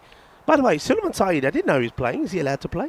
Is he what? He's playing? Well, it was the Suleiman Saeed in the team sheet. You got that team sheet again. Let's have a the look at fantasy team. dashboard. Is he come in for one of the? Well, have a look. I noticed a Suleiman Saeed's name was in there. Come on, Andrew. Don't start sulking on me. Oh, yes, too. For the Lions, yeah. Suleiman Saeed is lining up for the Lions in the next match coming your way. We'll go through that. We'll go through that team sheet with a fine-tooth comb and make sure that none of the ECN crew have found their way into the team there. Look at Ash. Ash, you rotten swine. Ash is saying, is James Pond okay? Never mind about me. Yeah, James Pond is fine. Thank you very much. And that's going to be a bit of a teaser and very good work. Well handled. Good, safe hands there. He can field in front of us, can't he, Wakas Raja? Wakas Raja. He's solid, absolutely solid. I feel comfortable when he's fielding in front of us often. I mean, I think he was he actually bowling that previous over that Wayne almost said, took you out. Yeah, Wayne said he heard something go crash. Well, it was the top of our roof. So we don't know what that was, but it was pumped. The problem was that in that previous over, it was Wakas Raja bowling, so that's why we had no protection. Because usually he's very good at fielding in front of us. So, yeah, we suffered on that occasion. But we're all good here. There was a crunch. I think the sound of the ball hitting the metal frame, but low. I mean, it only just collected the top of the roof. It's a shame we couldn't get a replay of it actually hitting the actual roof of this tent. I think that would have to be the tower, but the tower's a little bit far behind. Right, let's go back to this run chase. Where are we at? Still about 15 and a half required. So 26 in 10 balls. That's very much doable, especially the way these guys are hitting. What a partnership it's been, by the way. Terrific partnership, been astonishing. Could be match winning. Good delivery. Ooh. That's a good ball. Just sneaks that. No, it's not a wide. No, it's a really good, clever delivery. Oh, no, he's not called it, has he? No, that's pressure from the batter. I don't like this. I don't like this. Suleiman, have a word. That's not a wide. This is a tense game. And a wide ball there. It wasn't called earlier by the umpire. Now the umpires are coming together here. What are they having a conversation about? Yeah, I think maybe Suleiman said, hey, come together and talk about something. But let's see. Is the umpire saying, let's see what keep? I mean, this is not a wide. It's the perfect delivery. That's a good delivery. If you're coming round the wicket. Absolutely not wide. What's the umpire signalling here now? Well, they're playing the ball. They're playing pass to parcel with the Grizzly balls. Now that ball's being thrown over there. The most important thing is that wide call. That can be big. Well, they haven't overturned it. That could be crucial. That could be crucial. The umpire is saying, look, I've given it, but I think the umpire afterwards, when he looks at that, will have to admit he got it wrong. I don't blame Barty for being a little bit upset about that. I would be. And does well. Bowls a good ball in response. So good that he keeps his temperament there. Doesn't get carried away. It's important, isn't it? Nothing short, nothing silly. Doesn't try to flirt wide. Just bowls a good straight delivery and good fielding of his own bowling as well. So good for him to keep his cool and keep his professionalism. Well done. Could easily just let that get out of control. Do you reckon if we had an umbrella and things like that, we'd just open up an umbrella, that would help us? What do you reckon? I've got an umbrella. You got an umbrella? Yeah, I'll dig it out. Well, we won't need it for this one. The tower might be in danger. It just misses. The tower goes past the side screen. That's a boundary. Oh, this is going to be tense. This is going to be really tense. Close game coming up here. So Barty's getting pretty decent over him, but the problem with 3 wides in the over. So now 2 of them I don't think there was too much doubt about. One of them the worst. So the last ball off this over could be crucial, whatever comes off it. And yeah, you've just picked up on something. Yep. And Yep. I Look go at on, that. share it. You know what's happened? 5 penalty runs because of the time. Yes. Oh boy. That's almost criminal that could be allowed to happen, and that's 4. Oh boy. When they were in that over from Wakas Raja, I saw the clock was counting down. It was about 6.5 minutes. Yeah. And I was thinking to myself then, but yeah, Wayne's on it. Penalty runs come up. So Good shout, 5 Wayne. penalty runs are on there as well. So, this is all going badly wrong. Badly wrong indeed. Yep. Oh boy, yeah, it's all coming undone here. It's 14 from 7 now. This is coming down to the wire. Big last over coming up. Oh, got him. Can you believe he's chopped on? Shinwari has come undone. What an innings he's played, and he's come a cropper on the last ball of the 9th. And I tell you what, Austin Tigers, they're going to breathe a massive sigh of relief to see his back, and the partnership is broken. What a good partnership. I think I said at the time they came together with the score or a very measly 42 for 4. So they almost put 100 partnership on there. About 91 runs they put on together? Yep. Excellent. Really good partnership.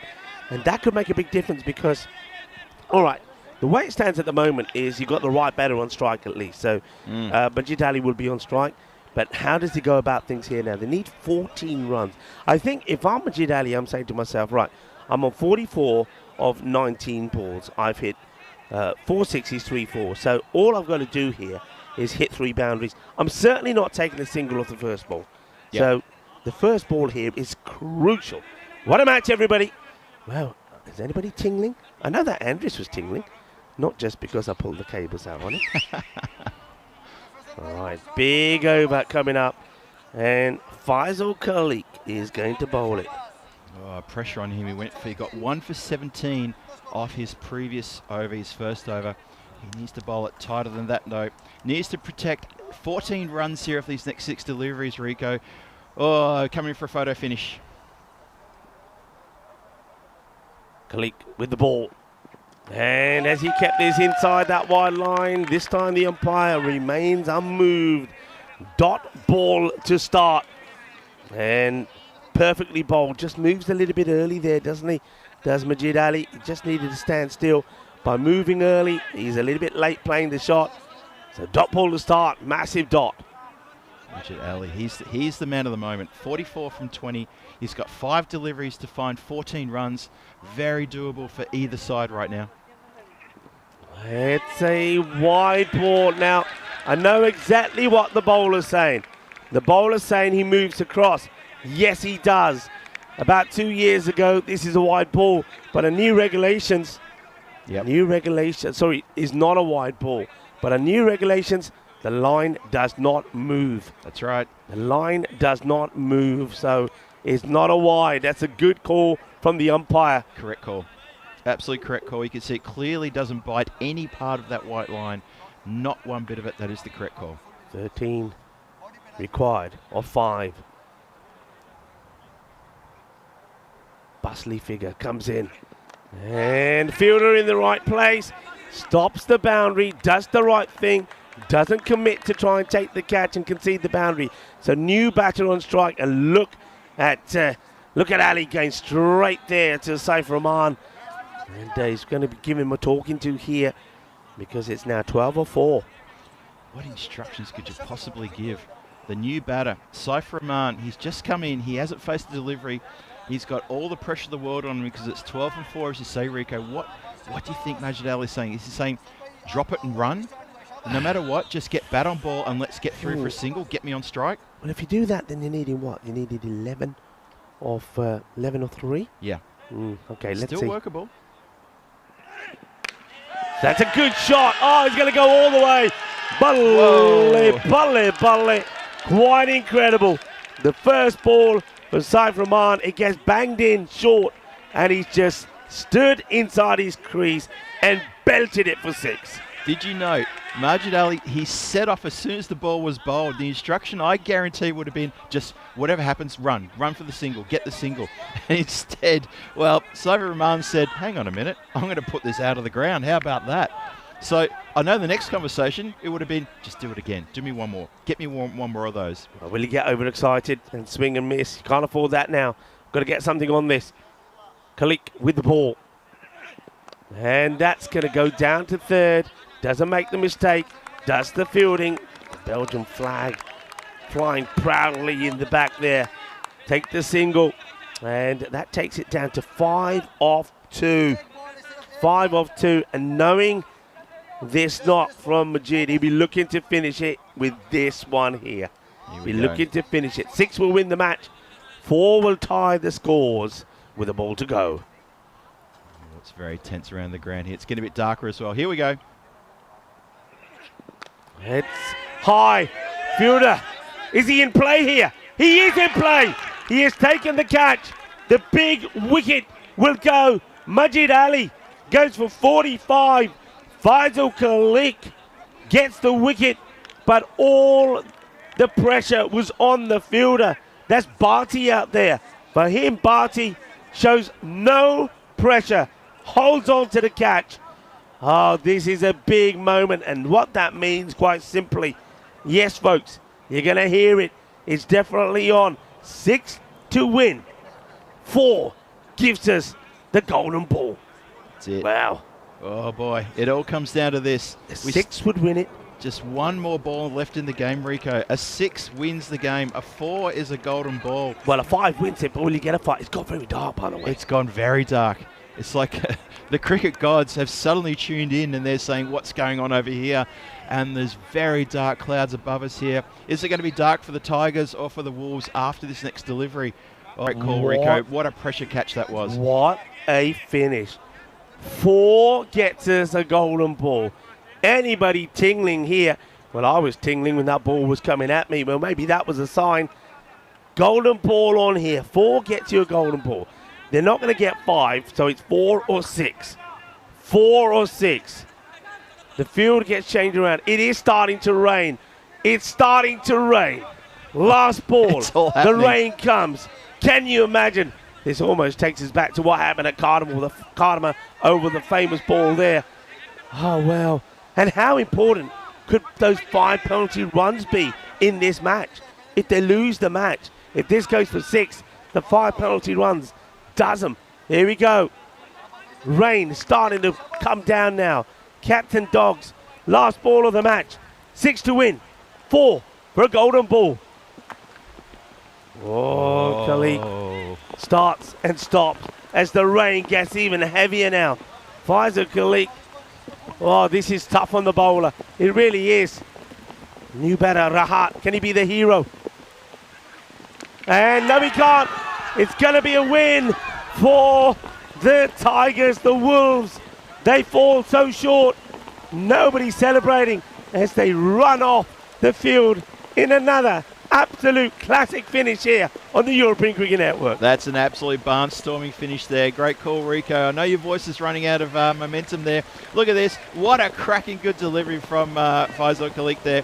Hits the stumps. Unfortunately for the batter, Rahat, it was a bit too much for him to do. He couldn't get bat on ball. He couldn't do anything with that one, and it just collects the stumps. He had to belt a 4, and it does go back to that second last ball as well when Majid Ali, unfortunately on 45, he couldn't get enough on it and got caught, and that was trouble aplenty. It just happened so quickly there, but what an astonishing, entertaining, fantastic game that was. 2 teams at each other's throats through the whole match, and what a fitting end that came down to the final ball. My God, look at it. It is hammering it down. It really is. And well, we were the Muppets that took our side down. Let's hope it doesn't come at an angle that way. Otherwise, that won't be good. It's just coming straight down. The thing is, though, looking at this, I mean, I think this is one of those, by the time they get those covers out there, this is going to stop. Yep. Because it's clear behind there. Yep. There seems to be one big cloud, which is bringing the rain. It's clear all around us. It's just bizarre. It is bizarre. But what a match. What an absolute sensational match. Let's take a look at the highlights. Yeah, let's show the whole right reel here and have a look and see what happened here. Well, there he is, Barty, the man who can't stay out of the game. He's had a terrific first over. He got amongst it so very, very quickly indeed. He's a joy to watch, such a good competitor. And, well, he had a lot to say in this game, and it was so fun for him to watch. Look at this. This was his second wicket. Wakas Raja hangs onto a screamer there and holds it nice and tight. And that was massive. So 2 wickets already in the first over. They lost their 3rd wicket in the second over, lost their 4th wicket in the 4th over. And when they were forward efforts for 42, we thought there's so much trouble aplenty here. Yeah. I don't know what they can do. I don't know what they can dig deep to find out. And in then, it was the middle order who stood up. Yeah, it certainly was. Well, you said stood up. The bowler couldn't stand up there. He went down. The ball went to the boundary. And it was one of many boundaries that went straight down the ground. But it had an interesting little twist as we talk with the highlights. The rain starts to slow down. But the interesting twist was first of all the 5 penalty runs. And that was a bit of bad discipline actually there from the Tigers. It could have cost them dearly. But in the end, they held their nerve, did the bowlers. And got to give a huge bit of credit there for that last over. That was bowled fantastically well there from Faisal Khalik. He'd finished with 3 for 26. And even though there was a couple of calls that we felt went against the bowling side, it wouldn't end up being the decider. It was just they stuck to the guns. But that partnership, let's talk about that partnership, 91-run partnership from the 2 batters out there at the time. So it was Fawad Shinwari and Majid Ali. What that does do, it answers a lot of questions, and a lot of questions are being raised about do they have the depth in their batting if they do lose those big wickets early. And the Wolves certainly show that they do. Look, they will be disappointed because they came so close. But still, I think they'll be happy that considering that at one point they were all sorts of trouble when they were 42 for 5, weren't they? They recovered from that, and they've taken a point where a lot of people thought they wouldn't get one. But this one's a strange one, wasn't it? Yeah. Coming charging down the track, and from there plays the ball onto the stumps. That one hurts you. And that was a big wicket, but that was Fawad Shinwari. Yeah. You got to say, kind of getting himself out. Yeah, Shinwari and Majid, they were the key here, and they almost took it to an amazing victory here for the Ghent Wolves. They almost got it there. This was the big wicket as well. That was the end of Majid. Knew that was trouble when he had to depart like that. Threw the bat on the ground. Bharti, like I said, Bharti can't keep him out of the game. And the tumbling rain, there was the final ball. Too much for that man Rahit to do. Just swung hard, couldn't get bat on ball, could get nothing on it indeed. And as the rain tumbled down, that was the end of the game. What a terrific finish. And just to confirm, the 5 penalty runs, confirmation, it was added for slow over rate confirmed. So that's the reason why it was those penalty runs were added towards the end of the innings there. So absolutely fair and just that should happen like that. Yeah, I think it does. And, well, they get lucky, don't they? Because normally in a close game like that bit of ill discipline really does cost you. Yeah. Have a quick look at this. That partnership, fantastic. Fawad Shinwari, Majid Ali almost do enough to win the match for their side. I think Fawad Shinwari will look at the way he got out and say, yeah, that was probably not the right shot to play. He was halfway down the track, and he played the ball onto the stumps. But then Majid Ali took over, and then, hey, let's talk about that great catch take from Bharti. It's not just a great catch from Bharti. Don't forget that while he was out there at third, the ball went to him along the ground pretty quickly on 2 occasions. It did, yeah. He made the stop. How many times have we seen in pressure situations the fielder get it wrong and give 4 away? So he kept it to singles, and then when it mattered, he held his nerve and took that all-important catch. It was real pressure for him, and he stood tall. And you know what? He deserves a big acknowledgement from his teammates here because he had a lot to do with the win that they get there. It's a 4-run victory, Tigers over the Wolves here after the Tigers posted 146 for 5 and in response 142 for 7 after 10. Now a biting finish. Thought about a golden ball, didn't get the gold ball. We had an exciting finish. It went to the 10th. It went to the last ball. You can't ask much more than that. Match 9, that's a bit of a classic for me. It's a classic. Well, that one, let's put it on the list as all-time classics, and that one certainly will go on the hard drive. And we do have another match coming up, of course, folks, and that is due to, I think this one, with it overrunning because of the time penalty, I think that one probably is scheduled to start a little bit later, about in just under 15 minutes time. So you'll see the counter coming up on your screen now. And the good news is that the rain has more or less stopped, just as we thought it probably would. So let's hope that in about 5 minutes' time, the rain comes to a complete stop. The little bit of covers that's been put in those key areas to protect the bowler's foot marks and also where the batter and the wicketkeeper is, they'll come off and we'll carry on as planned. But the big match coming up, two teams that I haven't seen so far. We've seen the Tigers, and the Tigers, they've gone well here today. But now it's time to see the Lions to see if they're like Brussels sprouts.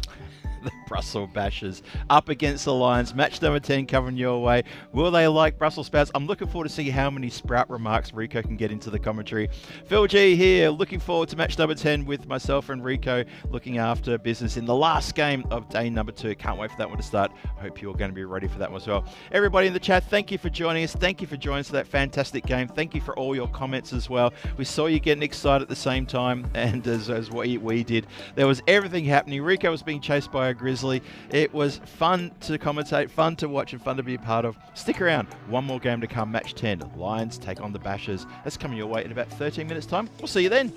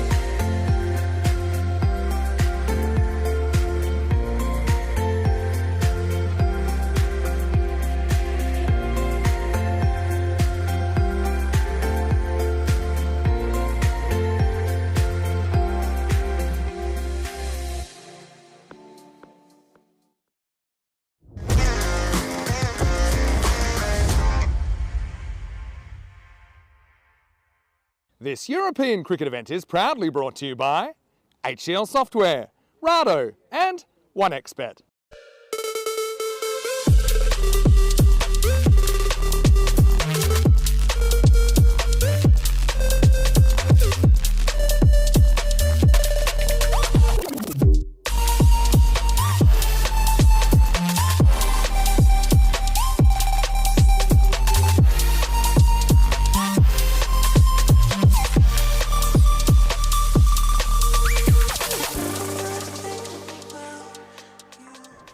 Welcome everybody, it's match 10 about to kick off here at the lovely Stars Arena. Give a quick shout out to our hosts for looking after us today, thank you so much. And I'm talking to Ani and Rohan who've been wonderful hosts. Thank you so much to you guys for everything you've done for the crew here, we really appreciate it. As we get now to match number 10, it's the final match of day number 2. It is going to be time to welcome back the Brussels Bashers and they're taking on the Leuven Lions. This is a great game coming your way. It's the only game today for those two teams. They've been sitting patiently watching all the other teams playing a couple of games here today, and now it's their turn to try to step up for this last game on day number 2. Exciting game coming your way. Two very evenly matched teams as well. Now there's a lot of teams currently who are on either 1 win and 1 loss and a couple of bonus points, scores of 4 points, 3 points on the standings. This is a game to really mix things up a bit, and it's a very hungry team that's going to take the points home in this one. Let's get over to Sully, our tournament referee who's got the captains for that all-important coin toss. Take it away, Sully.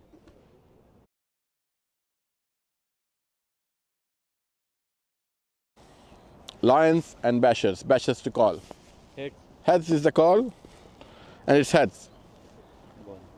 Bashers won the toss and they will ball first. So there you have it, the Bashers, they win the toss, going to have a bowl first. Not a bad idea, it's cool conditions. We reported before about the cloud cover coming over, the wind gusting up a little bit more as well. There was a little bit of moisture in the air about an hour ago, that's dropped away completely now. I'm looking around to where the weather's coming from, there's blue sky coming in, so I think it's going to be great conditions all the way through to the end of this match, and that's what we want to hear. And so with the Bashers winning the toss, having a bowl first, they're keen to get chase a total here in the last innings today. There's something comfortable about teams who want to chase in the last innings here. Something about this ground. I see that a lot here. I'm sure you guys have noticed it as well. So let's see what happens when we get over to Rico, who's going to start the game off in the central composition. Rico, the news in the toss is the Bashers, the Brussels Bashers. They want to have a bowl first. They're going to be chasing later on today. Let's get into it. I was hoping that Phil G was going to try and say that 3 times in a row, but we'll have him in the comms to do it again. Hey, hasn't he done a wonderful job out there in the middle amongst all the few technical issues that we've had?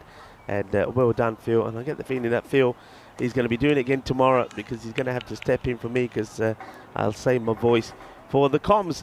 And have a look at the two. I told you Suleiman Saeed is playing. Look, he's there, the naughty man. He's going to change his gear. He's going to put the kid on the lines and play. No, he's not. We're not allowed. Oh, dear. Well, somebody's just fallen off the scaffolding. Hope everybody's all right.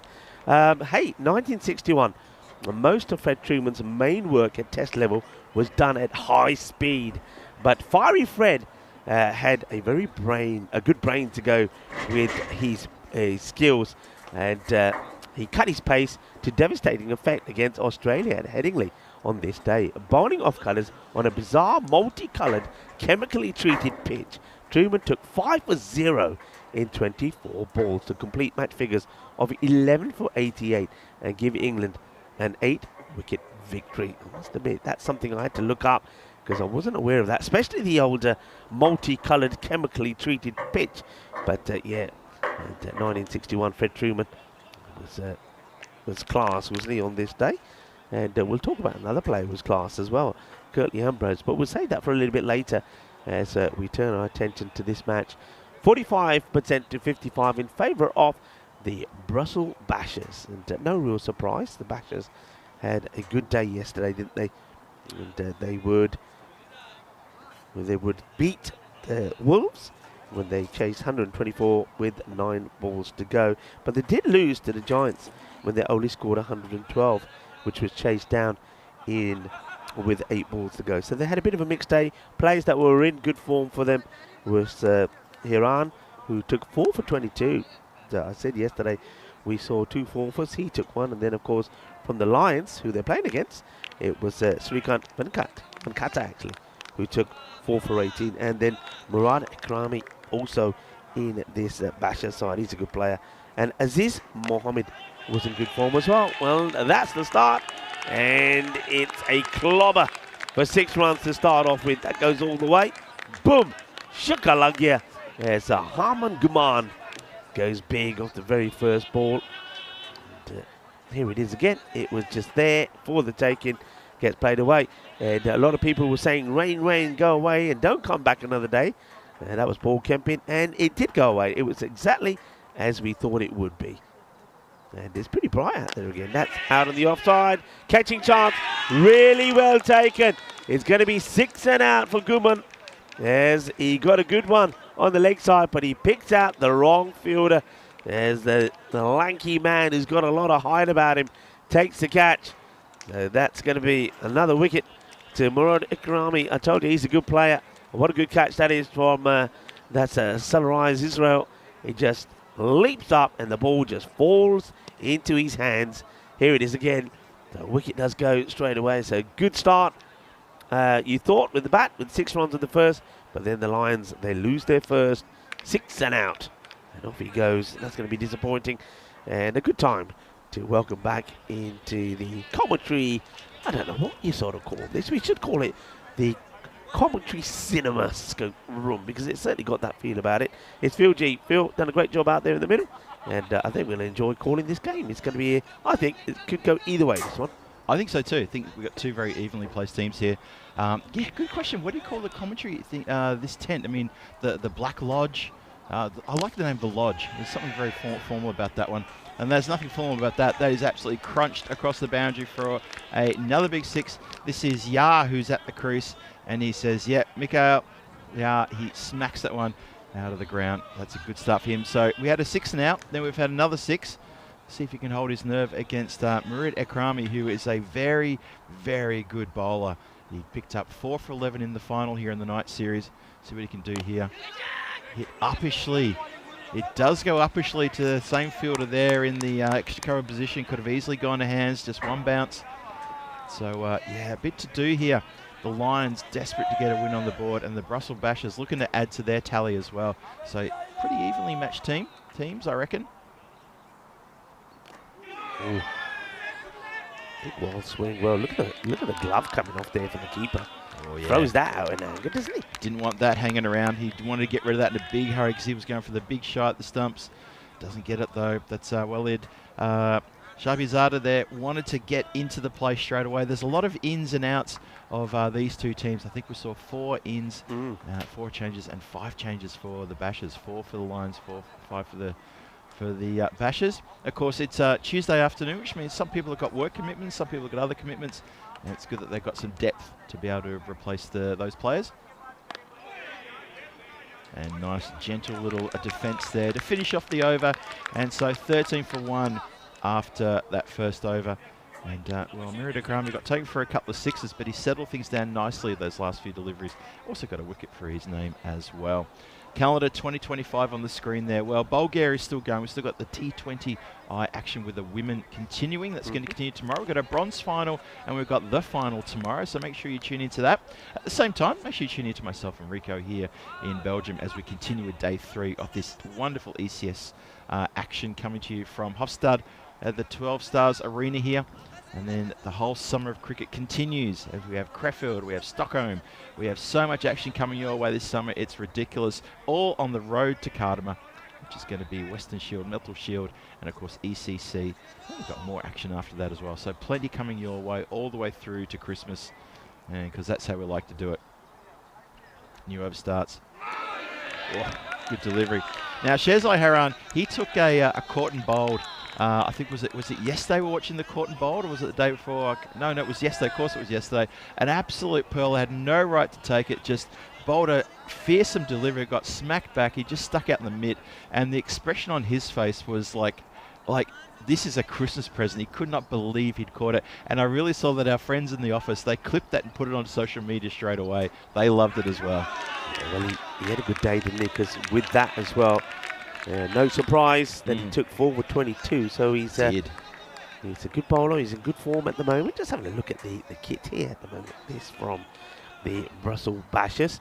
So they've got a bit of the black, bit of yellow, and a fair bit of detail over there as well. There's a bit going on there. Very impressive, aren't they? Always looks smart, doesn't it? The black with the black and the yellow. I know a few teams have done that with the network. They're taking this on, but he doesn't take it cleanly, and I think the opportunity then gets away from him. If he takes it cleanly and he gets a throw back to the bowler, there's definitely a chance. Because the bowler, look, is very good, gets behind the stumps quickly, but there's a misfield, and then by the time he recovers, when the throw comes in, only the direct hit would have had the batter in trouble. Again, it's one of those situations of the batter taking a bit of a turn as he comes into the end there. Just lose a few steps trying to make his ground when he has to adjust the direction like that. Oh, wide shown there pretty quickly. And it's the very short stature of Wahidullah Jabakel has to get it underneath that one. Doesn't have to go too far down. He's quite short to the ground already. Leaves the bat up like a periscope, though. Got to watch out for that. That's a big wide, isn't it? He really is. It's a proper big banged wide. That in, and that's always. Well, we only just got it in the screen there from Shiraz Iran. Well, he's maybe just trying to intimidate Jabakel. Maybe now he'll get the Yorker in. No, he still goes for that heavy length, which is around about chest high. So the umpires, you can see the batter having a good look at the umpire. Umpire saying, "No, buddy, that one is fine. That's about chest." We'll see it here. Yeah, no issues, not over the shoulder. So that's a good delivery. Wahidullah Jabakel, knowing quite well, he plays here for the local Antwerp team, Antwerp Cricket Club. Youngest player ever to score a ton for Antwerp back in 2019. At the tender age of 16 and 225 days, he scored a ton. Youngest centurion for the Antwerp Cricket Club. So he's an accomplished batter. He also does a little bit of coaching with the batting for the club for the juniors. So he's a very active member of the Antwerp Cricket Club. Good character too, always got a smile on his face, and always good to have a chat with him after he's played an innings. He'll tell you what he's done wrong, he'll tell you what he needs to work on, and he'll tell you he's going to come back better, and he always does. He's just one of those players that really does have a bit of a think about what he's doing. And what he's thinking about now is, why are so many dot balls getting past my blade? It's another one. He's chewing up some dots here, and I tell you what, he may need to go to that room full of mirrors and have a look at his coaching style, because what's going on here? 3 dots in a row. I'm liking the length though being bowled here by Hiran. He's got some pace. He's getting that ball to really lift. I wonder if that little bit of rain, sometimes on the artificial tracks, Phil. Yeah. Some of those tracks, I know the one at Romania is a classic example. Once it gets a bit of water on it, it really comes to life. And I mean, that shower didn't last long, about 10 minutes, but the pitch seems to have come to life. Just backs away there, doesn't he? Just trying to swipe himself out of trouble. Doesn't really concentrate on the line of the ball there, and so he's going to be stuck on naught for the end of the second over. He's chewed up a few dot balls there as well. And Harain has done well, very economic there. 3 runs from his over, a couple of wides and a single. And he finishes with none for 3 in his first over, but very economic indeed. Lions 16 for 1 after the second. Very good over. Very impressed with that. And now I can see just why he did pick up those 4 wickets. He's an intimidating bowler, and if you don't like the ball short, if you're not good at playing the uppercut or cutting, then you're going to have trouble against him, because you're not going to be able to hit him down the ground. He's just not going to give you that delivery unless he strays down the leg side and you're able to pull or hook him. Everything's right at you. Very, very impressed with that first over from Hiran. Yeah, she's like, he's tall as well. He's got a really good, he drops the ball, from close to, 7 feet 2 up in the air, and gets that ball really, really down. His short ball is very surprising, as you say. Really tough customer to get away. And I thought we're going to look at the standings there, try and maybe roll the graphic one more time. Maybe not. Anyway, we're about to start the third. There's some Christmas decorations. Look, Santa's back. It is too. Look. Oh, there it goes. It's just got smaller. Santa's back. Look, there's something on the back of the umpire. Well, we're having some issues, folks, as I think you gathered that from the start of today. There's a noise here. There's definitely some sort of noise. I don't know if you heard it in your headset. I heard a sound. I don't know. Yeah, I got something. It doesn't mean to say that it was the bat, but there was a sound. Let's have a look here. There definitely was a sound.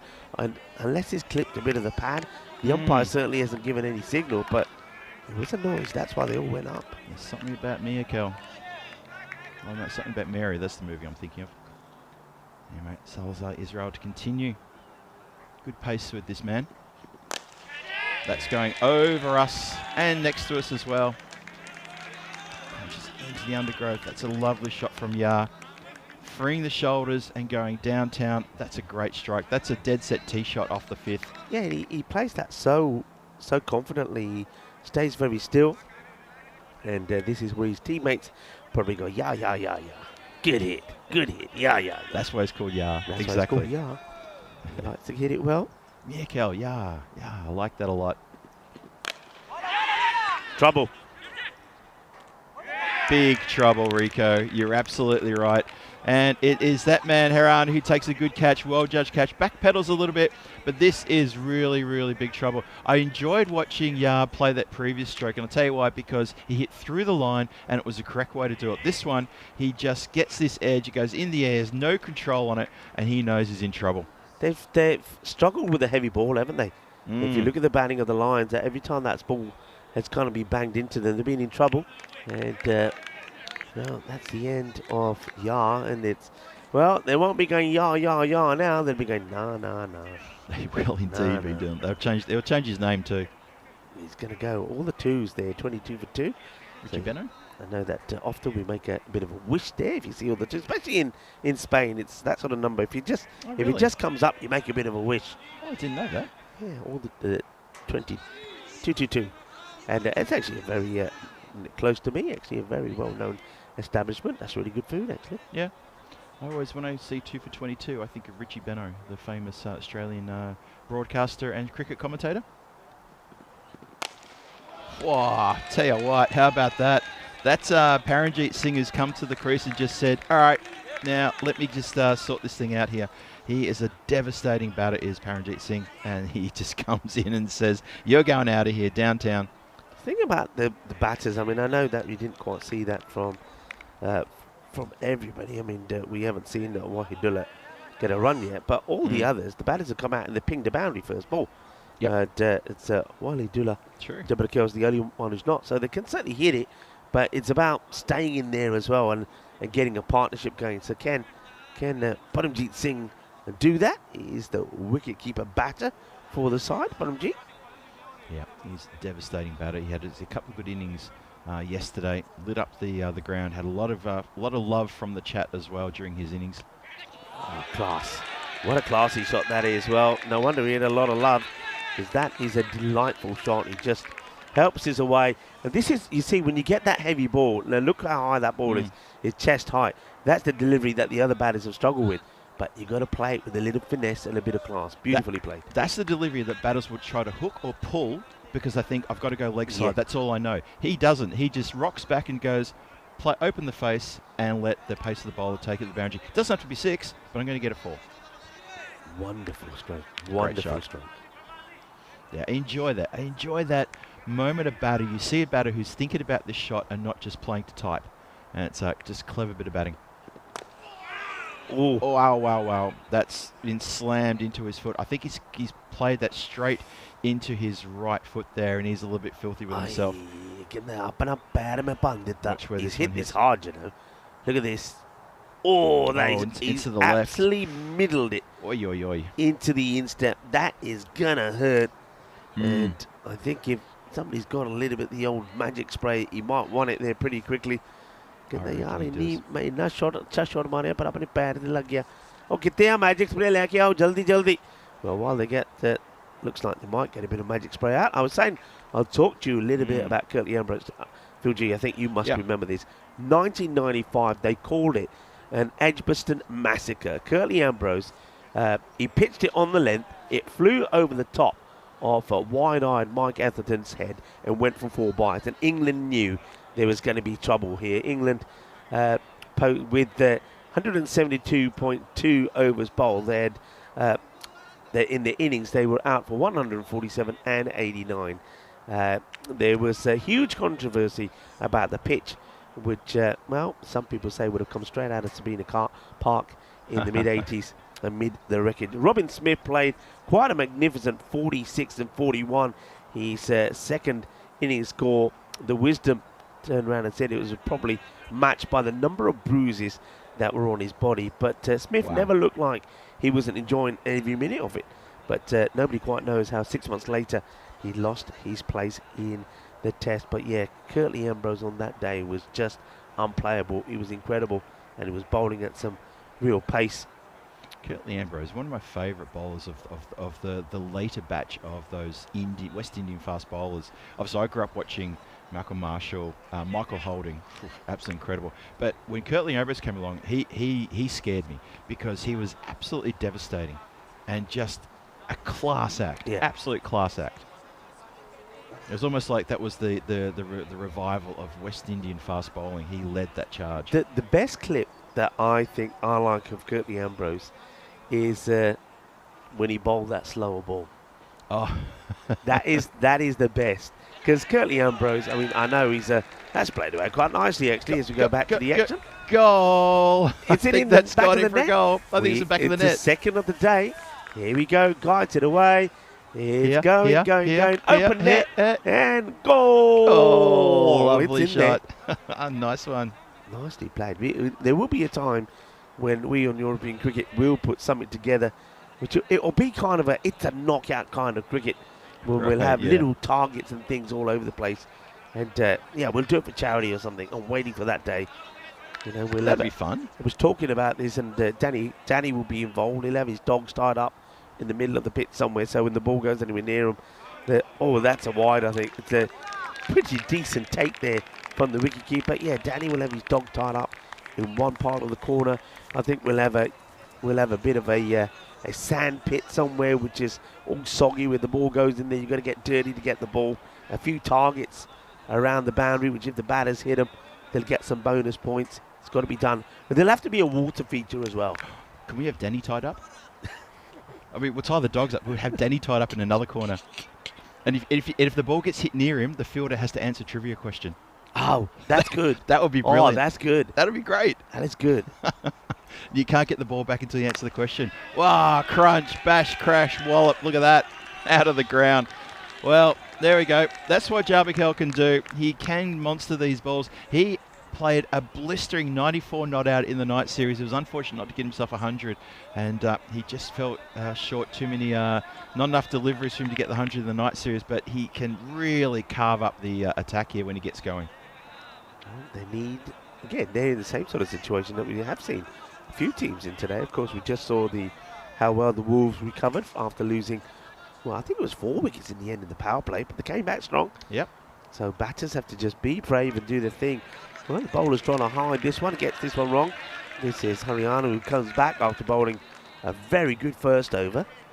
My ears have just popped. Now everything sounds really loud. Oh, but that's a good thing, though. That's a good thing. Yeah, that's good. Okay, excellent. You talked before about Curtly Ambrose when he bowled the slow ball. Was that the one that he bowled to Ian Healy? Gone. Got him. That's taken. That is out. Oh, you little beauty. What a ripper. And Haran gets a second one. Hold that thought about Curtly Ambrose, because let's talk about this instead. It's a couple of bites of the cherry. What a good recovery from the wicketkeeper. It's a great recovery. And that's Waleed, who's behind there, Sahibzada. And, well, we're talking about Ambrose. It could have been kind of an Ambrose delivery, but what good reactions from the keeper. And that has been brilliantly captured by 2 circles. Take a bow to the wicketkeeper. Waleed Sahibzada had just taken an absolute classic. That's a ripper out of no one's textbook. He's writing his own book on that one. Watch this one more time. It's a good delivery. It's a smart delivery. The swing, the touch, and then the follow-up from the keeper. This angle is the best. There we go. There's the edge, the touch, and then eyes on the ball. The Superman leap, both hands, doesn't want to get away from him. He stands up, turns around, and he has a proper get-around from his entire team. Not one player didn't fail to get over to him. They all got around him. That's outstanding. And there's another one. 2 in 2. They just don't like the ball heavy at them. And Dilip Singh is trying to get funky. He wants to play maybe a little bit of sexy cricket. But, well, playing that game gets him in trouble. It's a good catch taken on the boundary. And just like that, it's hat-trick time, is it? Or we're going to, hat-trick time. There's still a couple of deliveries to come in the over. There's every chance here to get a hat-trick. He got a 4 for yesterday. You mentioned it a few minutes ago, Rico, for this bowler. He picked up a 4. And now it's going to be interesting whether Shezai Haran can get his name into the Hall of Fame with a hat-trick. He's well deserved it so far. He's been a wicket-taking machine in this tournament so far. Wouldn't be surprised if he's top of the table when we have a look at that at some time after this. There's the Hall of Fame, looking for the 26th hat-trick of the year. It's been, it's been a few days since the last one. It's been a week since we had that hat-trick in Bulgaria. We could have one here in Hofstad in Belgium. It's a really good bowling. He just got pace that troubles the batters. They don't like it. And you saw there that Singh was trying to sort of think of his own way to deal with that heavy ball. It's not the way to do it. Probably better off going the other way and playing the uppercut that the other Singh, who's still there, Paramjit Singh did. So Dilip Singh goes, hat-trick ball. Oh, cramps him up. There's a muffled shout. They know that's not out, but it's worth having a yell. Haran gets a few more high fives for his effort there, and they say, well bowled. Cramps up the batter here. Clearly missing lock, stock, the lot. But take nothing away from him. That's been a terrific bit of bowling here. Getting 2 in 2. He's got one more ball to come in this spell. It's been top stuff. It's been top stuff. Enjoyable to watch. Very enjoyable. He got hit for a couple of boundaries early on too. A 4, a wide, a 6, and a wide. Things are going wrong, and it's all come good since then. Ambitious appeal again. It probably needs to... Oh, now then. Oh, hang on. This is going to be an interesting look. He could have been caught napping, you know. This is going to be close. I mean, the wicketkeeper, I was just about to say, he doesn't really need to throw this away. First, it's an outrageous LBW appeal. There's no doubt about that. But look at this. The batter gets tucked up. He's slow getting his bat down. Here comes the throw, and I think he could be out here. Looking at it from this angle. Watch the foot. Is this looking at it this angle. No.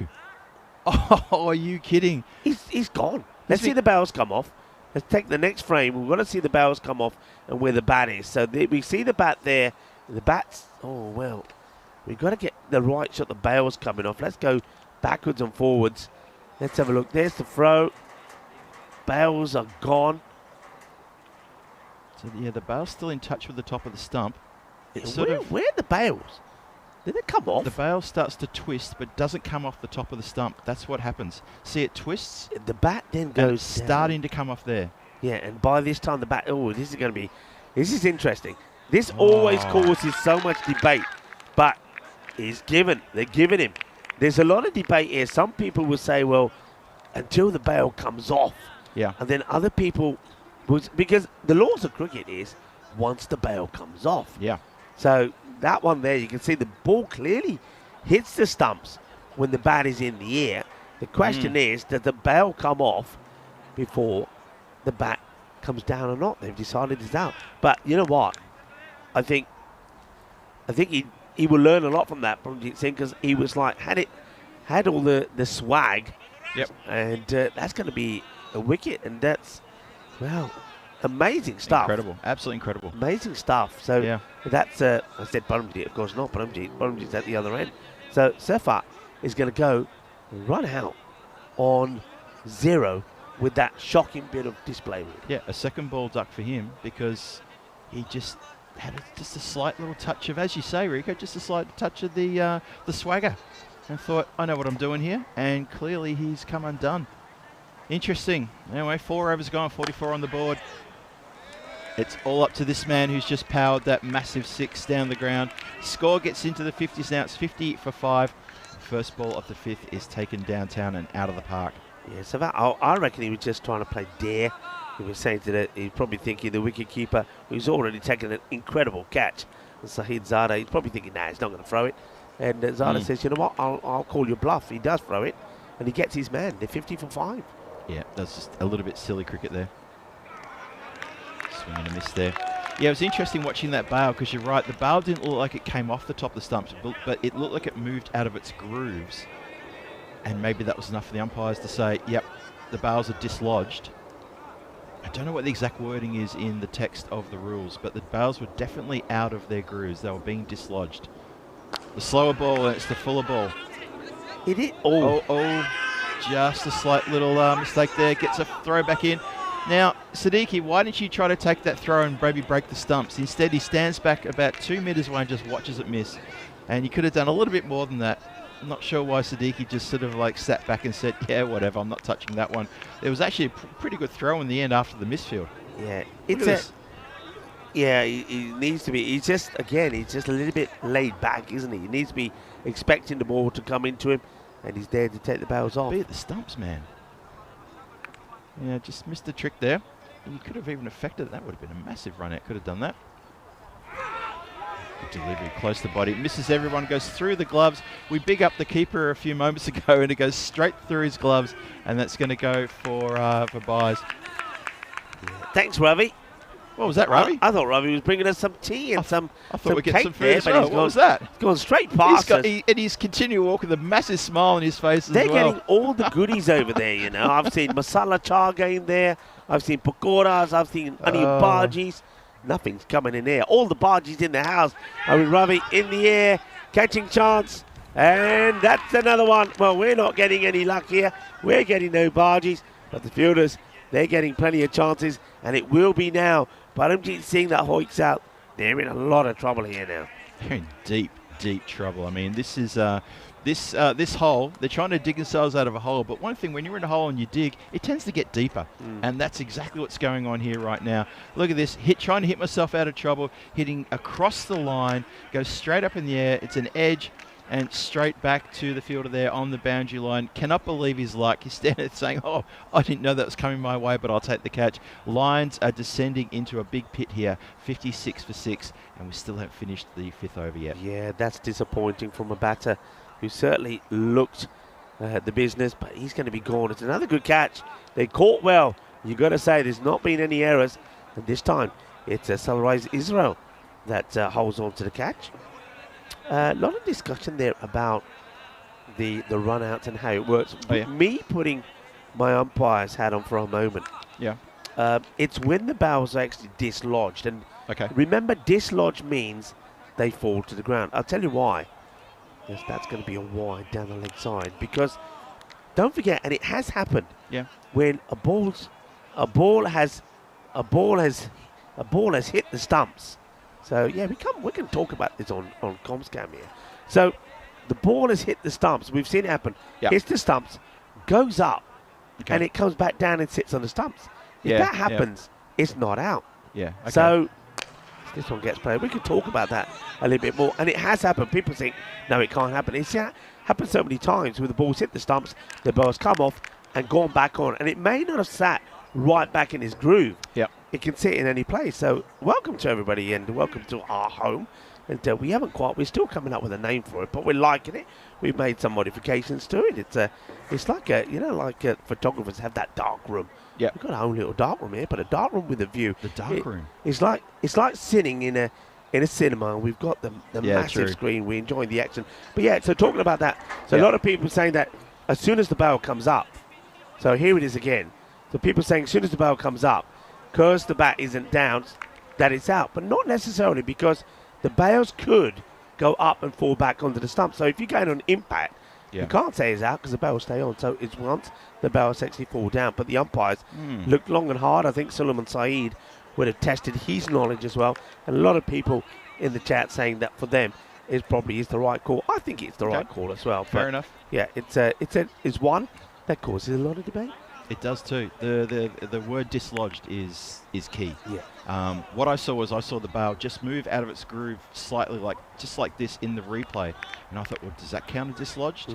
Because it has come out of its groove. Yeah. Is that dislodged? I don't know. It's got to. Is the answer? Yeah, it's got to come down. It's got to fall over because it can always go back down. That's going down the leg side. And look, it is the last match of the day, and we normally say in the last match of the day, match number 5 today.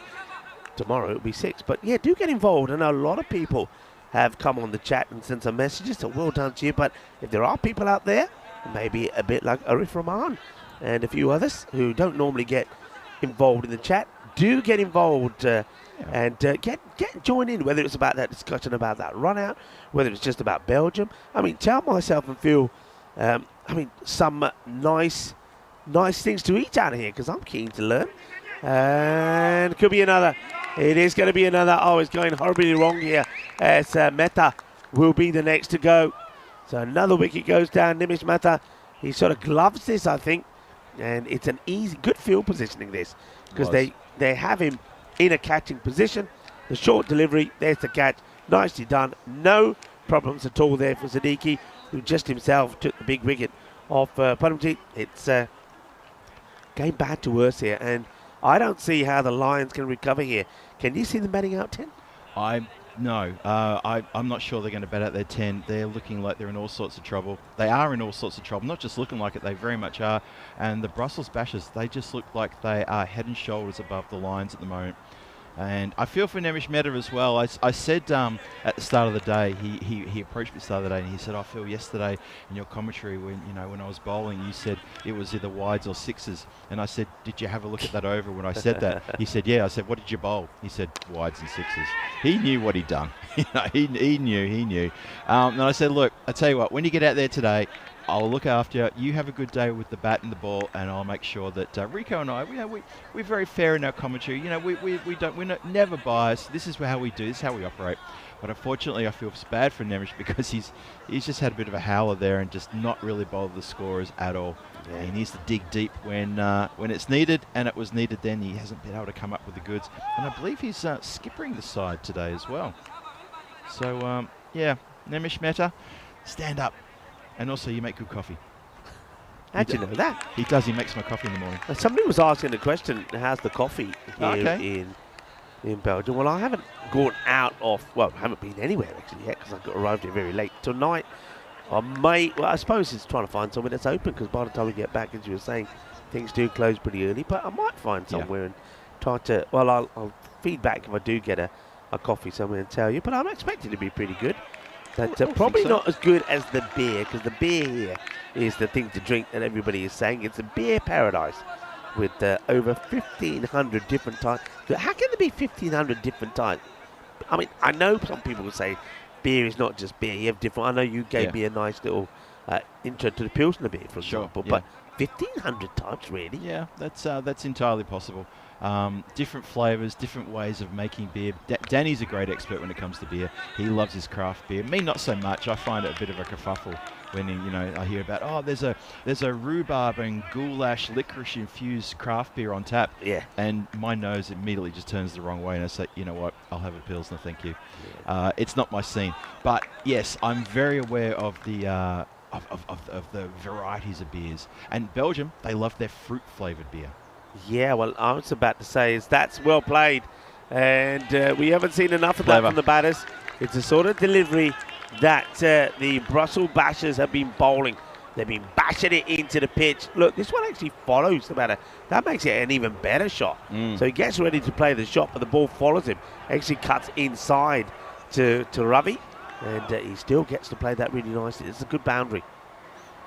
Yeah, Ravi Thapliol, who was helicopter in the distance there, who was a skipper for the 12 Stars. This is their home ground, by the way. Gets it around the corner. It's a lovely ground, by so I can imagine that this ground has a lot of history about it. It's a lovely clubhouse. I know that we mentioned already that, of course, it's shared between them and the football section as well. Of course, we can see that. And I'm guessing from the goals around here, it must be, did they play some hockey here?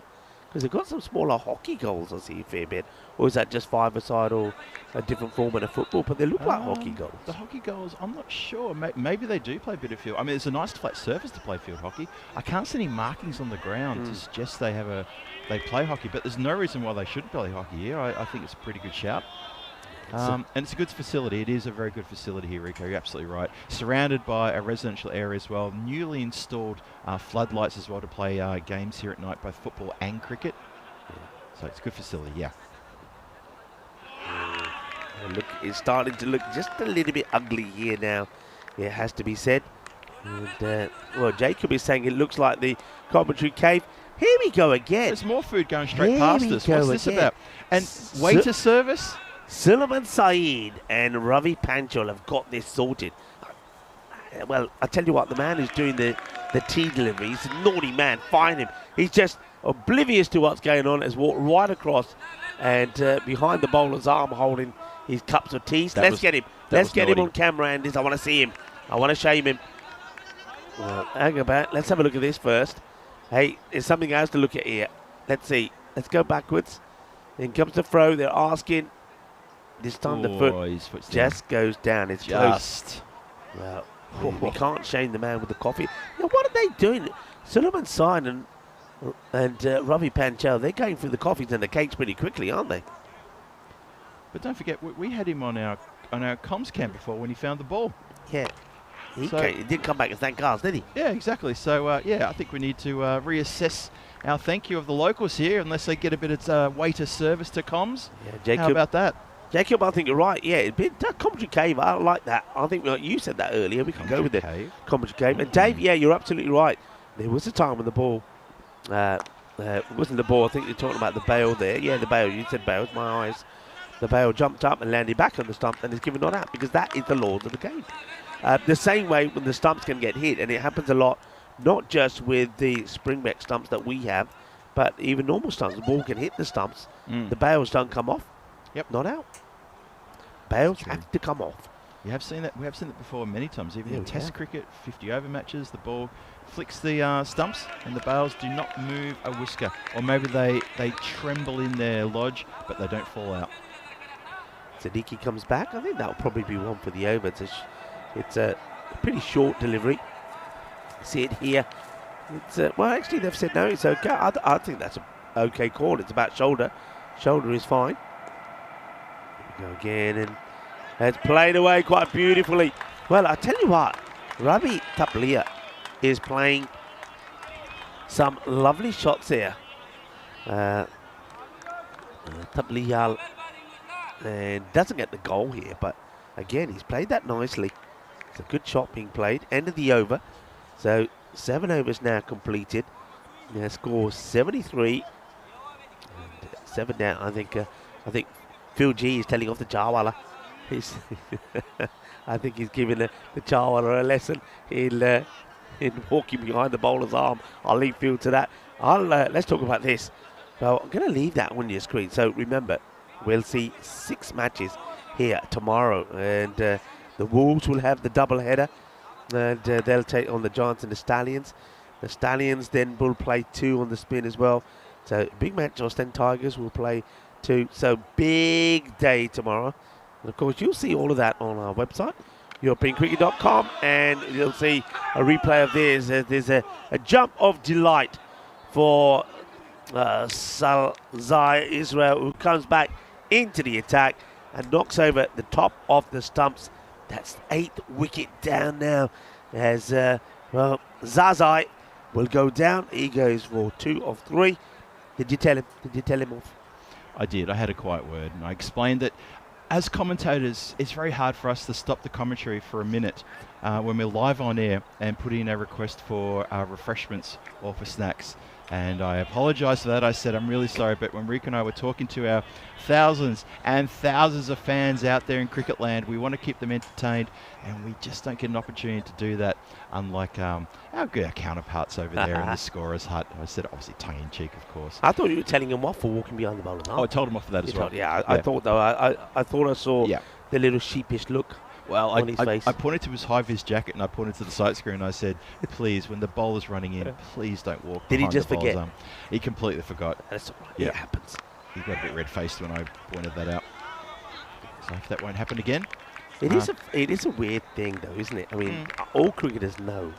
Yeah. But they just forget. And yet they're the first when they're batting or something. Say, oh, come on, get out of the way, whatever. Yep. But when they're not on the field of play, they just forget. They walk all over the place. Yeah. A few times I've actually told off a couple of the senior Belgian Cricket Federation officials because they sometimes come wearing the nice white jackets and suits, and they've literally in the middle of play they've walked towards the sight screen. I've hit the mute button. I've walked over and gone, there's play. Please stop right there. And what do you? Oh, that's right. And of course they know, but it's just one of the things that escapes the mind every now and then. Well, that's a good-looking shot, and there's nobody back there. And it goes all the way, actually. Balle, ginna sona. Shaka lagya, ke hanier ke wai, ke grande. And I'm liking this from Ravi. The top Lilial. He's playing some nice shots, and that's another boundary for him. And he's sort of crossing the ball quite nicely. He's giving himself time. He's getting on his tippy toes, and he's playing the heavy ball really well. He's a talented cricketer, is Ravi Thaplia. Good spin bowler too. This time he darts his body out the way and kind of pushes that towards the fielder at point and get the single. But now this is the issue. So he's, we know that he's a good player, but how does Suleiman Saeed, the tournament referee, go about things? Saeed spelled different to the way Suleiman Saeed's name is spelled. So, but yeah, we sort of think, what's Suleiman doing out there? And he just ducks out the way of this one. Given us, I think, 1 for the over, I actually thought this was probably around shoulder, and we get a chance to see it here. Yeah, I think he's ducking down there. I think if he's standing upright in his position, I think that's an okay delivery. I thought it was fine. Okay, umpires saw it otherwise. Last ball of the over. And huge shout from, oh, well, they've just thrown this away. Will they come back for another? No. Well, that was probably the loudest appeal that we've had in the day. That was something, wasn't it? Explosively loud. The shout that really was going to go nowhere because that looked completely play on as far as I was concerned. And then the shy at the stumps of the bowler's end was even wilder. Yeah. But luckily enough, there was back up there. 82 for 8. 8 overs gone. And so just reminded too that the Basil Brushes, they won the toss and elected to field. Sorry, folks, I'm talking about, of course, the Brussels Bashers. Won the toss, elected to field, and so far you'd have to say that their battle plan has gone pretty much according to what I'm sure it was already looking like on paper against the Lions team. Yeah, come on, everybody at home. There's your challenge. 3 times, say it quickly. Brussels Bashers. Ready? Yeah. I'll give you a countdown. You're ready. Right, 1, 2, 3. We've got to do it as well. All right, here we go. Brussels Bashers, Brussels Bashers, Brussels Bashers. Oh, I didn't hear you. 1, 2, 3. Sorry, I was a bit caught behind there. Yeah. All right, you got it. All right, here we go. I'll give you a countdown. All right. 1, 2, 3. Brussels Bashers, Brussels Bashers, Brussels Bashers. No, I'm getting the wavy hand from D. Okay. I don't know. I thought it was all right. D saying no. Anyway, how are you getting on with it at home? Look, get involved. It's the last match. We'd love to have your random questions. And if you are lurking, come on, say hello. Let us know where you are. We'd love to hear from you. Too good. Oh, cracker. Too good a delivery this from Zaman. That was a cracking delivery. That was really, really good. Unlucky not to get the feather edge there. He knows it too. He's bowling against the tail. And Siad, he's been chewing up dot balls. He's not there for his batting. He's not in the team for his batting. So he's facing a bit of an uphill battle here, the poor fella. But Ravi Thapliol gets down there and has a little word in his ear and says, you know what, you get bat on ball, we'll run it through for a single.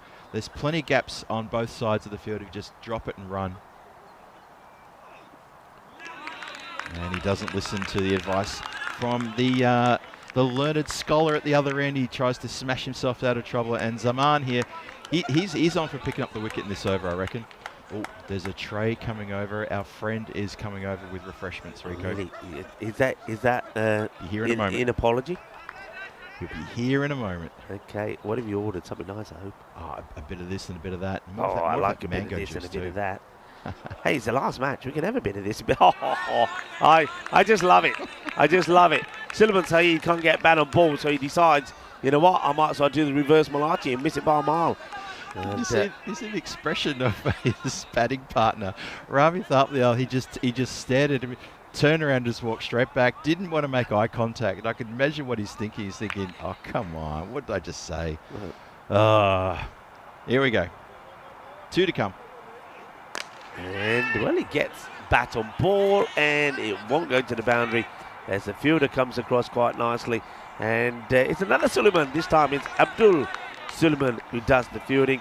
It's another very good over there from Fakhar Zaman.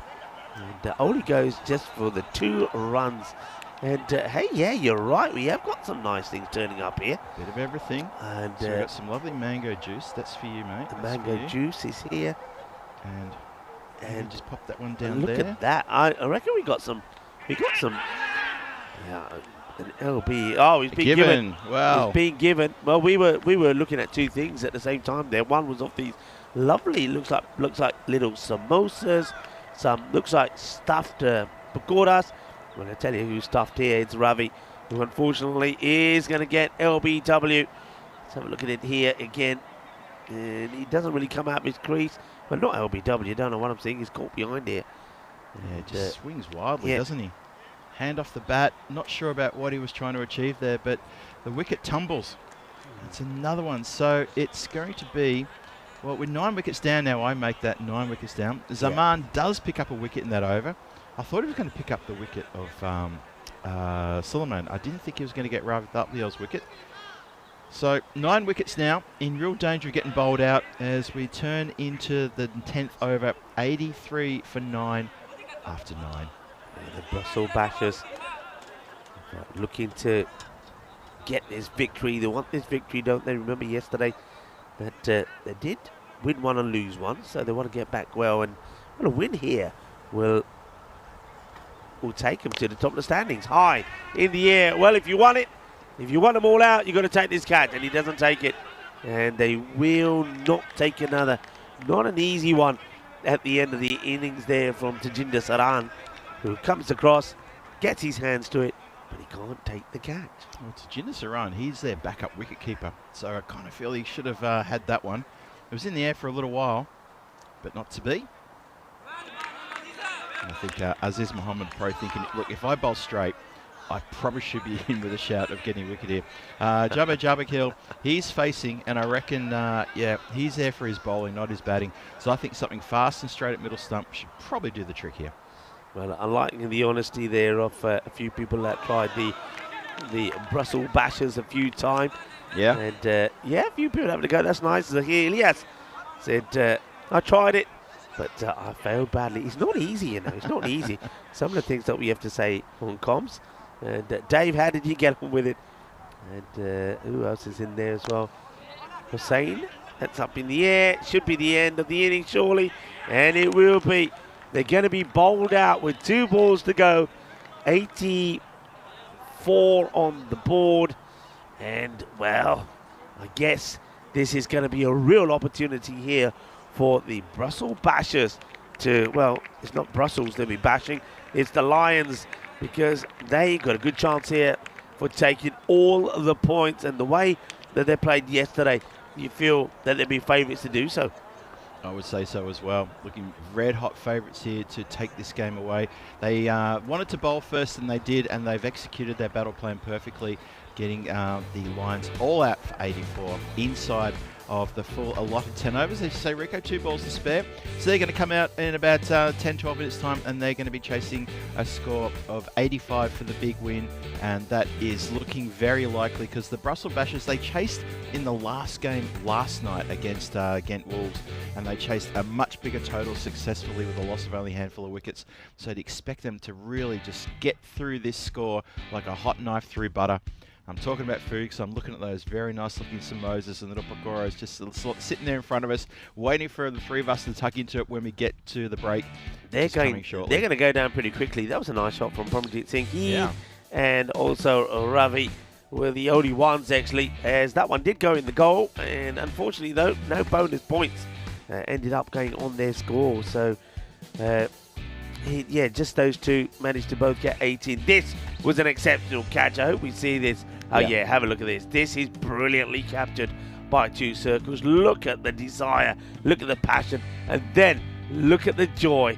That is a wonderful catch. Look at the get around as well. The whole team, every person on the team got to him. That was a sign of a team that's focused and functioning really, really well. And I'd love to see that camaraderie.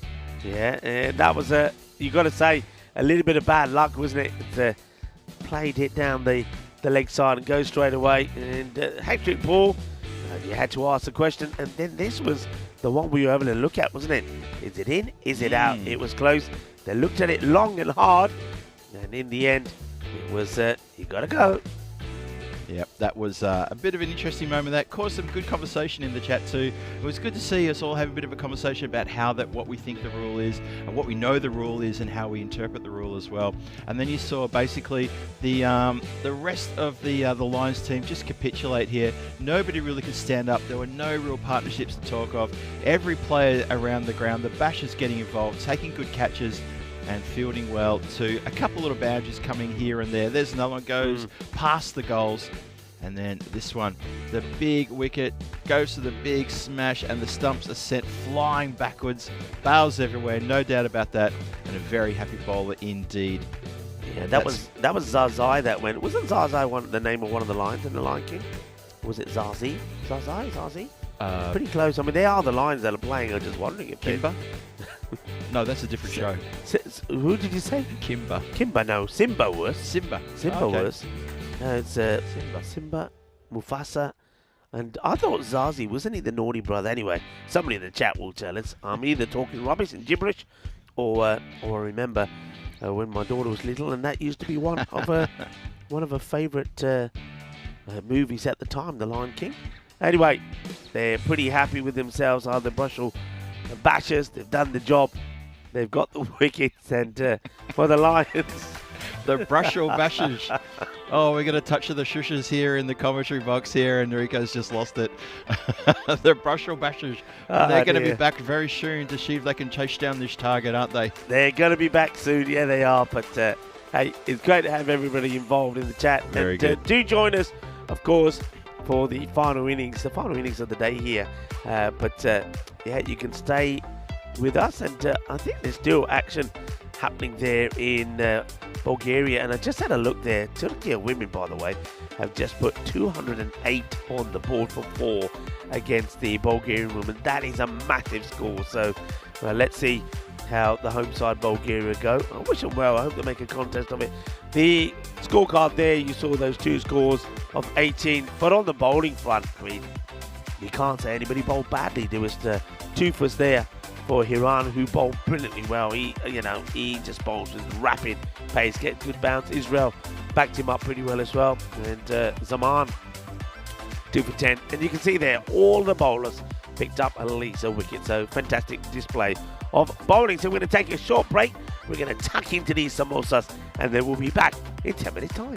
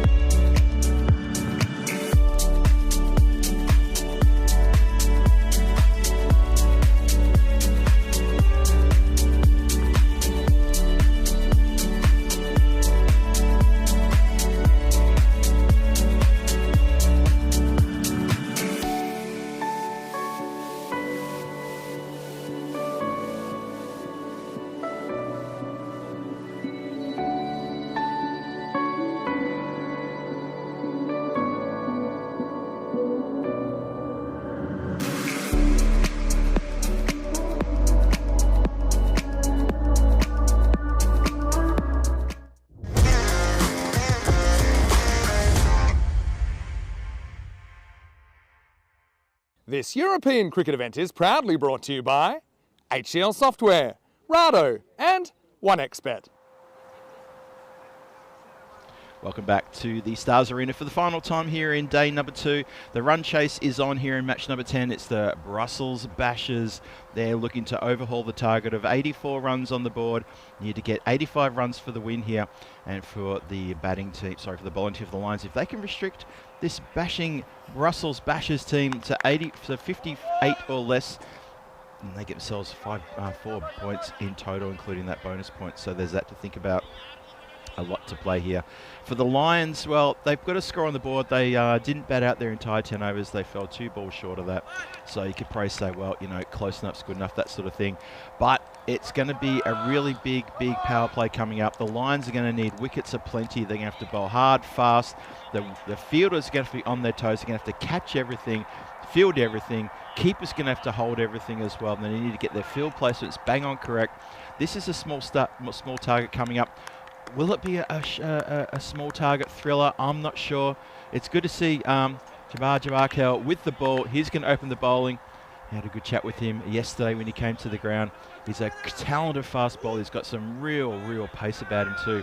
There's 2 fast bowlers here in Europe I'm a big fan of. One of is Taj Muhammad from Portugal, and the other one is this man with the ball right now, Jabarkel. Just something about the way they go about their business.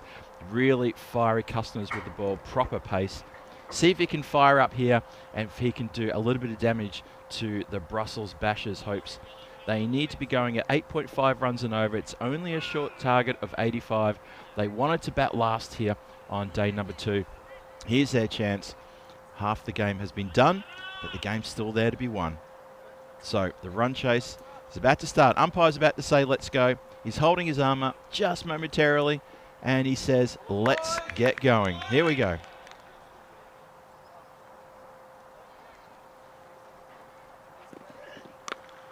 Oh, hooked around the corner. Well, you bigged the man up, and that's gone in for a goal. How about that for a start? It's a hook shot. It's 6, and it's a goal. It's all happening. We should put alarm bells on that goal down there. Something that rings whenever something breaks the line. Bang, 1 bounce, and through the goals. And that is a big strike. And that man, Saib Zada, has started on fire. He did well with the gloves. Now he's out there opening the bat. He's got a lot to do. Don't have a big target to chase down. It's only 79 in 59. As I said, every delivery is important. Every single delivery from the bowlers. Fielders need to be on their toes here. Nice and sharp, well defended. In at the ribs, that delivery. Nice ball.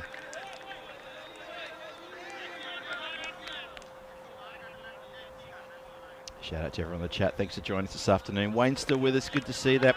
Chris Smith and Paul Kempen and Dave B. Hello to you guys. Wonderful that you're sticking with us here through this last game here. Jake Stewart with a bit of a zinger there. He says, wow, Sean Connery, guest commentator. He obviously enjoyed some of our pronunciations of the various versions of Basil Brush and Brussels sprouts and all sorts of things that we're coming out with. And yeah, I think I was channeling a bit of a Sean Connery then, because he does sort of talk like this. Clipped uppishly. Fielder is there at backward square, deep backward square leg for that shot that gets elevated. But a couple of bounces and picked up nicely there. Brings Faisal Mahmood onto strike. He's going to face his first delivery. Only halfway through the first over. It's looking very positive here for the team from Brussels, who are predominantly made up of Brussels Warriors players, who of course are the reigning night champions here, holding that trophy. Oh, that's a nasty. That's you heard the rattle there, and an ooh from my co-commentator next to me as that one strikes the helmet. Oh yeah, Rico. I hope he's okay there. And yeah, I heard you just give a little ooh as well. Yeah, that's nasty. Yeah, and it's good. This is what I like to see. Both the umpires are there. They're checking. I think you've got to take the lid off, check the helmet as well, make sure there's no damage. That's exactly what they're asking the batter to do. And I think they'll also just do a little concussion test here. And, just checking that he's okay. The two umpires seem to be happy that he's okay. But yeah, I think there's a protocol that needs to be done. We saw that being done a fair bit in Bulgaria as well, where the ball was really bouncy and catching not just the batters but the keeper. But he seems okay. He's been asked a few questions there by the match officials, so we can continue. He's asking his name, address. Can you say the alphabet backwards? Every prime number through 1 through 100, that sort of thing. That's when they'll tell me I'm concussed. Yes, the PIN code to your bank card, please, and whereabouts you leave it on when you are playing cricket, and what's the accommodation like? Things like that, just the innocent stuff. It looks like we're okay now. It's good that they checked the helmet, because we had a situation earlier in one of the matches, Rico, where one of the helmets got struck, and it was like a ball later. Suddenly it was realised that, oh, actually, the helmet's not right. So the umpires can't take the players on face value when they say, yeah, I'm fine. Oh, he's in trouble, but... Oh, that's wild. That's a really wild throw. He was in trouble because he slipped as well, but the fielder who was closest to it let it go through him. That's why that Waleed was able to get back. You can see here he gets stuck, but stays on his feet and he does get back, so he's lucky there. Very lucky. The other reason I went ooh, because I know we both had a samosa together in that short break, but I came back a bit later because I was tucked into the other little pastry field. Oh, well. I talk about pastry field when this one is filled with a wicket, as he's played very late on this one. So Jabukel gets the breakthrough, and Faisal Mahmood is going to go without scoring. So that's a tremendous breakthrough. Mahmood just a little bit slow on this one, and he gets done. So 3-ball duck for Mahmood.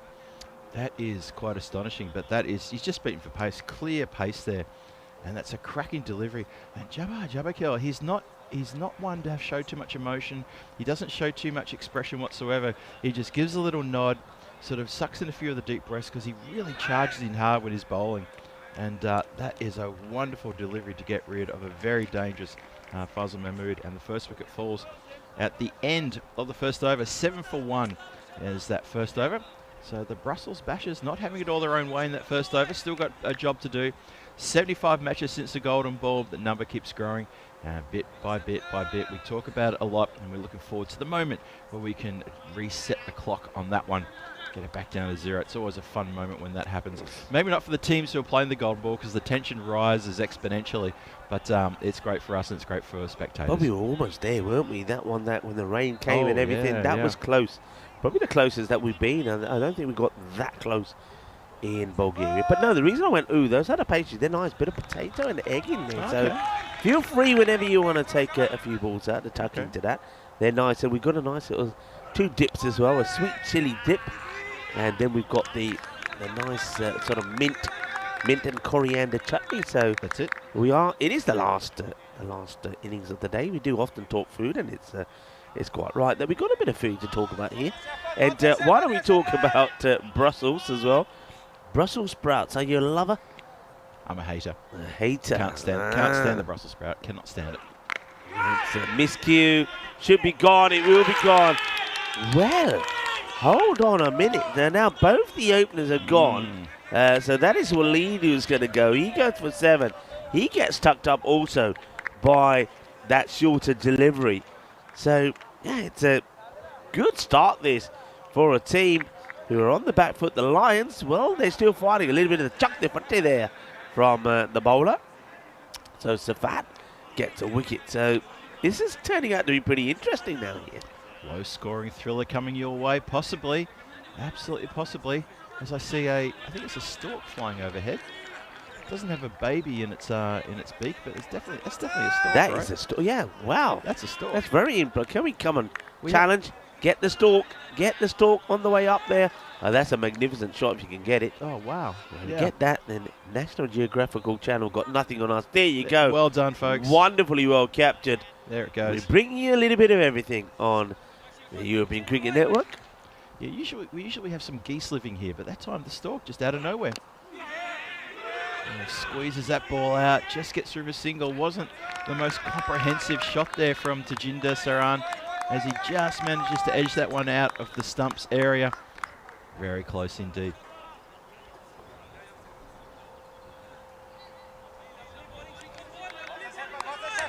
Got the producer there saying, yeah, have they changed the batting order up here slightly, because they don't look very comfortable out there, and you can understand why. Well, some people are thinking that.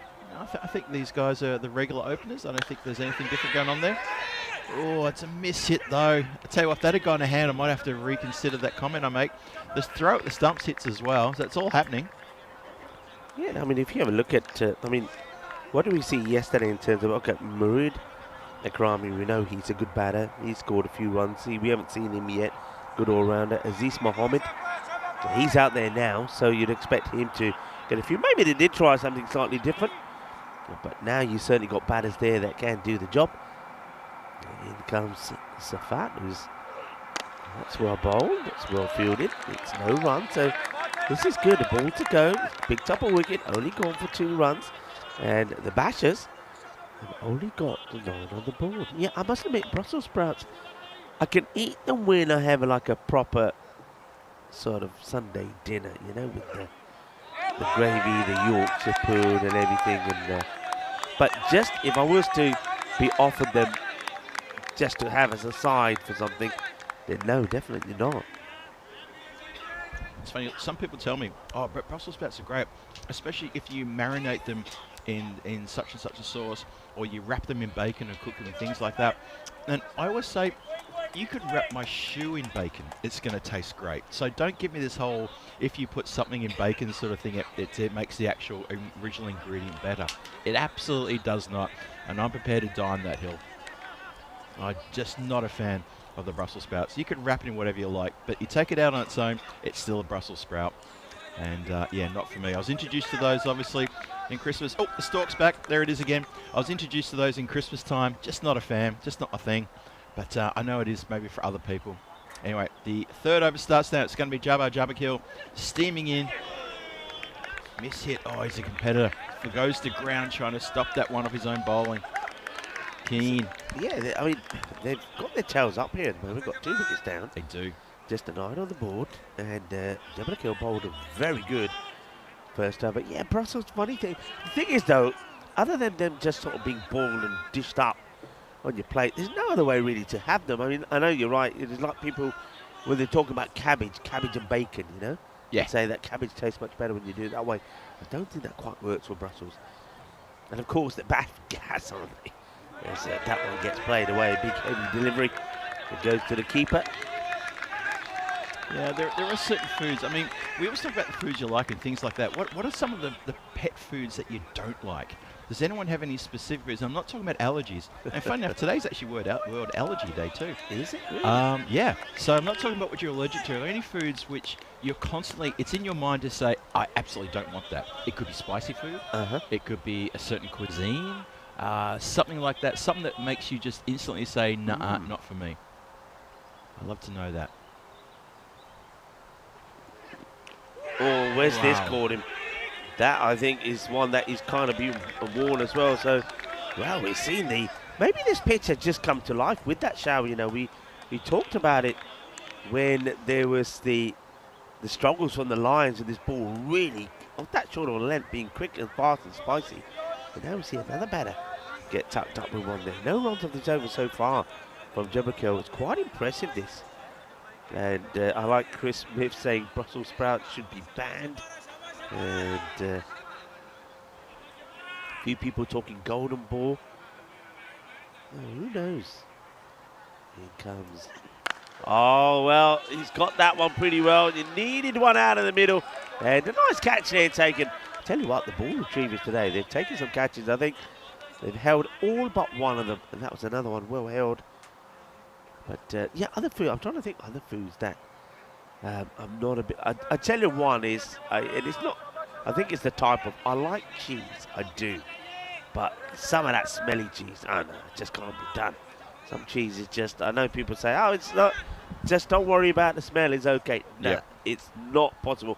Same as I know that a lot of people, I think Finland, Norway have this, don't they? They have that fish that has been dead for months and they bring it out of a barrel and say, hey, eat some of this. No, thank you. It's it just ain't going to be done. If it don't, for me, if it don't smell good, it ain't going to taste good. Yeah, in Sweden, I think they call that surströmming, and it comes in that little yellow and red tin. Yeah. Yeah, absolutely. I've never smelt it, but anything I've seen about it, it tells me many, many stories. Nice strike on the ground there, 90 for 2. Last ball, the power play coming up, and the Bashers are starting to sort of calm down a bit now. A couple of good boundaries, back-to-back 6 and a 4 off this man, Jabakil. See if he can finish strong here. Charging in, last ball of his spell coming up. It's well bowled. It's well picked up by the fielder as well. Doesn't let it get him past him. That's Nimish Mehta that comes across. Funny all over. First 3 balls were a dot, then a 6 and a 4, and a single to finish. Aziz Mohammed stays on strike. And the score at the end of the power play, 20 for 2. So you'll see the like for likes, and same number of wickets have fallen, but at this point the Lions had 12 runs more. Interesting. It's 20 for 2. Is that probably the lowest power play we've seen today, I would think, and maybe from yesterday as well. So it just shows that a little bit of pressure on a low-scoring thriller, and that's what can happen. So 65 from 42 still required. The run rate required has gone up, so it's gone from 8.5 to 9.28. So it's still anybody's game, but a couple of loose overs coming up, and the run rate required is still not big. It's still in single digits, really. So it's still very much in hand there.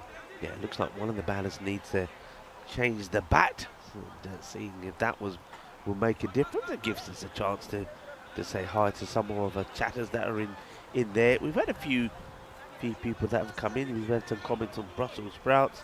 Some say no, send them back, we don't want them. And, I don't know, it's an interesting one. And I know we've got a few vegetarians in the chat. So vegetarians, Brussels sprouts, what can you do with them apart from just boil them and stick them on a plate? There must be something else. But right, that's full toss. Hit down the ground, and it's going to be well fielded by the fielder in front of us. Good piece of fielding once again from Nimish Mehta. He does well there. I was ready to get out of the seat in case it was going to get past him. I was prepared to throw the headphones off, hit the mute button first, of course, and then get out there and field the ball before it come anywhere near us. So what about you then? What sort of foods do you like? No thanks, I can't be doing that apart from Brussels sprouts. Oh, what are my big? Trying to think what my hates are. I'm pretty good when it comes to food. I mean, I've worked in several commercial kitchens in the last 5 or 6 years. Sort of tried to reinvent myself as a bit of a foodie and a cook. So I've kind of opened my mind a lot more in the last 10 years towards food. I'm not big on certain seafoods. Okay. A bit of a spillage here. Just wait to see Nimish Mehta pick this up and get a pretty good hot throw back to the bowler who fumbles that one. But good work nonetheless. Backs up his fielder there in the covers. Yeah, I'm not good on octopus. I'm not good with abalone. But I love things like scallops. I love scallops and I love fish. But then just certain seafoods, no. Oh, and I don't like snails. Yeah. Yeah. Can't do snails. The gritty snails. Yeah. That can go through. Almost knocks the stumps over. And I've had snails. Before anyone says, Phil, how do you know if you haven't tried? I can tell you I've tried it, and it's not for me. Dave's got a good one there. Grilled camembert is a great dish. Yeah. You know what I had the other... This was in Bulgaria. It was on the menu as a starter. And that was like a camembert. And it came with like a raspberry gel. Yeah. And it was slightly toasted, the cheese. That was gorgeous. The edges of the... Oh, God. Jagale Pate. And that's the big wicket. Aziz Mohammed. He'll have his stumps knocked over. And Sabat has got another. This is a real good fight back here from the Lions. Well, the Lions, the pride, they're coming together. And they're starting to, well, maybe just worry the Bashers a little bit here. Well, 3 of the top order are now back in the shed. That's a great delivery too. Look at the side on. The way the batter just looks back forlornly towards the stumps and says, what have I done? And I guess his teammates are going to say it too. What have you done there? 22 for 3 inside the 4th. So they are not having it their own way. The Lions are trying to find their voice here. And they've put 3 back in the shed. So, yeah, it's still teetering this. I wouldn't want to see... Well, the supercomputer still has at 74% chance for the Bashers to win, and the Lions at 26%. And I tell you what, another wicket or two, just to see the Bashers start to teeter and get into that middle order, you never know. And that's the beauty of T10. That's why we love it. You never know, because again, we just don't know how the Brussels Bashers are going to respond to this. They're just maybe they don't like all the negative talk about Brussels. About the Sprouts, maybe it's getting to them. We're getting to them. The negative energy, well, we'll soon find out. Big moment. Somebody's got to call it. And, it's a team catch. No way. It's a team catch. Would you believe it? That's incredible. Oh, mamma mia. A team catch. It goes in, it goes out. It could have been a disaster, but they're going to come up smiling, all smiles in the end there for the Lions. That's incredible. I can't wait to see this one more time. The catch will end up going down to Jabakel because he completed the catch. There's a proper get around there. The Lions are having a bit of a shout here, and they're screaming loudly from the rafters saying, hang on a minute, we're not done. Watch this. Up in the air. There it goes. Now, here we go. Players are running in. It's a clash. They have a hip and shoulder. Luckily, there was no face-off run in there. It was a moment of the head. Oh, hearts in the throat. I was worried about players going down. Suleiman Saeed can be congratulated for maybe helping Jabakil take the catch, and it's going to go down as Jabakil's catch. Indeed, that is a big wicket. 22 for 4 brings out the skipper, Ekrami. Just like that. That makes it a hat-trick ball, you know. That's 2 and 2. 2 and 2. There was the stumps shattered. Yes. We want a hat-trick.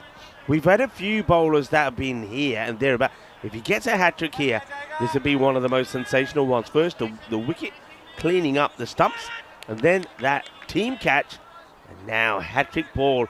But they've got a good batter that's coming here. It's Murid Akrami. Settle things down. This is going to be interesting. Hat-trick ball. Good shout there, Rico. Glad you noted that. Sefat then with a chance to get himself into the 2025 Hall of Fame. Here we go. Hat-trick ball. Ooh, hands on heads around the ground as he digs out a perfect delivery. It almost gets through. The ball stops dead right next to the batter. The bowler gives the batter a high five, and the batter quite happily just high fives him back and says, well bowled. Look at this. Just this fun little moment here. Oh, I'm not going to play catch on the replay. The funny little moment there of just the batter and the bowler giving each other a high five. Oh, what a great over that was. Sefat, he ends up with 3 for 4 from his 2 overs. May have single-handedly spun this game on its head. It's an impressive spell of bowling, that Sefat. Have a look at that. I mean, he's taken 3 wickets, hasn't he? And he's only given away 4 runs.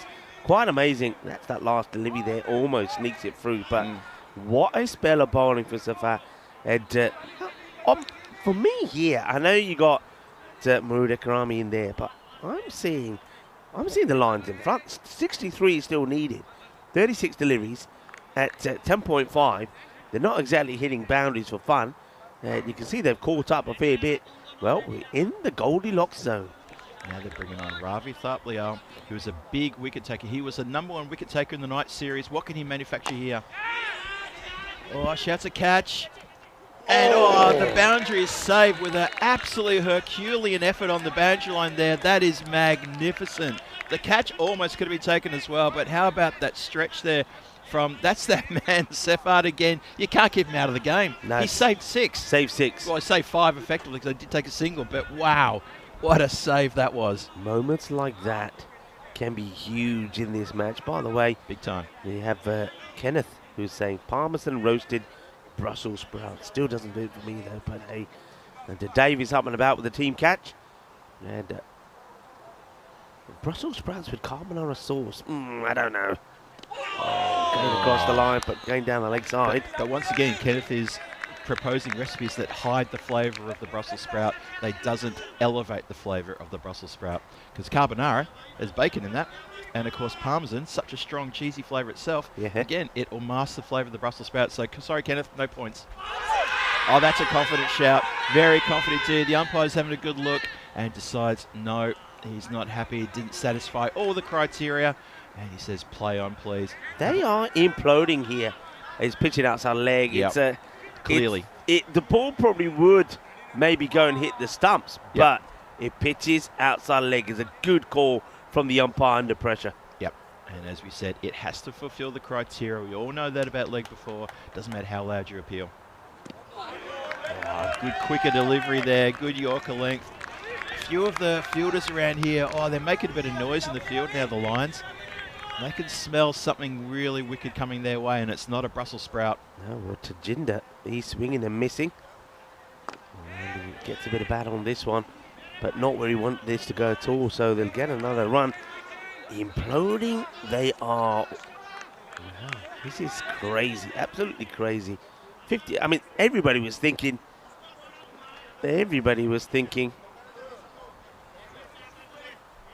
Everybody thinking it's a definite 4-pointer here for the Bashers. But, well, it looks like they're being bashed around at the moment. I don't know if you like your Brussels bashed, but they're being bashed here by the Lions. And there comes the throw.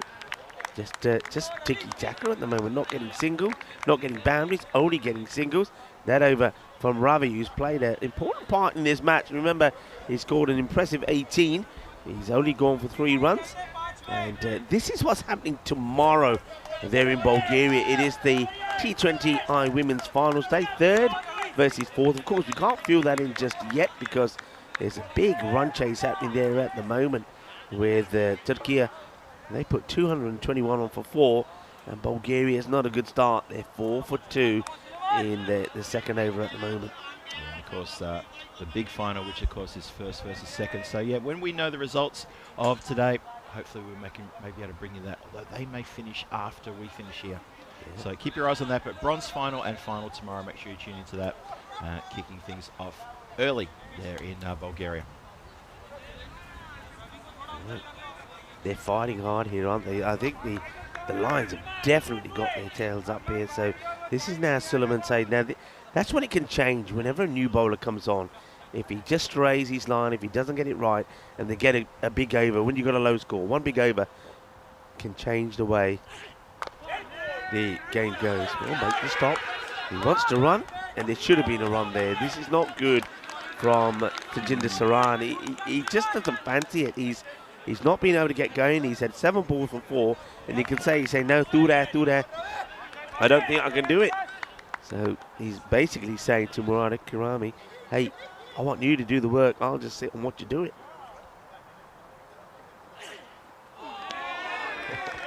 Well, gets through both legs, so avoids the leg side wide there. I think you're right, though. Just watching the sort of the body language of the two batters here, it does look like it's going to have to be Akrami to do all the heavy lifting, which is a little bit harsh for a middle order batter like Tajinder to sort of say that. But yeah, turning down that previous run and just the way he's sort of a little bit slow at the blocks, it's almost like he's expecting his skipper to just to carve a few belt a few sixes and get them back in the race. It's a good length being bowled here. So Suleiman Saeed is saying he's not going to be the one who's going to bowl that loose over. He gets someone right in the block hole.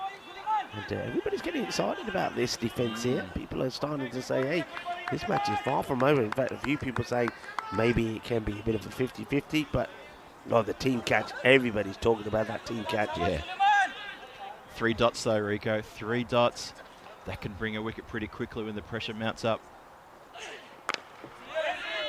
Played away and well fielded. So no boundaries are happening here at the moment. Let's have a look at on the boundary count here now. Yeah.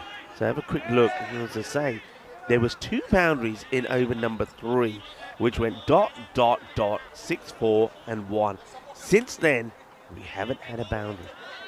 Wow. We haven't had a boundary. Yeah, that's something. The runs are drying up here for the Brussels Bashers. Maybe they need to add a little bit of bacon to it, because everybody's saying a little bit of bacon does the job. Oh, that's pretty wild and will be called wide. Fair enough. Can't really argue with that one. That was just a little bit wayward there. Need to watch out for that. Can't allow that to happen. Can't take the pressure off because there's so much pressure on the batting team right now. It's a sort of match, isn't it? We've seen matches like this before where a bowler bowls like a bad ball, no ball too high, something gets hit for 6.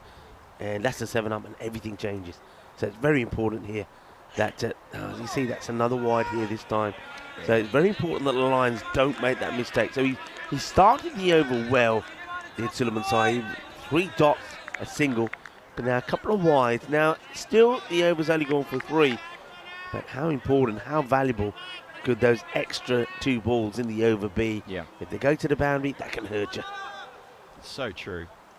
Starts with 3 dots, the single fair enough, but then these couple of wides. It's in the air and gone! It's another one that will go to Jinder Saran, who just never looked comfortable. And he goes for this one, but he finds the fielder. The Lions, when you're in a contest like this, when you only score 84. You cannot afford to make a mistake, and so far they haven't. Every time they've had a sniff, they've taken it, and that's another one. Well held. No issues there for Dilip Singh. Yeah, he holds a good catch, doesn't he, Dilip? And very happy. Runs in, gets around his teammates, and they're charging here. That's the 5th wicket to fall, and there's still one more to come in the 6th. Only 29 runs on the board. Never thought that the Brussels Bashers would not, basically almost capitulating here before our eyes. This is an astonishing run of form here for the Lions. They're really hustling in the field. They're making noise. They're catching, fielding, and bowling very well. Try to knock out some of these wides. It's almost going to be a perfect result here. Last ball, the 6th, is coming up after this. Yeah, it's another wide. Thing is, as I said before, sometimes in a match, actually that might be a no ball. Actually, no, it's gone past the line of the stumps. That's why the wide is the right call. But hasn't been hurt from them yet. 3 wides, but he's still looking to finish the over here with a good delivery. And that is where it hurts you. Yeah. So sooner or later, the extra ball was going to result in a boundary, and it is Karl Zaman who comes out and plays a beautiful shot straight down the ground, halfway up the side screen. That ends up. The over finishes with a 6 in the boundary, but only goes for 10, which is still okay because the Brussels Bashers need to be going at about 13 to win this match per over. Yeah. Have a look at that batting card there. One batter gets into double digits, and that was Aziz Mohammed with 13 from 10. No other batter has managed to make the scorers tick over from 9 into 10 to get double digits on the board. It's a bit of a sorry-looking batting card there. A couple of ducks in there as well. So it hasn't been exactly the best foot forward by the Brussels Bashers. Don't get us wrong, they've still got plenty of time. 49 runs in 24 balls at 12.25 is incredibly gettable. But these next 4 overs are going to go pretty quick, and they can't afford to hang about if they want to win this game. Yeah, they've got to. I mean, that's got to be the momentum. You've still got Murad Ekrami. Look, he's a good player. Scored a fine 30 yesterday. Looked like Zaban can crunch it. So maybe this is the partnership. It's got to be now another. They need a good over here to bring it back sort of round about that double figures. That's picked up pretty well. But fielding really well, the Lions. I like what they're doing. They've come out and they never once thought that this match was a lost cause, and that's why they're still in this. Their mental attitude towards this defense has been, superb. It really has. They came out very positive right from the get-go. The 2 overs bowled by Jabbar Jabbarkhel, I've got to give that a shout-out. I thought he bowled terrific pace, menacing, picked up wickets, set the scene. Shot, and that will go all the way, I feel. Yes, it will. Manos, arriba from the arbitro. Eso es 6 carreras, que guay, que genial, que grande. And Zaman has come out there and he means business. 2 balls, 2 sixes. He is the danger man now. Yeah, he is. He's settling in nicely there with a couple of big strikes. 12 off 2. You can't really get much better than that as a batter. See what Dilip can do here. Good clean hands from the fielder. Just keeps it to a single. That's well done there from Nimesh Mehta. He's been good. 41 from 21 required now. It's Murad Ekrami now facing the skipper, who's going to face the music and see what he can do here. Will he just turn the strike over? Or will he maybe try to look to get to a boundary? Let's see. It's going the distance, and a few people there saying, as you can see, David Chetri saying after a decade they finally get a boundary. Yeah, it does seem like that. I said that last boundary came like in that 3rd over, didn't it? Well, it's starting to happen now, and both batters, not just Zaman but Akrami. So just got to get this length right. This is Dilip Singh doing the bowling, gone for 14, 2 balls to come.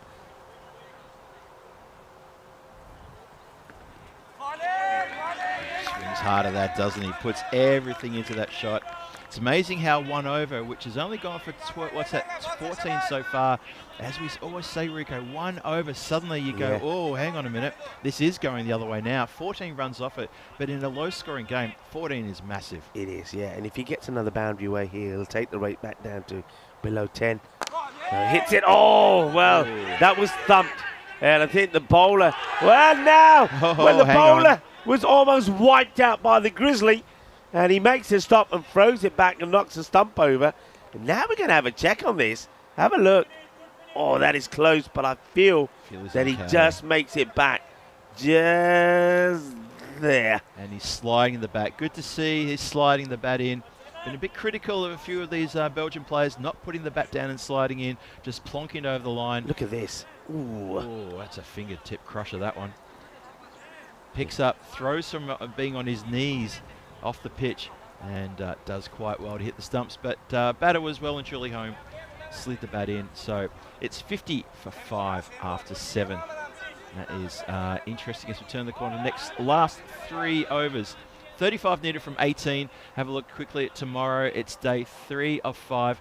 And we've got 6 games coming your way starting at 8:45 local time. The last game will be at 7 p.m. We'll be both here for that one. So it's a nice long day for us here. And of course for the crew. Play down for just a single. Just got to stay with this. Pressure building. Now you see that the table's starting. Well, exactly 50-50 it was a moment ago, but just in the favour of the Lions here now. So that's interesting, even though there's a little partnership developing here between Akrami and Zaman. Scuffs it. We get a single. I think that's the key thing here. It's about, you get the feeling though, if they bat the duration, 10 overs or whatever it may end up being, if they're not all out, you'd expect there to be a victory here for the Bashers, surely. Yeah, definitely. 34 from 17 is the required run rate for the Bashers. It's not a good delivery. He's banged this in short Silly for no short reason, because it is, because not only are you're giving the wide away, but now you can't. Now you've got to be careful not to bowl another one that's over the shoulder, because that's one for the over as well. Exactly. Yep. Just a waste of a delivery. They're doing so well. They don't have to do anything reinventing here. They're playing good cricket and they're putting good pressure on the batters. That's another wide. That's not good. We've seen bowlers have these issues today. We saw it a little bit in that over from Suleiman Saeed. His first over was very much like this, wasn't it? Don't forget, there was a number of wides in that over from him, but he still got through the over with 14 now. He's getting some talk to there from Ravi Tapilyal, saying, come on. That's much better. Yeah, 3 wides in his previous over, Rico, just so you know. So that's 5 wides in total from his bowling. And a game which is going to be measured in just this many runs, 84, 85 runs, that's a bit of infringement there. That's almost bowling an additional over in extra deliveries there, yeah. 5 extras. You can't hear a thing around the ground. There's so much silence, and that's going all the way. Oh. Fielder tries to try and get hands onto this. I think that's Jabrika who's patrolling this boundary on the offside, but he gets enough of it. There's Zaman. What an important impact innings this has been so far. 6 more from him, and that certainly once again now puts the required score 25 off 14 balls. Yeah, this is definitely advantage. Brussels Bashers, they fought their way back nicely here. Well, but just will be a single once again. The fielding there on the boundary from Nimish Mehta has been good. He hasn't made a single error. He's kept it tight. Yep. This is a huge delivery now coming up. He's got to be bowling to the left-hander, who's going to cause a few issues for the line of Silliman, who has struggled getting in the right areas. He's going to stay over the wicket to the left-hander. And that is going to be the issue that I was fearing. It's more wides, and the number of wides that's been bowled here, particularly by Suleiman Saeed, could end up being pretty expensive. That's 6 already, is it? That's 6 already. 3 in his first over, and now 3 in his second over. That's disappointing. John Hisham saying, you're never a lurker, John Hisham. And that is clinical hitting. Oh, well, that hurts you. Right at the end of that 8th over. He gets a swivel on this proper, a little bit of the old MJ. Oh, as that one is going to go big time to the boundary. And that over hurt you. 6 more. And 18 come of the over. If you look at the last 3 overs, so I'll give you the first 5 overs. 7-2, 11-2 and 4. The next 3, 10, 14, 18. Oh, wow. Yeah, momentum. Shift in momentum, and these two putting together a very good partnership.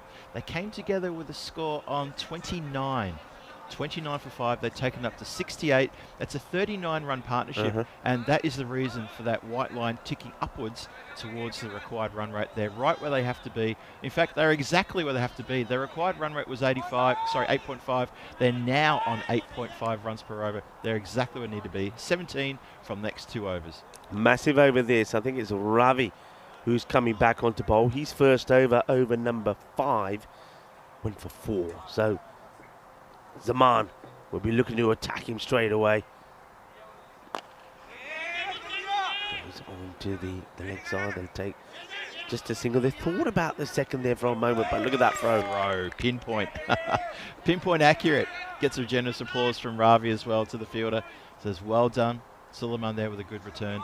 And look at that. Straight over the bales. He couldn't do much better than that.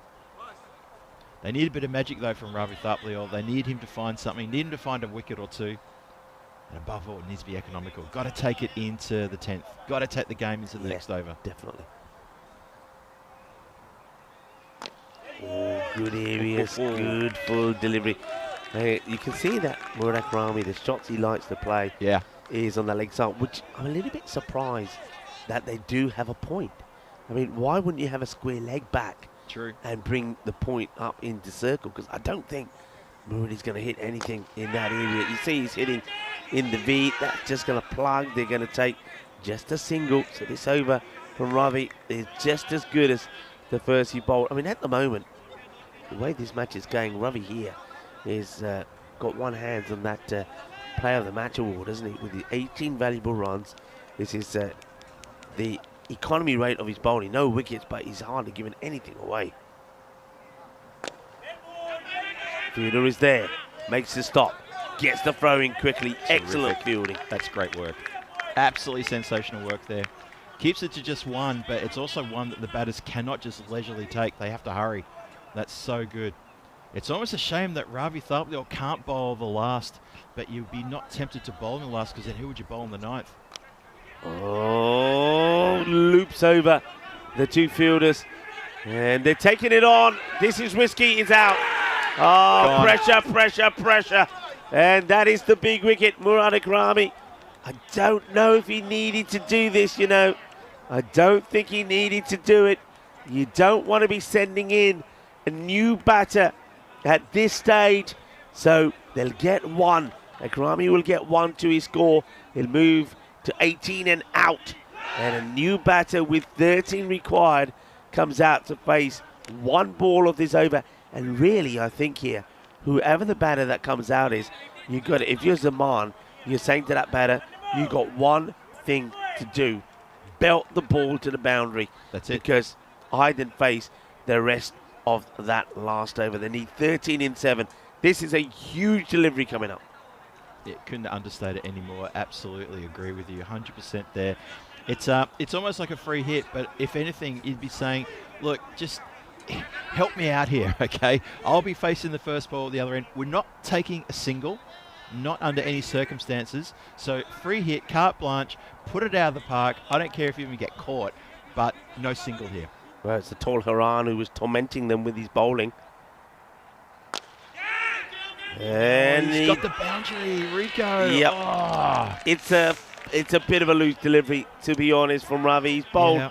I'm not going to be too critical. He's bowled so well. Before that delivery, he's only gone for 7 of his 11 balls, but now that one goes for 4. It's been hit like a thunderbolt. 11 off 2, but in the context of the match, that takes it down to 9 off the last. He knows it too. He's shaking his head. As soon as the connection with the ball came from the bat, he shook his head. He knew it. He looked to the stars and he said, no, I've not bowled that one right. It was too full. It was connected beautifully, by the way. Take nothing away from the batter, Haran, who absolutely laced that one out to the boundary line. But yeah, suddenly now, it's less than 10 needed off the last. 9 off 6 for the Bashers to resurrect this game out of the ashes that we thought that they were staring into and get a win here over the Lions. The Lions, they need to defend 8 runs. Try to get less than 8 runs so there's no golden ball. We love a golden ball, but then you also feel for the players about whether they want a golden ball or not. Oh, boy. Another close one. Tingle time here. Yeah, tingle. Oh, should I say jingle time? Because we've had a lot of Santa talk and Rudolph. And jingle time, jingle, jingle. Right, here we go. And who's going to bowl it? Dilip Singh, who went for 14 in his first. Shouts to catch it. Nemish takes the catch. Oh, how about that? Hits it down his throat. He did have to make a bit of ground to the left, had a bit of support as well with Jabbar Jabakil coming from the other side. They almost could have raffled it. Dilip Singh, who went for 14, as you say, Rico, in his first over, given the ball the duty to bowl the 10th here, and he's got a wicket with the first delivery. Wow, and you know who it is? It's Zaman. It's a really good catch. What a good technique. He has been, I have to say, absolutely brilliant. The fielding, you can see the batter, Zaman, you can understand he's a little bit frustrated as in annoyance the bat comes out of his hands. Nothing really too malicious about it, but the fielding out there of Nimish Mehta, I mean, there he is. You could give him the player of the match just because he's fielding. Now look at him there. He's talking to everyone. He is the captain. He's spoken to the players. He said, come on, keep it cool. New batter comes out is Nurullah Siddiqui. He's on strike, and now really, you take whatever comes your way. They're needing 9 runs in 5. I think you got to try and take this single. But I think the batter's mind in this situation, you're never thinking single. You want to be a hero. I reckon Siddiqui is going to throw his bat at this, when really maybe it's Iran. He wants to try and get on strike. Yeah, I think you might be right there. Bowler should be aware of that as well. Oh, my word. Wow. What is this? If you could do that. What is this? Belgian ball. I repeat, Belgian ball. They don't think the same as other cricketers, do they? They think of 6s. First ball, boom, shakalagia. Thank you very much. Now we have the upper hand. I can't believe that shot. That's crazy. Absolutely incredible. Digs that one out and just goes crunch. Siddiqui, yeah, different mindset. Could be the last ball coming up. Oh, there's a dot. There's one dot. Ooh. All right. So we get now to 3-3. Still alive. Still very much alive, this game. So is our hunt for the golden ball, by the way. It is indeed. Oh, can they defend these next 3 balls? I tell you what, I find it hard to see 3 more dots in a row, but impress me. Played that away. Will they go for 2? Will they settle for just the 1? They think about it, but it's not on. There's no point getting run out here for no. So, all right, 2-2, and it's Hiran who, remember, smashed his first ball to the boundary, and it was a very good shot. The man who bowled superbly well and picked up those wickets, tormented the bowlers with his bowling. 2 for 15 he took. Now he could be the hero for his side. What does the fielding do? Do they try to bring them in? Do they stop the drop and run to level the scores? Do you keep the people out on the boundary line? What do you do here? Yeah, I think for this ball, you sort of keep it still protecting the boundary. And then if they only get a single, then yeah, you bring them all in. But you can't, I mean, they have brought the cover in a little bit closer to stop the single. But I don't think Hiran is looking single. Yep. Now they're bringing mid-wicket in too. He probably feels if he's going to finish it, he's got to finish it. So it's going to be interesting. Here we go. Oh, bowled him neck and crop. Well, it's not just a dot ball, it's a wicket, which means a new batter comes out to face the final ball. Oh, what a finish we got coming up for you now. Oh, boy. This is getting very tasty indeed. We're rubbing our hands together here. Have a look what's coming up. You know what means? There's a new batter coming in. They're going to have to run. You hit it, you miss it, whatever you're going to run. If they can get 1 run, we get a golden ball. So this is the way it is. 2 to win off the last ball. 1 get to a golden ball. Once again, you can see there that Nimish Mehta gets everybody together. And we're rubbing our hands together here because we're getting ready. We think it could be coming. Here's the golden ball coming up. Here's that delivery again, the perfect Yorker. If he bowls that again, how do you get back onto it? All right, everybody on their toes. Everybody knows the importance of this. People standing on their feet. Watch out for celebrations from one team or the other. And who's it going to be? So 2 for a win. 1 takes us to a golden ball. Now look at the field here. They have brought fielders in. Close either side. Still got the 2 men straight. Mid-wicket is back. Nobody at point on the boundary. Big ball coming up. And it's going to be Shahidi to face. Oh, it's gotten it through. They're going to turn around, go for the second. It's coming in. Golden ball, baby. Golden ball. Golden ball, baby. Golden ball, baby. We have done it again. We have done it again. Here we are. We are the masters of the golden ball. You see the celebrations out there. Golden ball is happening. And, well, I suppose you've got to say that the Lions, maybe they have the upper hand here because they get the run out. There'll be a new batter come out. Now, let's just wait and get these scores totally updated. Because our scores look a bit different on our screens in balls to come. But that's been playing up all day.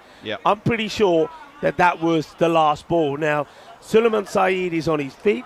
The umpire just checked. This is definitely a golden ball. Well, there we are. We're celebrating. Yeah, we're happy about the golden ball. Shame about that, isn't it?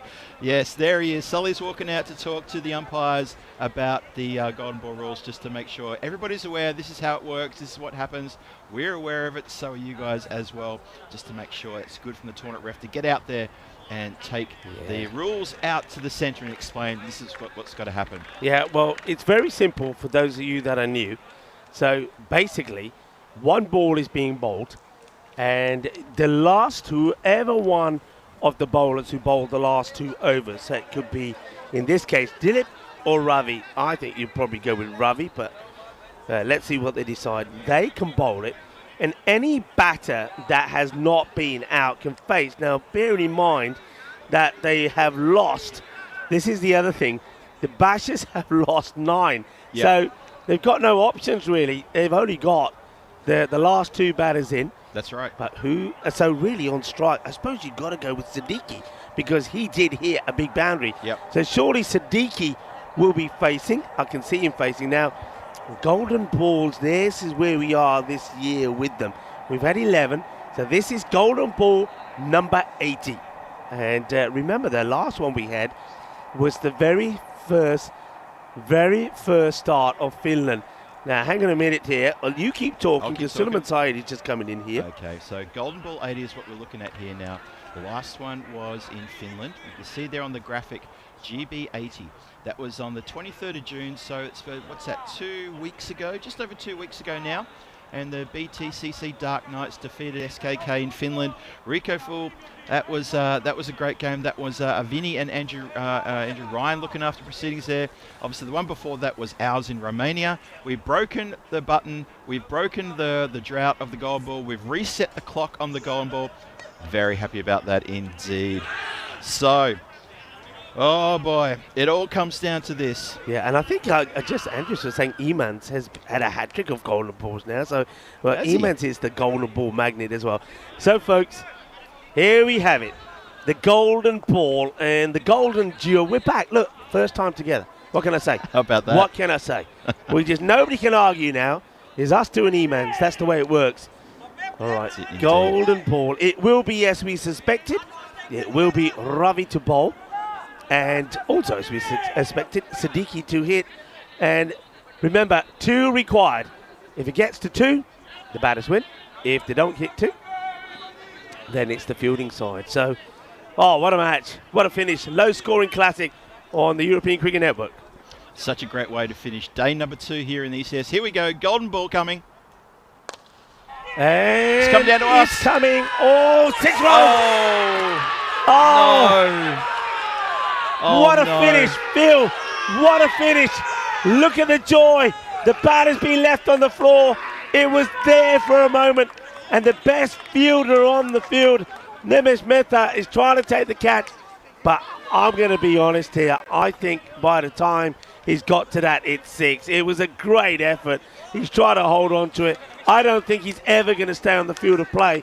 And if he did manage to keep the ball in the field of play, I think they would have run 2.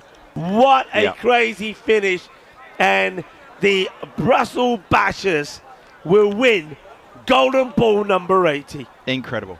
Absolutely incredible scenes here. The Bashers have had their celebration. They're getting over to a very distraught 11 Lions there to commiserate with them and to shake hands and say, what a match. This has been a belter of a game. What a finish. Did not expect a golden ball. I said at the start, I said, well, look, it's 84 runs. This is going to be a low-scoring match. Will it be a thriller? Well, hello. It was a thriller and then some. Congratulations to both teams.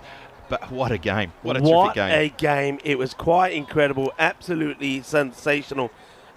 Brilliant stuff. What can you say? Right there at the last moment, I thought, can you believe it?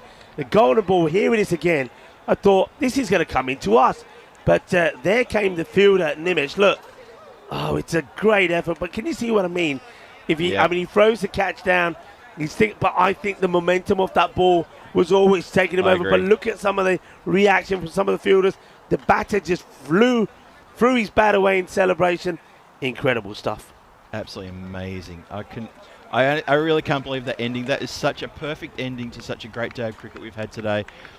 Well, everyone's going to catch their breath a bit now, and it's I can see there that Ravi is over there too, one of our crew. And you've really got a feel for the Lions. They're still in their little huddle over there, and they're just having a little bit of a chat there, the Lions. I really feel for the Lions as it's the Bashers have walked off. They're having a big celebration. They're very happy indeed in the middle of the shot there. But to have a look at the Lions, they're having a bit of a commiseration moment there, talking about what could have been.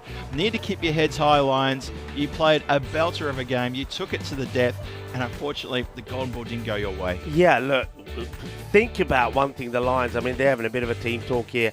I mean, at the start of this innings, they're probably thinking, we'll do well to get a point here. And not that they'd only do well to get a point, they almost took all 3 points. It was a brilliant effort for them. They bowled with passion. They fielded with desire. They threw themselves around. They didn't really, I don't think, made any mistake at all. And remember that save, the ball that was going for 6? Yeah. I mean, if you don't save that one, the game is done. So no they GB. kept themselves in it all the way through.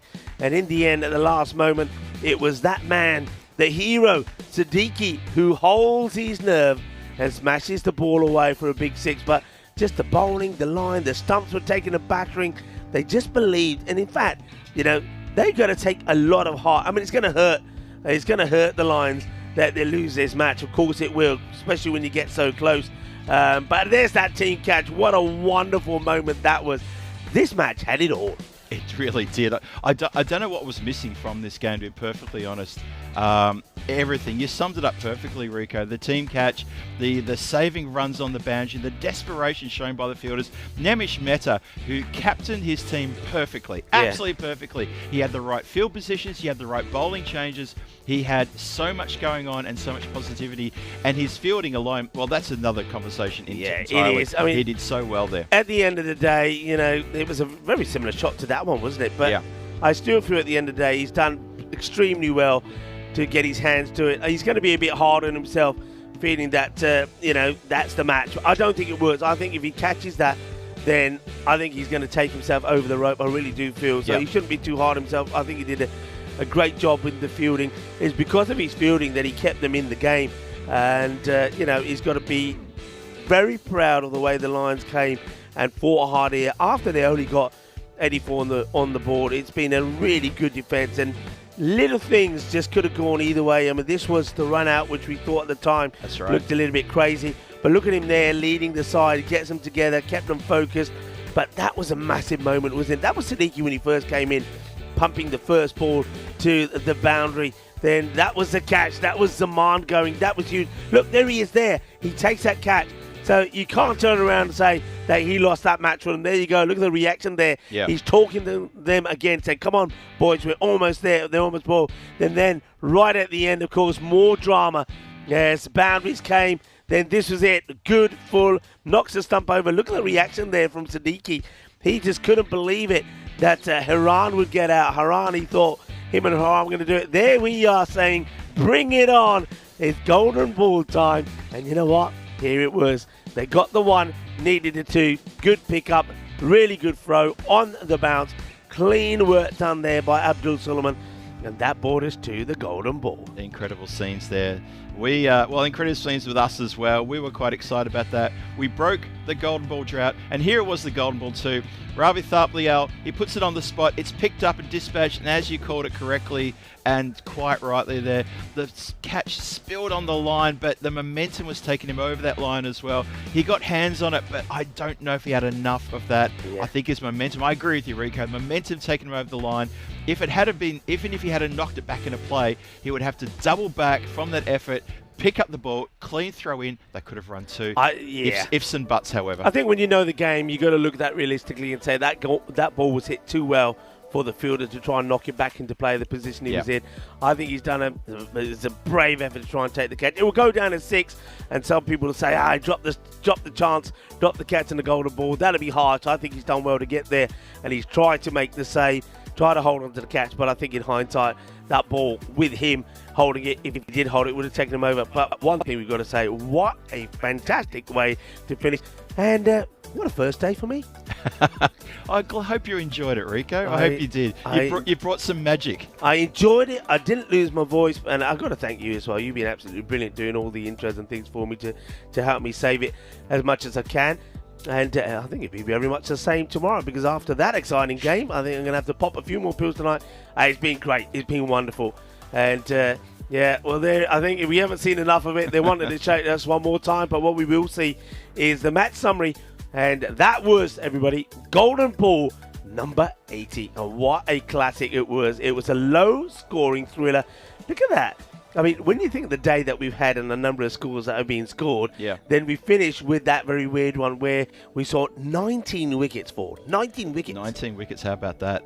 I tell you one other thing that caught my eye there. Don't forget, the Lions didn't bat out their 10. Yeah. They left 2 balls on the table. Big call. So before Nemish Mehta sort of, feels bad about himself about missing that opportunity on the boundary line, and by the way, Siddiqui's shot was a very good shot for that golden ball.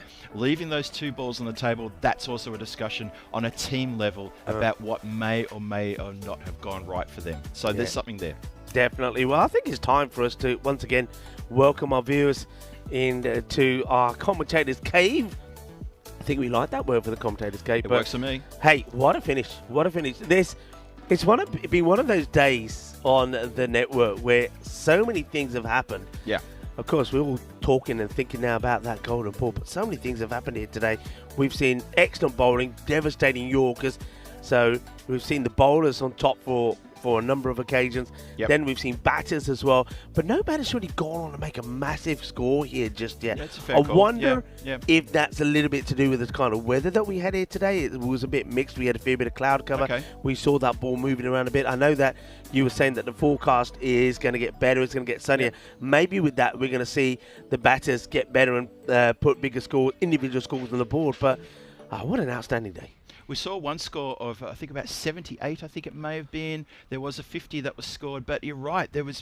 I'm looking forward to the person who's going to get like that, maybe even get a ton. Yeah. We came perilously close to getting a hat-trick as well. We did get the golden ball. This has been a great day. I've had a fantastic day as well, and I hope you have. We had the rain shower at the end of an exciting match. Even the heavens got involved. How about that? So it has been a day where it's all been happening. I'd like to thank all of you out there for joining myself and Rico today. We've enjoyed your company and keeping us company on the chat. Thank you so much for joining us. We hope to see you again all here tomorrow for day 3. Now, tomorrow is a big day. Let's take a look at what's happening tomorrow. Yeah. And it's not 5, everybody. It is 6. And then you'll have 2 matches also. The T20 Internationals on finals day there in Bulgaria. 6 matches tomorrow. 6 matches. So we're going to be working hard here. But I know that the Federation will be looking after us. They've done a wonderful job here today. And thank you to all the individuals that have been popping around here with the mango lassi and with the cakes and with the little bit of snacks as well. That's kept us going. And the teas as well, the coffees. You've been absolutely wonderful. Well done to the umpires. The umpires have been really great here today. And they've had to make some tough calls, and I think they've got them right. So well done to Suleiman Saeed and his team, and of course a big shout out to the ECN crew, but also to Two Circles. Some of the things that they captured today have been fantastic. Yeah, They'll true. certainly be making the highlight reels and going on the social pretty viral. For example, the team catch.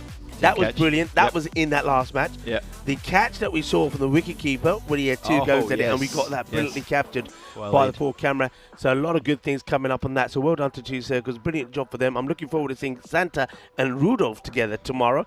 Well done to Andres, who's been working remote as well. Andres, you Thank did a you, great Andres. job there. And also well done to Eman. So I think it's time for us to say goodbye. I can hear the music playing in the background. The highlights are going to be absolutely brilliant. And well, that's it from us. We finished with the golden ball. Well, we talked about Santa. We talked about Rudolph, all those things to do with Christmas, and our Christmas present to you early this year is the golden ball. Be good, be kind, be safe, be happy. Thank you for watching. Shukriya. Hasta mañana, mi familia. Ciao, ciao. Bye-bye.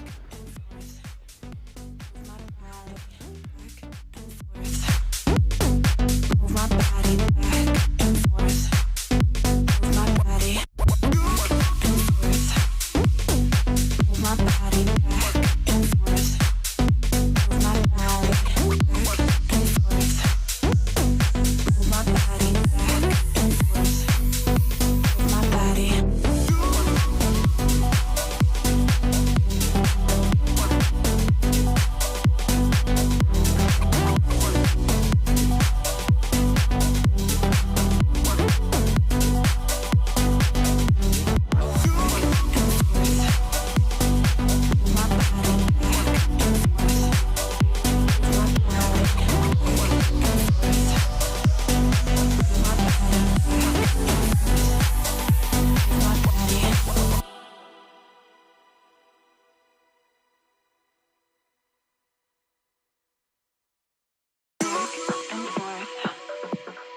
Move my body back and forth. Move my body back and forth. Move my body back and forth. Move my body back and forth. Move my body back and forth. Move my body back and forth. Move my body back and forth. Move my body back and forth. Move